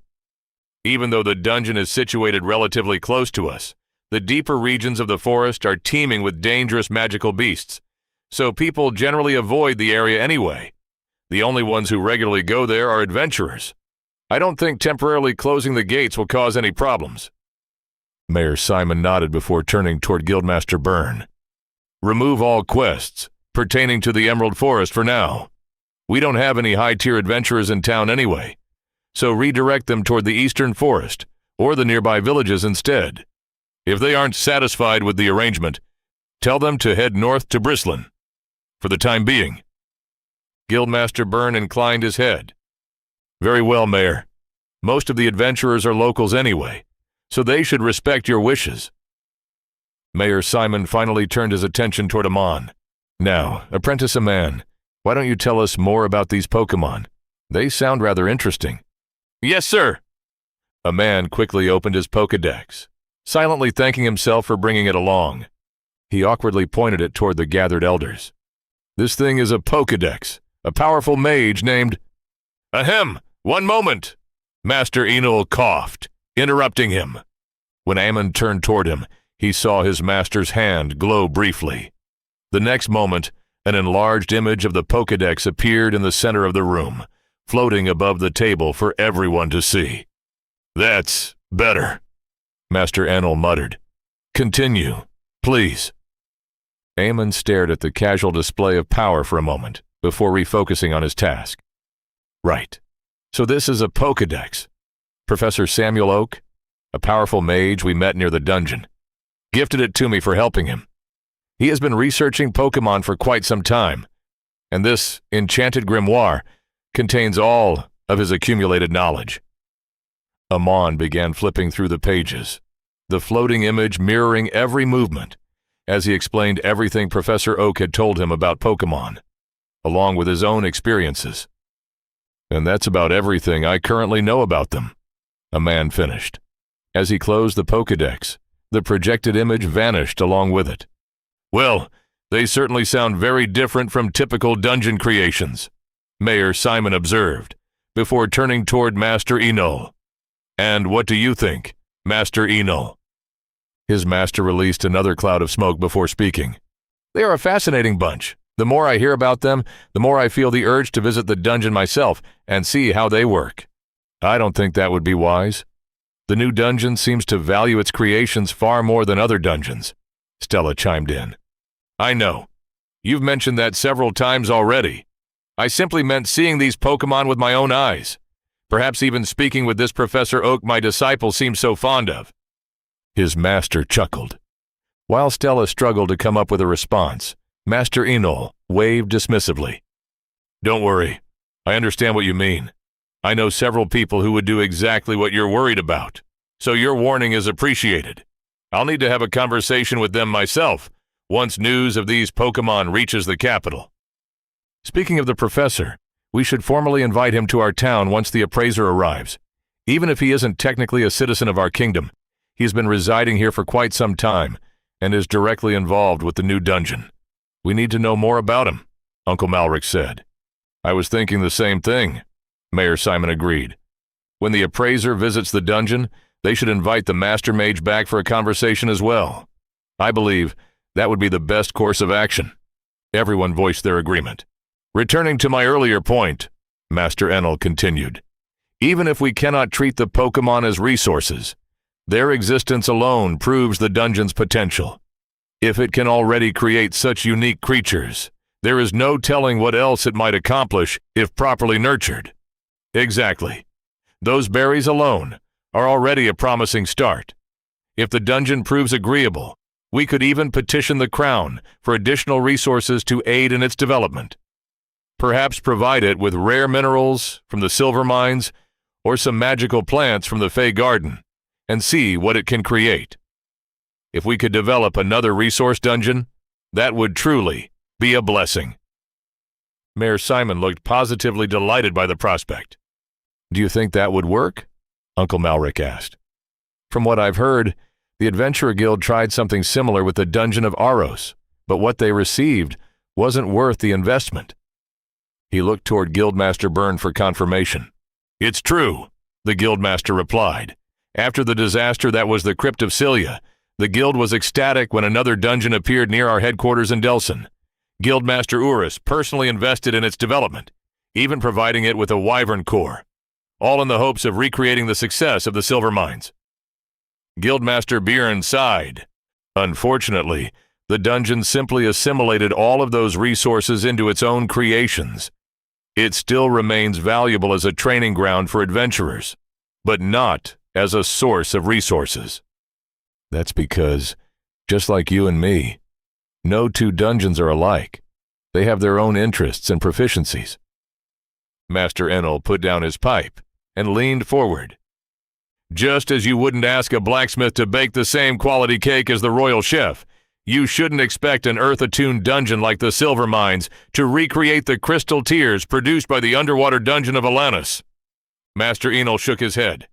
I told that fool repeatedly that the dungeon wasn't suitable for producing unique resources, that his plan was idiotic, but that meathead wouldn't listen.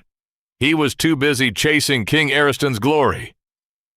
At this point, Master Enel seemed to be speaking more to himself than anyone else. I say he got what he deserved. At least Queen Maria didn't strip him of his title for wasting everyone's time. While Master Enel continued his tirade, the rest of them watched in open-mouthed silence as the old man repeatedly insulted one of the most powerful men in the kingdom, the current head of the entire Adventurer Guild of Mati. Sometimes, Amon forgot exactly who his master had once been before his retirement. Master Enel, Uncle Malric finally interrupted. Does that mean you believe this new dungeon might be suitable for such a project? Master Enel blinked, seemingly remembering where he was. He picked up his pipe, took a long inhale, and spoke in his usual calm tone. I am not the dungeon. I cannot say anything with absolute certainty. However, the fact that it is already capable of creating entirely new life forms tells me that it is an intelligent one. But before we dream too big, we first need to determine whether it is willing to cooperate with us at all. Right. We are getting ahead of ourselves, Mayor Simon agreed. Ultimately, we must wait for the royal appraiser's verdict before making any long-term plans. For now, do as we discussed and wait for Her Majesty to send someone. He looked around the room. Anything else before we wrap up this meeting? Yes, Mayor. We still haven't discussed what to do with these children. They did break protocol, after all, and that ultimately led to someone's death. They deserve some form of punishment. A man noticed the quick glance Mayor Simon shot toward Master Enel before focusing his attention on the Guildmaster. And what punishment do you believe would be appropriate? Guildmaster Byrne immediately looked panicked. I will defer to you, Mayor. Whatever you believe is best. Amon understood the man's dilemma. If Stella and her team were allowed to leave without consequences, it would reflect poorly on the man. However, Cybel's death ultimately wasn't Stella's fault. Her only real offense had been failing to obtain proper authorization. If Byrne recommended an excessively harsh punishment, he would simply paint a target on his own back for mistreating a noble lady. Guildmaster Byrne clearly realized this, as did the mayor. which was why Mayor Simon addressed Stella directly. "And what do you think, Lady Stella?" Stella rose from her seat and bowed her head. "I will take full responsibility for my actions, Mayor Simon. Even though Cybele joined us of his own accord, the decision to visit the dungeon before the appraiser arrived was entirely my own. For that, I will accept whatever punishment you deem appropriate. All I ask is that you leave the rest of my team out of it." Wow, that was smooth. She had accepted responsibility only for the minor infraction, while simultaneously demonstrating maturity, humility, and protecting the rest of her team. Amon sincerely hoped the mayor would go easy on her. "Good, very good. Your parents have raised you well." Mayor Simon nodded. "Then I shall simply follow standard procedure. Stella Crestel, your guild license is hereby suspended. Once the royal appraiser arrives, you will plead your case before them. Depending on their judgment, your license will either be reinstated or you will be further fined a sum of 100 gold. That was basically just handing the problem over to someone else. Still, was that good or bad? Stella gave no visible reaction. She simply removed her adventurer card and handed it over to Guildmaster Byrne. Amon looked toward the rest of her companions, but they maintained equally blank expressions. As a last resort, Amon turned toward the only person who had contributed absolutely nothing throughout the entire meeting. Sarai simply shrugged. Yeah, a man wasn't sure either. Stupid, stupid, stupid. Guildmaster Byrne paced back and forth inside his room in the Adventurer Guild building. That had been entirely stupid. He could practically feel the few remaining hairs on his head falling out from stress. What had he been thinking?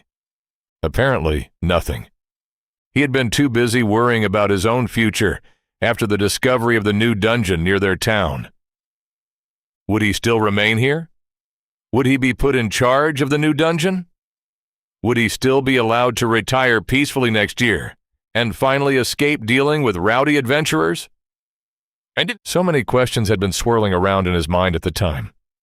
He had assumed that Mayor Simon had simply forgotten about Stella's team, which was why he had so helpfully reminded him. Of course, that hadn't been the case. Unlike Byrne, that man held his position because of his competence, rather than as a punishment.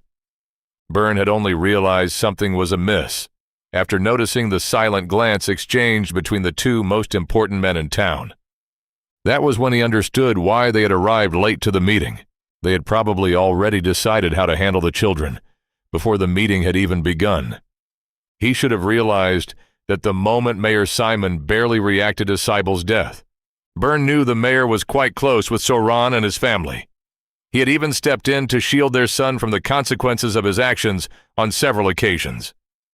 Seeing his passive response, Byrne should have realized the mayor already had a plan. Most likely, the children would have been disciplined by their own families behind closed doors, while the mayor quietly swept the entire matter under the rug, including all discussion regarding the new dungeon. After all, that was how nobles usually handled their affairs, and it probably would have worked. Everyone would have gone home satisfied. But no. Byrne had just had to open his mouth and ruin everything. Now that he had publicly raised the issue, the mayor could no longer simply ignore it.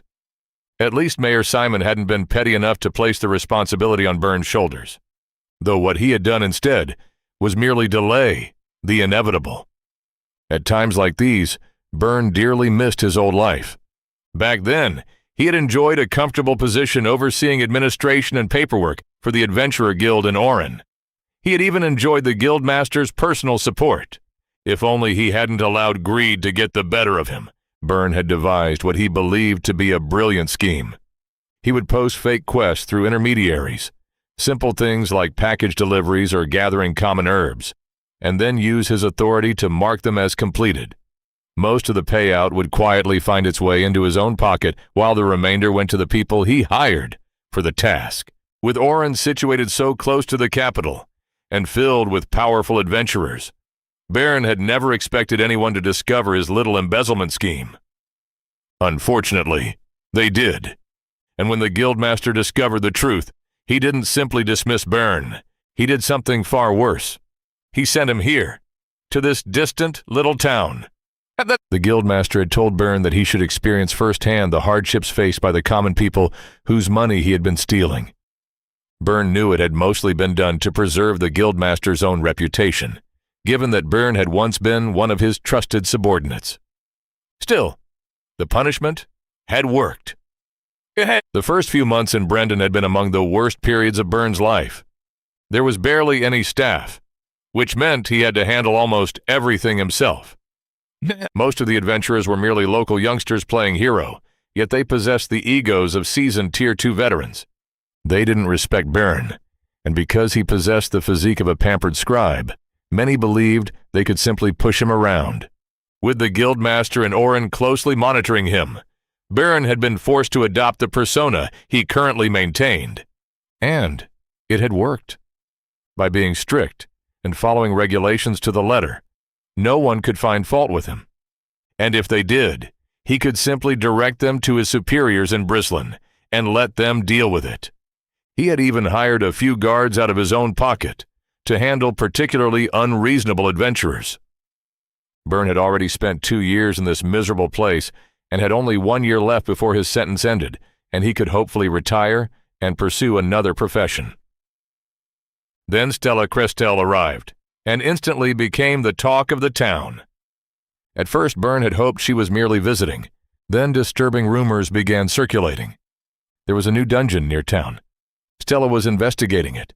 Somehow, Saran's son had become involved, as had Master Enel's disciple. Byrne had desperately hoped the rumors concerned something mundane. Perhaps a love affair between the noble lady and the 2 commoners. Unfortunately, the paperwork waiting on his desk a few days ago shattered all such hopes. It was an official request for the rights to conduct the initial scouting expedition into the new dungeon. So the rumors had been true. Byrne had immediately smelled trouble approaching from a mile away. He had spent the entire day staring at the request, debating what to do. He hadn't even managed to get a proper night's sleep. Should he approve it and allow the noble lady her way? She clearly met all the necessary requirements. From what he had heard, she and her team were genuinely competent and possessed previous dungeon experience. But what if it was all exaggerated? What if people were inflating her accomplishments to curry favor with her family? What if she was simply relying on her family name, while others fought on her behalf? It wasn't entirely impossible. And what if something happened to her? What if, Goddess forbid, she died inside the dungeon? Would he be held responsible? Would Lord Crestel and his heir come demanding answers for sending their scion into danger? In the end, Byrne simply couldn't bear such responsibility. So he decided to seek Mayor Simon's advice the following morning. The mayor was a noble as well.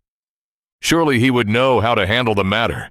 Unfortunately, before Byrne could even leave the guild building, he learned that Stella had already departed through the town gates. Byrne had simply stood there. The paperwork that had caused him so much anxiety, neatly folded in his pockets, suddenly rendered completely useless. He had only hoped everyone would return safely, so that he could slap them on the wrist and put the matter behind him. Then he heard that someone had died inside the dungeon. Byrne's heart had nearly leapt out of his chest.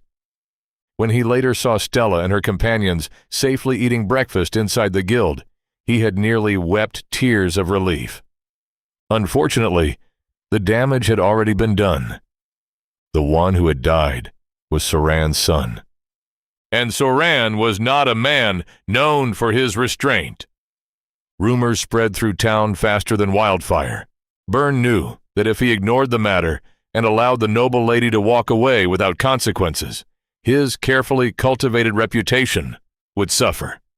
He had spent the entire walk to the town hall trying to formulate an appropriate response. Perhaps he could even consult the mayor before rendering any judgment. Then he learned about the dungeon, about Pokémon, about everything that had happened inside. After that, Byrne simply lacked the mental capacity to think about Stella's predicament, which was why he had committed such a blunder. Now, All they could do was wait for the royal appraiser to arrive and solve their problems. It had been a clever move by Mayor Simon. Unfortunately, one small problem remained. Depending on who the crown chose to send, this situation would either be resolved peacefully or it would become a political nightmare. "That's it? That's all you have to say?" Siebel's father demanded, glaring at the mayor of Brendan, Simon Stern. Simon sat in the living room of Soran's home, doing his best to console the grieving couple. "I feel for you. I really do. But this decision was made before the entire council. Lady Stella's guild license has already been suspended until the appraiser arrives from the capital. What more do you expect me to do?" "We expect you to avenge our child, Simon. She's a murderer. She caused our son's death. My poor boy had no business being inside a dungeon." Belle, Siebel's mother, shrieked. Soran patted his wife comfortingly before turning back to Simon. "She's right. You should have handled this yourself. The crown is just going to send another noble as the appraiser, and at the end of the day, nobles protect their own." Simon shook his head. "If that's what you truly believe, then you need to broaden your horizons. The Crestals have a good reputation among the common folk, but with how close they are to the royal family, there are plenty within noble circles who would love to see their downfall." "But what are the chances the appraiser will be one of them?" Soran asked. "If what you're saying is true, then it's all the more likely the crown will send someone sympathetic to their family. My son is dead, and you're letting his killer walk free without punishment." Simon let out a sigh. "I did the best I could given the situation." "Some help you were," Soran muttered. Simon could feel his patience wearing thin. "Listen, Soran, I can only punish Lady Stella for breaking Adventurer Guild regulations. I cannot hold her responsible for your son's death. They have the contract your son signed before entering the dungeon." "Then he must have been coerced into it. He didn't know what he was getting himself into," Belle said, crying into her husband's arms. "If this had been your daughter, would you have said the same thing? Would you not have done more?" Soran asked. Simon's friendly expression suddenly darkened. "That was a low blow, Soran. I did more for your son than anyone else in this town. Or have you forgotten what happened when your precious boy and his friends assaulted the baker's son?" Simon's face hardened. "Who was it that called a healer from Brislin? Who was it that personally apologized to everyone involved? Who was it that stopped your son from being thrown into jail?" "We paid you handsomely for that," Soran shot back. "Oh, is that what it was? A financial transaction?" Simon asked coldly. "Then perhaps I should bring out every complaint I ever received regarding your son. Every time he hurt someone, damaged property, or made himself a nuisance. Let's see if you can pay the price for all of your son's misdeeds. I still have those records. You know." "Oh, don't try to act like a saint now, Simon," Soran replied, equally furious. "All you did was cover for a child's mischief while lining your own pockets. Don't pretend we forced you into anything nefarious." The anger suddenly drained out of Simon. "No, you didn't. I helped you of my own free will because I thought we were friends. Because you once helped my wife at a critical time when I couldn't be there for her. And I have been repaying that debt ever since." Simon let out a weary sigh. "Master Enol was right. This really was my fault. I looked the other way every time you used my name for your own gain. I thought you would discipline him properly, guide him in your own way. Turns out I was wrong." He shook his head. "You simply left him unchecked, allowing him to push the boundaries a little further every time he escaped the consequences of his actions. I should have put a stop to this long ago. Now look where it led." "That's not true," Belle sobbed from beside her husband. "My son was just playing around and accidentally hurt someone once. That doesn't make him a bad person." "Once?" Simon raised an eyebrow. "Open your eyes, Belle. The entire town knows what your son was really like. Why are we even talking about this?" Soran slammed his fist against the table. "My son is dead. It doesn't matter what he did in the past. He certainly didn't force that noble girl to take him into the dungeon. She should be held responsible for leaving him behind to die." Simon decided He had had enough. There was no point continuing this conversation. I conducted my own investigation before coming here. These are testimonies from the bartender at the Adventurer Guild, several of your son's lackeys, and a few other townspeople. Simon slid several sheets of paper across the table. After Cybele learned about the new dungeon, he was the one who approached Lady Stella. He introduced himself as a veteran adventurer and used his connections to get into her good graces. It was his idea to join the scouting party in exchange for helping her get acquainted with Mage Amon, whom he claimed was a close friend. Simon shook his head in exasperation. Apparently, your son thought he was too good for our little town. He wanted the prestige of being among the first to clear a newly discovered dungeon so he could earn a place in the Silver Sun, one of the capital's most famous adventuring teams. As if that was ever going to happen, Simon muttered under his breath as he rose from his chair. Looking at Soran one last time, he said, "If you are dissatisfied with my decision, then you may take your complaints to the Royal Appraiser once they arrive. Or better yet, travel to Brislin and demand justice from Lord Crestel himself. I will not involve myself in this matter any further." With that, Simon turned and left their home. As Mayor Simon Stern walked through the empty streets of Brendan, he couldn't help but feel sorry for his longtime friend. After all, he had been there when Cybele had nearly died from illness shortly after his birth. He knew how much the couple had suffered just to keep their son alive. However, that did not justify spoiling him rotten. Not that Simon had been any better. If it hadn't been for Soren, Simon would never have heard his wife's final words. He wouldn't even have been able to hold her one last time before she passed away. Emotions had a way of blinding people to the truth, forcing them to make irrational choices. It was why Simon had tolerated their behavior for so long. It was why Cybele had never needed to mature or take responsibility for his actions. Not that any of it mattered anymore. Cybele was dead. All that remained was anger, bitterness, and regret. While all of this was happening in Brendan, far away, in the royal palace of Ariston, someone was casually sipping tea while relaxing on a luxurious couch. The man had a sharp, angular face, with purple bangs framing his features, and the rest of his long hair tied back in a ponytail.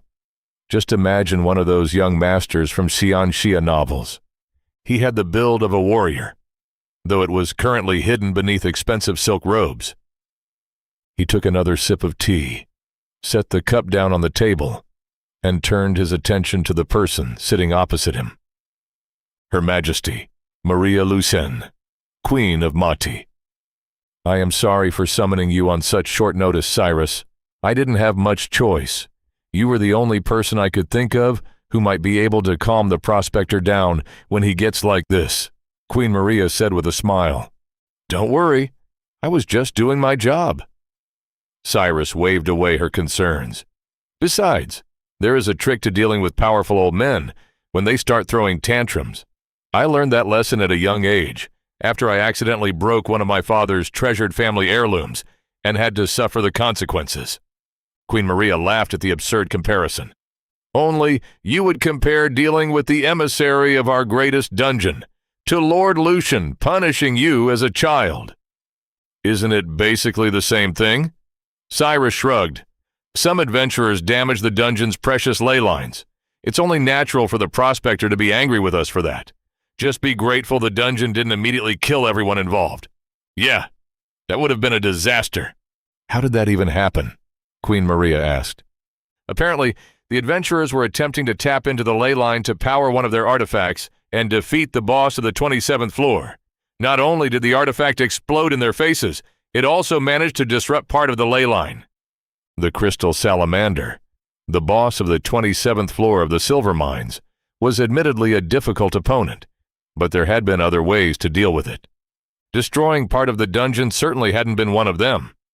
She would need to have a long conversation with Urus regarding his adventurers. So, how did you resolve the situation? Queen Maria asked. Cyrus gave her a sheepish smile.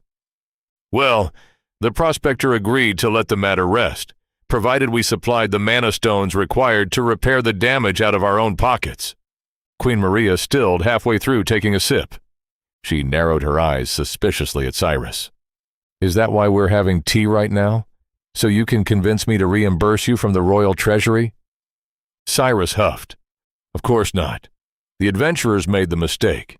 They will be the ones paying for it. They've already signed contracts of servitude with the Adventurer Guild for the next few years to cover the cost of the mana stones. He waved his hand dismissively. However, you know how the Adventurer Guild operates. They don't exactly keep all of their wealth in one place. They need some time to gather the required mana stones. In the meantime, they were hoping Her Majesty might be willing to provide a small loan. Queen Maria shook her head in exasperation. I knew something was fishy when you came to me for tea instead of my husband. Cyrus shrugged. It's the best I could do, unless you want the silver mines closed for a month while the Adventurer Guild scrambles to gather enough funds. Fine. Queen Maria reluctantly agreed. I'll speak with Father about it and have the necessary materials sent within the week. I assume the prospector can wait that long.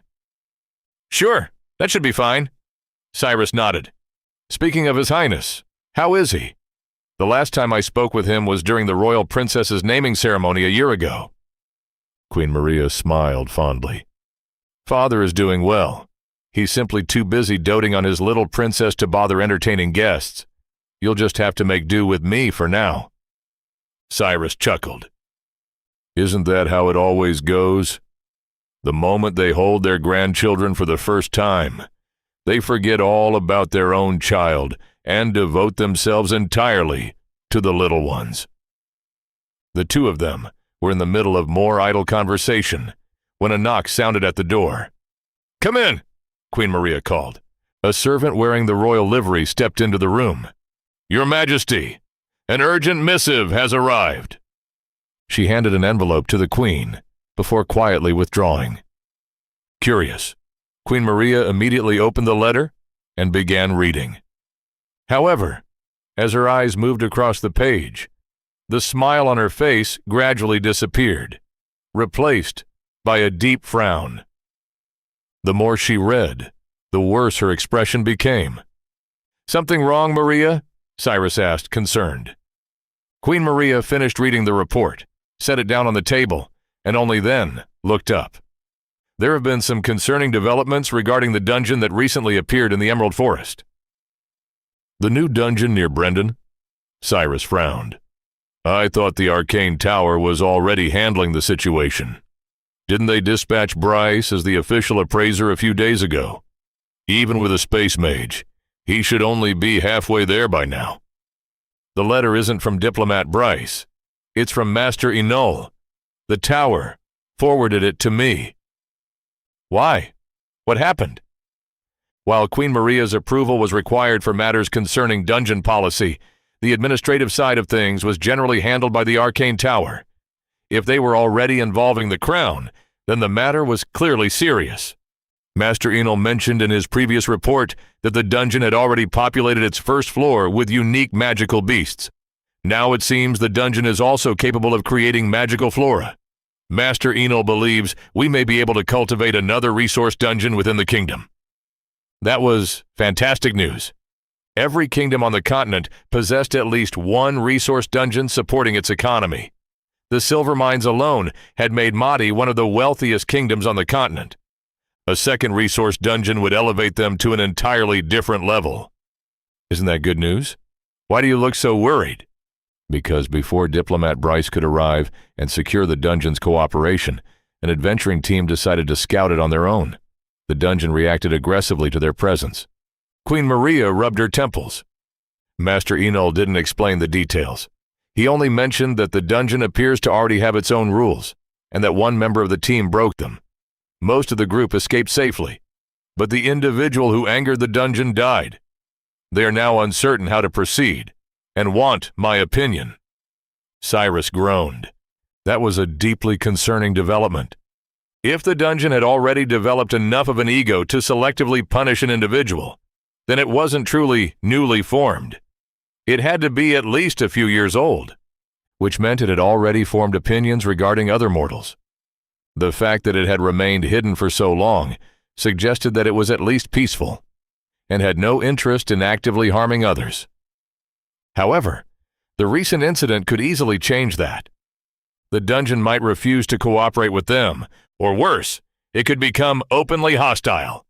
Though it represented the worst-case scenario, they absolutely could not afford another repeat of the Crypt of Cilia. Cyrus was about to suggest convening a meeting with the Masters of the Arcane Tower to determine their next course of action, perhaps even asking Master Enol to return from retirement, when Queen Maria spoke again. "There's something else you should know." Cyrus looked up. "The adventurer leading the scouting party?" Queen Maria paused. "It was Stella." Cyrus nearly jumped out of his chair in shock. "What? Why would Stella be anywhere near the dungeon? She should be—" Cyrus paused, suddenly remembering something. "Would you excuse me for a moment?" Cyrus asked Queen Maria before summoning a servant and instructing them to fetch his communication device from his room. The moment the enchanted mirror reached his hands, he immediately activated it and attempted to connect to the one his daughter possessed. There was no response. Cyrus tried to calm his racing heart. This was still within his expectations. He tried contacting his wife next. Thankfully, the call connected.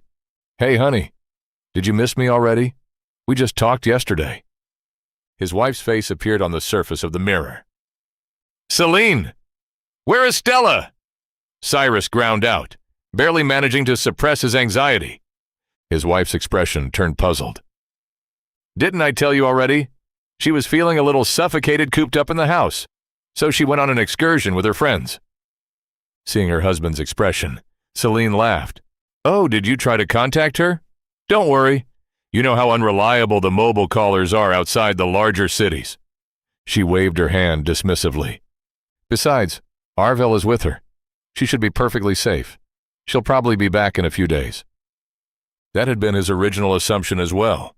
However, unless someone was daring enough to impersonate his daughter, the letter the Queen had just received painted a very different picture. He needed to know who was lying. "Celine, tell me the truth. Where is Stella really?" Though Cyrus disliked using it against his own family, he activated one of his skills. Silver Tongue, the mana carried by his voice, traveled through the enchanted mirror and reached his wife's ears, gently encouraging her to accept his suggestion. Cyrus didn't relent, fixing his wife with a steely gaze until she finally crumbled. "Fine. I didn't want you to worry, so I didn't tell you. A few days ago, Stella snuck out of the house along with Arvel without telling anyone." Seeing her husband's expression darken, she hurriedly added, "I already learned their destination from Myra. Father has sent Darson to bring her back. I wasn't lying to you. Stella will be back home perfectly safe in a few days." Cyrus felt himself age several decades from stress alone. Why, oh why, did his only daughter have to take after her grandfather? Instead of staying at home and enjoying her life like everyone else, she just had to chase after adventure and excitement. Cyrus let out a tired sigh before looking back at his wife. "Did you know your precious daughter was planning to visit a newly discovered dungeon?" "A new dungeon? No, I haven't heard anything about that." His wife frowned in confusion. "Myra only told me they were going to Brendan to visit the Emerald Forest." Cyrus pinched the bridge of his nose. "A new dungeon has appeared in the Emerald Forest. I don't know how, but Stella somehow learned about it. She went to scout the dungeon before the official appraiser could even arrive. It ended badly. Someone died." Cyrus watched the color drain from his wife's face with every word. "Is Stella safe?" she immediately asked. Then, without waiting for an answer, she continued, "I need to tell Father about this. We need to go there immediately." Cyrus stopped his wife before she could spiral any further into panic. "Don't!" His wife looked at him questioningly, the scenery behind her shifting in the mirror. She was probably already on her way to inform his father. "According to the report we received, Stella and the others are safe. For now, tell Darson to keep an eye on Stella. Once he reaches Brendan, and wait for me there. I'll handle the rest. You're going to Brendan? Right now? His wife asked. Cyrus nodded. The dungeon possesses tremendous potential. I would have needed to visit it eventually. Since our daughter has already become involved with it, I might as well go now and personally oversee everything. That would be the best course of action. Turning toward the Queen, he asked, Is that acceptable to you, Maria? Oh, is Her Majesty with you as well? His wife asked, before Queen Maria could respond. Cyrus simply turned the mirror so that it included the Queen. Greetings, Your Majesty. I apologize for disturbing you with our family problems. Queen Maria smiled sympathetically. It's fine. Now that I have a child of my own, I understand the trouble they can cause. I only hope Stella is unharmed. Turning back toward Cyrus, she continued, I also believe you traveling there personally as the official appraiser would be for the best. You are better suited for this task than Bryce. Cyrus nodded in gratitude. I'll have someone inform Bryce to return and send a letter to Master Enol informing him of your arrival. How long will you need to get there? Cyrus thought for a moment. 1 week if I can get hold of Mara. 2 if I can't. As the Queen busied herself with official matters, Cyrus took his leave, saying goodbye to his wife and promising to speak with her again later, before ending the call. As he walked through the bustling streets of Ariston toward his family mansion, Cyrus found his gaze constantly drifting south, toward Brendan, toward the dungeon, toward Stella. He could only hope that everything would be all right. Chapter 14. A bolt of lightning shot across the training field, forcing Arvel to abruptly dive to the side. The spell struck the ground where the Garud had been standing only a moment earlier, leaving behind a scorched crater. Arvel recovered almost instantly, releasing the arrow he had already drawn at his opponent. Amon flared his lightning mana into a shield, altering the arrow's trajectory just enough for it to miss him. He stomped his foot, arcs of lightning racing through the ground toward Arvel. The Garud beat his wings and took to the sky, the spell missing its intended target, before harmlessly fizzling out. Hovering overhead, Arvel launched another arrow at Amon. Amon tried to repeat his earlier tactic and raised another shield, but this time it failed. The arrow, imbued with wind mana, scored a thin line of red across his leg. Amon dropped to one knee, glaring up at his opponent. The next moment, a loud clang echoed from beside him. He instinctively glanced toward the source of the sound, watching the fight unfolding on the other side of the training field. While Amon was struggling to fend off the arcane rogue, his friend Sarai was having the time of her life. She twirled her staff before slamming it against Stella's sword, forcing the warrior back as her boots carved furrows into the dirt. The next moment, she drove the staff into the ground.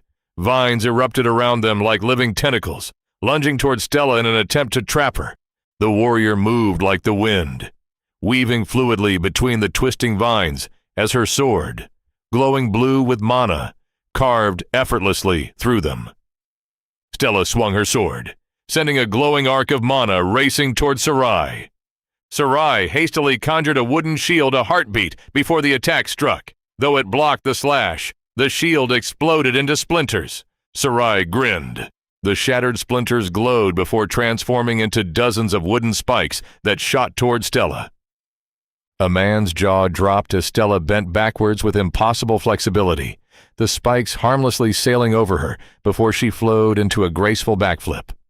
The moment her feet touched the ground, she accelerated. In the blink of an eye, she appeared before Sarai with an overhead slash. Sarai barely managed to raise her staff in time. Even so, the force of the strike launched her backwards. At the same time, vines burst from the earth and wrapped around Stella's feet, preventing her from following up. "What are you lot doing just standing there? Focus on your own fight!" A deep voice suddenly rang out across the training field. Amon huffed before doing as their tormentor instructed. Arvel had been just as distracted, hovering in the air while watching Stella and Sarai's duel, which meant he was currently open. Taking a page out of Stella's spellbook, Amon thrust both hands forward. Chains of lightning erupted from his palms, catching Arvel by surprise. The crackling chains wrapped around one of the Garude's legs before Amon yanked downward, grounding him as Arvel crashed back to the earth. While Arvel was still picking himself up, a man already had his next spell prepared. A dagger forged from pure lightning shot toward his opponent. Arvel wasted no time. As he rose to his feet, the earth rose with him. The lightning dagger embedded itself into the hastily raised stone shield before exploding, throwing up a cloud of dust and debris. Amon was already moving. He released a weak pulse of lightning mana, using it to sense Arvel's position through the obscuring dust. He needn't have bothered. The dust cleared on its own, revealing Arvel exactly where he had expected. Only then did Amon realize why the Garude hadn't moved. Arvel was no longer bothering with subtlety. Wind mana swirled around his arrow, forming a miniature cyclone. Amon immediately skidded to a halt, sparks erupting from his hands as he prepared one of his strongest spells. The moment Arvel released his arrow, and the shrieking winds raced toward him, Amon unleashed his own attack. A hawk formed from crackling lightning burst into existence, letting out a piercing cry before streaking toward Arvel. The two attacks collided in midair. An explosion rang out, the brilliant flash blinding Amon for a brief moment. A man panted heavily, already short of breath. Though he still had plenty of mana remaining, he simply wasn't used to such prolonged battles. A few days of intense training weren't going to solve that problem overnight. Still, he had no choice but to endure. Amon blinked away the lingering spots in his vision and prepared to continue the fight. Then he felt something cold press against his neck. He froze. Only then did he realize what had happened. Unlike him, Arvel hadn't remained standing after releasing his last attack. He had followed behind it, using the chaos of the explosion to close the distance unnoticed. "I yield," Amon declared, raising his hands as Arvel's dagger rested against his throat. Arvel lowered his dagger before giving Amon a reassuring pat on the shoulder. "You're getting better." Arvel was right. This had gone much better than last time. He had managed to hold his own against the experienced adventurer for nearly 5 whole minutes. Even though a man remained the only one among them without a single victory, he didn't mind. Every day, he grew a little more accustomed to the rhythm of battle, both his body and mind slowly adapting to keep up with his teammates. He was confident that, by the end of the week, he would manage to defeat at least one of them. Okay, maybe not Stella. Amon glanced over just in time to watch her use Sarai's own vines as stepping stones, bounding over the young half-druid's head, before sending a crescent-shaped slash of mana crashing into her back. Stella landed gracefully behind her opponent as Sarai collapsed to the ground in defeat. Even though it had been his best friend, who had just lost, a man found himself applauding the display. That had been an incredible fight. Now for those wondering how they ended up here, we need to rewind time a few days, to just after the elders' meeting. Even though Mayor Simon had issued an official statement the very next day, it had only put the rumors surrounding Cybele to rest. It had done nothing to curb the speculation surrounding the dungeon. In fact, the confirmation of the dungeon's existence had only poured fuel onto the fire. A new dungeon appearing near their town was probably the biggest piece of news the people of Brendan had ever heard. It had the potential to change both their lives and the town itself, for better or for worse. Since no one was brave enough to disobey Mayor Simon's orders or risk their lives by personally investigating the dungeon, they did the only thing they could. Gossip, lots of gossip, about how close the dungeon was to town, whether it was beneficial or hostile, whether it would elevate their little town into something greater, or force them to relocate somewhere else. While the older townsfolk were content to simply speculate, the younger generation was far less patient. The adventurers even more so. No matter whether the dungeon turned out to be good or bad, it represented a treasure trove of resources, riches, and opportunities. A chance to become something more. Even if they weren't allowed to visit it right now, They could certainly be first in line once it opened to the public. The mayor had asked everyone to remain patient and let the crown handle the situation for now. But that wasn't enough to satisfy them. Since none of them could get an audience with the elders, they settled for the next best thing. The entire town turned its curiosity toward Amon and Stella's team. As a result, whenever a man stepped outside the Arcane Guild building, he was constantly followed by curious stares and hushed whispers. People he was familiar with even approached him directly, hoping to learn more about the dungeon. As previously agreed with his master, Amon kept his mouth shut. He simply claimed he didn't know much and redirected them to Master Enol. At least he had that option. Stella and her team had no one to hide behind. As soon as the meeting concluded, Guildmaster Biren had done exactly as instructed, removing every quest related to the Emerald Forest and forbidding anyone from entering it. Then he promptly locked himself inside his office, leaving the poor guild receptionist to deal with the ensuing chaos and becoming the only person to have seen Guildmaster Biren's face over the past few days. Since Stella and her companions were staying at the Adventurer Guild, there was no escaping the attention. The moment they stepped outside their room, adventurers would already be waiting with ears perked up, hoping to overhear something useful. Some suddenly declared themselves Stella's longtime admirers, attempting to flatter their way onto her team. One particularly bold fellow had even tried to pay Stella for information regarding the dungeon, as if her family wasn't already among the wealthiest in the kingdom. After enduring the constant harassment for a day or two, they decided to convene in Amon's room, where they could finally enjoy some peace and quiet. At least there, people respected a man enough not to disturb them without good reason. As for Sarai, turns out she hadn't fully believed Amon when he claimed he'd nearly died inside the dungeon. She had assumed he was simply exaggerating the danger to stop her from tagging along. Well, now she believed him. Perhaps a little too much. After the fright she'd received upon hearing the rumors of his near death, she refused to leave his side, only returning home to sleep each night. Thus, the five of them spent their time gathered in Amon's room, chatting to pass the time. Once everyone had settled in and Amon had firmly shut the door, the first thing he asked Stella about was her plans moving forward. Mina wanted to return home. With Stella's adventurer license temporarily suspended, there wasn't much point in remaining in Brendon. The matter regarding the dungeon had already reached the crown, meaning their families would soon learn what had happened, whether they liked it or not. It seemed better to return voluntarily than wait to be dragged back. Stella, however, had a convincing counter-argument. If they returned now, there was no chance they would be allowed anywhere near the dungeon again anytime soon, especially since Stella hadn't even informed her family where she had gone. That would leave them with nothing to show for the entire trip, except failure. Instead, Stella wanted to remain in Brendon until the royal appraiser arrived. If she could plead her case and prove her worth, she could have her adventurer's license reinstated. She might even be permitted to join the scouting expedition, the official one this time. Amon wholeheartedly agreed. He would almost certainly be assigned to that expedition, regardless of whether Stella was involved or not. Since his master hadn't mentioned the appraiser bringing an escort of adventurers from the capital, Ammon was fairly certain the responsibility would fall on him instead.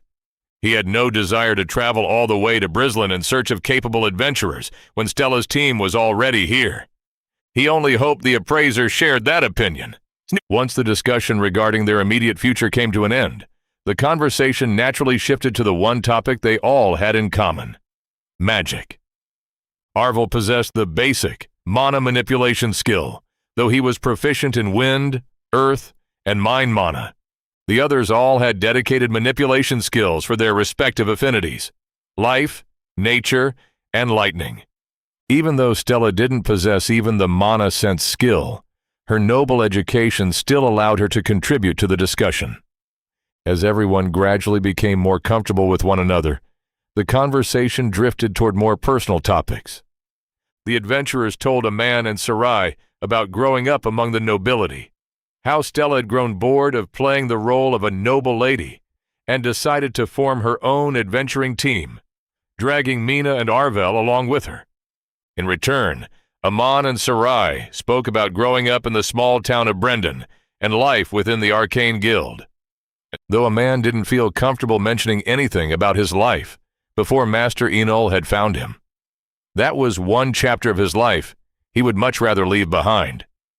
They were in the middle of recounting their latest adventure inside the dungeon when Amon casually mentioned that he had finally updated the Pokédex with the rest of the Pokémon he had encountered during his last visit.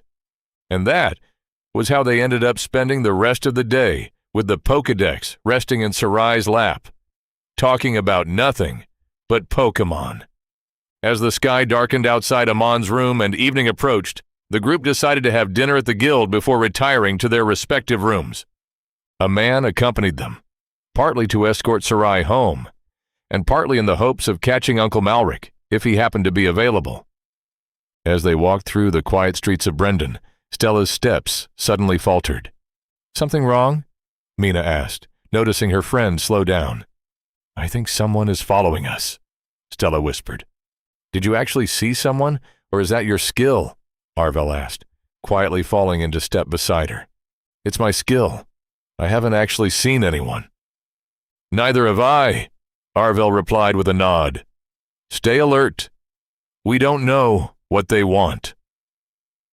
Amon was about to turn his head and look for their mysterious stalker when Arvel grabbed his wrist. "Don't.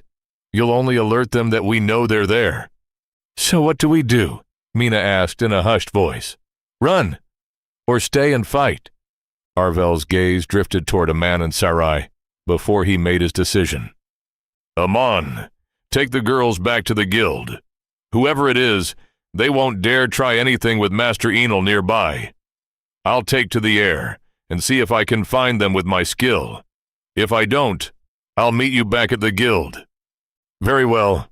Be careful," Stella replied, the others nodding in agreement.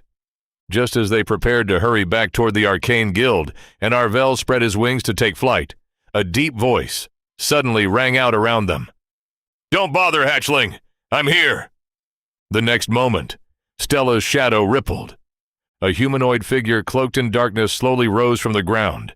A heartbeat later, the shadows peeled away, revealing their pursuer in all his glory. The man stood nearly 7 feet tall, dark brown fur covering every part of his body not concealed beneath his armor. A pair of obsidian horns sprouted from his temples before curving back along his head. He was one of the Yeti, a race renowned for their immense strength and martial prowess. They usually resided far to the north, in their mountain city among the frozen peaks. What was one doing all the way down here in Brendan? Lightning mana instinctively gathered in Amon's hands as he sensed Sarai doing the same behind him. However, he stopped himself from casting a spell the moment the stranger spoke. "Well done, little lady. You're getting better. You even managed to sense me this time." The man nodded approvingly toward Stella. "I had a good teacher," Stella shot back. Did Stella know this man? The two of them seemed awfully familiar with each other. "Stella, do you know him?" a man asked, noticing that he and Sarai were the only ones still on guard. "That is my master, Darson, a retainer of Lord Lucian Cristel," Arvel supplied from the side, while Stella remained locked in a glaring contest with the towering Yeti. At the sound of his student's voice, Darson finally turned toward Arvel. "I expected better from you, hatchling. You were about to leave the little lady alone." "I'm sorry, Master. I didn't want my new friends getting caught in the crossfire if someone truly dangerous was after us. Besides, with Master Enol nearby, I thought they would be safe." "Hey, Aemon could protect himself just fine." "Okay, on second thought, maybe not." Amon barely reached the man's chest, forcing the young mage to crane his neck just to meet his gaze. "Good job, Arvel. You were doing great." Apparently, his master disagreed. "I know you're not a mind mage, but the least you could have done was check for any active mines nearby. This street is completely empty, and I wasn't even trying to hide my thoughts." The giant man ruffled the normal-sized boy's hair as though he were a little child. "Besides, if you truly wanted to protect your friends, You should have had them split up while you watched over Stella from above. No one is foolish enough to attack Master Enol's disciple in his own backyard. Before Darson could continue the lecture, Stella rudely interrupted him. Why are you here, Darson? Did grandfather send you? Well, little lady, I was originally sent to bring you home. I'm not going back. Not yet. Darson tilted his head, an amused smile spreading across his face. Oh, and what makes you think you can stop me from taking you back by force? In response, Stella drew her sword and leveled it at him. Darson burst into laughter, a deep, hearty laugh. Foolish girl, do you really think you can defeat me, the one who taught you how to hold a sword properly? No, Stella smirked, but I can certainly keep you distracted long enough. What did she mean by... The shadows beneath Darson suddenly stirred.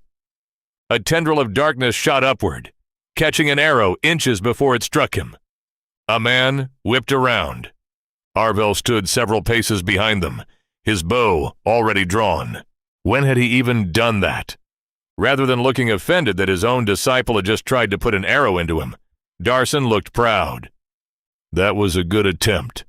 If I didn't already know all your tricks, you might actually have caught me by surprise. Though I have to say, the neck or the hamstring would have been a better target for a sneak attack. That arrow was supposed to put you to sleep, Master, Arvel replied, lowering his bow after the failed attempt. Darson's grin widened. Really? You finally figured out how to do that? The shadow lengthened, bringing the arrow up to his face for closer inspection.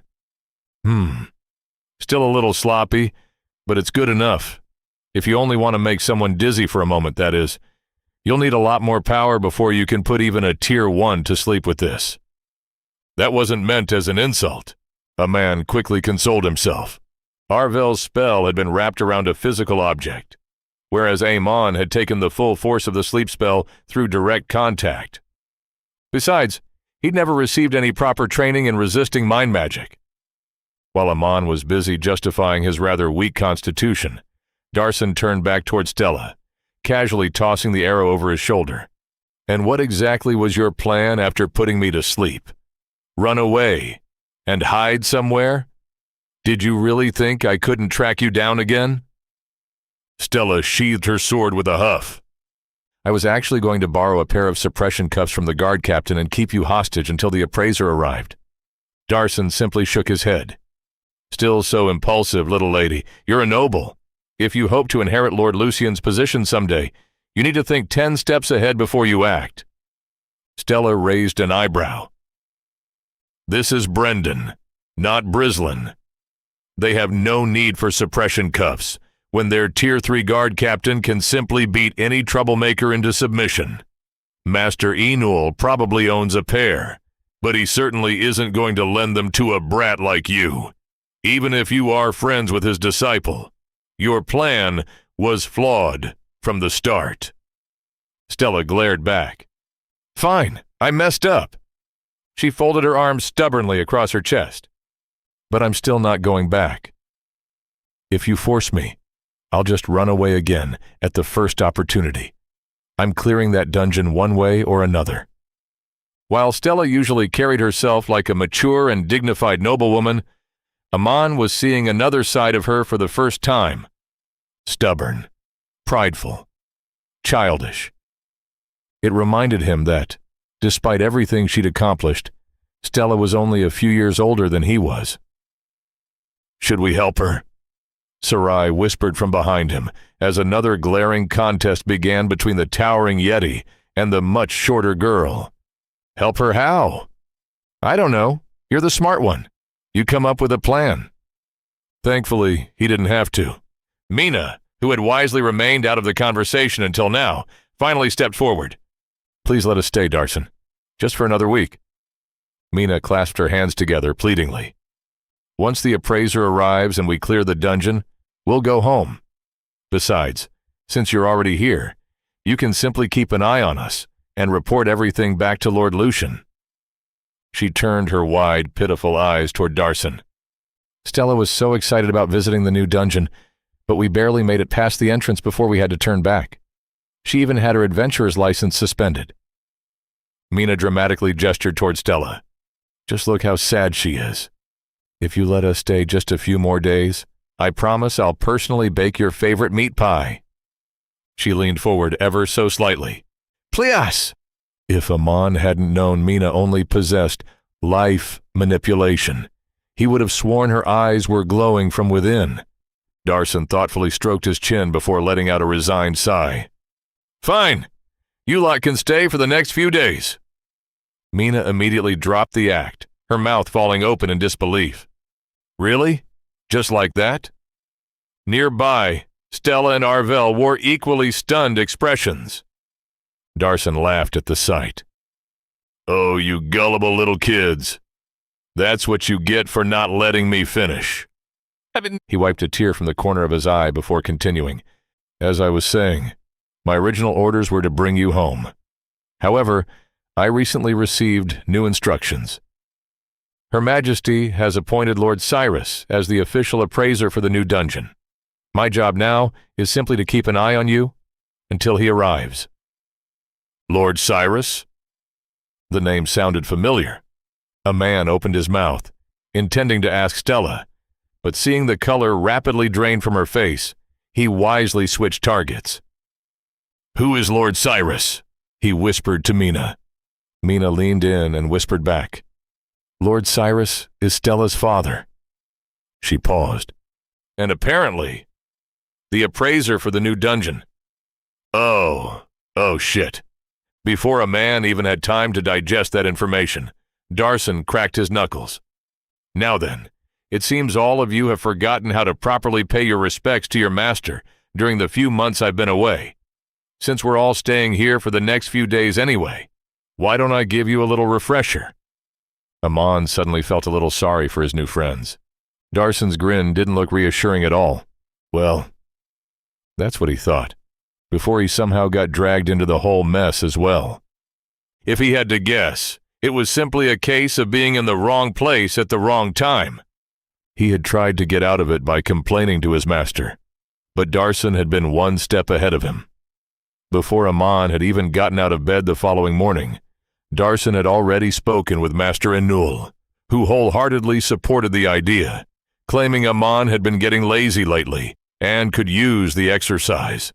A man could do nothing but let out a resigned sigh and accept his fate. At least he was getting free combat lessons out of it. That would surely come in handy during the next dungeon expedition.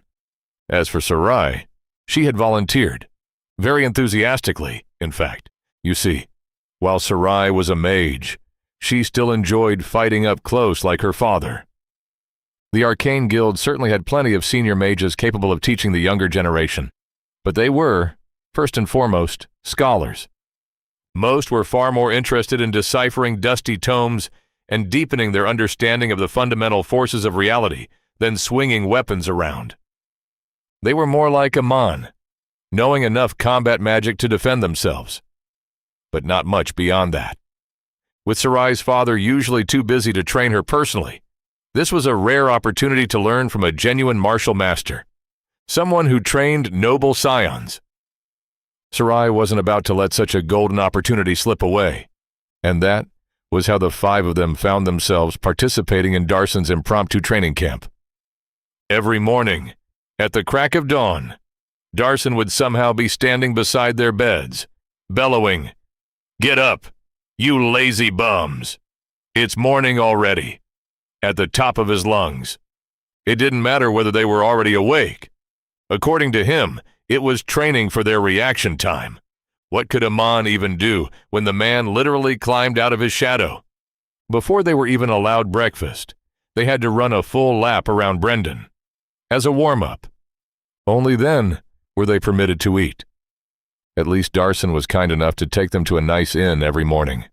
After the exhausting run, everyone was absolutely starving. The food was delicious, and since Darson was paying out of his own pocket, they ate until they were completely full. The innkeeper was probably having the best week of business he'd seen in months.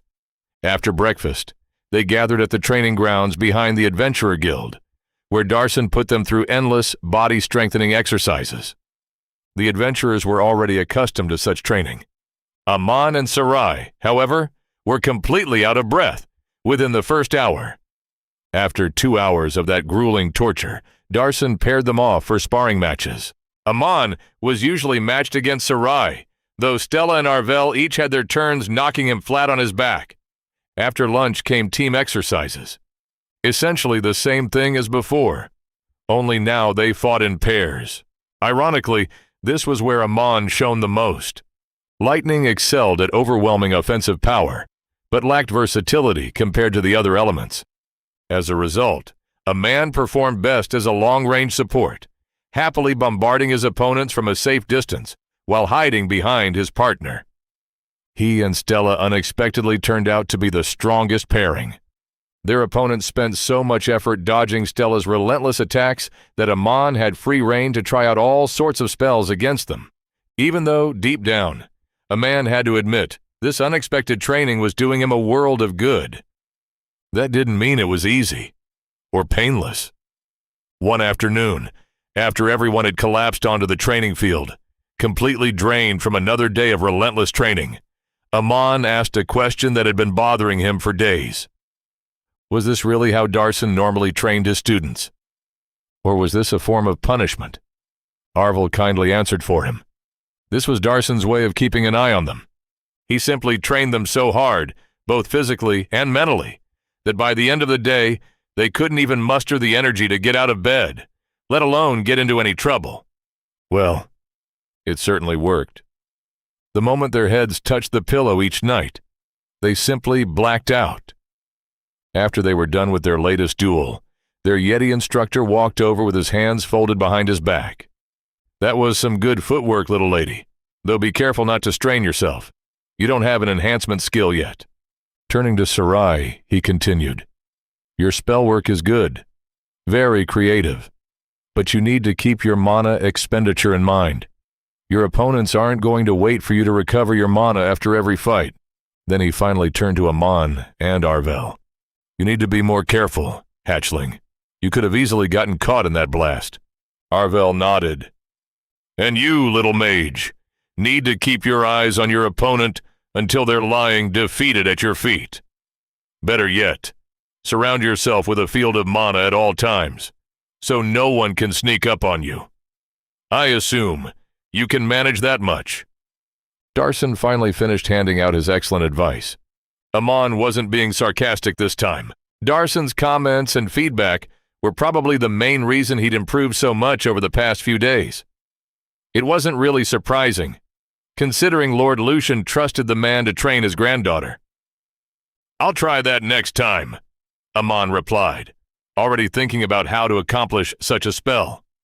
Darson gave a satisfied nod before calling Mina over to heal them. Mina had the best job out of all of them. Since she was the team's healer, she wasn't expected to participate in the sparring. It was everyone else's job to protect her. All she was asked to do was heal them as quickly as possible. Of course, best didn't necessarily mean easiest. In fact, Amon would argue hers was probably the hardest job. There was a reason the healer class was so rare. Not only did one need an affinity for life mana, they also had to understand the body down to the smallest detail, along with possessing the precise mana control required to heal it, instead of causing even more damage. Mina's current ability to mend broken bones instead of merely closing flesh wounds showed just how impressive her skills already were. After Mina finished patching everyone up, Darson looked around at the group. Well, now that I've had a good look at all your skills and current capabilities, starting tomorrow, you'll all fight me as a team. Let's see how far I can push you. That was supposed to be a joke, right? Right? He glanced toward the rest of the group, but judging by the grimaces on their faces, their instructor was being completely serious.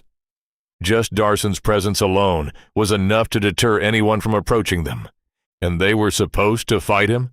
Even 5 against 1 didn't make Eamon feel any better. A man let out a defeated groan. Knock, knock. Stella blearily opened her eyes, her body still sore from yesterday's thrashing at Darson's hands. That was probably Sarai. Darson had finally managed to muster enough compassion in his heart to give them a day off. As a result, Mina and Sarai had made plans to explore the town. They had tried to include Stella as well, but she just wanted to enjoy this rare day of rest for all it was worth. "Arvel, can you get the door, please? If it's Sarai, tell her to come in. Mina is still getting ready in the bathroom."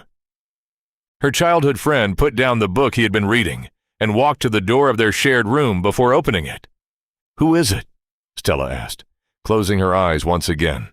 Instead of an answer, she heard footsteps approaching her. Heavy footsteps. Stella opened her eyes and turned her head before jolting upright. "Father? I thought you were in the capital. How did you get here so early?" Before Cyrus could reply, another door in the room opened. Mina walked out of the bathroom, whistling a merry tune, fully dressed and ready to go. The moment her eyes fell on the man standing in the room, she froze. "Uncle Cyrus, what are you doing here?" Mina asked her godfather. Cyrus silently surveyed the room before taking a seat in the chair Arvel had just vacated. "I was talking with Her Majesty when a letter arrived regarding the new dungeon and your situation. I volunteered to serve as the official appraiser for the dungeon. Mara dropped me off at the town gates just a few minutes ago." He finished his explanation before turning his attention to his daughter. "Now it's my turn. Tell me, do you have one good reason why you left the mansion without telling anyone?" Stella had several, but she knew they were merely excuses. Not good enough for her father. So she simply kept her mouth shut. Cyrus let out a sigh before looking at her friends. "Did Celine arrange another party and force her to socialize and play nice?" "No," Mina replied. Stella shook her head. Even after all these years, her friend had never been particularly good at lying. "I expected as much," Cyrus muttered before turning back to Stella, a little more heat entering his voice. "Stella, you need to stop doing this. You aren't a child anymore. You'll be turning 20 next year. It's time you started acting like it." Stella folded her arms and looked away. "I just didn't want to attend another one of Mother's parties. Everyone there is nice to me just to gain grandfather's favor. No one is actually interested in talking to me. I'd much rather be here, among other adventurers doing my own thing. At least here, everyone respects me because of who I am, not because of my family." "I get that. I really do. But that doesn't mean you can do whatever you want. At the very least, you should have told me where you were going and what you were planning to do." "And would you have allowed me to visit the dungeon if I'd told you beforehand?" Stella asked. "Believe it or not, yes, I would have." Before Stella could reply, Cyrus raised a hand. "Yes, Darson would have accompanied you, but only as a silent observer. He would have stepped in only if your life was in danger." His expression softened. "I know what it's like to be surrounded by people wearing masks all the time. People who see you as an extension of your family, instead of your own person. When I was your age, I wanted to make a name for myself too." Cyrus's gaze drifted toward the window, his eyes recalling long-forgotten memories. "I became a diplomat. I traveled throughout the kingdom, and even beyond it. I established myself through my own abilities, without relying on my family name. But that didn't mean I ran away from my responsibilities. I was just as involved in your grandfather's business. I learned to see through the masks and recognize the person behind them. I found my own allies, people I could trust. Now I manage both your grandfather's business and my own duties as a diplomat." His gaze returned to Stella. "Of course, I don't expect you to follow in my footsteps. You're an adult. You're free to find your own path. But as parents, we worry, Stella. We worry about what will happen to you when we're no longer there for you. That's why we do our best to protect you. Your mother is the same. She simply has her own way of showing it." Looking his daughter straight in the eye, he continued, "But did you ever consider our feelings before you ran away from home? Did you know how worried your mother was when she received the news about you?" Turning to the others, he said, "And the same goes for all of you. Imagine what would have happened if you'd been hurt inside the dungeon. Or worse, died in there. We wouldn't have known anything about it. Do you think that's fair to us? Your parents." I'm sorry, Uncle Cyrus. I'm sorry, Lord Cyrus. The apology came simultaneously from Mina and Arvel. Cyrus looked back at his daughter. I'm sorry, Father. I won't do that again. Cyrus nodded.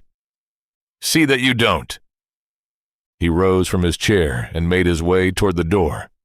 I'll inform the mayor and Master Enol of my arrival and see if I can get your license reinstated. Darson told me he's giving all of you a rest day, so you may as well enjoy it. I'll come back around lunchtime. Really?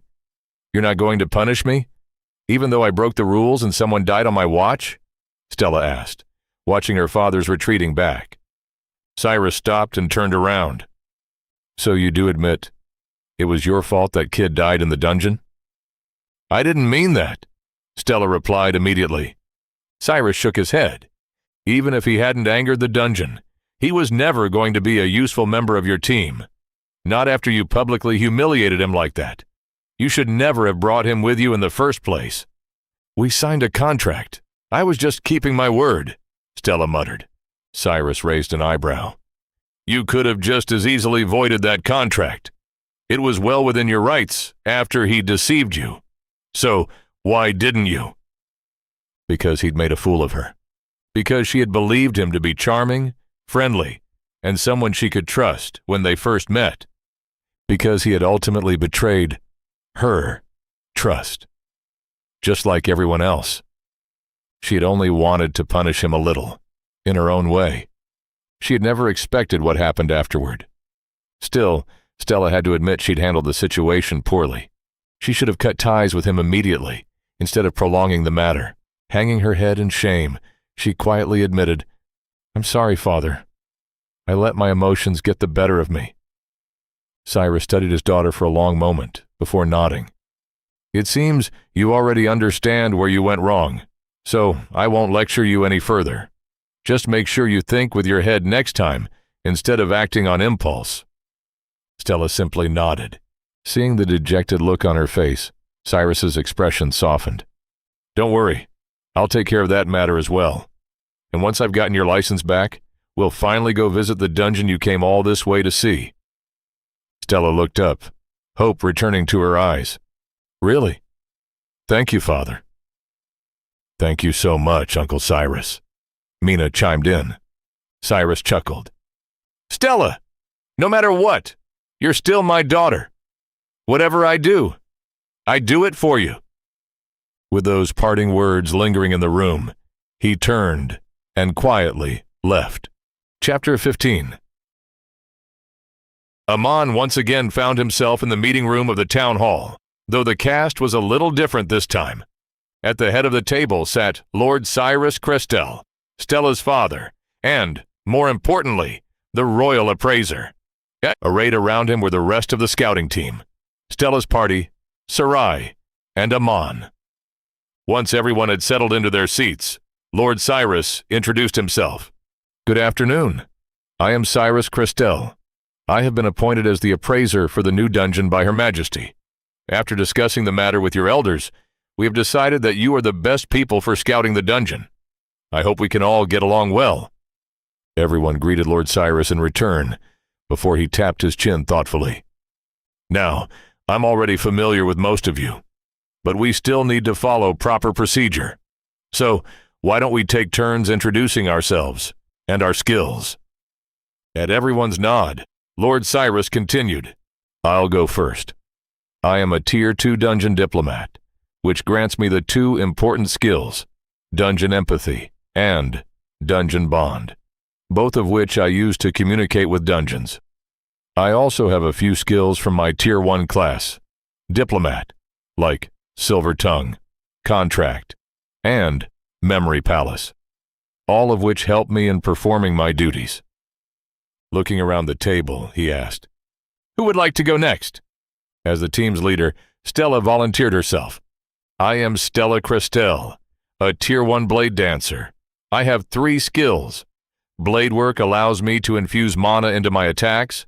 Dancer's Grace improves my agility and balance, and Intuition gives me something akin to a 6th sense for danger. Wow. Stella already had 3 skills. That meant she was already very close to evolving her class. Next was Arvel. My Tier 1 class is Arcane Rogue. My skills are fairly self-explanatory. True Sight, Stealth, Sense Mana, and Mana Manipulation. What? That was 4 skills, which meant Arvel already met the requirements to advance to a Tier 2 class. What was he even waiting for? Probably Stella. The answer came to Amon almost immediately. If Arvel advanced to Tier 2, he could no longer remain a member of Stella's team. Still, what exactly was Lord Crestel feeding these people? Hi, I'm Mina. I'm not a prodigy like the rest of them, but I'm a Tier 1 healer. I have Sense Mana, Life Manipulation, and Sense Life. I'll make sure everyone stays in perfect health inside the dungeon. Yeah, right. Not a prodigy. Tier 3 healer classes were regarded as strategic assets by the kingdom, on the same level as space mages, diviners, and ritualists. The mere fact that Mina had managed to unlock that class was a feat in Amon's eyes. He and Sarai went last, introducing themselves as a lightning mage and a nature mage respectively, each possessing Sense Mana and their elemental manipulation skills. Amon had to remind himself that he was perfectly normal for his age. It was the others who were anomalies. There was no reason to feel embarrassed over his comparatively modest collection of skills. Good. It seems we have a well-balanced team, Lord Cyrus said, snapping Aemon out of his thoughts. Now, I assume all of you know far more about the dungeon than I do, given your previous experience, he added, shooting a sidelong glance at his daughter. Why don't you tell me everything? Master Enel already gave me a brief summary, but I'd much rather hear your first-hand account. So they recounted their adventure inside the dungeon once again. A man did most of the talking, having interacted with the dungeon more than anyone else. By now, he had told the story so many times that he'd become rather good at it, sticking to the important details instead of recounting every step of the journey. When he finished, Lord Cyrus gave a satisfied nod. That's not bad. Since the dungeon didn't send its creatures after you once you left its floor, there's still hope for a peaceful dialogue. We should begin by talking to this Professor Oak. Since he lives so close to the dungeon, he likely knows more about how it reacted after your group departed. That should give me a much better idea of how to approach it. A man nodded. He felt the same way. Professor Oak had already mentioned that he was on good terms with the dungeon. Perhaps he could even help them figure out the best way to approach it. But what if the dungeon still turns hostile despite our best efforts? Arvel asked. Then we'll have no choice but to locate its core and destroy it. Before Amon could protest, Lord Cyrus raised a hand. But only after we've exhausted every other option. We shouldn't approach any task with a negative mindset. That would mean we've already admitted defeat. For now, let's do our best to persuade the dungeon to coexist peacefully with us. Arvel nodded, as did the rest of the group. It's already evening, so we'll depart for the dungeon tomorrow morning. Go home, pack your bags, and be ready at the town gates. Lord Cyrus looked toward Amon and Sarai. If all goes well, we won't be returning to town for several days, so make sure to inform your families. With that, Lord Cyrus rose from his seat before turning toward his daughter. Mayor Simon invited me for a drink this evening, so I'll probably be staying at his house if it gets too late. Don't wait up for me. Get some rest. Even if the dungeon proves friendly, none of us will be getting much sleep over the next few days. A man felt a little nervous standing in front of the glass doors of the Poké Center after so long. Even though Lord Cyrus had tried to maintain a positive attitude throughout their journey, it wasn't so easy to forget what had happened during their last visit to the dungeon. Although they had departed from Brendan early that morning, they still weren't going to reach the dungeon before nightfall. As a result, they had taken their time, allowing Lord Cyrus to inspect the route along the way. If they managed to establish a successful relationship with the dungeon, an outpost would eventually have to be built nearby. Lord Cyrus already seemed to be preparing for that possibility. Not wanting to impose on Professor Oak for their sleeping arrangements again, they had spent the night a short distance from the dungeon in another enchanted tent, courtesy of Stella's father, before making their way to the Poke Center the following morning. "So this is the building. It certainly looks unique," Lord Cyrus commented as he inspected both the structure and its surroundings. "Mage Ammon, since you're the most familiar with the professor, you should take the lead." A man nodded before walking through the Poke Center's automatic doors. Upon entering, he couldn't spot Professor Oak anywhere. Only his companion, Trapinch. The orange Pokémon opened his eyes before getting to his feet and approaching the group. "Hello, Trapinch. We're looking for Professor Oak. Is he here?" Trapinch looked at them for a moment, his gaze lingering on Sarai a little longer than everyone else, before giving a small nod. "Oh, is that a Pokémon? It looks even cuter up close," Sarai giggled from behind Amon. At the same moment, footsteps echoed from upstairs. As Trapinch returned to his usual corner of the room, Professor Oak descended the moving staircase. "Oh, Apprentice Ammon! Long time no see! How have you been?" Professor Oak approached him with a warm smile, giving him a friendly pat on the back. "I've been well, Professor. Though the news about the dungeon has caused quite a stir in town." After returning the greeting, a man moved on to official business. "Do you remember the royal appraiser I told you about? He arrived in town a few days ago and accompanied us here to inspect the dungeon. He also wished to meet you. Professor Oak, this is Lord Cyrus Crestel." Aemon turned to introduce the two of them, only to witness the strangest sight. The nobleman was kneeling on one knee, his head bowed low, nearly touching the floor. "Greetings, Lord Emissary.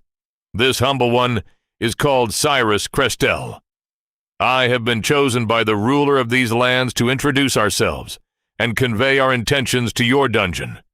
We mean neither you nor your dungeon any harm. We simply wish to coexist peacefully." While Amon and the others stared in bewilderment at the sudden and strange display, Cyrus could feel his heartbeat pounding in his ears like a drum. While a man had been greeting Professor Oak, one of Cyrus's skills, Dungeon Bond, suddenly reacted. The skill essentially allowed him to form a temporary connection with a dungeon's consciousness, similar to the one it shared with its own creations, allowing the two to communicate directly. If he could activate it now, that could only mean one thing. The dungeon's consciousness was nearby, watching them. That wasn't particularly surprising. Considering how close Professor Oak had built his home to the dungeon and the presence of the orange Pokémon inside the building, it was only natural for the dungeon to be aware of their arrival. The real question was whether the dungeon was observing them through one of its creations, or whether they were already standing within its authority. Either was possible. Most dungeons kept a close watch over their entrances, though only rarely did their authority extend far beyond the boundaries of their floors. Cyrus didn't want to initiate contact without first understanding the dungeon's disposition toward them. Though the connection created by Dungeon Bond was only temporary, offending the dungeon during first contact wouldn't be good for him. Instead, he activated his second skill, Dungeon Empathy. Emotions and impressions immediately flooded his mind. Happiness, excitement, anticipation. They were unusually vivid, which meant the dungeon's consciousness was extremely close. It was actively observing them. Strange. Why would it be happy to see them? Perhaps Professor Oak had spoken well of them and helped the dungeon form a favorable opinion. No matter. He could simply ask it himself. Now that he knew the dungeon was expecting their arrival, Cyrus finally activated Dungeon Bond, expecting the connection to reach for one of the dungeon's creatures, or perhaps the surrounding mana itself. He did not expect the skill to react toward Professor Oak. Cyrus's breath caught in his throat. As he stared at the elderly man casually patting Amon on the back like a friendly uncle, the truth slowly dawned on him. Unless he was suffering from some sort of hallucination, the being standing before them was one of the dungeon's creations. An advanced, fully sapient creation, the Emissary. That was the only explanation. Why else would the dungeon station one of its most advanced creations at its entrance, instead of guarding its core? Dungeons didn't just casually create human-like monsters. Humanoid ones, yes, but not ones capable of holding entire conversations. While questions and assumptions flooded Cyrus's mind, his body moved on instinct alone, guided by decades of training and experience. Without conscious thought, he recited the formal greeting he had prepared for the dungeon during the journey. As the silence stretched on, however, his initial shock gradually subsided, allowing reason to return. Professor Oak wasn't an unknown variable. He was kind, wise, and compassionate. His daughter and her team had spoken with the man at length, and had even spent the night under his roof. Yet none of them even knew his true status as an emissary. What was going on? "Lord Emissary?" Cyrus asked, slowly raising his head, his confusion only deepening. "Emissary? Who? Professor Oak?" He heard his daughter's voice echo from behind him. Professor Oak's smile slowly stiffened. "You must be mistaken. I'm Professor Samuel Oak, a Pokémon researcher. I have no idea what an emissary even is." How is that even possible? The system should have informed the dungeon the moment it successfully created its emissary. Was Professor Oak lying, or had the dungeon simply never bothered asking what an emissary actually was? An emissary is the representation of a dungeon's will, the creation it uses to communicate with the other mortal races. Though I may appear young, I have traveled far and wide, and spoken with many of your kind. The Prospector of the Silver Mines, the Tuatha of the Fey Garden, the Seraphim of the Divine Tower, even the Great Sarog of the Ashwind Mountains, the oldest dungeon on the continent. I can feel the dungeon's consciousness within you, Professor Oak. I know what you are. So, why are you denying it? Cyrus explained as he slowly rose to his feet. Professor, what's going on? A man asked, taking a step back, while the rest of the group watched with stunned expressions. Professor Oak didn't answer. His head tilted slightly, his eyes glazing over as though his thoughts were somewhere far away. Probably speaking with the dungeon, Cyrus surmised. When the old man's attention finally returned to the room, he looked at the shocked, suspicious faces surrounding him and let out a weary sigh. Gesturing toward a nearby table, he said, "Why don't you all take a seat? It seems we have a lot to talk about." Everyone turned to Cyrus for direction, waiting to see what he would do. Cyrus considered the offer. The dungeon was certainly unique. There was no question about that.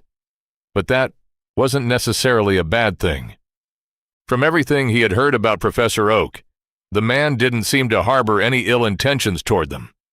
On the contrary, he had been nothing but helpful to Amon and Stella's team. Instead of jumping to conclusions, Cyrus decided it was better to give Professor Oak the benefit of the doubt and hear what he had to say first. Not that they had many other options. They were already inside the dungeon's domain. They needed to be on their best behavior.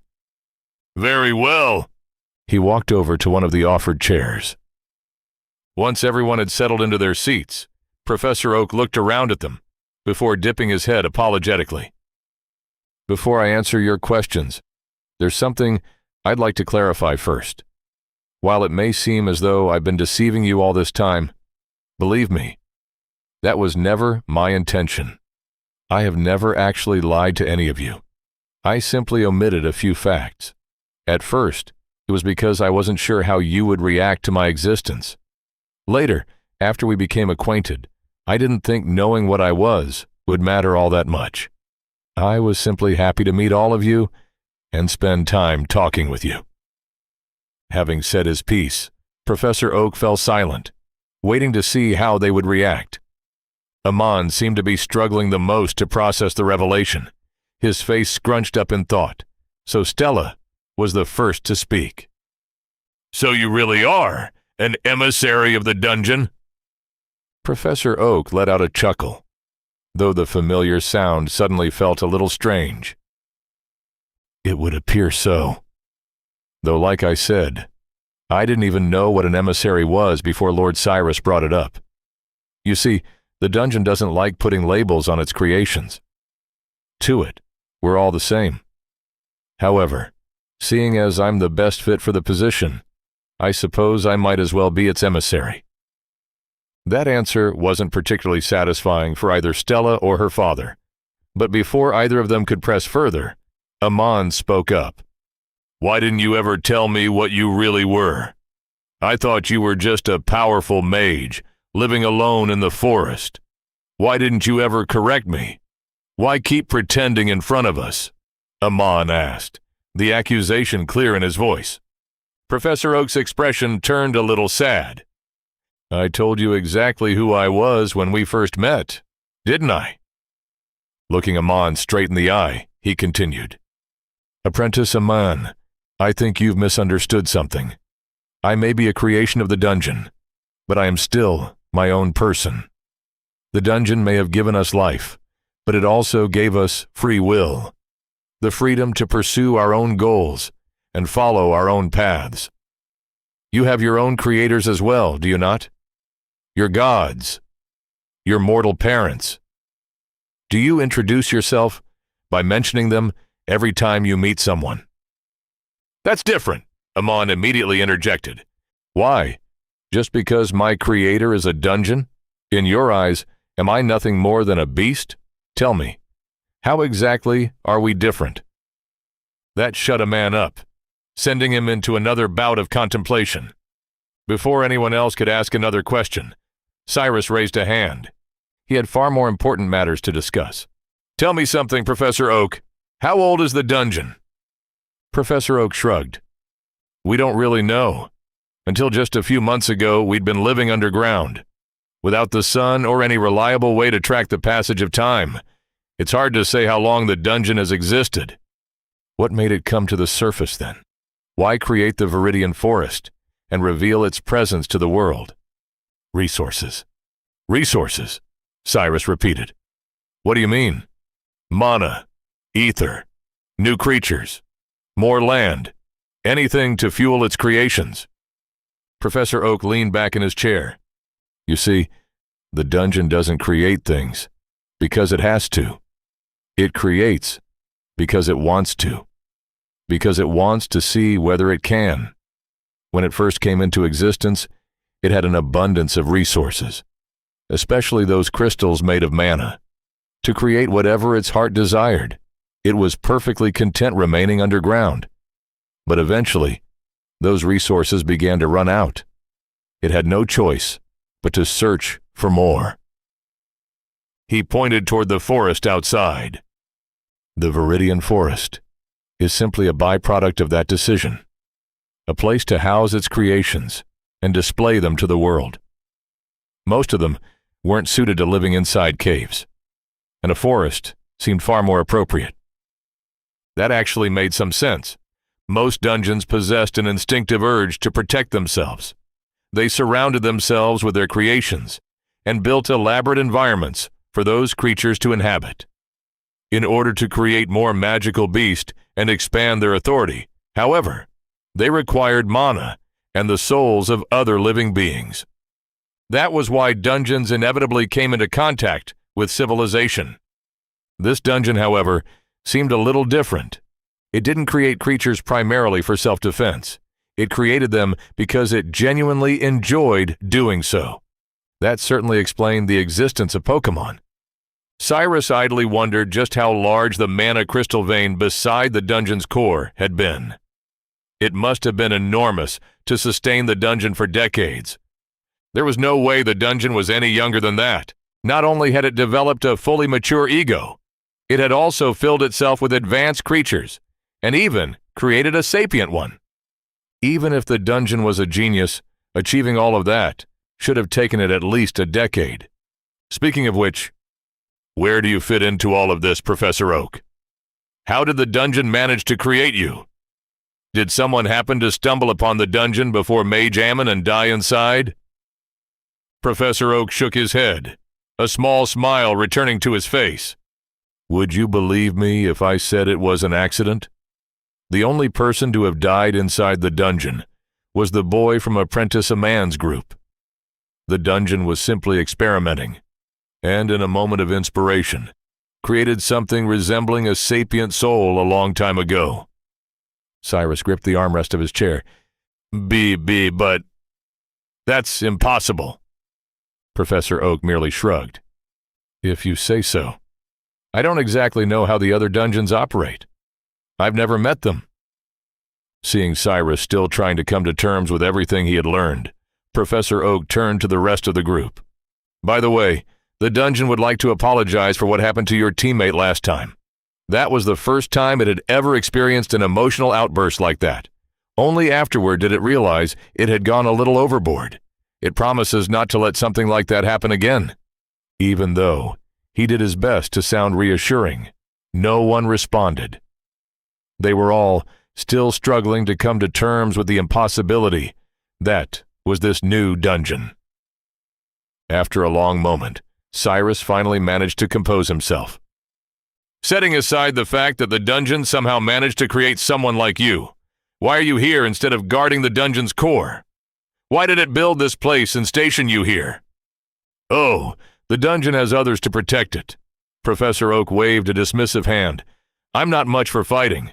I like Pokémon, and learning more about the magic of this world in general. I wasn't pretending to be a mage. That's exactly who I am. I simply don't have a system-granted class like some of you. Professor Oak gestured around the room. As for this building, who would want to spend all their time inside a dark, dusty cave? This place is much more comfortable. I have my own room and even a laboratory. So what is your role within the dungeon? What is your purpose? My purpose in life isn't dictated by the dungeon. My desire to assist it is entirely my own. The dungeon gave me life and provided me with the resources to pursue my research. In return, I help it create and improve its Pokémon while helping others understand and appreciate its creations. And the dungeon doesn't mind if you choose to do something else? If you decide not to follow its will? Cyrus asked. Why would it? Professor Oak shrugged. If you don't follow your parents' wishes, do they simply disown you and cast you out of their lives? No. Right? It's the same for me. The more Cyrus spoke with Professor Oak, the more obvious it became just how different he was from every other emissary he'd ever met, and just how different this dungeon was from every other dungeon on the continent.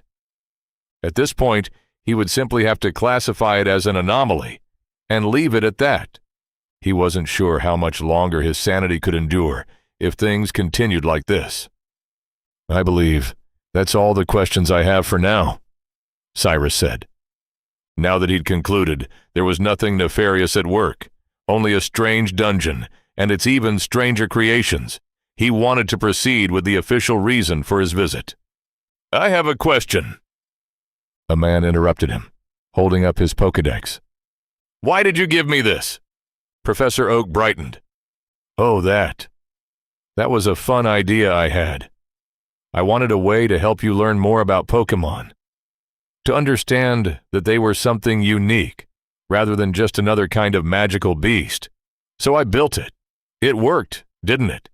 You started acknowledging them as Pokémon and calling them by their proper names instead of things like Purple Rat or Windbird. But why me? Why not give one to Stella's team as well? Just because I was the first person to visit the dungeon? Or was there some other reason? Professor Oak smiled. Because you were nice. Because you took the time to listen to me and were willing to understand Pokémon. So I sent you into the dungeon as a little test to see how you'd react to them. When you treated them as more than mere obstacles and even befriended the Voodoo, you earned the dungeon's approval. The Pokédex was simply your reward. There was never any ulterior motive behind it. Professor Oak pointed at the book in a man's hands. Speaking of which, that was only a prototype. I didn't have much time to work on it. The next time you visit, if you decide to visit again, I should have a much better version ready. One that functions even outside the dungeon. I can even make one for each of you if you'd like. A man slowly turned the Pokédex over in his hands. My master couldn't find any enchantments on the grimoire. He thought they were simply too advanced for him to perceive. If you're a creation of the dungeon, how did you become a master enchanter? Professor Oak let out an embarrassed laugh. I wouldn't call myself a master. I simply find enchantments fascinating and have been studying them, though I still have a long way to go. That book isn't actually enchanted. It was created using the dungeon's magic. It's connected directly to the dungeon's consciousness, which is why it only functions within its authority. The version I'm working on now should be much closer to what you were expecting. A man nodded. That made sense. Though, not really. After one shocking revelation after another, his brain wasn't exactly functioning at its best anymore. Suddenly, a thought cut through the haze. Wait. The dungeon took all my belongings when I first entered. Do you know what happened to them? Professor Oak frowned. Yes, the dungeon wasn't expecting that either. A flock of starly happened across your belongings, found them interesting, and carried them back to their nest. If you'd like, I can ask the dungeon and see if it could return your things.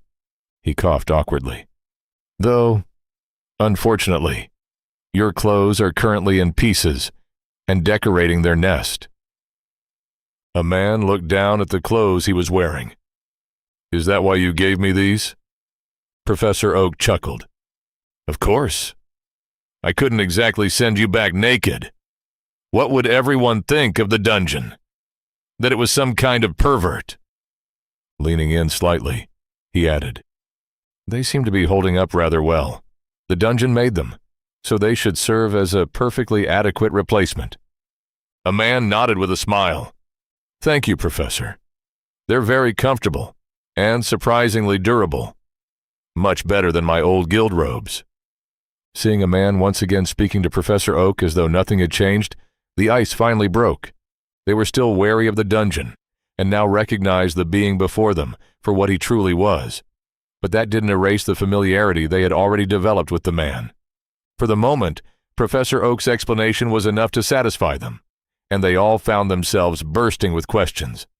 Once the dam broke, those questions came pouring forth. Professor Oak, does that mean I can? I would like to ask. Wait, one at a time. Professor Oak raised both hands, a relieved smile spreading across his face. It seems you're all comfortable talking to me again. Have you finally accepted my existence? He asked. Is there anything else we can do? Amon asked with a sigh. I'm still having trouble accepting that the dungeon created you. But you're right. That doesn't give us the right to treat you like some dangerous beast.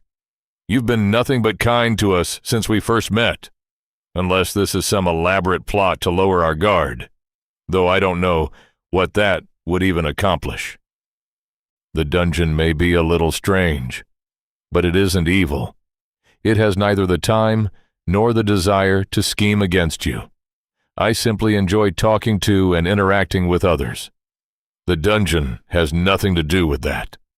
A man nodded before turning to his friends. Then I don't think there's any reason to treat you differently. You once told us to treat the dungeon and its creations the same way we'd like to be treated ourselves. I think that's a fair request. Stella and the others nodded in agreement. Thank you for that. Professor Oak smiled. Now then, as for the rest of your questions, why don't you go first? He said, pointing at Stella. Why did the dungeon suddenly turn hostile last time? Now that we know you're its emissary, can you tell us the real reason? Professor Oak let out a quiet sigh. I still stand by what I said before. The dungeon doesn't treat its creations as tools or objects, and it would appreciate it if others did the same. It doesn't mind if you kill other Pokémon. It has a way to reclaim its fallen creations and bring them back to life. However, it can't do that if their cores or bodies are destroyed. It reacted badly because that was the first true death one of its Pokémon had ever experienced. Thank you, Professor. We understand, Stella said with a thoughtful nod. At least now, they had a concrete answer about what not to do inside the dungeon. Resurrection. Cyrus, meanwhile, thought in astonishment. That ability was usually reserved for guardians. Did this dungeon already have 5 floors? Professor Oak, if you don't mind me asking, how many floors does the dungeon currently have? Cyrus asked. Professor Oak drummed his fingers against the table thoughtfully. Right now? 2. The dungeon wasn't really interested in building proper floors until recently, so it's still in the process of creating more. Cyrus remained silent. After giving it some thought, he decided it was only natural for a dungeon capable of creating a sapient being on its own to also figure out how to resurrect its creations without relying on the system. At this point, if Professor Oak claimed the dungeon had been personally blessed by the goddess herself, Cyrus would probably accept it without question. Seeing that Cyrus had no more questions for the moment, Professor Oak turned toward Mina. Unlike the others, Mina had a personal request rather than another question about the dungeon. Professor Oak, could you ask the dungeon to return the enchanted bag we lost last time? Professor Oak's expression became apologetic. I'm sorry, Mina. The dungeon already absorbed everything inside it. Mina lowered her head with a disappointed sigh. There goes my only hope. Seeing her dejected expression, Professor Oak asked, was there something specific inside it that you needed, or was it just the bag itself? There was an enchanted compass inside. My master gave it to me as a gift when I received my class. It's very precious to me. Mina mumbled. Professor Oak nodded sympathetically before sliding something across the table. Would this work as a replacement? Mina looked up, her eyes immediately lighting up at the familiar compass. She carefully picked it up as tears began to gather in the corners of her eyes. Thank you, Professor. But how? She asked. The dungeon helped, Professor Oak replied. I knew it belonged to you after seeing your picture, but the original compass broke when the dungeon absorbed it. I tried to recreate it as best as I could, and even copied all of its enchantments. You'll still need to take it back to your master before it'll work again, though. Mina stared at the replica in disbelief. You can create soul-bound enchantments? Yes? Professor Oak replied, now sounding equally confused. Is that really so surprising? After everything you've learned about me? Only Tier 3 enchanters can create soul-bound enchantments, Stella explained. It's not just a matter of power. It requires skill and knowledge. Even if you're a creation of the dungeon, you shouldn't be able to casually recreate master-level enchantments. In fact, how did you? Professor Oak clearly hadn't expected that question. He paused for a moment before answering. The dungeon gave me the enchanting book Apprentice Amon had in his bag, along with copies of all the enchantments on your belongings. After studying how they worked, I eventually figured it out. I also have access to the dungeon's mana and don't require much sleep, so I had plenty of time to experiment. He answered slowly, becoming lost in thought, which was why he completely failed to notice everyone else's reactions. Tier 3 classes represented the pinnacle of power on the continent. Casually replicating their work was anything but ordinary. As his attention returned to the present, Professor Oak suddenly spoke up. Oh, that reminds me. Another object suddenly appeared in Professor Oak's hand. Who did the enchanted mirror in the bag belong to? That would be my mobile collar, Professor. It's actually a communication device, Stella answered, raising a hand. Here, you can have this. Professor Oak handed her a sleek metallic object. Stella accepted it, turning it over curiously in her hands before looking back at him. I call it a tablet. I made a few improvements to your communication device and came up with this. Give it a try. He demonstrated how to unfold it, revealing the glass-like surface inside. The outer shell is made of metal, so it shouldn't break if you accidentally drop it. The inner surface works much like glass, but the dungeon helped make it a little less brittle, so it can safely fold in half. Stella opened and closed the tablet several times before noticing a beast core embedded in the lower half. I reused the enchantments from your old device, so it should retain all the same functions. I also added a beast core to improve the signal a little. Use it for now, and let me know how well it works. While Stella and her friends were busy testing the device in her hands, Cyrus was practically salivating at the thought of what it could mean for the kingdom. Not only could Professor Oak create soul-bound items, he had just casually improved upon one of their most advanced artifacts. The dungeon must have received divine enlightenment when it created Professor Oak. Or had the anomalous dungeon simply managed to create another genius like itself? Was genius somehow hereditary? Was that why the rest of its creations were so intelligent? Even if the dungeon possessed nothing else of value, Professor Oak's existence alone was enough to elevate it to the same level of importance as the capital dungeon. But of course, it had far more than that. Who knew how many more surprises it still had in store? As Cyrus contemplated how he was going to write his next report to Queen Maria, something inside his spatial bag began vibrating. Frowning, he reached inside and pulled out his enchanted mirror. The moment it touched his hand, it activated. "Father, can you hear me?" "Ibsen!" Cyrus stared at the mirror in his hand, before slowly looking toward the device his daughter had just used. It worked. It actually worked. Only the voice function, and the words were barely recognizable.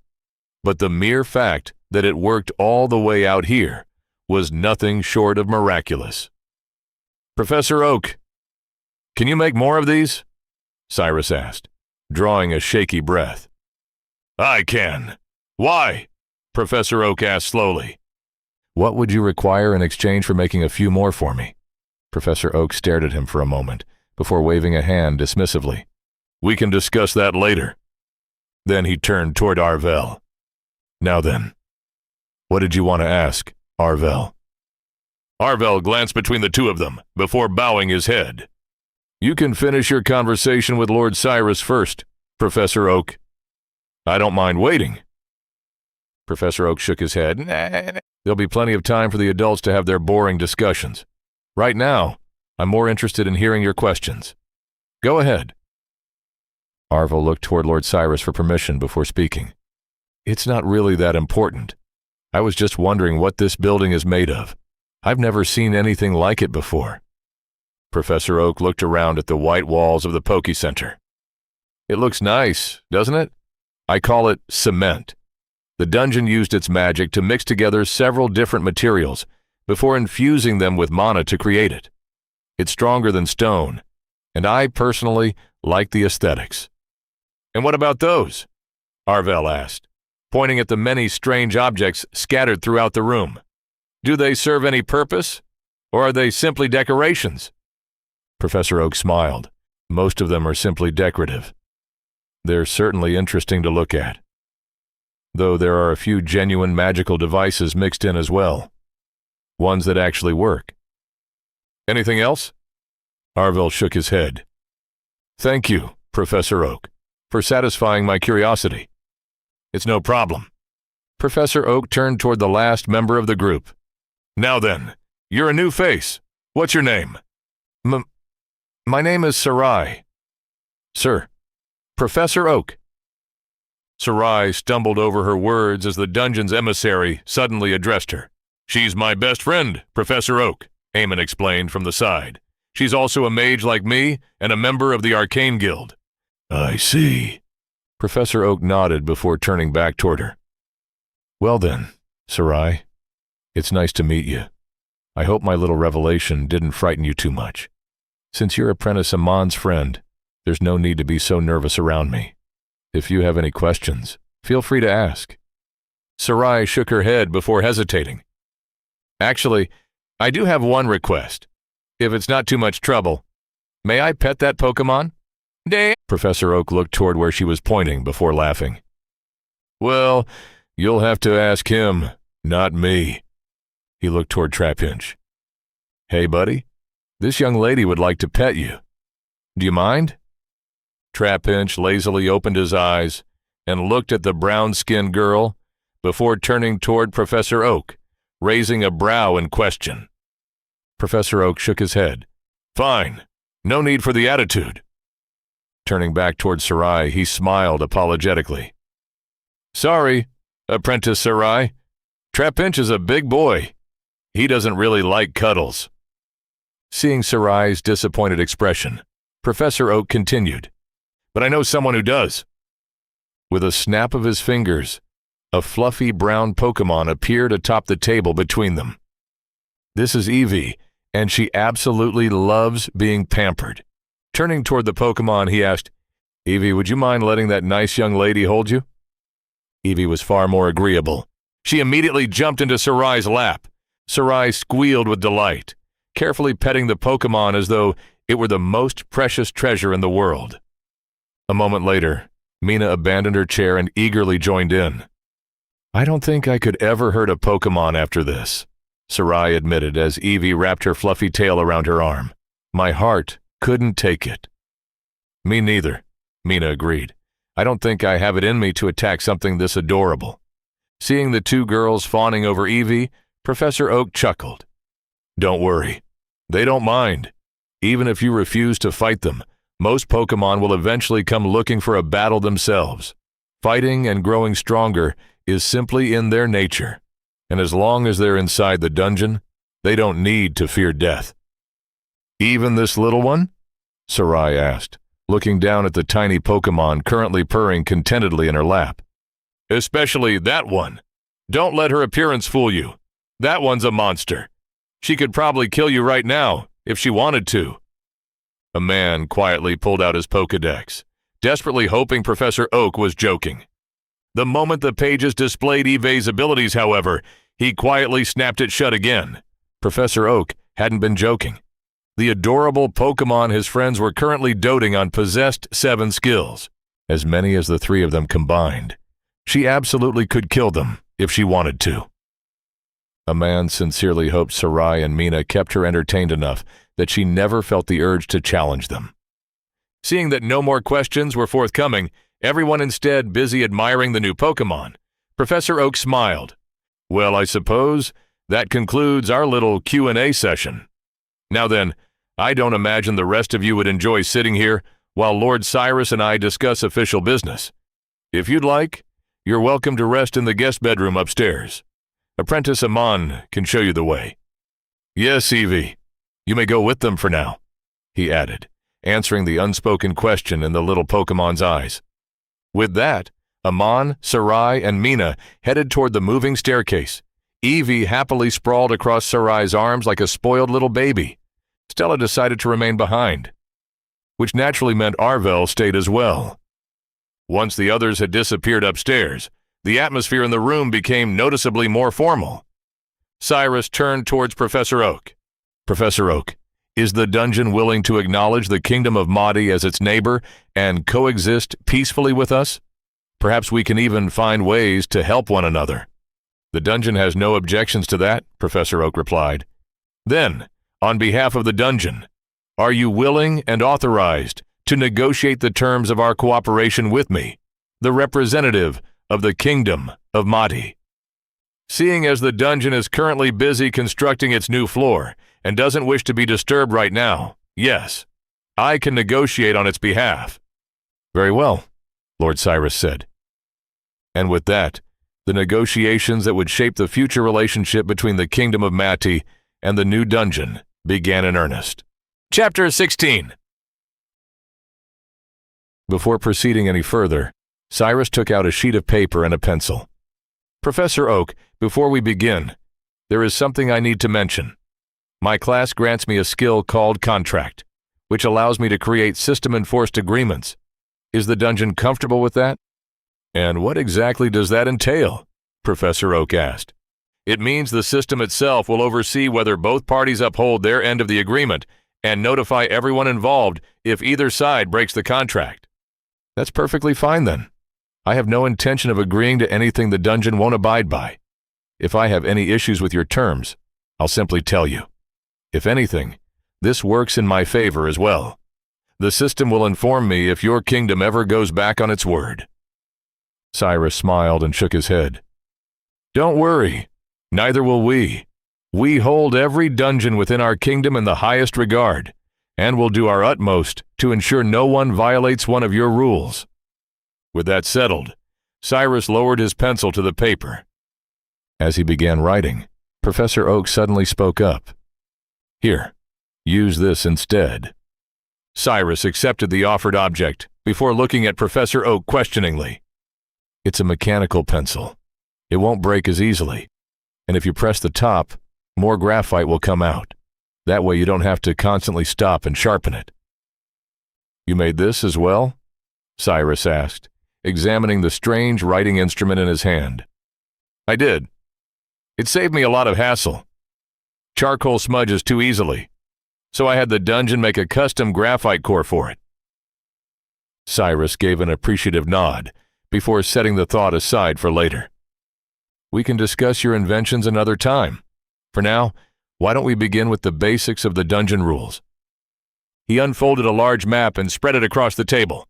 This marks the location of the Viridian Forest, he said, pointing to the map. Here is the town of Brendan, and these are the borders of the kingdom of Madi.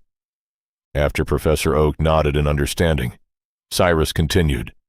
Since we recognize the dungeon as an independent entity, it is entitled to claim the land surrounding it. However, once those borders are agreed upon, the dungeon may not extend its authority beyond them. I think you should claim the outer region of the Emerald Forest, Stella suggested. That should be more than enough to satisfy the dungeon's needs, and it won't encroach on the kingdom's territory. The deeper you venture into the Emerald Forest, the more apex beast you'll encounter, so I'd advise against expanding too far. Professor Oak shook his head. The dungeon has no intention of expanding the Viridian Forest or building more surface floors. It's having far too much fun expanding its underground caverns instead. I think this should be enough, he said, tracing a circle roughly 10 kilometers around the dungeon on the map. That should leave plenty of room for anything the dungeon decides to build in the future. That certainly makes things easy, Cyrus said with a smile. By the way, Professor Oak added, the dungeon already has a rather extensive underground cave system. I honestly have no idea how large it is, or how much larger it'll become.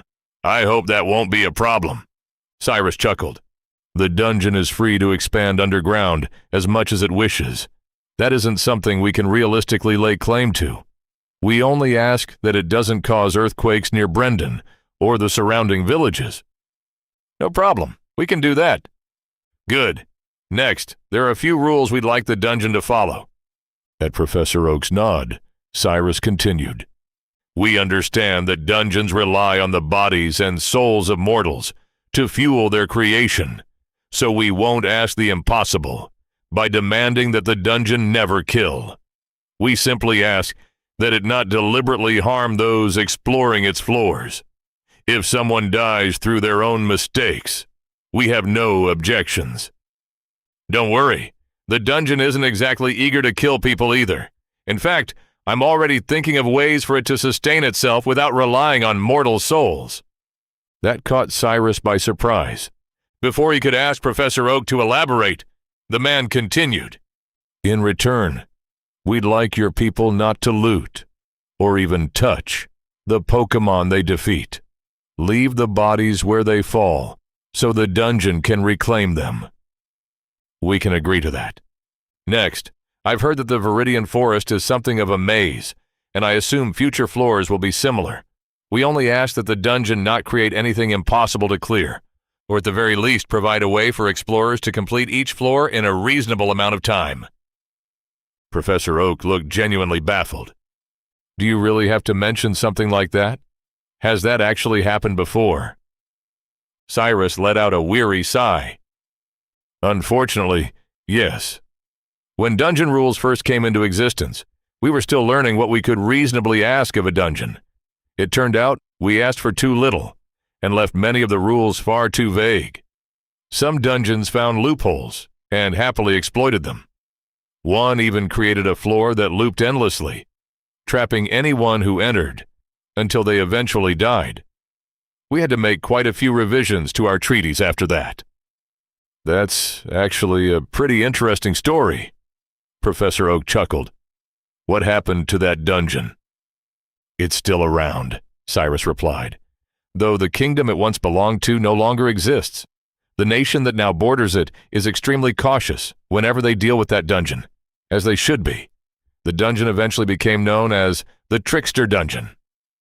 "Oh, that reminds me," Professor Oak suddenly exclaimed. "Could you add one more clause?" "Of course. Before you officially decide on a name for the dungeon, I'd like you to run it by me first. The dungeon is a little worried it'll end up stuck with something ridiculous, like the Trickster Dungeon, for the rest of its existence." Cyrus couldn't help but smile. "This is the first time I've ever met a dungeon concerned about what mortals might call it." He made another note. "But that's hardly an unreasonable request. We'll provide you with a list of proposed names before settling on anything official." Professor Oak nodded in satisfaction. "And regarding our earlier request?" Cyrus asked. "Oh, that's perfectly fine. The dungeon takes pride in everything it creates. It has no intention of making something impossible to traverse. Besides, if no one can make their way through the floor, how are the Pokémon supposed to?" That was, actually, a fair point. "Lastly," Cyrus continued, "we ask that the dungeon not ally itself with another kingdom, or conspire against the kingdom of Mati in any way." "That's an option?" Professor Oak accidentally blurted out. Seeing Cyrus raise an eyebrow, he quickly amended himself. "I mean, of course not. First come, first served. Since your kingdom approached us first and has treated me so well, we have no intention of betraying you or acting against your interests." Cyrus merely smiled as the scratching of his mechanical pencil continued across the paper. "Well, those are the standard conditions we request of every dungeon. Now let's move on to the more personal matters." "Actually, I have something I'd like to bring up," Professor Oak said, glancing toward Stella, who had remained quietly seated throughout the discussion. "Stella mentioned that your neighboring kingdoms might try to send people to destroy the dungeon's core. What do you intend to do about that?" Cyrus looked toward his daughter. "When I first learned about the magical berries from Professor Oak, I asked everyone to keep that information confidential. If the dungeon can provide us with a steady supply of magical plants, we could finally free ourselves from our dependence on the kingdom of Nerelia." She paused. "But that also means Nerelia may try to retaliate by destroying the dungeon." Cyrus nodded thoughtfully before turning back to Professor Oak. "That's a valid concern. Don't worry, Professor. I'll personally request that Her Majesty station some of her finest soldiers around the dungeon. You can rest assured that no one will harm it while it's under our protection." Professor Oak considered the offer for a moment before shaking his head. "The dungeon can protect itself.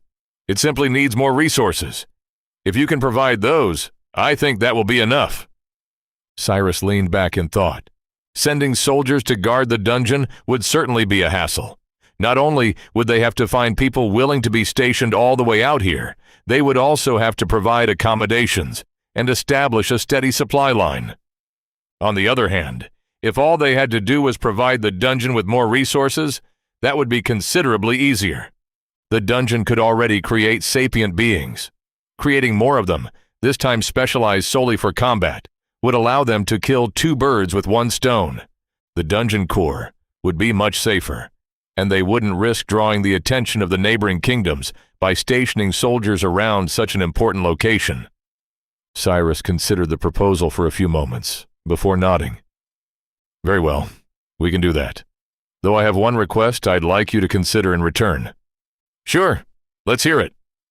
"If we provide the dungeon with unique and rare materials, would it be willing to create more of those resources for us and allow us to harvest them?" "Could you elaborate?" Professor Oak asked. Cyrus gathered his thoughts before launching into an explanation. Resource dungeons is the term we use for dungeons capable of producing rare resources, things like rare metals, magical plants, or unique monster parts. In return, we provide them with whatever they require to produce those resources. Usually, that means an investment of mana and samples of the original material. Once a dungeon has the blueprint, it can simply create more. Like the Fey Garden Stella mentioned, the dungeon you want mine to replace. Professor Oak tapped his chin thoughtfully before replying. That could work, but only if you allow the dungeon the freedom to create whatever it wants, whenever it feels like it. This isn't some magical factory where you dump in raw materials and expect finished products on demand.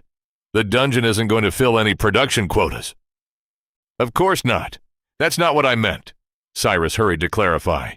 You may not know this, but we present every new dungeon with rare materials as tribute, not because we expect anything in return, but simply to see what it can create. Only a handful of dungeons ever prove capable of reproducing those resources. Those are the ones we invest in further. Seeing Professor Oak nod in understanding, Cyrus continued.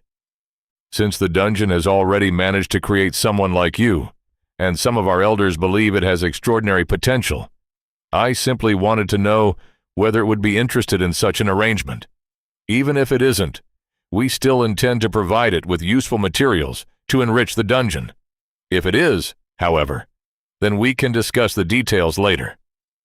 If that's all, then I don't think there'll be any problems, Professor Oak replied. Like I said, the dungeon loves creating new and interesting things. The more variety you provide, the happier it'll be. It has no objections to you harvesting whatever it creates afterward. Just don't expect it to make anything specific. And what about you? Cyrus asked. Would you accept commissions for your own creations? Things like Stella's tablet or this mechanical pencil? Sure, Professor Oak replied with a smile. You'll just have to pay for them. Cyrus nodded. And what would you accept as payment? Pokédollars. Pokédollars. Cyrus frowned. What's that? Well, we didn't have much use for your mortal currency, so we made our own. Professor Oak explained as he slid a small slip of paper across the table.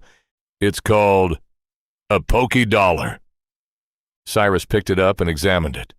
One side bore the image of a purple crystal, presumably the dungeon core. The other depicted an unfamiliar yellow Pokémon, along with several strange symbols in the corners. And why would the dungeon need its own currency? Cyrus asked, handing the note back. To trade. Why else? Professor Oak replied matter-of-factly. The dungeon has agreed to let me open my own store and sell the things I make. Since we don't have much use for gold or iron coins, you can exchange anything useful for Pokédollars and then use those to buy things from the shop. The dungeon still somehow managed to surprise him. How did it even know how trade and currency worked? Could you give me an example of how Pokédollars are valued? Cyrus asked. At this point, he'd long since stopped questioning the dungeon's thought process. Sure. Professor Oak held up a gold coin. 1 gold coin is worth 1 Pokédollar. Gold isn't particularly useful to us. A familiar blue crystal appeared in Professor Oak's hand. This, on the other hand, is worth 10 Pokédollars. Both the dungeon and I have plenty of uses for these. Cyrus blinked. That's a mana stone. It's actually worth 10 gold coins in our currency as well. I'm surprised you somehow arrived at the same valuation. Professor Oak shrugged. It was just a guess. The dungeon found them in Stella's bag, so it assumed they were valuable. But if the exchange rate is practically identical, why not simply use our currency? Professor Oak sighed. It was the dungeon's idea. It liked the designs on the Pokédollars and wanted to use them instead. He looked Cyrus straight in the eye. Would you like to try changing its mind? No. Cyrus most certainly would not. Pokédollars seem perfectly acceptable. He removed his coin pouch and placed it on the table. In that case, I'd like to make an exchange. Professor Oak glanced inside before handing him a thin metallic card. It resembled a Pokédollar note in shape, except the image of the crystal had been replaced by a real one. What is this? A Pokécard. It stores all of your Pokédollars. Professor Oak tilted his head. Or would you rather carry stacks of paper notes everywhere? No, this should suffice. Cyrus turned the card over in his hands. He'd assumed it was simply another form of currency. He hadn't expected a storage device. How does it work? In response, Professor Oak placed a small metal box on the table. Tap the card here. Make sure the crystal touches this circle. Cyrus did as instructed. The box immediately lit up. A large 0 appeared on its surface. He looked toward Professor Oak expectantly. I enchanted it myself. That way no one can tamper with your card except me. Professor Oak placed his own hand on the opposite side of the box. The number flickered several times before finally settling on 156. You had 13 mana stones and 26 gold coins. That comes to a total of 156 Pokédollars. That information is now stored inside your card, and only the dungeon or I can modify it. Professor Oak smiled. Convenient, isn't it? Convenient? This wasn't merely convenient. It was revolutionary. Professor Oak, could something like this function outside the dungeon? Professor Oak shook his head. Unfortunately not. It relies on the dungeon's magic, so it only works within its authority. No matter. Perhaps the head of the Enchanters Guild could reproduce something similar. If successful, it could transform commerce throughout the kingdom, much like the invention of the mobile caller had. Could I have one as well, Professor Oak? Cyrus turned toward the voice. Stella and Arvel were both staring at the card with obvious fascination. Of course. Professor Oak handed her another card. That one already has 300 Pokédollars loaded onto it. Consider it compensation for your lost bag. Thank you, Professor. Stella accepted it with a respectful bow, before immediately beginning to inspect it. Now then, Cyrus said, how much for this mechanical pencil? 5 Pokédollars. Cyrus nodded before tapping his card against the box once again, watching the number decrease by 5. You can keep this as well. Professor Oak handed him a small bundle of replacement graphite. If you ever run out, just come see me. Those are free. Cyrus accepted them gratefully. And how much for the tablet? 400 Pokédollars. That was expensive. Then again, he'd never expected anything crafted personally by an emissary to be cheap. Besides, purchasing anything from a Tier 3 crafter usually required far more than simple money.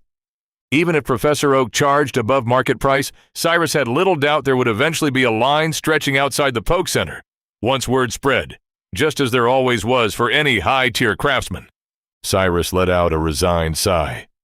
Unfortunately, that's all the money I currently have. He cast a meaningful glance toward his daughter. I had to spend most of it, paying compensation on someone's behalf. Stella quietly lowered her head. Is there anything else the dungeon would accept besides mana stones? Plenty, actually. Professor Oak smiled. Books, for starters. Books on enchanting, alchemy, magic, history, geography. Anything interesting, really. Depending on the subject, we'd probably value them somewhere between 50 and 100 Pokédollars. Cyrus nodded. That wouldn't be difficult. His family owned a private library, and the capital's noble district contained more bookshops than he could count. Other than that, exactly what you mentioned before.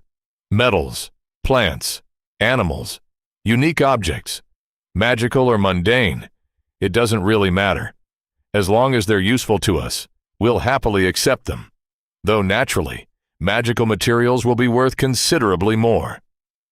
A clever system. Not only would the dungeon gain the crown's support, but ordinary people would also have every reason to trade with it. If the dungeon ever became as famous as the silver mines, there would be no shortage of merchants and adventurers exchanging useful materials for Pokédollars. And all it would cost the dungeon to turn those resources into valuable goods was mana and time. This dungeon was shaping up to be a better businessman than many of the nobles Cyrus knew. Professor, could I combine my Pokédollars with Father's to buy him that tablet? Stella suddenly asked. Cyrus was about to decline, but Professor Oak answered first. Don't worry, Stella. He glanced at Cyrus with an amused smile. I'm sure your father is wealthy enough to afford his own things, isn't he? Indeed I am, Cyrus replied with a chuckle. Don't worry about me, Stella. Turning back to Professor Oak, he asked, Professor, could you prepare a list of the resources most useful to the dungeon at the moment? I'll have them delivered to Brendan within the week. Certainly. Professor Oak nodded before turning toward Stella.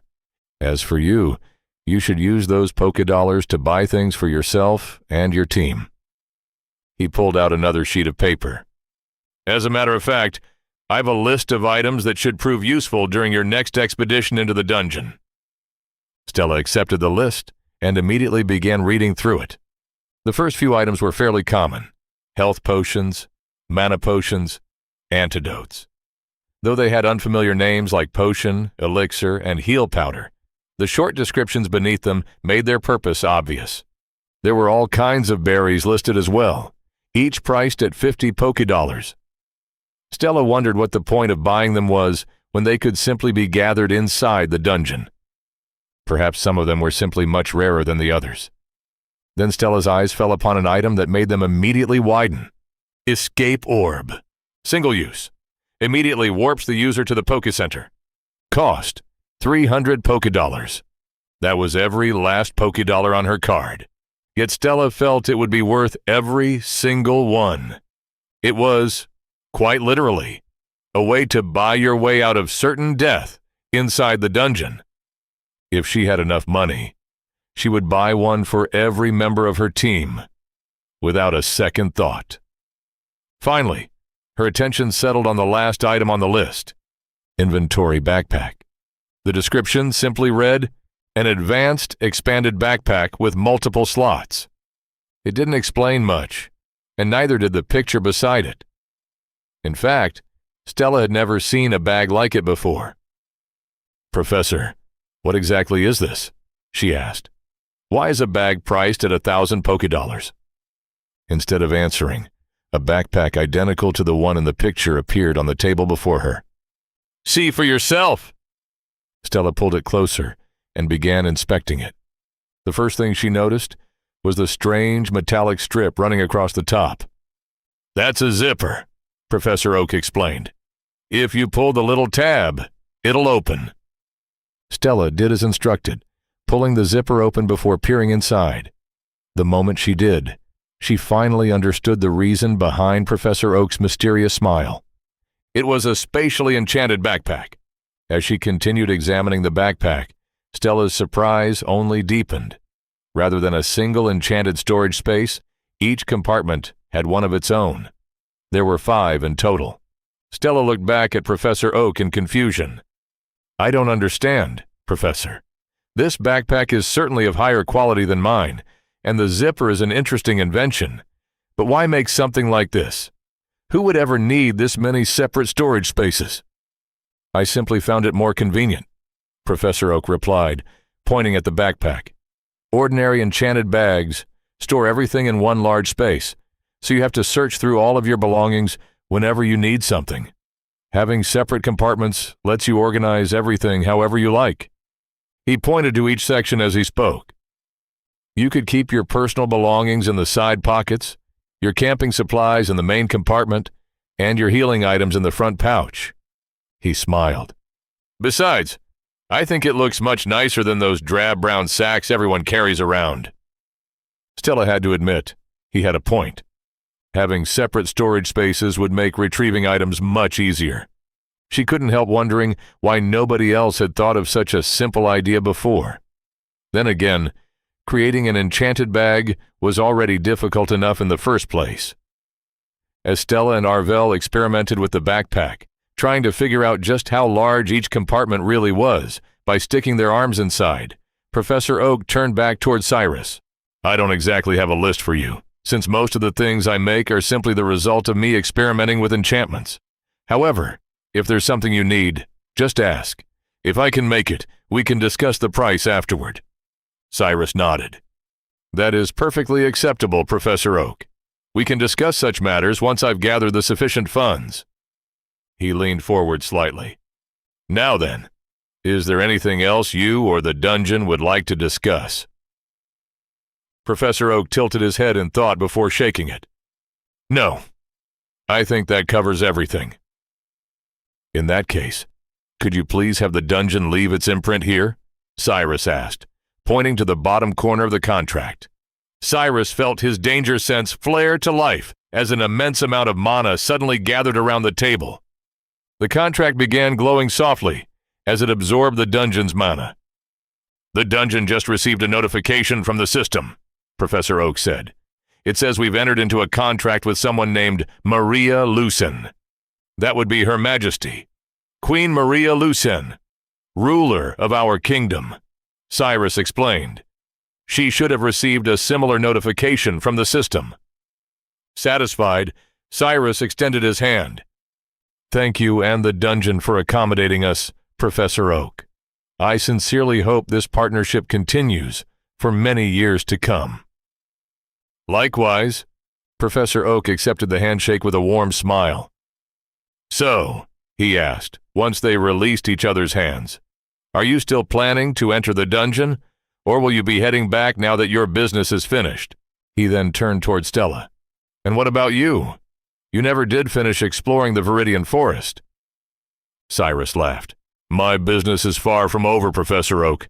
While we've finished discussing the dungeon rules, I still need to inspect it with my own eyes. Both Her Majesty and the Adventurers Guild will require my report to establish a danger rating for your floors before we can allow others to enter them. Danger rating? Professor Oak asked curiously. Even among people of the same tier, there can be a significant difference in strength, depending on their skills and experience. We can't simply allow weaker adventurers to enter a dungeon only to be slaughtered. The Adventurers Guild assigns danger ratings to monsters and locations based on how dangerous they are for adventurers of each tier. We use the same system for dungeon floors. I see. Professor Oak nodded appreciatively. That's actually a very sensible system. He smiled. In that case, would you prefer the authentic dungeon experience, or would you rather have a guided tour of the dungeon? A guided tour? Even though Cyrus didn't have a combat class himself, he had visited countless dungeons throughout his career. Never, not once, had any of them offered him such a thing. In fact, most seemed perfectly content to watch him struggle his way through their trials. Since you're here to simply inspect the dungeon rather than challenge it, the dungeon doesn't mind providing you with a guide during your visit, Professor Oak explained. The first half of the Viridian Forest may be a maze, but the second half is a proper gauntlet. The dungeon doesn't want its honored guest to accidentally die and have to do this whole thing all over again. Knowing the dungeon's reasoning was ultimately self-serving made Cyrus feel much more comfortable accepting the offer. There was no such thing as a free meal. It was a lesson he had learned very early in his profession. If the dungeon wished to protect him because it served its own interests, then he certainly wasn't going to complain. I would appreciate that very much, Professor Oak. Your dungeon is remarkably considerate. Oh, don't worry, Professor Oak replied with a dismissive wave. The dungeon just wants to finish the inspection quickly, so it can start receiving all those new materials you promised. Cyrus chuckled. Fair enough. I'll do my utmost to fulfill the dungeon's request as soon as possible. Professor Oak smiled before rising from his chair. It's already noon. Why don't I prepare some lunch before you all head out? There's a new dish I've been working on that I'd like everyone to try. Before Cyrus could object, Professor Oak had already turned toward Stella. Stella, would you mind asking the others to come downstairs? Lunch will be ready shortly. In the end, Cyrus could do nothing but thank Professor Oak for his hospitality and patiently wait at the table to be served. Lunch turned out to be something the professor called a burger. It was little more than meat and vegetables sandwiched between two slices of bread. Yet, like everything else inside the dungeon, it was a novel experience. Once they had finished eating, they spent some time discussing the newly established dungeon rules and Professor Oak's soon-to-be-open store, before bidding the man farewell and making their way toward the dungeon entrance, where their guide was presumably waiting for them. As soon as everyone had vacated the Poké Center, the body of the affable emissary returned to its bed, while Hikaru stood there, utterly dumbfounded. What the fuck? How the fuck had he just managed to gaslight his way out of that entire clusterfuck? Pardon Hikaru for the excessive cursing, but after the day he'd just had, he felt he had earned it. The day had started on such a high note. He had finally completed Phase 3, and his excitement had only grown when Eamon and the others returned for another visit. He'd been hoping the whole Royal Appraiser business would be over quickly, so everyone else could finally behold all of his glorious creations. Instead, Cyrus had suddenly dropped to one knee and addressed him as Lord Emissary. In that moment, Hikaru had felt Professor Oak's very real heart try to leap out of his chest. How did Cyrus know he was part of the dungeon? What the hell even was an emissary? Turns out, he was. You see, while Hikaru had taken inspiration from the common tropes of dungeon core stories and created himself an avatar to interact with the mortal races, with his own twists, of course, the other dungeons weren't nearly as extroverted. In fact, they had grown so accustomed to existing as disembodied consciousnesses that they simply couldn't be bothered dealing with mortals. Instead, they created specialized servants to handle that responsibility for them. When Hikaru demanded to know why the system had never bothered explaining any of this beforehand, its response was simple. The system does not provide active guidance to dungeons. In other words, you never asked, dumbass. Well, how was he supposed to know? There wasn't exactly a how to be a successful dungeon handbook lying around. Nor did he have a cute little fairy perched on top of his core, dispensing helpful advice every few minutes. He only had his loyal trapinch, and he wasn't exactly much for conversation. The other dungeons apparently possessed instincts that guided them, telling them what to do, how to behave, and what they were expected to create. Hikaru's instincts, meanwhile, seemed to have been lost somewhere in the mail. He had never received anything of the sort. All he could do was keep fumbling his way forward and hope nobody decided to start a witch hunt because of it. Well, maybe not a witch hunt. He wasn't sure if witches were an actual class in this world. A demon hunt? Then again, demons might just be another race here. Anyway, he was getting sidetracked. Cyrus apparently possessed a skill that allowed him to sense the presence of a dungeon's consciousness. Thankfully, nobody was insane enough to guess the actual truth, that the dungeon itself had been wandering around in the body of a friendly old man, serving tea to adventurers. Instead, they arrived at the only logical conclusion. Professor Oak was a creation of the dungeon, an emissary. Since Hikaru had no way out of the situation, he simply rolled with it. That still left him with one rather pressing problem. How was he supposed to explain why he'd been pretending to be an ordinary human mage all this time? He had seen the hurt in Amon's eyes, and the suspicion in everyone else's. He'd had to think on his feet and improvise before the situation spiraled out of control. Thankfully, he was an expert at bullshitting. Anyone who had survived a corporate job for long enough eventually mastered that particular skill. He'd tried to outright lie as little as possible, of course. For all he knew, Cyrus possessed some kind of truth-detecting skill. Instead, Hikaru simply continued playing the role of the friendly old professor, answering every question with the picture of innocent sincerity. He was kind, helpful, absolutely not evil. He'd always treated them well, hadn't he? He'd never intended them any harm. He'd even thrown in a few free gifts to help smooth things over. After all, who didn't like free gifts? And somehow, it had actually worked.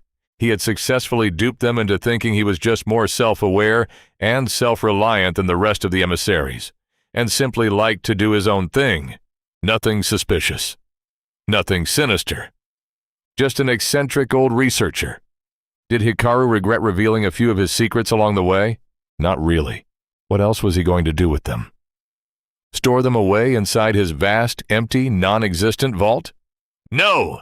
What he'd received in return was worth far more. Now that his identity as Professor Oak had been officially acknowledged by the kingdom, an entirely new world of possibilities had opened up.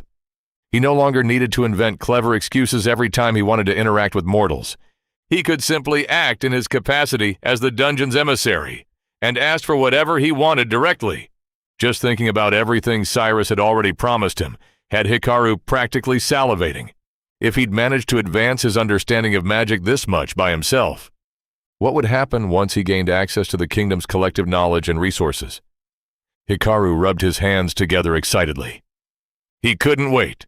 Better yet, all those enchanted gadgets he'd casually created while experimenting with Pokeballs turned out to be far more valuable to the people of this world than he'd ever imagined. Good to know. He had an entire civilization's worth of inventions to draw inspiration from.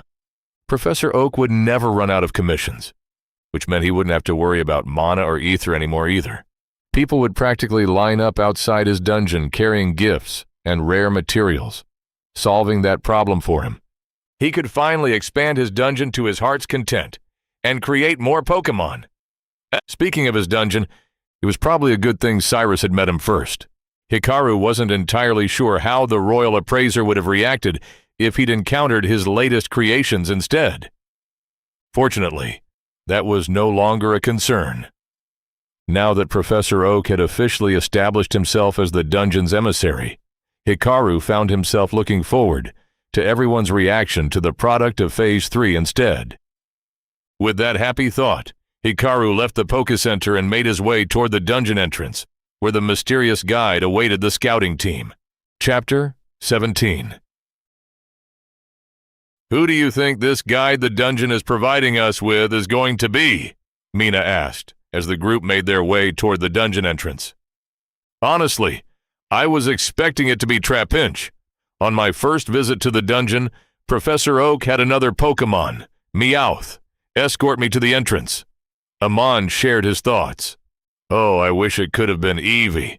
I would have loved to have that little cutie accompany us into the dungeon," Sarai said with a sigh, already missing the brown-furred Pokémon. "Me too, though for entirely different reasons." A man grimaced. "I don't want to face her as an opponent inside the dungeon.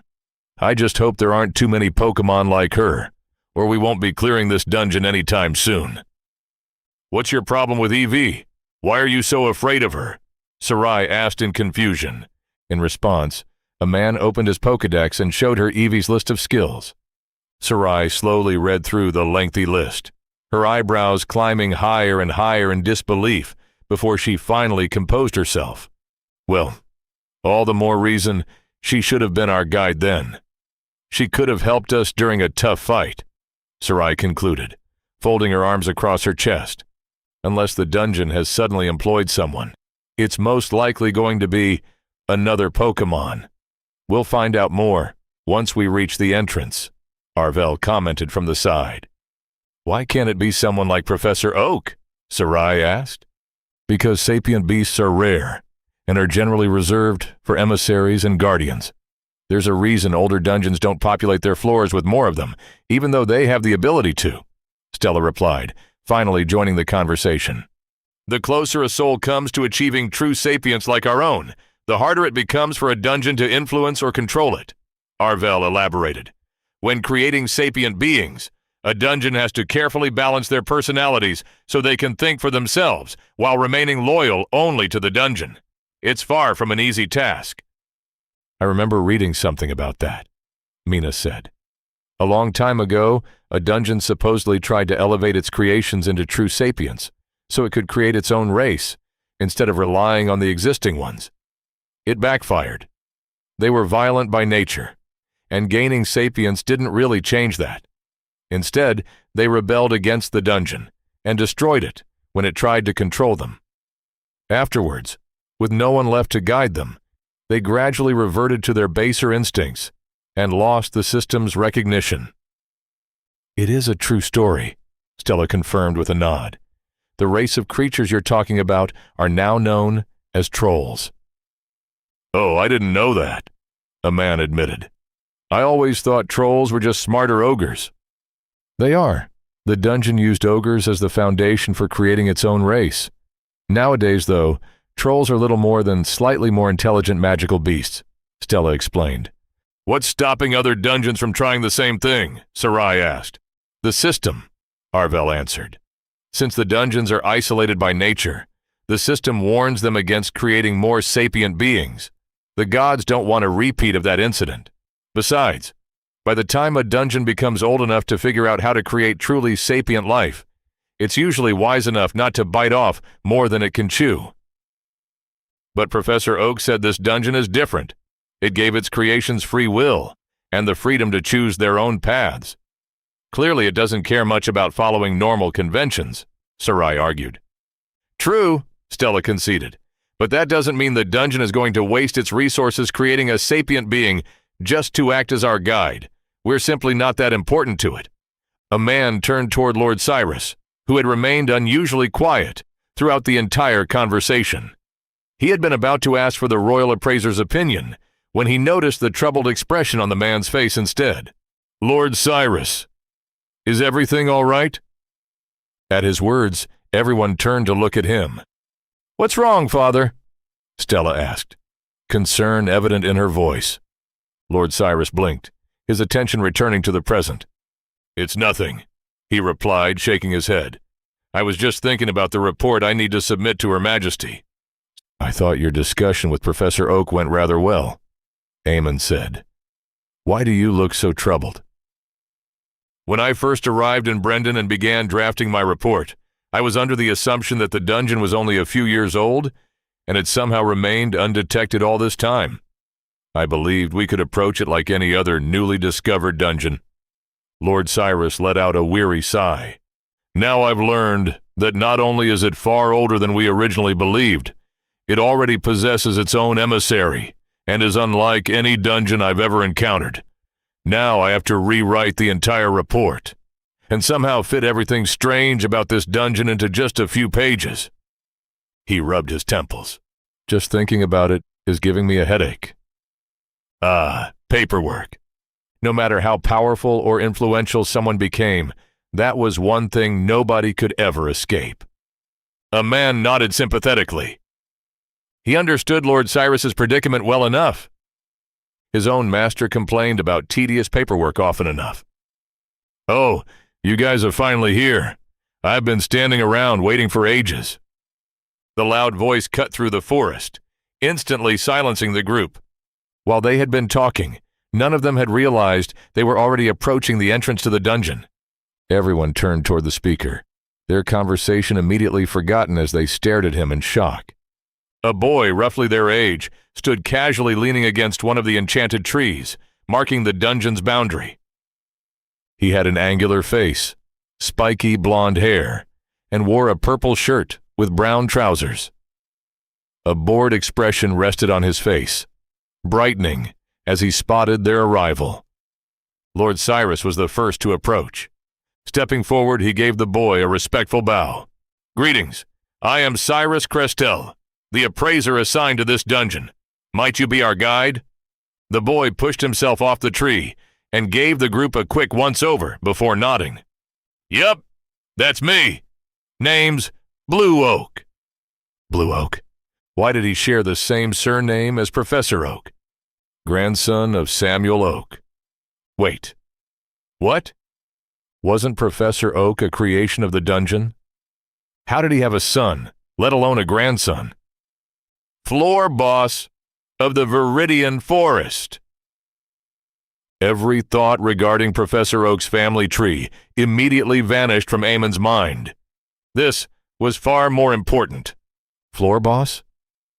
As in the powerful monster guarding the exit to each dungeon floor? Why was he here? Why had the dungeon sent one of its floor bosses to act as their guide? And why did he look like an ordinary teenager? Judging by everyone's expressions, they all had the same questions, though only Lord Cyrus seemed composed enough to voice them, as everyone else took an instinctive step back, a man included. Lord Blue, Lord Cyrus began politely, may I ask why the dungeon chose someone as esteemed as yourself to act as our guide? Blue snorted. Just call me Blue. No need for all that fancy talk. He jerked a thumb toward himself. I guess the dungeon wanted to show us off. Grandpa was a fluke. A lucky coincidence. We're the real deal. The latest and greatest creations the dungeon's made. A grin spread across his face. When it asked if one of us wanted to show you guys around, I volunteered. Sounded a lot more fun than just waiting for you at the exit. Us? Lord Cyrus echoed. Yeah, me and my rival, Red. Blue shrugged. The dungeon figured that standing around in the boss arena all day, waiting for challengers to arrive and fighting them, sounded exhausting, so we take turns. One of us stays as the floor boss while the other gets to do something else. He smirked. Like being your dungeon-appointed babysitter. That was certainly a unique arrangement. 2 floor bosses for the same floor, not for strategic purposes, but simply to give them time off, as though it were an actual job. Even then, this dungeon seemed to treat its employees better than some of the larger guilds he had heard of. Suddenly, something Professor Oak had said resurfaced in Ammon's memory. Red. He looked down at the clothes he was wearing. Professor Oak had once mentioned they had belonged to his grandson. At the time, Ammon had assumed he meant an actual human grandson. Now he knew Professor Oak himself was a creation of the dungeon. Was he talking about the other floor boss? Was Red another grandson? How many grandchildren did Professor Oak even have? A man hesitated. Professor Oak once mentioned his grandson was called Red. Is he the other floor boss? Blue furrowed his brow. Did he? Well, I guess he technically is. He rolled his eyes. Red's the adopted grandson. Grandpa basically raised him after his father disappeared. Honestly, he treats Red better than me, even though I'm his actual grandson. The more Blue spoke, the more confused Ammon became. The floor boss was starting to sound less like a powerful dungeon boss and more like one of his younger guildmates complaining that their parents favored a sibling who'd been accepted into Brislin Tower. More importantly, what exactly was going on with this dungeon? Why had it created an entire family for its emissary? As a man and the others struggled to understand the presence of their new guide, Lord Cyrus asked the question weighing on everyone's minds. Pardon me, Blue, but aren't all of you creations of the dungeon? If that's the case, why do you consider Professor Oak your grandfather? Who are your parents? Blue simply shrugged. That's just how the dungeon made us. I don't know anything about my parents. He waved the question away dismissively. They're not relevant to my backstory. Ah, so that's what it was. This was just another way for the dungeon to express its creativity. He had thought the descriptions of the various Pokémon in the Pokédex were Professor Oak's personal observations. Perhaps the dungeon simply liked giving its creations elaborate backstories. For what reason, though? A man wouldn't presume to understand the dungeon's thought process. Lord Cyrus apparently reached the same conclusion, as he asked the teenage floor boss no further questions, and instead proceeded with his official duty. Well, it's a pleasure to make your acquaintance, Blue. Thank you for taking the time to guide us through the dungeon. No problem, Blue replied. So, are you ready to enter the Viridian Forest? Lord Cyrus looked at the rest of his expedition team, receiving nods of agreement in return. We are? Then let's go. Blue waved them over before heading toward the gap in the enchanted trees leading to the dungeon's first floor. As they stepped foot into the Viridian Forest, and the familiar system prompt appeared before everyone, a man turned to Lord Cyrus with a question. Lord Cyrus, why is the system only now announcing that we are entering the dungeon when we've been inside it all along? A man had been wondering about that for a while. The reason he had never suspected Professor Oak's true identity was because the system had only declared he was entering the dungeon once he crossed the threshold of the entrance. Lord Cyrus paused his examination of the enchanted trees to answer. A dungeon floor is different from simply being inside a dungeon's authority. While a dungeon can freely manipulate everything within its authority, a floor is a self-contained ecosystem, officially recognized by the system. It must fulfill certain conditions before the system grants it that designation. But why does it need to fulfill those conditions and gain the system's recognition when it can already do anything inside its domain? Ammon asked. Sarai is pretty good with her staff, but she won't receive any system assistance for staff skills unless she has a martial class. It's the same for dungeons. Unless they create system-recognized floors, they won't receive the associated benefits, though this dungeon certainly doesn't seem like it needs them. Stella explained for her father. Lord Cyrus nodded. True. Most dungeons need to build 5 floors before they can resurrect their creatures, and 10 floors before they can create their own sapient beings. This dungeon only has 2 floors, yet it possesses both abilities. It doesn't appear to require any system assistance, which is why I assume it never prioritized building additional floors. Blue suddenly laughed as he walked ahead of them. Oh, the dungeon definitely wanted to build more floors. It just has a tendency to hyper-focus on things. Recently, it spent almost a week without taking a break just to make me and Red instead of working on its floors like it was supposed to. A man wasn't sure it was a good idea to talk about the dungeon like that while they were walking through its domain, though Lord Cyrus didn't seem to share his concern. The dungeon certainly seems to have a unique personality, he said with a chuckle. Though geniuses often do. The head of the Enchanters Guild is much the same, always with his head in the clouds, coming up with new ideas instead of finishing the projects the kingdom pays him to complete. Spiro approaching from the east, Arvel suddenly interrupted, just as a loud cry pierced the air. Everyone immediately moved into position, Darson's week-long training camp doing wonders for their coordination. They formed a protective perimeter around Lord Cyrus, with Stella and Sarai at the front, Arvel and Amon covering the flanks, and Mina guarding the rear.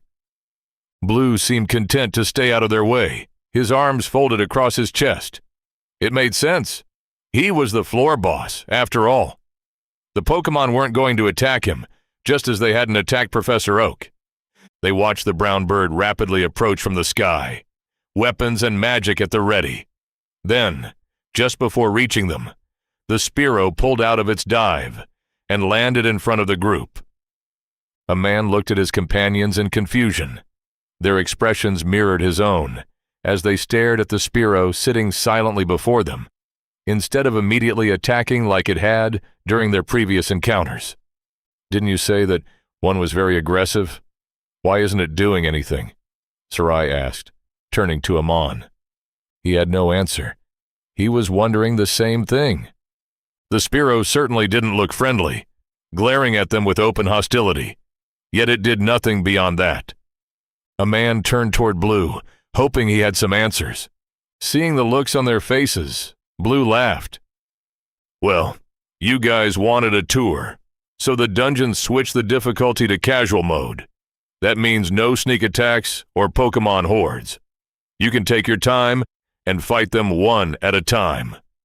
The dungeon told everyone to wait until you make the first move. We thank the dungeon for its kindness, Lord Cyrus said aloud, bowing his head toward the sky. The rest of the group exchanged uncertain glances, trying to decide what to do next. Should we take turns fighting? I don't feel comfortable ganging up on the Spiro when it isn't actively trying to harm us, Eamon suggested. That would be for the best, Stella agreed with a nod. It will give each of us the chance to test ourselves against the Pokémon, and we can always work together if someone has trouble defeating their opponent. You should take a look at your Pokédex before you decide, Blue chimed in. A man turned to him questioningly. The dungeon's been busy since your last visit. That was all he said. A man decided to follow the floor boss's advice. He opened his Pokédex and channeled mana into it. The grimoire flipped to the page displaying Spiro's entry. The words blurred for a moment before new text began appearing beneath the skills section. Aerial Ace, Wing Attack, Mirror Move. Combined with the 2 skills it already possessed, the little Pokémon now had more skills than any other Tier 1 A-man had ever seen. He wasn't sure whether Pokémon skills functioned the same way as system skills, but it was still nothing to scoff at. How did it suddenly gain so many new skills? A man asked, showing the updated entry to the others. Because the dungeon likes making them. It recently had a breakthrough, so it gave all the Pokémon a bunch of new skills. Blue said it so casually, as though it didn't take the average person years of blood, sweat, and tears just to obtain a single skill. Is the dungeon going to continue giving more skills to its Pokémon? Lord Cyrus asked with concern. Not really. The dungeon can't just hand out skills like free candy. A Pokémon has to be strong enough to handle them first. There probably won't be any new ones until they evolve. Evolve? Like our classes? Do Pokémon have their own class system as well? Mina asked. Everyone's faces immediately paled at the implication. The only reason apex beasts were so rare was because they lacked access to classes like the mortal races.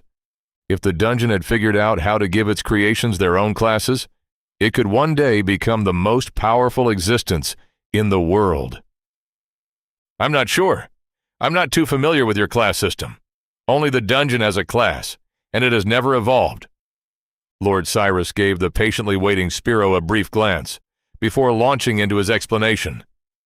Classes are the paths to power granted to us by the system. People usually choose their class when they come of age.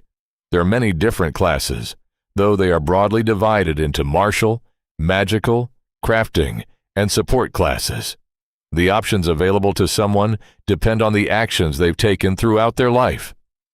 He glanced at Blue to make sure he was following before continuing. A class is more than just a role. It is a way of life that one must follow from that point onward. Changing classes later in life is possible, but exceedingly difficult, which is why choosing one is considered the most important decision a person will ever make. Only after obtaining a class is someone recognized as an adult. Every class grants 2 starting skills. As a person follows their chosen path and grows stronger, they acquire 2 more skills until they reach the peak of Tier 1.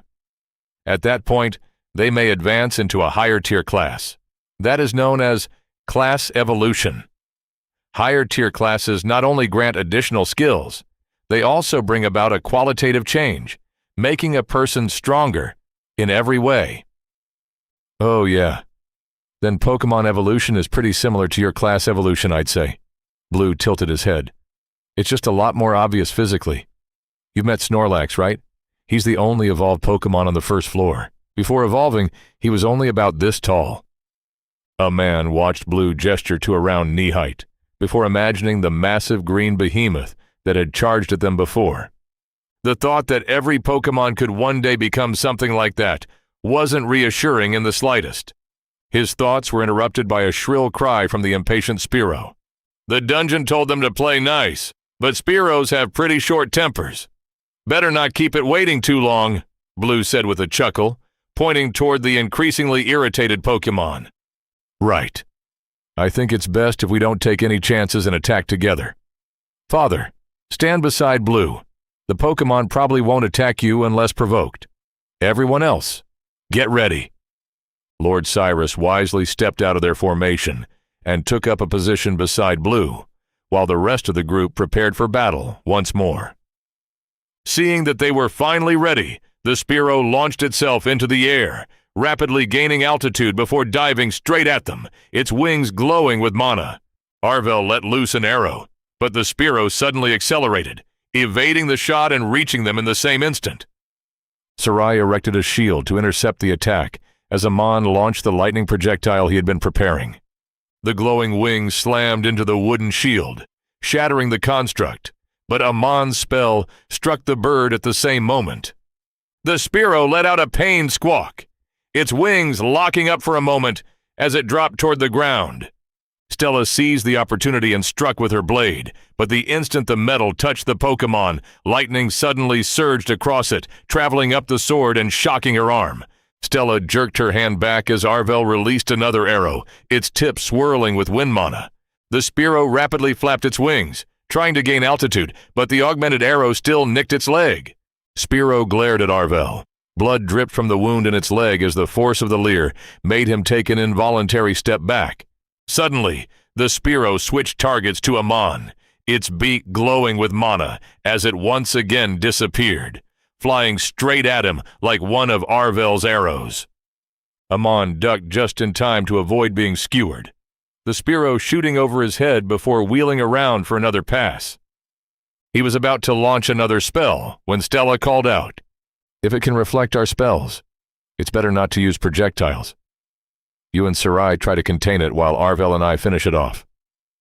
A man nodded, conjuring a lightning shield in the Spiro's path as vines burst from the ground to entangle the flying Pokémon.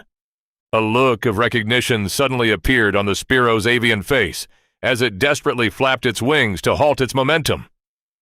Barely managing to avoid crashing into the crackling barrier, it stared directly at a man, its eyes glowing ominously for a brief moment. Suddenly, Amon felt as though he were standing before an apex beast, capable of crushing him at any moment. The unexpected mental attack disrupted his concentration, causing the lightning shield to dissipate. Sarai, though, had been ready. She seized the opening, her vines snapping forward and wrapping tightly around the Spearo's legs. The Spearo let out an angry cry, furiously beating its wings in an attempt to escape, but Sarai's vines only tightened their grip. Two attacks flew toward the Pokémon almost simultaneously. Arvel's arrow buried itself deep into its body, but the Spearo used its enhanced wings to slice through Sarai's vines just before Stella's flying slash could sever one of them. Now free, but with an arrow still lodged in its stomach, the Spearo showed no intention of retreating. If anything, its injuries only seemed to fuel its rage. It circled overhead, steadily building speed while waiting for the perfect opportunity to strike. Great work, team. One more attack like that, and we should bring it down. Amon wasn't sure whether it understood mortal speech, but the moment Stella finished speaking, the Spearo shot toward her, its beak glowing with peck. For a split second, it looked as though Stella was the target. Then it abruptly changed course, disappearing from everyone's sight for an instant. The next moment, pain exploded through a man's arm, as the Spearo's beak tore a chunk from his right bicep. He had tried to dodge, but the Spearo was simply too fast.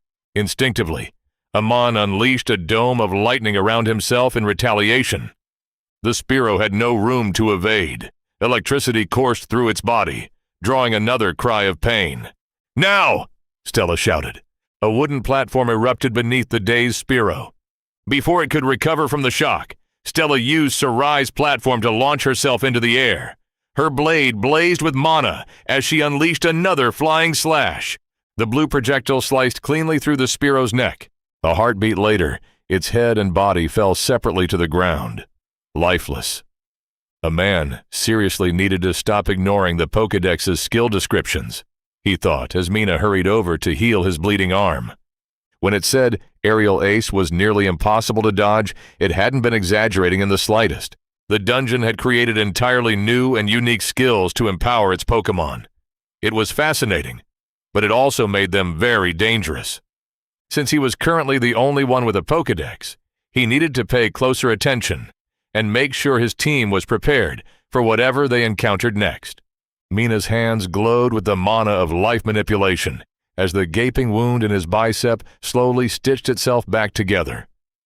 A man tried to keep himself from groaning in pain. Sarai already looked worried enough, tightly holding his other hand. He didn't want to worry her any further. As the wound finally closed, Amon let out a sigh of relief, the constant throbbing in his arm finally fading away. "We need to be more careful next time. That attack nearly pierced your chest, and I'm not sure Mina could have healed something like that." Stella spoke once Mina had finished. "Yeah, be more careful," Sarai repeated, finally letting go of his hand after making sure he was all right. "I will," Ammon assured her before turning to the group. "By the way, was it just me, or was that Spearo only attacking me?" "It was," Arvel confirmed. "You weren't imagining it." "Any idea why?" Ammon asked Blue. "The Spearo seems to have a grudge against you," Blue replied with a chuckle. "Apparently, you humiliated it the first time you came to the Viridian Forest, and it's been looking to settle that score ever since." A man frowned in confusion. When had he ever done anything to that Spearo? Then he remembered his little guy defeating one in a single move during his first visit. That couldn't be it, could it? Wait. Last time they entered the dungeon, a Spearo had been the first Pokémon to attack them. Was this the same Spearo? Amon looked at the lifeless bird Pokémon with concern. Professor Oak had told them the dungeon could bring its creatures back to life. Apparently, that also meant they could hold grudges across multiple lifetimes. Great, just great.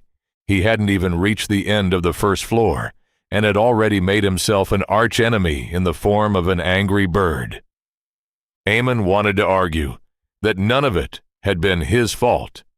He'd merely been a bystander. It was Budu who had actually defeated the Spearow. He doubted that argument would convince the bird, though. Maybe the Spearow had already gotten its revenge on Budu and Eamon was simply next on the list. Or perhaps it was smart enough not to pick a fight with the little green Pokémon and had instead decided to vent its anger on the much squishier human. Whatever the reason, Amon would have to be more careful the next time he entered the dungeon. Without the dungeon's protection, he wasn't sure how well he would fare if the Spearow decided to ambush him with its new skills. So, how was the fight? The dungeon got so excited about making new skills for the Pokémon that it forgot to balance their difficulty. "It wants your opinion," Blue said, snapping a man out of his nervous spiral. Lord Cyrus looked at them expectantly, eager to hear their thoughts as well. "I can't make an accurate judgment after a single fight, but I'd say that was about gold rank." Stella answered her father first, before turning to Blue. "I thank the dungeon for caring about us mortals' opinions. The skills it has bestowed upon its Pokémon are unlike anything I have ever seen. They made fighting the Spearow difficult, but not impossible. Once we become more familiar with them and their abilities, I believe it will become a fair fight." "Just give it to me straight. Do they need a nerf or not?" Everyone looked at Blue in confusion at the unfamiliar word. "I mean, are they too strong for regular adventurers and need to be weakened? Or can you handle them as they are?" Blue clarified after noticing their expressions. A man wasn't sure where Professor Oak and Blue had learned their Erosian, but they certainly knew some strange words. Maybe it was a forgotten dialect. It was possible. They still had no idea how old the dungeon really was. "Our Adventurers Guild classifies threats into 3 ranks: Iron, Gold, and Spirit," Lord Cyrus explained. "When my daughter said this fight was gold ranked, she meant the Spearow was an appropriate opponent for a team of intermediate Tier 1 adventurers, those who have already gained at least 3 skills." "Ah, that's cool then. The dungeon was planning to make different difficulty zones for the evolved Pokémon. But for now, the first half of the Viridian Forest is a free-for-all. That Spearow was near the top of the rankings, so the rest should be easier to handle." "Rankings?" a man asked. "Did the dungeon rank its Pokémon by strength, or was it based on something else?" "The dungeon recently held a tournament for its Pokémon. That Spearow came fourth among the flying types." "A tournament? For Pokémon?" "What? Why?" It seemed a man wasn't the only one struggling to wrap his head around Blue's explanation. In the end, they decided to simply continue their journey, instead of trying to understand the strange antics of an even stranger dungeon. Their journey was suddenly halted when Arvel raised a hand, asking everyone to stop for a moment. All this time, they had been following Blue, their designated dungeon guide. But Arvel, as the team's scout, had also been diligently mapping the maze and recording the routes they had been taking. Amon looked back to find him holding 2 sheets of paper, studying their surroundings with a confused expression. "What's wrong?" Stella asked. Arvel held out the papers in response. Amon recognized them as the maps of the first floor Arvel had been drawing. "This is the map I'm currently working on," he said, raising the sheet in his left hand. "And this is the one I made during our last visit." "So, what's the problem?" Stella asked. "The problem is that the path we're walking on shouldn't exist. See here." He pointed to the older map. "This is supposed to be a straight line, but we turned left back there. That path wasn't there before." He then pointed to the new map, where an entirely new route had appeared. Everyone turned toward their guide, hoping for an explanation. A man hoped it was simply the dungeon providing them with a shortcut, and not what everyone feared. Unfortunately, Blue's answer dashed those hopes. The dungeon thought it wouldn't be much fun if you mapped the entire Viridian Forest and handed the map to everyone before they even entered it. Where's the fun in making a maze if you already know the way through? So, it made a few adjustments. So it was an ever-changing maze. That made sense. The dungeon didn't seem to know the meaning of the words easy or simple. Don't worry. The dungeon hasn't figured out how to automate it yet, so the paths only change once a day, and only in a few places. It shouldn't be too difficult once you're familiar with the forest. Besides, it left plenty of unique landmarks to help you find your bearings. That was a relief. Well, not for a man. He could get lost in an ordinary hedge maze, never mind one created by a magical dungeon. Arvel, on the other hand, would surely have a much easier time.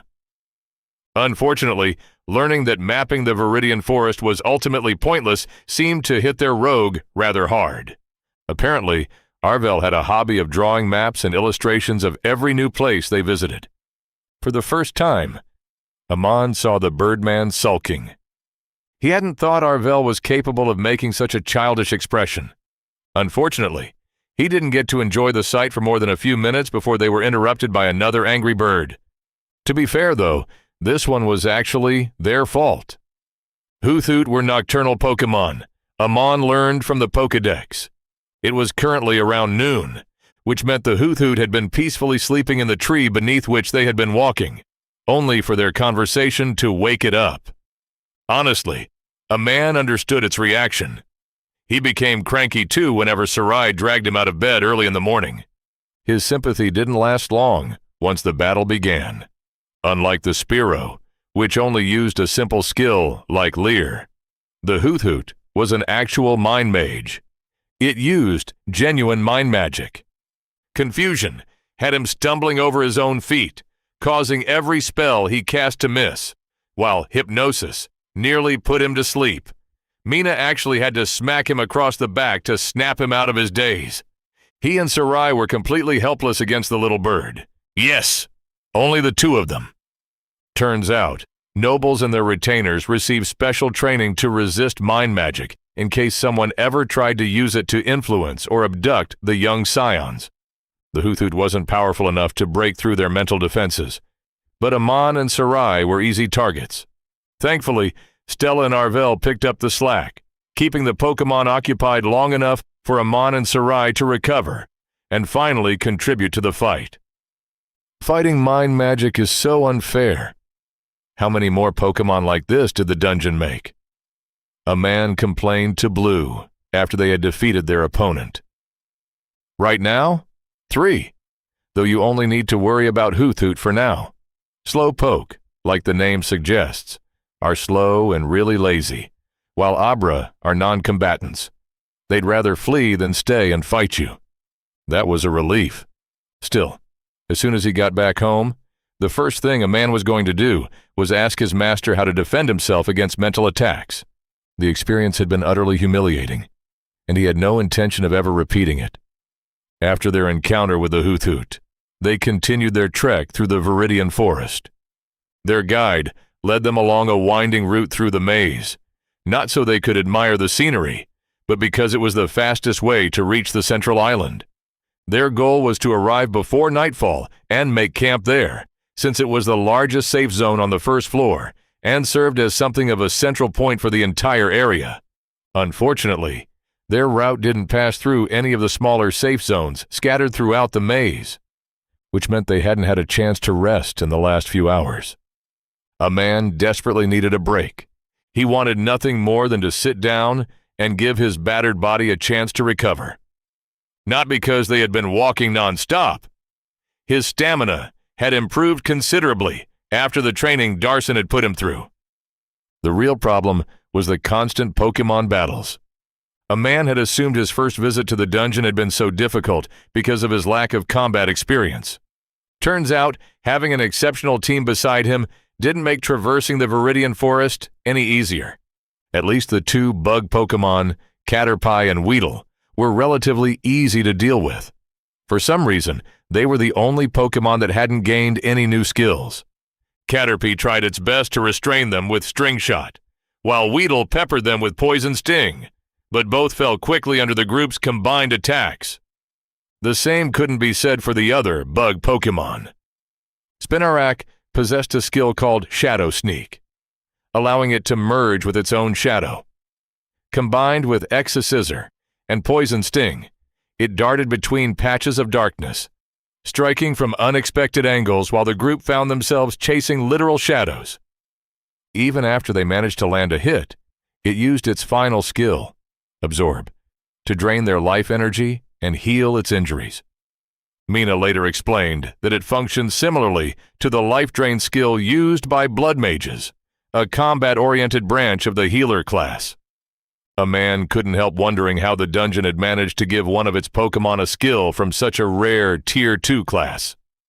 In the end, Arvel and Sarai had to work together to pin it down. While Aman and Stella kept the spider occupied, Arvel and Sarai hastily prepared a pit trap lined with sharpened wooden stakes. Once everything was ready and the spinnerack was in position, Arvel collapsed the ground beneath it, sending the Pokémon tumbling into the pit. Aman seized the opportunity to unleash a powerful bolt of lightning, while Sarai used nature manipulation to drive the wooden stakes through the trapped Pokémon, finally ending the battle. Unfortunately, that was only the beginning of their troubles. As it turned out, Absorb was a staple skill shared by every plant-like Pokémon, or grass types according to the Pokédex. And there were plenty of those. Shroomish, Oddish, Seedot. Amon really wished they had brought a fire mage along. It would have made dealing with the grass-type Pokémon significantly easier. Unfortunately, they had to make do with what they had. Oddish and Seedo both possessed Growth, a body enhancement skill that, when combined with repeated uses of Absorb, made them remarkably difficult to put down. Seedo even knew Rollout, turning itself into a living boulder that barreled straight toward them. It had even managed to break one of Sarai's legs before they finally brought it down. Shroomish was even worse. Not only could it use Absorb, it also possessed Leech Seed, attaching parasitic sprouts to them that continuously drained away their life energy. As if that weren't enough, it also knew Stun Spore and Poison Powder, releasing clouds of magical spores capable of paralyzing and poisoning them. Throughout the battle, Arvel was assigned air purification duty, using both his wings and wind magic to disperse the harmful clouds. Meanwhile, Sarai had the unenviable task of simultaneously restraining the mushroom Pokémon while preventing the parasitic seedlings from taking root on anyone. That left Stella and Amon to carve the Shroomish into what Amon jokingly described as sliced mushroom barbecue. Even Lotad, despite being half water type, possessed Absorb. They had been crossing a wooden bridge spanning a small river when Arvel noticed what appeared to be a lone lily pad drifting peacefully downstream. Everyone turned to look at the strange sight. Then the lily pad lifted, revealing the blue face of a Lotad beneath it. Amon remembered the Pokémon having only Water Gun during his first visit. He was completely unprepared for the battle that ensued. The moment he finished scanning the Pokémon and began reading its new skill descriptions, a thick blanket of mist suddenly engulfed the entire area. The next instant, jets of water began bombarding them from every direction. They were trapped in the middle of a narrow wooden bridge, with nowhere to hide or take cover. Arvel once again proved invaluable, clearing away the mist with wind magic, but it accomplished little. Lotad was surprisingly nimble in the water, effortlessly slipping beneath the surface whenever they tried to strike it. Sarai couldn't even manipulate the aquatic plants beneath the river to strangle it. They were saturated with the dungeon's mana, making them far too difficult to control. In the end, Amon emptied nearly half his mana reserves, flooding the entire stretch of water around them with lightning. That finally did the trick. A few mana-infused arrows from Arvel later, and they were on their way once more. Their greatest challenge, however, turned out to be Rattata. Yes, that same little purple mouse Cybele had killed during their previous expedition, the one whose death had ultimately led to his own demise. After the dungeon had finished upgrading it, though, even their entire team struggled against it. The culprit was mainly the two newly acquired skills, Assurance and Hyperfang. A man had no idea how Assurance worked, but somehow it absorbed the damage they dealt before returning it twofold with its next attack. As for Hyperfang, it made the little Rattata's teeth harder than steel. That wasn't an exaggeration. It literally bit straight through Stella's sword. Thankfully, it was civilized enough to wait, while Stella quickly took out a spare sword from her bag, before resuming the fight.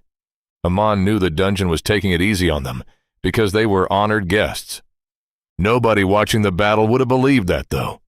The Rattata fought as though it had a personal vendetta against them. Then again, it probably did. Perhaps the one Cybele had permanently killed had been its friend. Using bursts of quick attack, it danced around their attacks, intercepted Arvel's mana-infused arrows with its dark mana-enhanced fangs, and combined Assurance with Hyperfang to devastating effect. In the end, Stella finally secured the victory by severing one of its legs with her new sword. Even so, everyone was left battered and bleeding by the time the battle ended. Now imagine every one of those fights happening back to back, without any opportunity for extended rest. It wasn't difficult to understand the team's current condition. "Are we there yet?" Mina whined for the third time. A man couldn't even bring himself to tease her. If anything, she probably had it the worst out of all of them. The rest only had to endure the battles. Mina had to deal with everything afterward. She healed every wound, replenished the life energy drained away by Absorb, and somehow kept everyone in fighting condition despite exhausting her own mana reserves in the process. Amon had honestly lost count of how many mana potions she had consumed by now. Lord Cyrus glanced back at the exhausted expedition. Seeing their slumped shoulders and weary expressions, his face softened with sympathy. "If you don't mind," he called to Blue, "perhaps we could make a slight detour and rest at one of the nearby safe zones instead. It doesn't matter if reaching the lake takes a little longer. I don't think the children can continue much farther like this." Blue turned around and took a proper look at everyone. "Oh, right." He scratched the back of his head. "I didn't realize you were all this tired. You should have told me sooner if you needed a break." A man pointed accusingly at Mina. "Why did you think she'd been asking the same question for the last 10 minutes? Blue rubbed the back of his neck sheepishly. "I thought she was just excited to visit Celebi Island." A man no longer had the energy to argue. Instead, he asked the only question that mattered. "How far is the nearest safe zone? Can we head there instead?" "It's only about a 15-minute walk that way." Blue pointed off to their right. "We'll have to backtrack a little, but it's close enough. Honestly, we could just camp there tonight and continue exploring tomorrow." Seeing how exhausted they all were, Lord Cyrus took pity on them and immediately agreed. Hopefully, they wouldn't have to fight another Pokémon before reaching it. Though, if anything did stand between a man and a good night's sleep, he was more than willing to empty the rest of his mana reserves to finish the battle as quickly as possible. At this point, he didn't even mind suffering mana exhaustion. Being knocked unconscious sounded like a perfectly acceptable shortcut to falling asleep. With that comforting thought, the group followed Blue toward the nearest safe zone to set up camp for the night. High above them, the sun slowly dipped below the horizon, casting the Viridian forest into the deepening shadows of evening. All the while, the dungeon quietly watched over the weary adventurers, its consciousness following their every step, even as it continued its own work elsewhere. Chapter 18. Safe zones. A man let out a relieved sigh as they finally stepped into the clearing, without any more Pokémon encounters, thankfully. It looked just as he remembered. A circular stretch of flat ground, large enough to comfortably fit several tents, surrounded by a grove of trees that formed a natural boundary. Their canopies intertwined overhead, providing welcome shade, while shafts of golden evening light filtered through the gaps in the leaves as a lone Budew basked peacefully beneath the fading warmth. "Wait, Budew?" Amon blinked, noticing the little green Pokémon sitting in the center of the safe zone. "Just like last time." Was it a different Budew? Or was it the same one? And if it was, what was it doing here? During his first visit, he had wandered much farther to the left, traversing nearly half the forest before stumbling across that particular safe zone. This time, however, they had taken a fairly direct route through the maze. What were the chances of him running into the same Budew? He got his answer soon enough. The Budew turned toward him, its face immediately lighting up with excitement. It sprang to its feet and hurried over on its tiny legs. "Hey there, Voodoo. Didn't expect to see you here." Amon rummaged through his backpack, pulled out a mana potion, and held it out. "What are you doing here?" Voodoo offered no explanation, far too busy happily chugging down the potion. "Oh my gods, that is so cute." Sarai's squeal came from behind him. She looked moments away from rushing over herself, barely managing to restrain the urge for fear of startling the little Pokémon. This was supposed to be a surprise. "You know," Blue grumbled from behind them. "Voodoo was waiting for you on Celebi Island, which is why I wanted us to camp there tonight." He planted his hands on his hips. "Then you guys suddenly changed plans, so Gramps asked the dungeon to send her here instead." "Why?" a man asked curiously. Why would Professor Oak go through all that trouble? They were going to reach the island tomorrow anyway. More importantly, why did he care? "Because I wanted to ask whether you'd like to have Voodoo as your partner." The familiar elderly voice caused everyone to turn. Professor Oak had somehow appeared at the edge of the clearing, without anyone noticing. "Professor Oak?" a man asked in surprise. Voodoo spun around, excitedly shaking the little bud on its head in a facsimile of a wave. Lord Cyrus's greeting was far more restrained, and the others quickly followed suit, welcoming the dungeon's emissary into their midst. "Apologies for appearing unannounced," Professor Oak said to the group. "I simply wanted to have a chat with Apprentice Aman." Then he turned toward the young mage, anticipation plainly visible on his face. "So, what do you think? Would you like Voodoo to become your partner?" Amon had absolutely no idea what the professor meant. "I don't understand." "Then let me explain." Professor Oak chuckled. "As I mentioned before, the dungeon grants all of its creations the freedom to choose their own paths. That includes the Pokémon." He gestured toward the Voodoo standing beside him. "While most are perfectly content remaining inside the dungeon, some wish to explore the outside world. The dungeon told them that if they found someone they trusted, someone willing to support them, they were free to leave with that person." Professor Oak, or rather Hikaru, was telling the truth. Before moving forward with Phase 3, he had gathered all of his Pokémon and explained in detail about Pokéballs, trainers, and the bonds they shared. When he asked whether anyone wanted to volunteer and travel with a trainer, a handful had expressed interest. Voodoo number 2 had been the first to step forward. She wanted to learn more about the mortal races and see the outside world for herself. For reasons Hikaru didn't entirely understand, she had chosen Amon. He had even planned the whole thing out. Amon would discover a Pokéball waiting before the Celebi Shrine after reaching the island. Voodoo would appear, challenge him to a battle, and once Amon won, Professor Oak would arrive to explain that he had earned Voodoo's respect before teaching him how to use the Pokéball. A perfect first trainer moment. Unfortunately, Hikaru hadn't expected their change of plans to completely derail the scenario he had painstakingly imagined. Thankfully, by now, he had become something of an expert at improvising.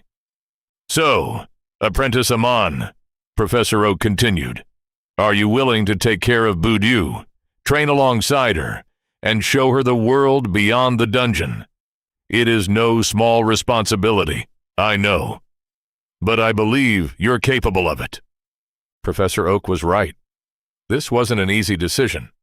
The old man fell silent, giving a man time to think, while Voodoo waited patiently beside him. If he was honest with himself, he had always wanted a familiar of his own. He had grown up listening to tales of mighty beast riders and sorcerers. He had admired the Frostalian riders of the Royal Knight Cavalry and watched with unconcealed envy when one of his master's old friends had visited with his rare Pyrock. Having a magical beast as a companion was a symbol of prestige, of accomplishment. But that was precisely why they were so rare and valuable. Professor Oak was offering him such an opportunity on a golden platter. All he had to do was accept. But that wasn't right, was it? Pokémon weren't pets. nor were they trophies to show off to his guildmates. They came with responsibility. Budew wasn't some magical dog or cat. She could understand him. She could hold entire conversations. She had her own likes, dislikes, dreams, and fears. Amon would have to treat Budew like a friend, like family, almost like a child. He could barely take care of himself. Was he really ready to look after someone else? "What about you, Budew?" Amon asked quietly. "Do you really want to travel with me? Become my partner? You'll lose the dungeon's protection once you leave it. It could be dangerous, you know." Budew met his gaze without hesitation and nodded firmly. Watching the determination in those tiny eyes, a man finally reached his answer. Maybe he had been thinking about this the wrong way. Professor Oak hadn't asked him to become Budew's owner. He had asked him to become her partner, a relationship between equals, not one built on subservience. If Budew was capable of making this decision on her own, then she was also capable of taking responsibility for herself. All Amon had to do was support her and guide her, just as his own master had done for him. And that was something he believed he could do. "I'll do it." The words escaped as little more than a whisper, a promise spoken mostly to himself. His resolve steadily hardened as he rose to his feet and looked Professor Oak in the eye. "I'll do it." Then he turned toward the little Pokémon smiling up at him. "I'll be your partner, Budew, if you'll have me." Budew practically exploded with joy. She hurried over to Professor Oak before immediately turning back toward a man, waiting expectantly for something. "What now?" Amon asked. "Now you fight," Professor Oak answered with a cheerful smile. "What? Why? I don't want to hurt her." "You need to show Budew you're strong enough to be worthy of being her partner. The best way to do that is by battling her." Oh! Right. He had almost forgotten. Battling was an instinctive part of Pokémon. Well, if that was how it had to be. A man quickly pulled out his Pokédex and skimmed through Budew's updated skill list, while everyone else stepped back to give them room. "Don't hurt her too much," Sarai whispered from behind him. A man couldn't help snorting. Shouldn't that warning be directed at Budew instead? "Please don't hurt me too much," he muttered inwardly, as he closed the Pokédex and set his backpack aside. "Ready, Budew?" he asked his soon-to-be partner. Budew nodded eagerly. Amon immediately began the battle, launching a bolt of lightning straight at her. Budew took a deep breath before exhaling a cloud of stun spore in front of herself. The moment his spell entered the yellow cloud, the lightning was swallowed by Budew's skill. That was unexpected. His lightning had worked just fine against Shroomish's stun spore. A man didn't have time to think any further. Too busy dodging the purple poison sting headed straight for his face. He quickly gathered more mana before launching a stronger projectile at Budew. This time, the electric dagger passed through stun spore without dissipating, but Budew rolled out of the way just in time. Budew's entire body suddenly glowed before she unleashed a stream of bullet seed at Amon. Amon sprinted around the clearing, thankful for his longer legs, as Budew had to turn her entire body to keep him in her sights. The moment Budew paused her barrage to catch her breath, Amon stomped his glowing foot into the ground. Mana surged through the earth before erupting beneath Budew in the form of glowing yellow chains. The instant Budew was restrained, Amon dashed toward her while charging one of his strongest spells. He wanted to end the battle quickly, which meant sacrificing range for power. He never got the chance. Budew surrounded herself with another cloud of stun spore, forcing Amon to halt just outside it as he felt his spell weakening with every passing moment it remained inside the yellow mist. Looks like I'll have to use my trump card after all. Redirecting the mana he had already gathered, a man launched the glowing orb high into the sky. Now all he had to do was stall for time. Gathering mana in his fingertips, Amon knelt and began drawing one of the few spell circles he had managed to memorize onto the ground. Budew suddenly broke free of the chains. The next moment, Amon felt her absorb, his own life force being drawn from his body to mend her injuries. He quickly backpedaled, widening the distance until the skill's hold on him finally snapped. Amon hurled a simple orb of mana toward Budew, while moving to another position to continue drawing the spell circle. Budew immediately fired another volley of bullet seed at the glowing orb, hoping to disrupt his spell. A man clenched his fist just before the seeds made contact. The second stage of his spell activated as the orb burst apart into dozens of crackling lightning needles, curving around Budew's attack before striking her from every direction. Budew cried out in pain before spitting a glob of poisonous venom at his back. Almost there. Just a little more. Amon's mana dwindled rapidly as he barely rolled aside. The Venoshock splashed against the ground beside him, a few droplets landing on his hand as his skin immediately began to go numb. He hissed in pain, shaking his hand before moving to the final position needed to complete the spell circle, all the while enduring another barrage of poison sting. A man conjured several glowing lightning daggers around his shoulders before scattering them in different directions. Then he drew an actual dagger from his belt and threw it straight at Budew. With Budew momentarily distracted, Amon quickly returned to drawing the final lines of the spell circle. Budew easily dodged the projectile, though she didn't need to. The dagger clattered harmlessly onto the ground just in front of her, exactly as Amon had intended. The scattered lightning daggers suddenly curved inward, locking onto the metallic blade before converging on Budew from every direction. Budew hurriedly released another cloud of stun spore around herself. It worked. Somewhat. The electrically charged spores disrupted the spell enough to throw several daggers off course, though two still struck home, leaving fresh burns across her body. Budew winced, glaring at her chosen partner as she drew more mana from her core for another attack. Suddenly, a man rose to his feet, dusting off his hands with a satisfied smirk. And done. He poured the last of his mana into the ground, completing the spell circle. The sky darkened overhead. A rumble of thunder echoed through the forest as the heavens answered his call.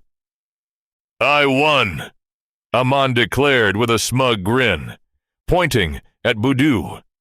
Kaminari, a pillar of lightning, crashed down from the heavens, burning a hole through the canopy before striking the little green Pokémon head-on. Everyone instinctively shielded their eyes as the blinding flash engulfed the clearing. Even after the spell faded, the air remained thick with the smell of ozone. The center of the clearing had been scorched black. Budew, lying motionless amidst the charred earth, her green body blackened by the lightning strike. Oh no! Had he overdone it? It was Amon's first time using the spell in actual combat. He hadn't expected it to be quite so powerful.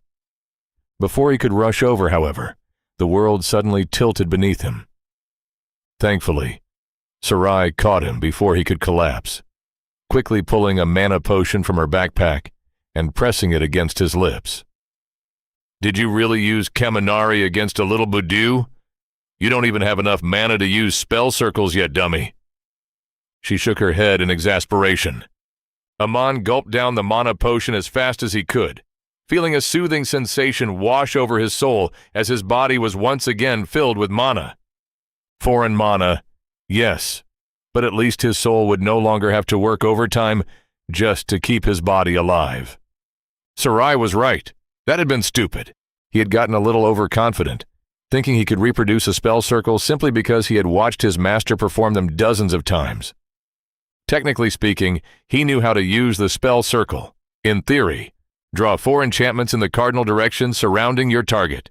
Use your own mana to attune them to the environmental mana in the sky. Then power the enchantments to create an artificial thundercloud and call down a natural lightning strike. The only thing he had forgotten to account for was that he wasn't Enol Sol, the living storm. He couldn't casually rain lightning down from the heavens, and now he was paying for that overconfidence with an aching soul and an exhausted body. After finishing both the mana and health potions Sarai handed him, a man looked toward Professor Oak with concern. "Will she be all right? I didn't just kill her, right?" Professor Oak didn't look worried in the slightest, immediately putting Almond's mind at ease. "Little Boudou just fainted. She'll be perfectly fine in a moment." He stepped over to Boudou while pulling a yellow crystal from his pocket. "A revive. Crystallized life mana. It should have her back on her feet in no time."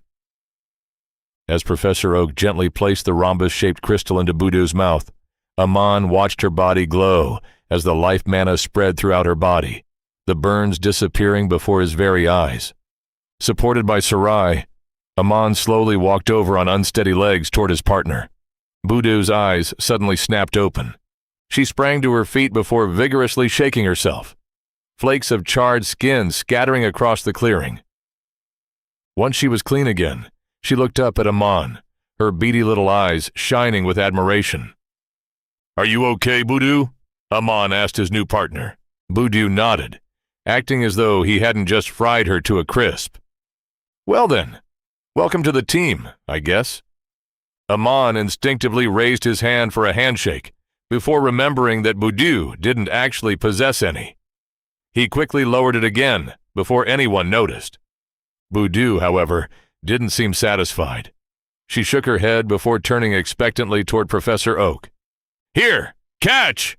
A man barely managed to catch the object Professor Oak casually tossed toward him before examining it in detail. It was a metallic sphere, divided neatly in half, one side red and the other white, with a crystal button set into the center. "What's this?" a man asked, examining the strange metal ball. "My latest creation, a Pokeball." Professor Oak smiled. "Just press the button against Boudou while channeling your mana into it and let it do its magic." "But what does it do?" Amon asked curiously, turning the Pokeball over in his hands as the rest of his friends leaned in for a better look. Professor Oak merely smiled. "Just try it. You'll see." A man reluctantly did as instructed, extending the Pokeball toward Boudou and pressing the crystal button against her upper body. Suddenly, he felt foreign mana enter his body. A tendril-like extension reached toward his very soul, like grubby little hands searching through a candy jar. A man was just about to instinctively reject the foreign intrusion when a second tendril branched off and reached toward Boudou instead. Seeing her accept the foreign mana without the slightest hesitation, Amon chose to trust Professor Oak. He opened his soul and allowed the Pokeball to do whatever it was trying to accomplish. The moment the tendril touched his soul, a man felt a tiny fragment of it being consumed, so small that he wouldn't even have noticed it had he not been actively monitoring his soul. Ah, so it was a soul enchantment. His master had told him how soul-bound artifacts worked, though Amon had never owned one himself. At least there wasn't any discomfort, unlike what his master had described. Clearly, regardless of what the old man claimed, Professor Oak was a true master enchanter. Then, every thought inside a man's head ground to a halt. He felt another soul brush against his own. That wasn't supposed to happen, was it? He distinctly felt the moment the fragment of his soul came into contact with Boudou's soul inside the Pokeball. His perception of the world exploded. New sensations, new emotions, new instincts. It reminded him of the day he had finally unlocked his mage class and gained sense mana. Only. This felt far more overwhelming. Somewhere nearby, Amon heard someone gasp. Or, had that been a scream? Were they whispering? Or shouting directly into his ears? He honestly couldn't tell. Someone wrapped their arms around him, keeping him from collapsing. Probably Sarai. That much he could still recognize. Everything else, not so much. Professor Oak? It was all a man managed to stammer before the flood of sensations nearly overwhelmed him completely. Closing his eyes, he instinctively began the breathing exercise his master had drilled into him countless times. Slowly, very slowly, the chaos settled. As his breathing steadied, the truth of what had just happened finally dawned on him. The soul-bound enchantment hadn't merely anchored his soul to the Pokeball. It had merged a fragment of his soul with a fragment of Budu's, using the Pokeball as the anchor for both. Budu and he were now connected by their very souls. The Pokeball was merely the catalyst that had forged the bond. Amon's head spun, partly from the revelation, partly from the unmistakable concern he suddenly felt flowing through the bond. Budu! He opened his eyes, immediately searching for the little green Pokémon. She was nowhere to be seen. A dozen questions rushed through his mind as he turned toward Professor Oak. And froze. For the first time since meeting the elderly man, a man truly believed he was looking at a creation of the dungeon, not another mortal. Professor Samuel Oak's face had stretched into an unnaturally wide grin. His eyes literally glowed with excitement, making the shadows dancing across his face seem all the more unnatural. Every ounce of his attention was fixed upon the Pokeball in Amon's hands. There was nothing human about that face, only the echo of an ancient monster. Professor Oak? Amon could barely manage a whisper. Goosebumps spread across his skin as, for the briefest of moments, he felt as though the attention of the entire dungeon had fallen upon him. Professor Oak blinked. The sensation vanished. Just like that, the creature before him disappeared, replaced once more by the facade of the kindly old man he had come to know. "Apprentice Amon, are you all right?" Professor Oak asked, genuine concern written across his face. "I'm sorry for not warning you beforehand. I'd tested the Pokeball several times already, and something like this had never happened." "Aman, what happened?"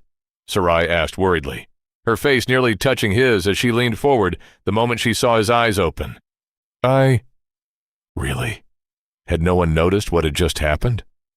Amon looked around, before realizing, no, apparently not. At some point during his episode, he had gone completely limp and was now resting on Sarai's lap. Everyone else was crowded around him in a circle, their faces etched with worry, too preoccupied with his condition to pay any attention to the dungeon's emissary. A man wasn't sure if he should say anything.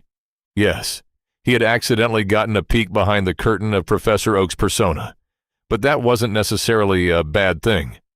They already knew he wasn't a mortal like them. It was simply hard to keep that fact in mind when he never acted any differently from what he pretended to be. Still, as long as he continued playing the role of the friendly old man and never intended them any harm, a man saw no reason to create unnecessary tension with the dungeon's emissary. He would simply have to be more careful before accepting any strange enchanted items from him in the future. Amon was sure the dungeon and Professor Oak had the Pokemon's best interests at heart. Whether that extended to them as well, he wasn't so sure. For now, he decided to shelve those thoughts and focus on what was clearly the more pressing matter.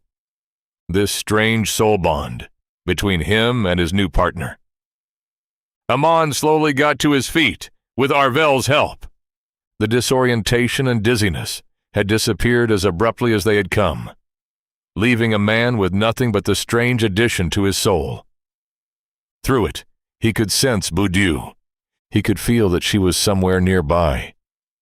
Yet his eyes couldn't find her anywhere. "Where's Budu?" Amon asked. "She's in there," Stella replied with a strange look, pointing toward his hands. Amon raised the Pokeball closer to his face, only now noticing the soft glow emanating from the crystal at its center. Budu was in there. But how? Curiously, Amon fed a little mana into the crystal button, just as he had done before, and watched Budu suddenly materialize in front of him. The instant she appeared, a wave of happiness washed across Amon's soul, so pure and infectious that he found himself smiling without even realizing it. "Hey, Budu, are you all right?" Amon asked. Budu tilted her head. For some reason, Amon instinctively understood the meaning behind the gesture, Why wouldn't I be? Well, that was certainly convenient. Even if he had to endure a little discomfort, being able to understand Budew so naturally was an unexpected benefit. You didn't feel anything just now? Amon asked. No dizziness? No headache? Budew shook her head. A sudden rush of emotions flowed through their bond, a jumble of thoughts and feelings that Amon couldn't quite make sense of. He frowned, trying to decipher what Budew was attempting to convey, when Lord Cyrus suddenly cleared his throat. Ahem, Mage Amon, I am relieved to see that you are unharmed, but I believe all of us would appreciate an explanation as to what exactly just happened. A man would like to know that himself, he thought ruefully, as everyone's collective gaze shifted toward Professor Oak. The old man looked at a man, then at the Pokeball still clutched in his hand, before finally lowering his head. I apologize. I never intended any harm. I was simply too excited to show all of you my greatest creation and got carried away. Looking back up, he pointed toward the metal sphere in Amon's hand. That is a Pokeball, a unique storage device crafted by the dungeon and personally enchanted by me. Professor Oak's expression turned solemn. When Budew and several of the other Pokémon expressed interest in venturing beyond the dungeon, I wanted to give them a parting gift. A Pokeball is capable of storing a Pokémon's physical body, allowing them to always remain by their partner's side, no matter how large they may one day become. It also places their body into stasis, so if they are ever gravely injured outside the dungeon, they can safely be brought back here for treatment without their condition worsening. Professor Oak let out a quiet sigh. However, I feared my creation might one day be misused if it fell into the wrong hands, which is why I built several safeguards into it. A Pokeball only reacts to the core inside a Pokémon, making it capable of storing only Pokémon and nothing else. I also placed a soul-bound enchantment upon it so that, once activated, it would forever recognize only that specific Pokémon and its chosen trainer. He shook his head. It was only supposed to store a small fragment of both the Pokémon's soul and their partners. Nothing more. I don't know why those soul fragments fused together. That was never my intention, I assure you. I can vouch for Gramps. Blue casually raised a hand. Me and Red both have Pokeballs for our teams. That never happened before.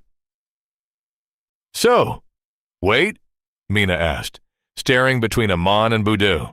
You mean your soul actually fused with Budew's? How is that even possible? Soul fragments, Amon corrected.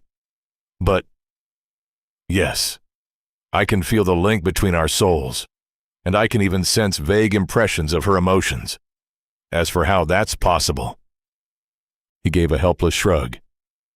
I'd like to know that as well. Unfortunately, the nearest soul mage was nearly a month's journey away in Delson, under the employ of the Adventurers Guild.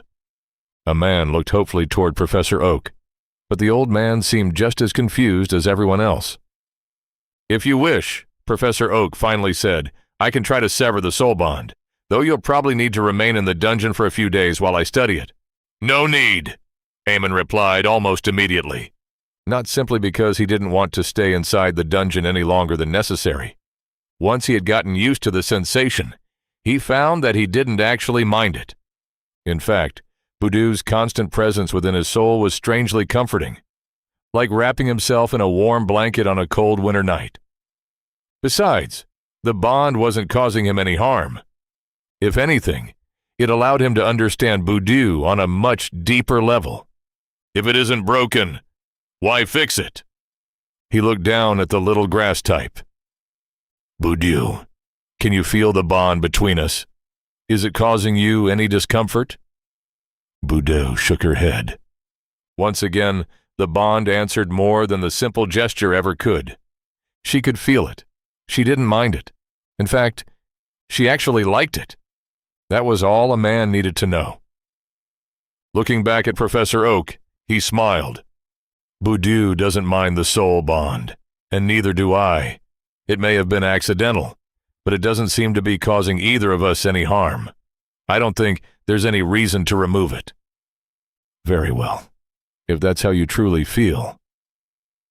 Professor Oak smiled warmly, his gaze drifting toward Boudreaux's cheerful face. "Professor Oak, if you don't mind, could we speak in private for a moment?" Lord Cyrus asked, his voice slightly strained. Professor Oak nodded in agreement, and the two of them moved to a quiet corner of the safe zone before speaking in hushed voices. "Professor Oak, are you certain the Pokeball only works on Pokémon?" Cyrus asked, his heart pounding in his chest.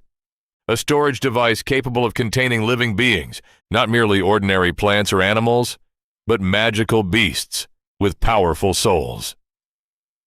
Cyrus wasn't sure how Professor Oak had managed to accomplish such a thing.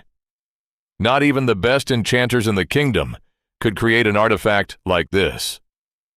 More importantly, if he could make one, he could make more. That was a recipe for disaster if left unchecked. "I am." Professor Oak produced another identical Pokeball from his pocket and held it out to him. "You can check for yourself if you'd like." Cyrus accepted the enchanted artifact with a measure of trepidation. "Now channel a little mana into it." Cyrus did as instructed, and immediately felt something foreign, reaching toward his soul. He instinctively rejected the intrusion, watching it dissolve back into formless mana. "See?" Professor Oak said, taking the Pokeball back. "It can't forcibly create a bond. You have to willingly allow it to happen. Even then, that's only one part of it. It still can't store your physical body unless you're a Pokémon." "Thank you for the demonstration, Professor Oak. It isn't that I doubt your words. However, I hope you understand why something like this concerns me." Cyrus looked at the Pokeball in the old man's hand. If someone were able to replicate such a powerful device, it could spell disaster, not just for our kingdom, but for the entire world. "I understand that very well," Professor Oak nodded, "which is precisely why I built so many safeguards into it. Even if someone wanted to recreate my enchantments, they couldn't. I made sure of it. Hikaru didn't like boasting, but he had poured everything he had into creating the Pokeball. It wasn't built on a single layer of enchantments, but 3. The innermost layer contained the spatial and stasis enchantments. The middle layer housed the control enchantments connected to the central crystal that anchored the soul fragments. The outermost layer was nothing more than a distraction. A tangled mess of meaningless runes designed to mislead anyone trying to decipher the artifact.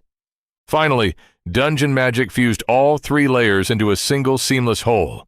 If anyone other than Hikaru the Great Dungeon managed to recreate a Pokeball, he would happily eat his own hat. After making one first, of course.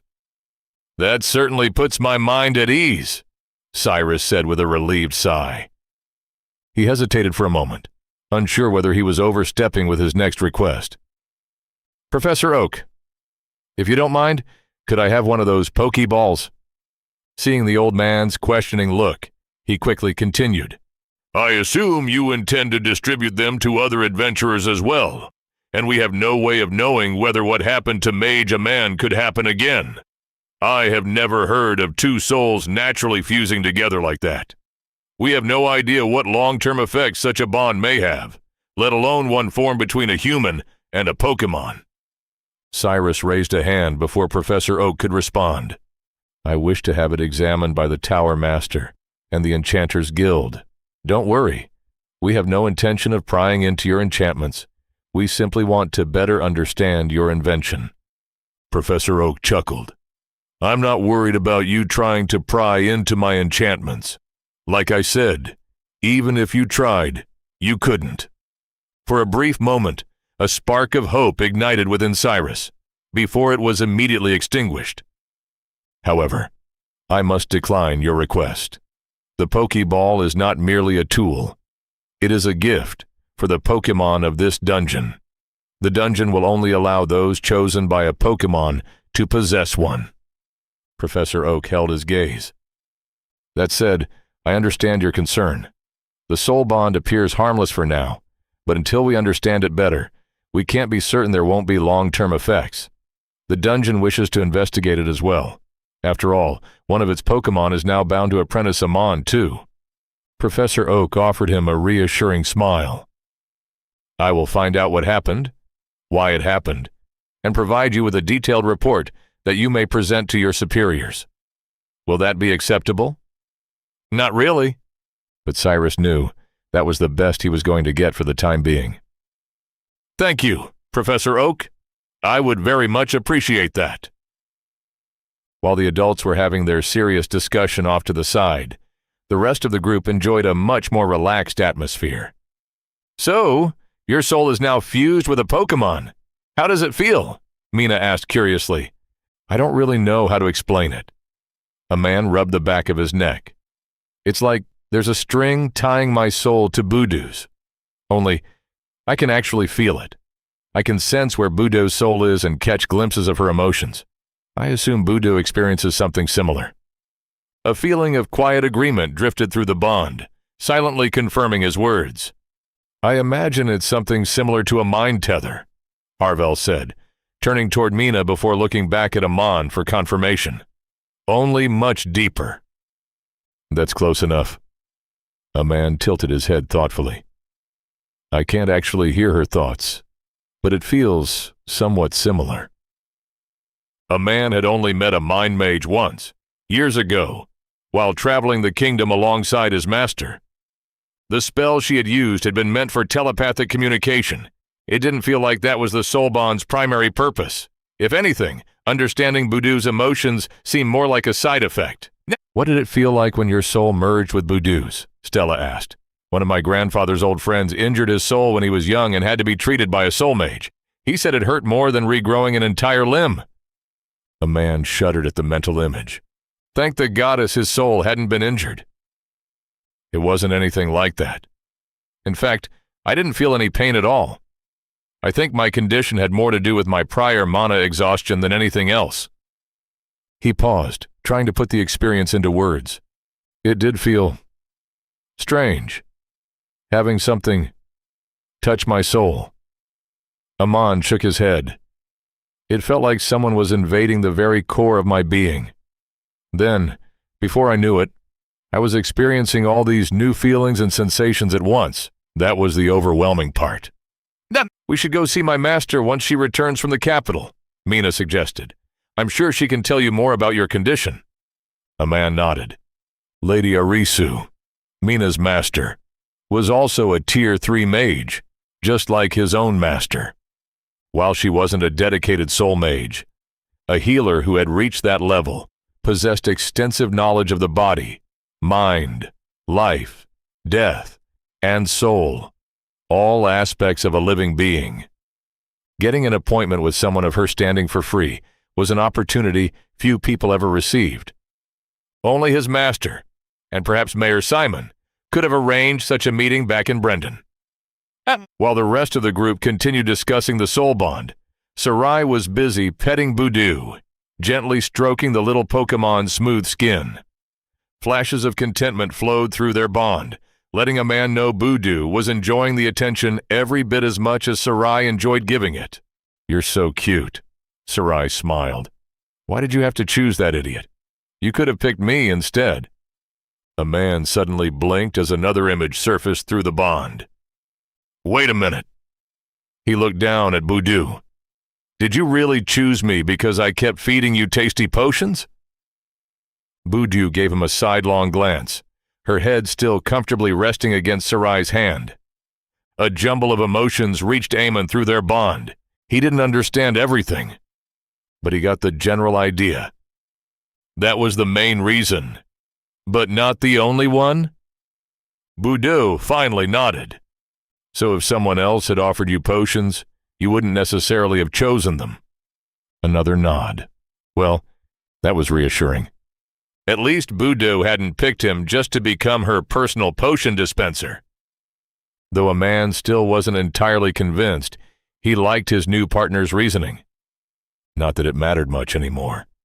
The two of them were soul-bound now. Well, you're officially a Pokémon trainer now. Blue suddenly chimed in from the side. A man raised an eyebrow. That's what Gramps calls us. Pokémon trainers. People who train and battle alongside their Pokémon, growing stronger together. Blue grinned. Right now, you're one of only 3 trainers in the entire world. It's a pretty exclusive club, so welcome aboard. Enjoy the status while it lasts. Oh, right. A man suddenly remembered something. You mentioned that you have your own Pokéball too. What's your Pokémon like? Everyone immediately turned toward Blue with renewed interest. You'll find out once we reach the boss arena. A man suddenly remembered he was speaking to the floor boss, which meant they wouldn't just be fighting Blue and his rival. They would also have to face their Pokémon. Great. Just great. For a brief moment, the easygoing smile on Blue's face looked considerably more sinister. So, Blue said, rubbing his hands together, are you ready for the final and most important step to becoming a Pokémon trainer? And what's that? Amon asked. Giving your Pokémon a name. A man blinked. Do I have to? I'm not exactly good at naming things. Sarai snorted. It's true.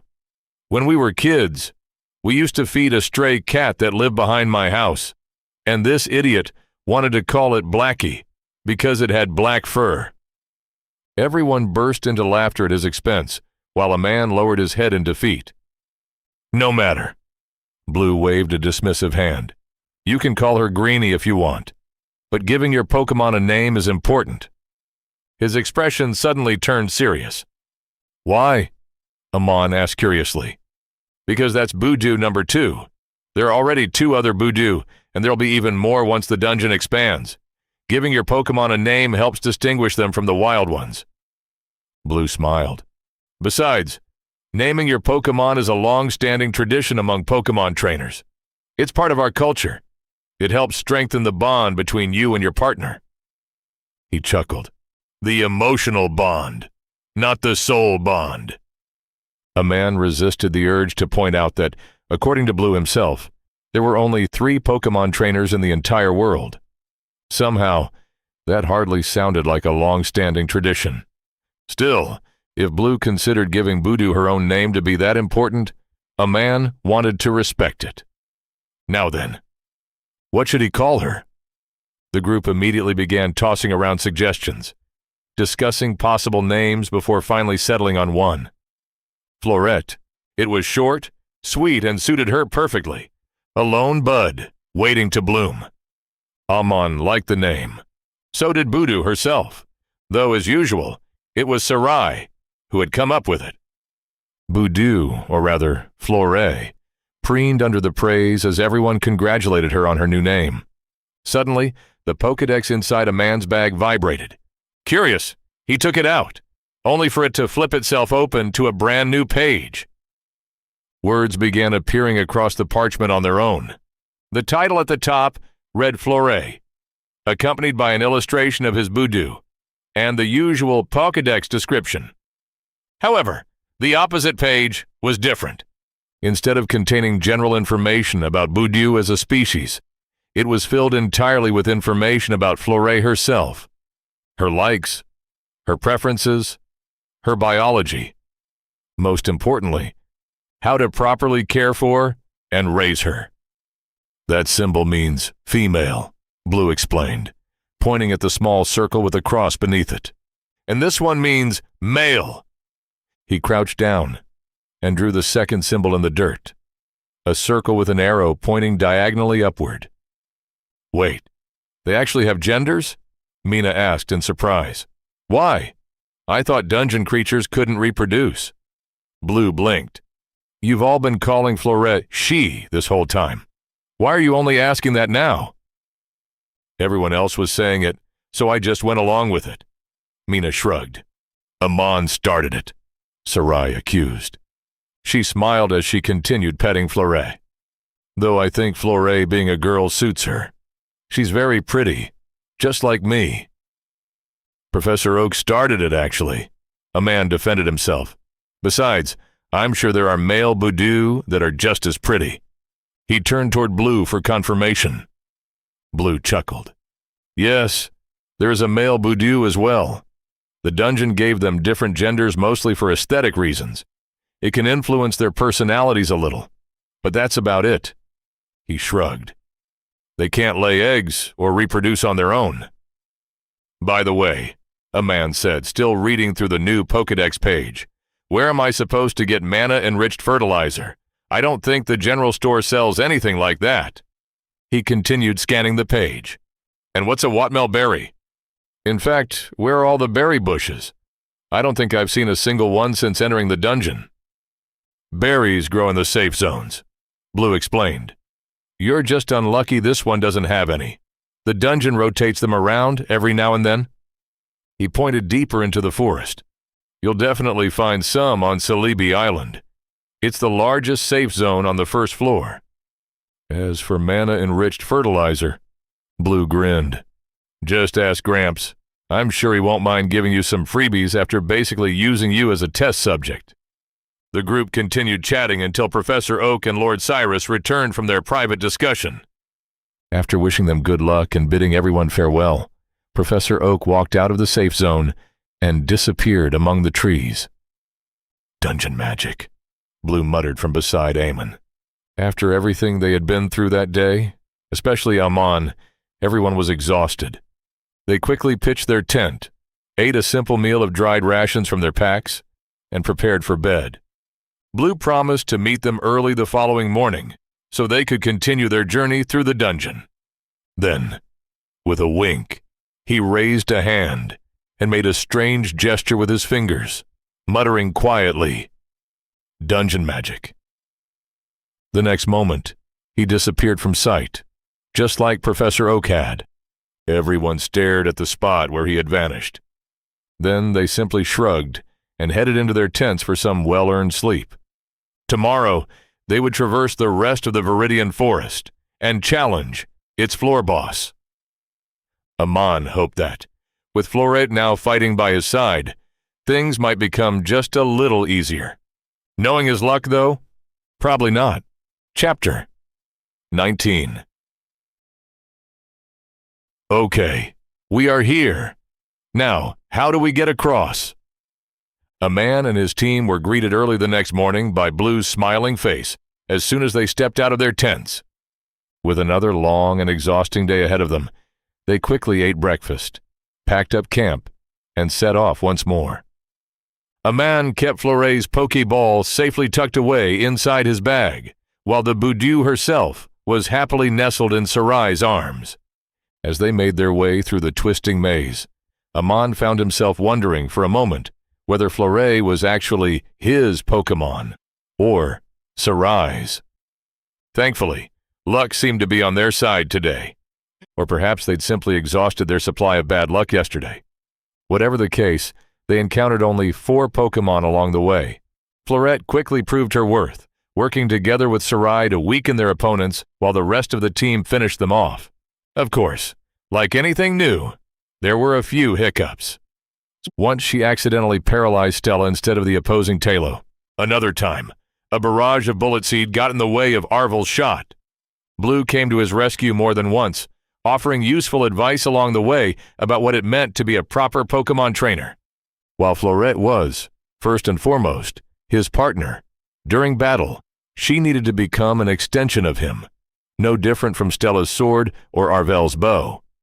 If handled improperly, a sword could just as easily cut its wielder. One first had to learn the proper grip and master the basic stances before they could become proficient with it.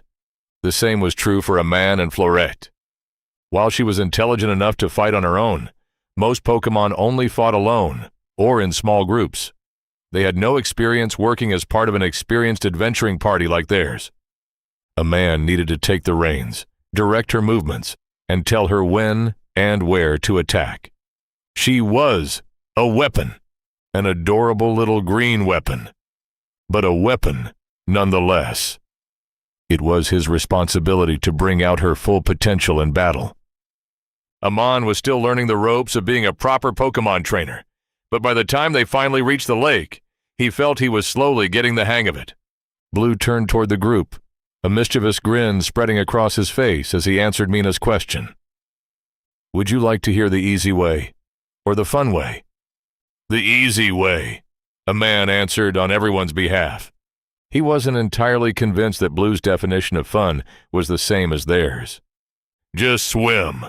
Blue gave a lazy wave toward the lake. "That's the easy way." "How is that, the easy way?" Mina asked. "I can't swim that far," Sarai mumbled. More like she couldn't swim at all, a man thought, suppressing a laugh. Years ago, Uncle Malric had taken the two of them to a large lake north of Brendan, determined to teach them how to swim. A man had taken to the water like a fish. Sarai, despite everyone's best efforts, had only managed to imitate a drowning one. "And what's the fun way?" Lord Cyrus asked. "Right. They were here to survey the dungeon. They needed to experience everything it had to offer. A man had already seen the easy route during his previous visit. It was time to discover the other one." A man after my own heart." Blue grinned. "I'm glad you asked." His gaze wandered over the trees surrounding the clearing. There should be a hidden lever somewhere around here, disguised as a tree branch. He swept a hand toward the trees. "See if you can find it." And so they spent the next few minutes searching for the mysterious lever. Arvel was the one who finally found it, pointing toward a low-hanging branch on one of the enchanted trees that looked no different from any of the others surrounding them. A man couldn't spot anything unusual about it, but according to Arvel, the bark had the wrong texture. Wrong texture? What exactly was the right texture for a magical dungeon tree? Nevertheless, the moment Stella reached out and pulled the branch, Amon felt a surge of mana flow through the tree. With every tree in the Viridian Forest already saturated with the dungeon's mana, Amon had completely overlooked the enchantments hidden within that particular one. That was his fault, he had to admit. He had only been looking with his eyes and hadn't paid enough attention to his mana senses. It was the only explanation he could think of for missing the densely layered enchantments woven throughout the tree. Amon had taken only a brief glance before instinctively pulling his mana senses away from the overwhelming complexity. There were enchantments for conjuration, protection, elemental manipulation, gravity manipulation, and a whole host of others Amon couldn't even begin to identify. And that was only what he had managed to glimpse. There was far more hidden beneath the surface. Of that, a man was certain. Every layer was masterfully anchored to a single enchantment engraved into the lever branch itself. Pull the branch, and the runes aligned perfectly, completing the enchantment and activating whatever madness the dungeon had devised. The only question was, what exactly was the dungeon trying to accomplish? His curiosity was answered soon enough. The mana flowed beneath their feet before disappearing into the lake. For a heartbeat, nothing happened. Then the water began to glow. Bands of every imaginable color spread across the lakebed, before erupting upward into shimmering pillars of light. As the radiance faded, polished crystal platforms rose from the depths, each one a different, brilliant color. One after another, they emerged from the lake, connecting seamlessly until they formed a magnificent rainbow bridge, stretching all the way to the island at its center. The crystal beneath their feet sparkled like polished gemstones beneath the morning sun, every platform catching the light and scattering countless shimmering reflections across the lake's tranquil surface. "Beautiful," Sarai whispered beside him.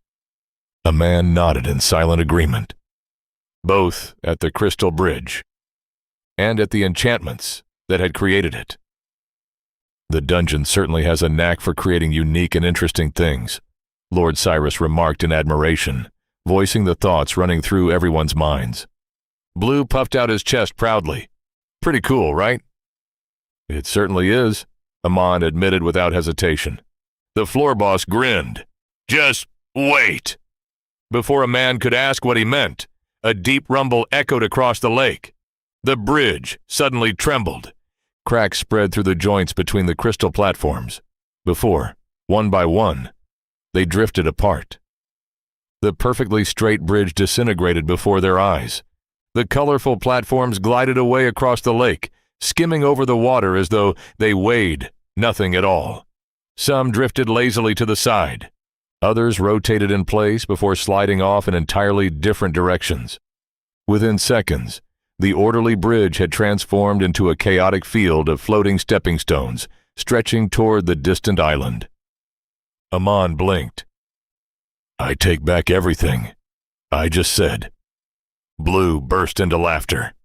He swept an arm toward the ever-shifting platforms with the flourish of a showman. "Welcome to the Rainbow Bridge." The crystal platforms continued drifting across the lake, constantly changing positions as though dancing to music only the dungeon could hear. Blue looked over the group, a mischievous grin spreading across his face. "So," he pointed toward the moving platforms. "Who wants to go first?" "I think I'll just take the easy way and swim across, thank you very much," Amon muttered with a tired sigh, already feeling the headache coming on from trying to keep track of all the drifting platforms. "Oh, don't be such a baby," Blue rolled his eyes. "This is nothing. Just wait until the dungeon drops a few Carvana into the lake, or one of the Magikarp evolves into a Gyarados. Then you'll see that this is both the easy way and the fun way." A man didn't recognize any of the Pokémon Blue had mentioned, but judging by the smirk on his face, he assumed they had more in common with Snorlax than a Caterpie. He silently thanked his lucky stars that he hadn't encountered any of them the last time he had swum across the lake. He was tempted to test his luck again and simply dive into the lake, but one look at Lord Cyrus's face told him that wasn't going to be an option. "Is there any time limit or hidden dangers on the platforms? Or can we take our time crossing them?" Stella asked. "There aren't any traps on the bridge," Blue replied with a chuckle. "The dungeon just wanted to make a more creative way to cross the lake. A simple wooden or stone bridge would have been too boring.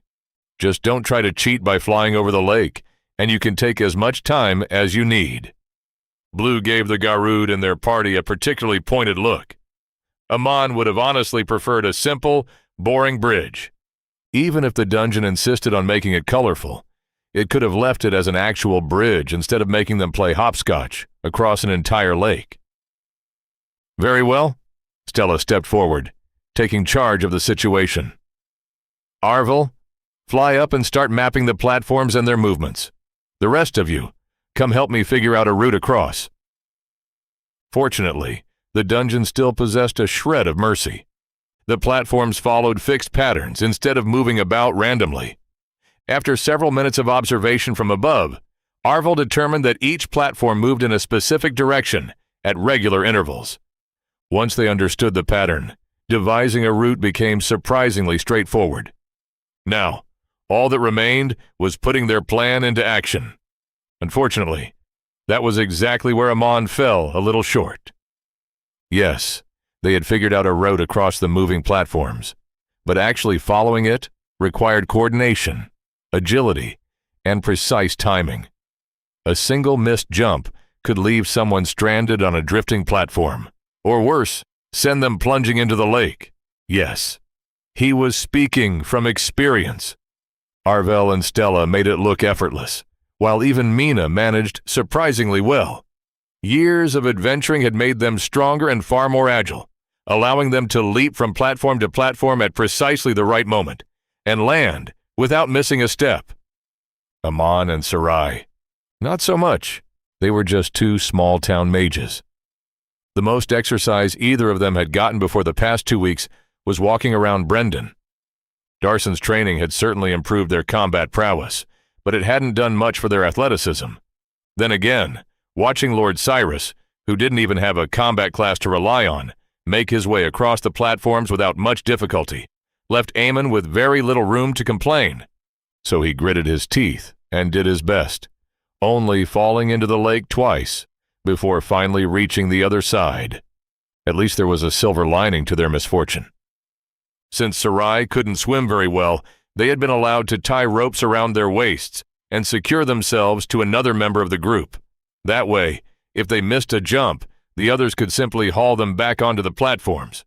Of course, only he and Sarai actually ended up needing the ropes, tying themselves to Arvel and Stella respectively. But that wasn't the point. The point was, they had done it. They had finally crossed the lake, and all it had taken was half an hour of studying moving platforms, jumping around like lunatics, and getting soaking wet only a couple of times. As soon as they reached the island on the other side, Amon released Fleuret from her Pokeball before setting about building a campfire to dry his soaking clothes, while he and Sarai sat in front of the roaring flames, warming themselves after their less than graceful crossing. The others wandered off to explore Celebi Island. Even Fleuret grew bored after a while. After basking in the warmth of the fire for a few minutes, she happily toddled off to play with a pair of Meowth nearby. "A man, could you come here for a moment?" A man felt his clothes. Finding them mostly dry, he got to his feet and headed toward Stella's voice. When he arrived, he found an interesting sight. Everyone had gathered around the wooden shrine he had discovered during his previous visit, each occupied with their own task. Arvel had a notebook open and was carefully sketching the small structure. Lord Cyrus and Mina were off to one side, collecting berries from the numerous bushes growing across the island. Blue and Stella, however, stood directly in front of the shrine, seemingly in the middle of a serious discussion. As Ammon walked over to join them, he made a mental note to gather a few berries himself. More specifically, he needed to find out whether there were any Watmel berries for his new partner. "Oh, a man! You're here!" Stella looked over at him. "Could you take out your Pokédex for a moment?" "Sure, but why?" a man asked, pulling it from his bag. "This is Celebi's shrine," Stella said, gesturing toward the wooden structure. "The Pokémon this island is named after. When I asked Blue what was so special about this particular Pokémon, he told me to check the Pokédex." "Will that even work?" Amon asked hesitantly. "Doesn't the Pokédex need an actual Pokémon to scan?" Blue suddenly laughed. "Not a chance. Even the dungeon doesn't know where Celebi currently is. It isn't going to suddenly show up in front of us lowly mortals. You'll just have to make do with her statue for now." Huh. That was strange. Why wouldn't the dungeon know where one of its own creations was? Wasn't it aware of everything that happened within its authority? Curious, a man channeled mana into the Pokédex while focusing on the statue of the mysterious Pokémon before him. As words began filling the pages, Amon got his answer. It wasn't what he had been expecting at all. Celebi, the legendary time Pokémon. Type: Grass. Psychic. Revered as a forest deity, it bolsters grass and trees with its own strength, causing the forests in which it appears to flourish. It possesses the power to travel through time. It is said that whenever Celebi appears, it brings with it a bright and shining future. Skills: Ancient Power, Leaf Storm, Perish Song, Recover. A man stared at the Pokédex for a long moment, his mind trying and failing to process the words written on its pages. Slowly, he looked up at Blue, letting out a nervous laugh. "This is a joke, right?" he asked. "Or just another one of the dungeon's elaborate backstories for its Pokémon?" He forced a smile. "Because there's no way what's written in the Pokédex is actually true."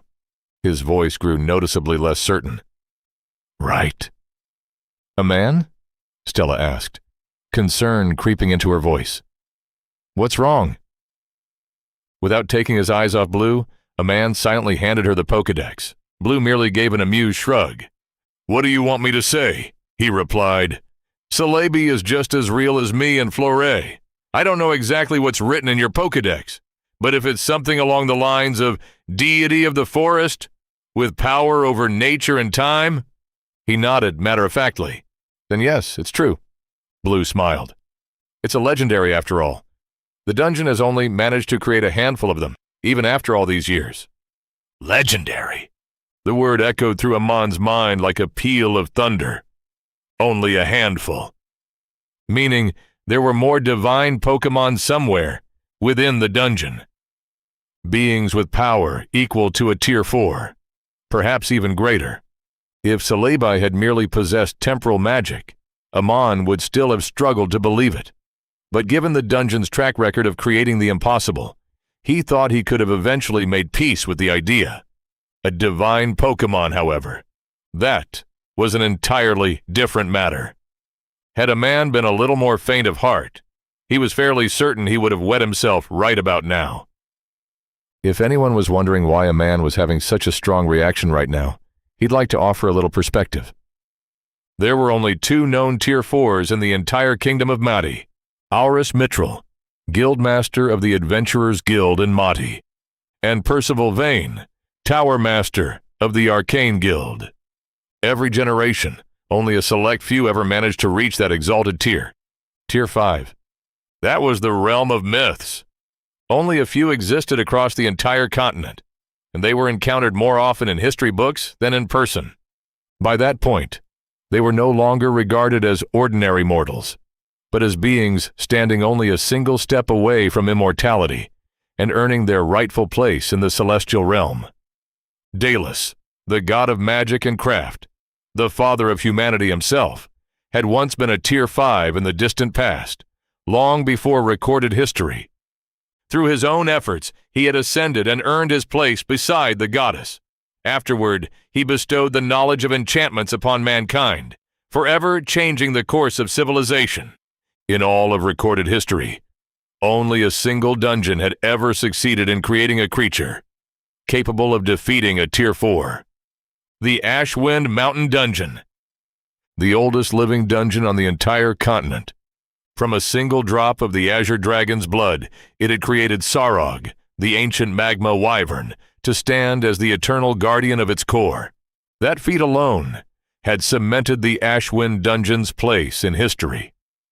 And now, here stood this newly born dungeon, hidden away in a small corner of their kingdom, casually claiming to possess not one, but multiple beings of comparable stature wandering around its halls.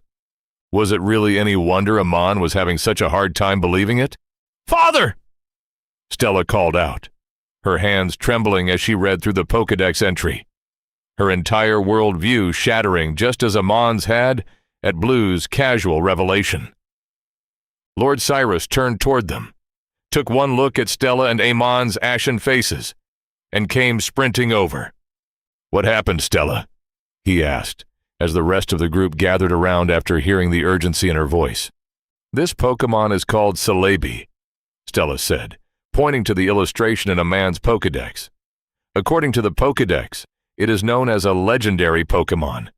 It possesses high-level temporal magic and large-scale nature magic to empower entire forests. That doesn't sound like a Tier 3, does it?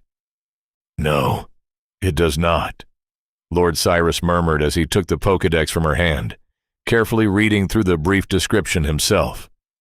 His expression turned solemn as the implications settled upon him. Turning toward their guide, he asked, "Is this true? Or has the dungeon exaggerated its abilities? Did it really create a being comparable to a Tier 4? Blue scratched the back of his head. "I don't actually know how strong a Tier 4 is, but judging from your reactions, I guess so." "That's not the only legendary Pokémon," Amon added quietly. According to Blue, the dungeon created several more. The color slowly drained from Lord Cyrus's face as he turned back toward Blue. Blue glanced around at the expectant faces surrounding him before letting out an awkward chuckle. "I guess it's time for a little history lesson. Did Grandpa tell you that the dungeon ran out of resources, which is why it eventually came to the surface?" Lord Cyrus gave a slow nod. "That happened because the dungeon got a little too carried away, creating the legendaries." Blue folded his arms across his chest, his usual carefree smile fading into something more subdued. "A long time ago, shortly after the dungeon first came into existence, it realized it had the power to create almost anything it could imagine. It could create life, reshape the land, and had the resources to make all of its dreams come true. However, it also realized it was completely alone, with no one to share those dreams with, no one to celebrate its successes or mourn its failures. So it created the first 2 legendaries, Dialga, the Lord of Time, and Palkia, the Lord of Space. They became the dungeon's first children and helped it create more of their kind. Blue let out a quiet sigh before continuing. Unfortunately, the dungeon didn't realize it had made one very big mistake. It had never listened to the system's words, never created proper floors or fulfilled its duties, which meant it never received the system's help in growing stronger. Instead, it remained stagnant, all the while continuing to create more and more powerful Pokémon. It wasn't until much later that the dungeon realized it had created far more than it could sustain. That was when it had to make a very difficult decision. Blue took a deep breath, as though he were experiencing the dungeon's sadness for himself.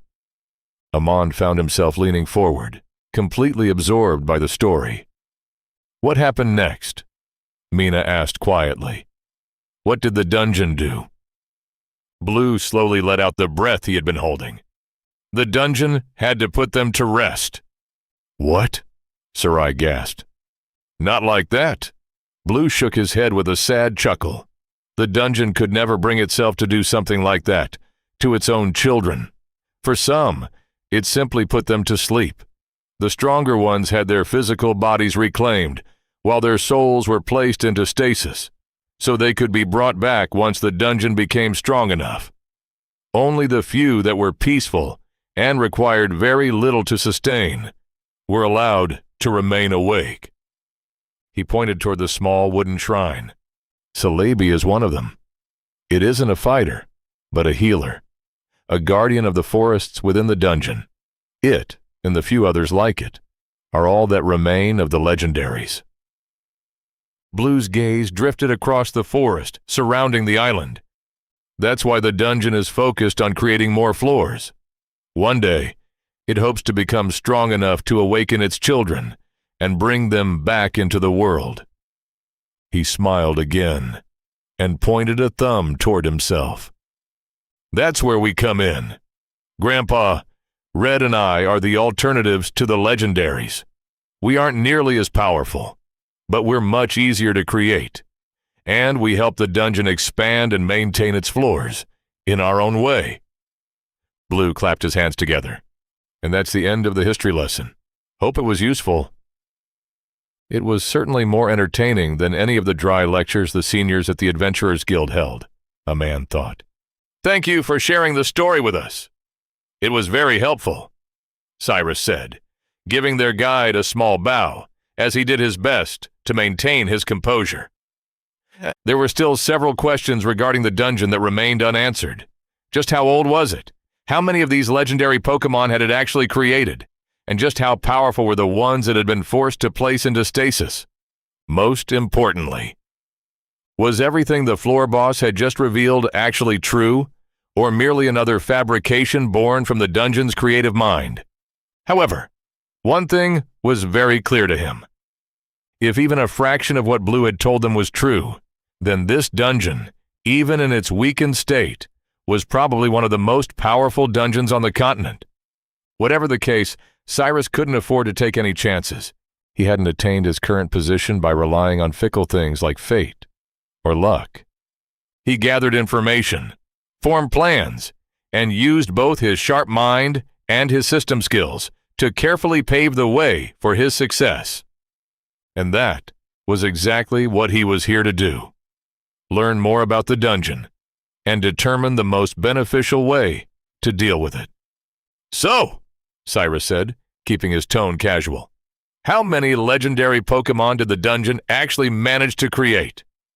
"I could tell you," Blue replied with a grin, his earlier cheerfulness returning. "But I won't." He spread his arms wide. "Simply telling you everything about the legendaries doesn't sound like much fun. So how about this? There are still remnants of all the legendaries scattered throughout the dungeon, just like Celebi's shrine here. And Grandpa already gave you the perfect tool to find them." He pointed at the Pokédex still resting in Cyrus's hands. "So use it. Explore the dungeon and discover more about the legendaries yourselves."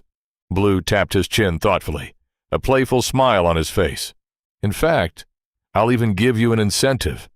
Every time someone uncovers more information about one of the legendaries, I'll personally reward them Think of it as a dungeon quest. He flashed them a grin. You adventurers love those, don't you? Although Cyrus hadn't received a direct answer, this was good enough. They now knew where to look for more information about the legendary Pokémon. The dungeon was even offering rewards for doing so. Cyrus hadn't expected Blue to answer his question in the first place. This was more than he could have hoped for. After Blue had casually dropped a meteor on their heads in the form of information regarding the dungeon and its legendary creatures, a man and his team gathered back around the campfire to nurse their proverbial wounds. They took their time and had lunch, digesting both the food and the history of the dungeon they were currently in. Even Flore joined them, sitting beside Amon and happily munching on the berry he held out in front of her. She had somehow convinced one of the Meowth to find where some Watmel berries were located on the island and had Amon gather them for her. Once everyone had finished lunch and taken a short break, they gathered on the other side of the island, staring at the distant shore on the opposite side of the Viridian Forest. So, is there going to be another moving platform bridge? Or has the dungeon figured out an even more fun and creative way to get across? A man asked, sarcasm dripping from his voice. Blue smiled in answer, pointing toward a large, strangely shaped rock near the shore, before rotating his finger in a circular gesture.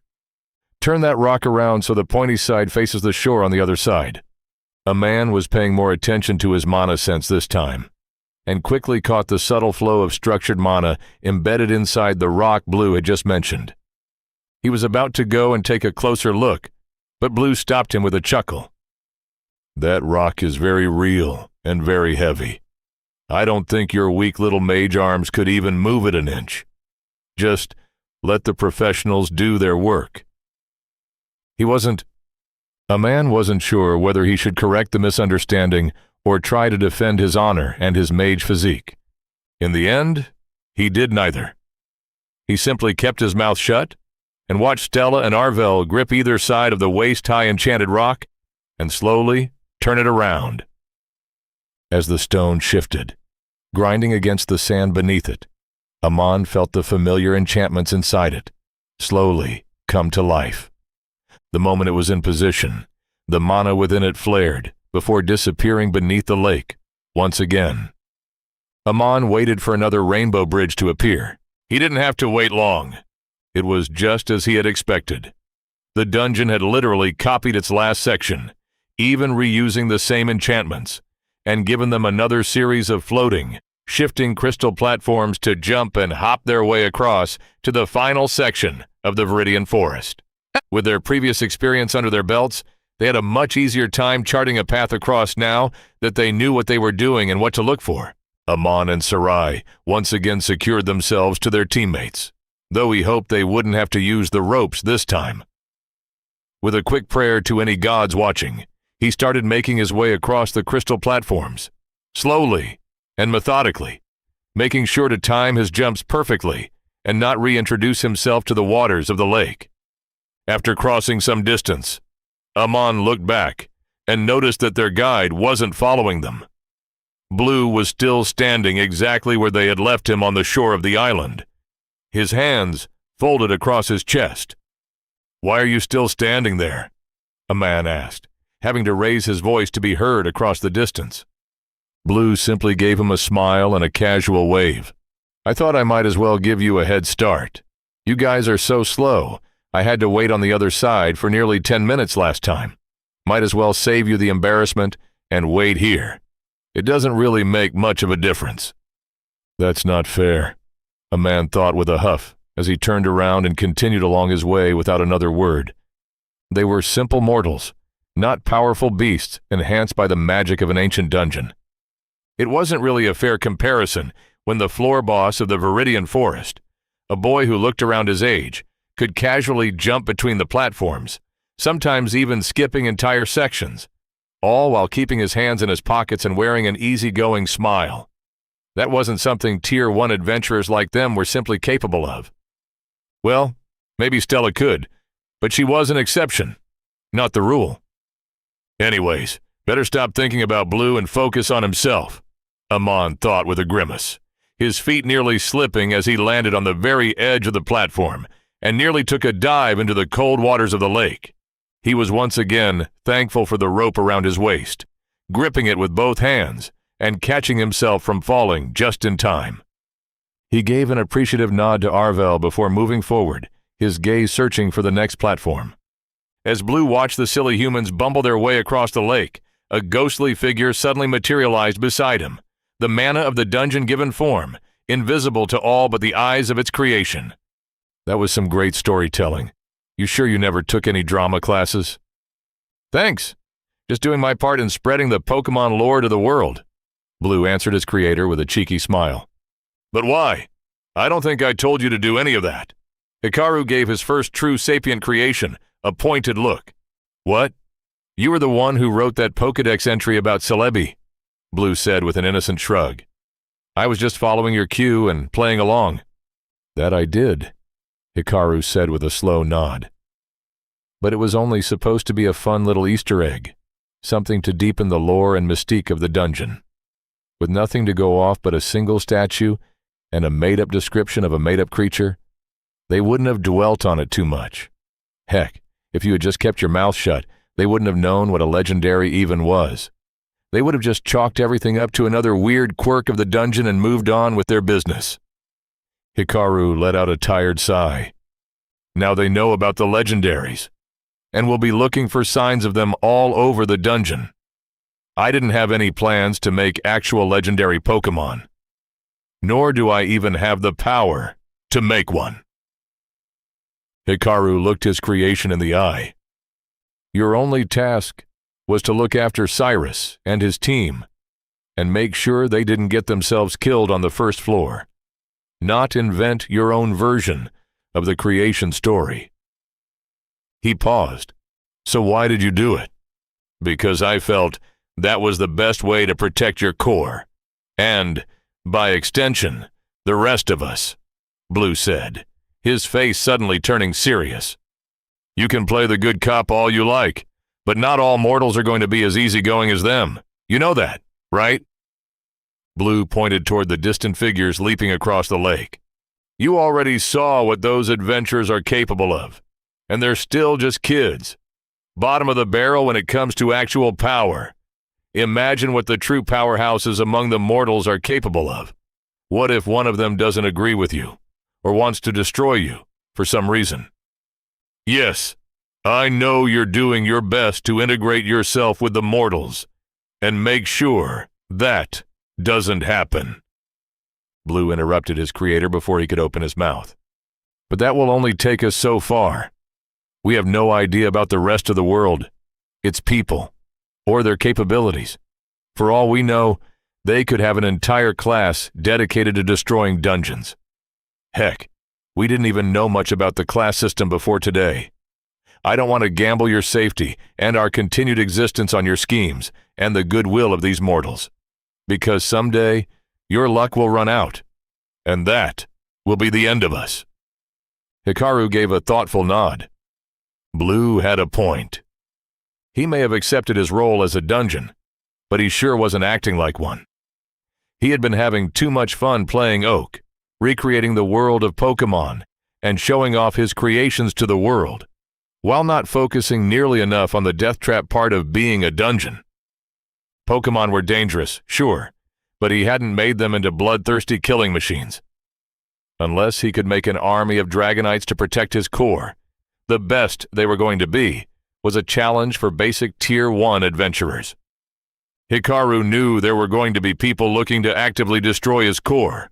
Stella had practically said as much to his face, and he was already working on countermeasures against that eventuality, with his alliance with the Kingdom of Mahdi being one of them. But Blue was right. It was never a good idea to put all his eggs in one basket, especially when his own safety was concerned. So, what's your plan? He asked Blue. From what I've seen, strength is a universal, or I guess multiversal, constant in every world. We need to make them so afraid and wary of us that they won't even dare to piss us off, let alone harm us. As long as we make sure we speak from a position of strength, you can continue to fulfill your dream of bringing more Pokémon into this world, and I won't have to constantly worry about some assassin from another kingdom coming to end us all. And how exactly is telling them about the legendaries going to help with that? Like I said, I don't have the power to actually make any of them. Who said anything about actually making them?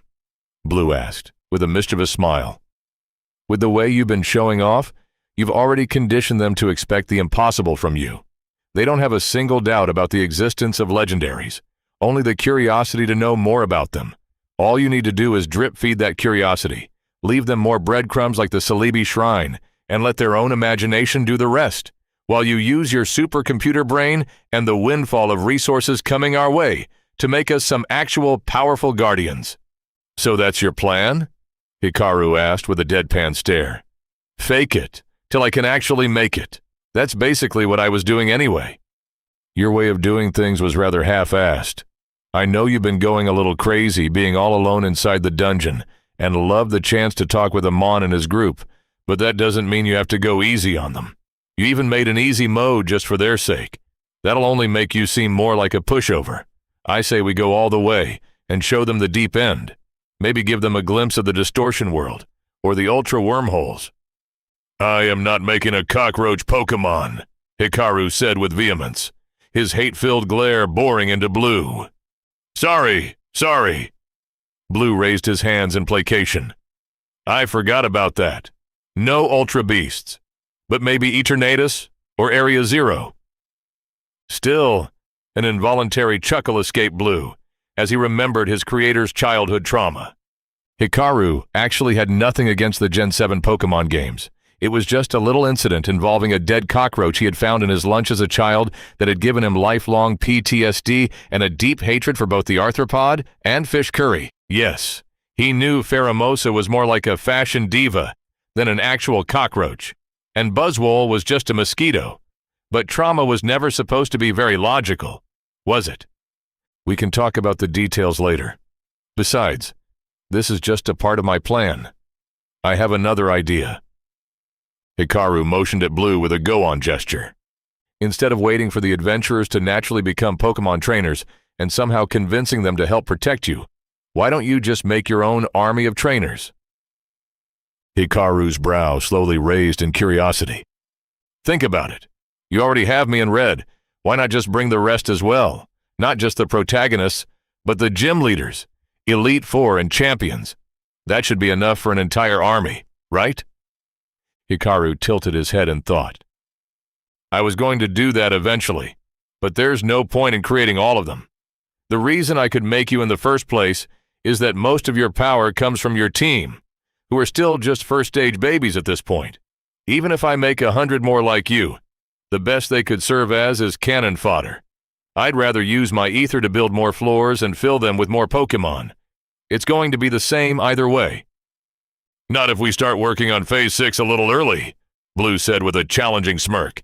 If Hikaru had actual eyes, he would have popped them out of their sockets just for the dramatic effect.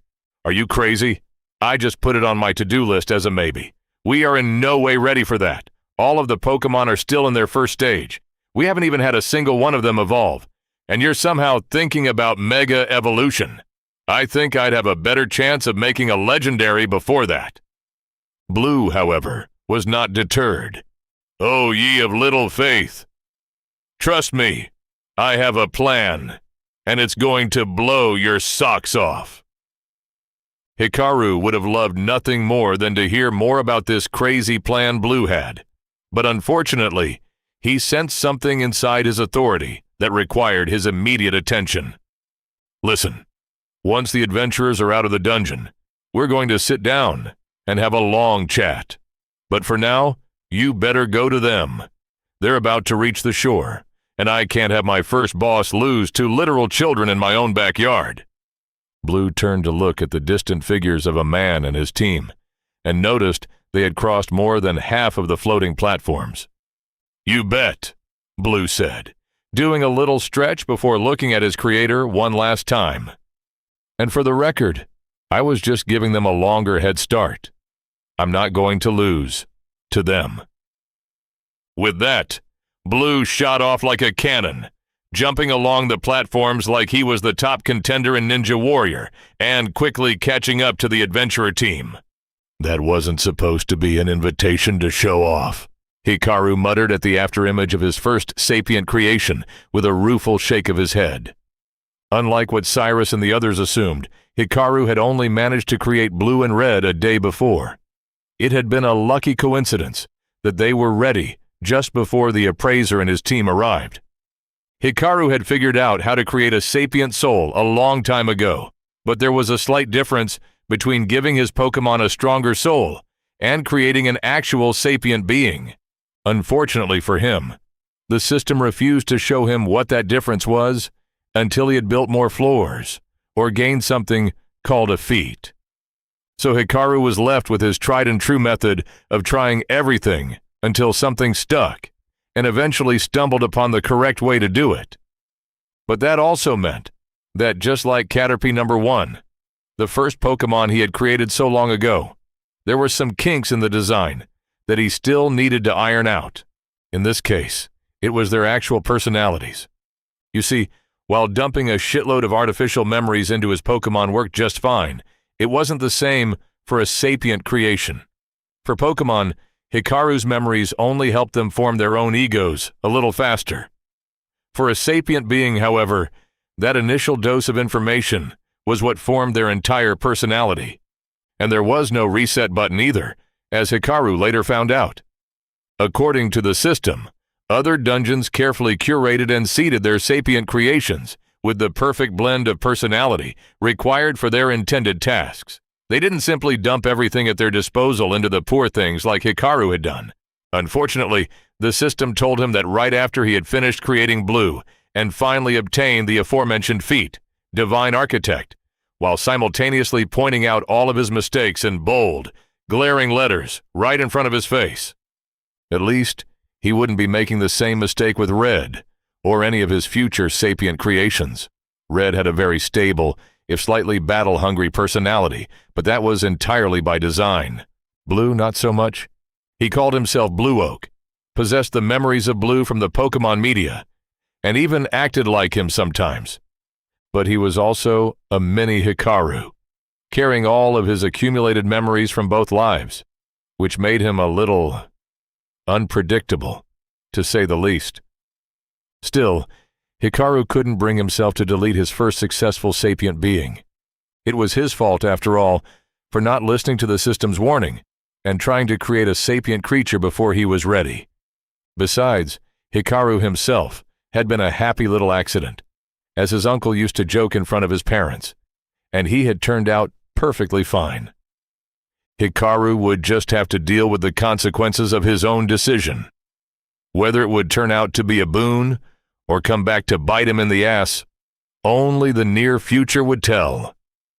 Still, Blue's words had given him something to think about, not the mega evolution part. That still sounded far-fetched to Hikaru. No, he was thinking about the part about creating more Pokémon trainers. He was already in the process of expanding the Poké Center. Why not bring in a few helpers to make his work a little easier?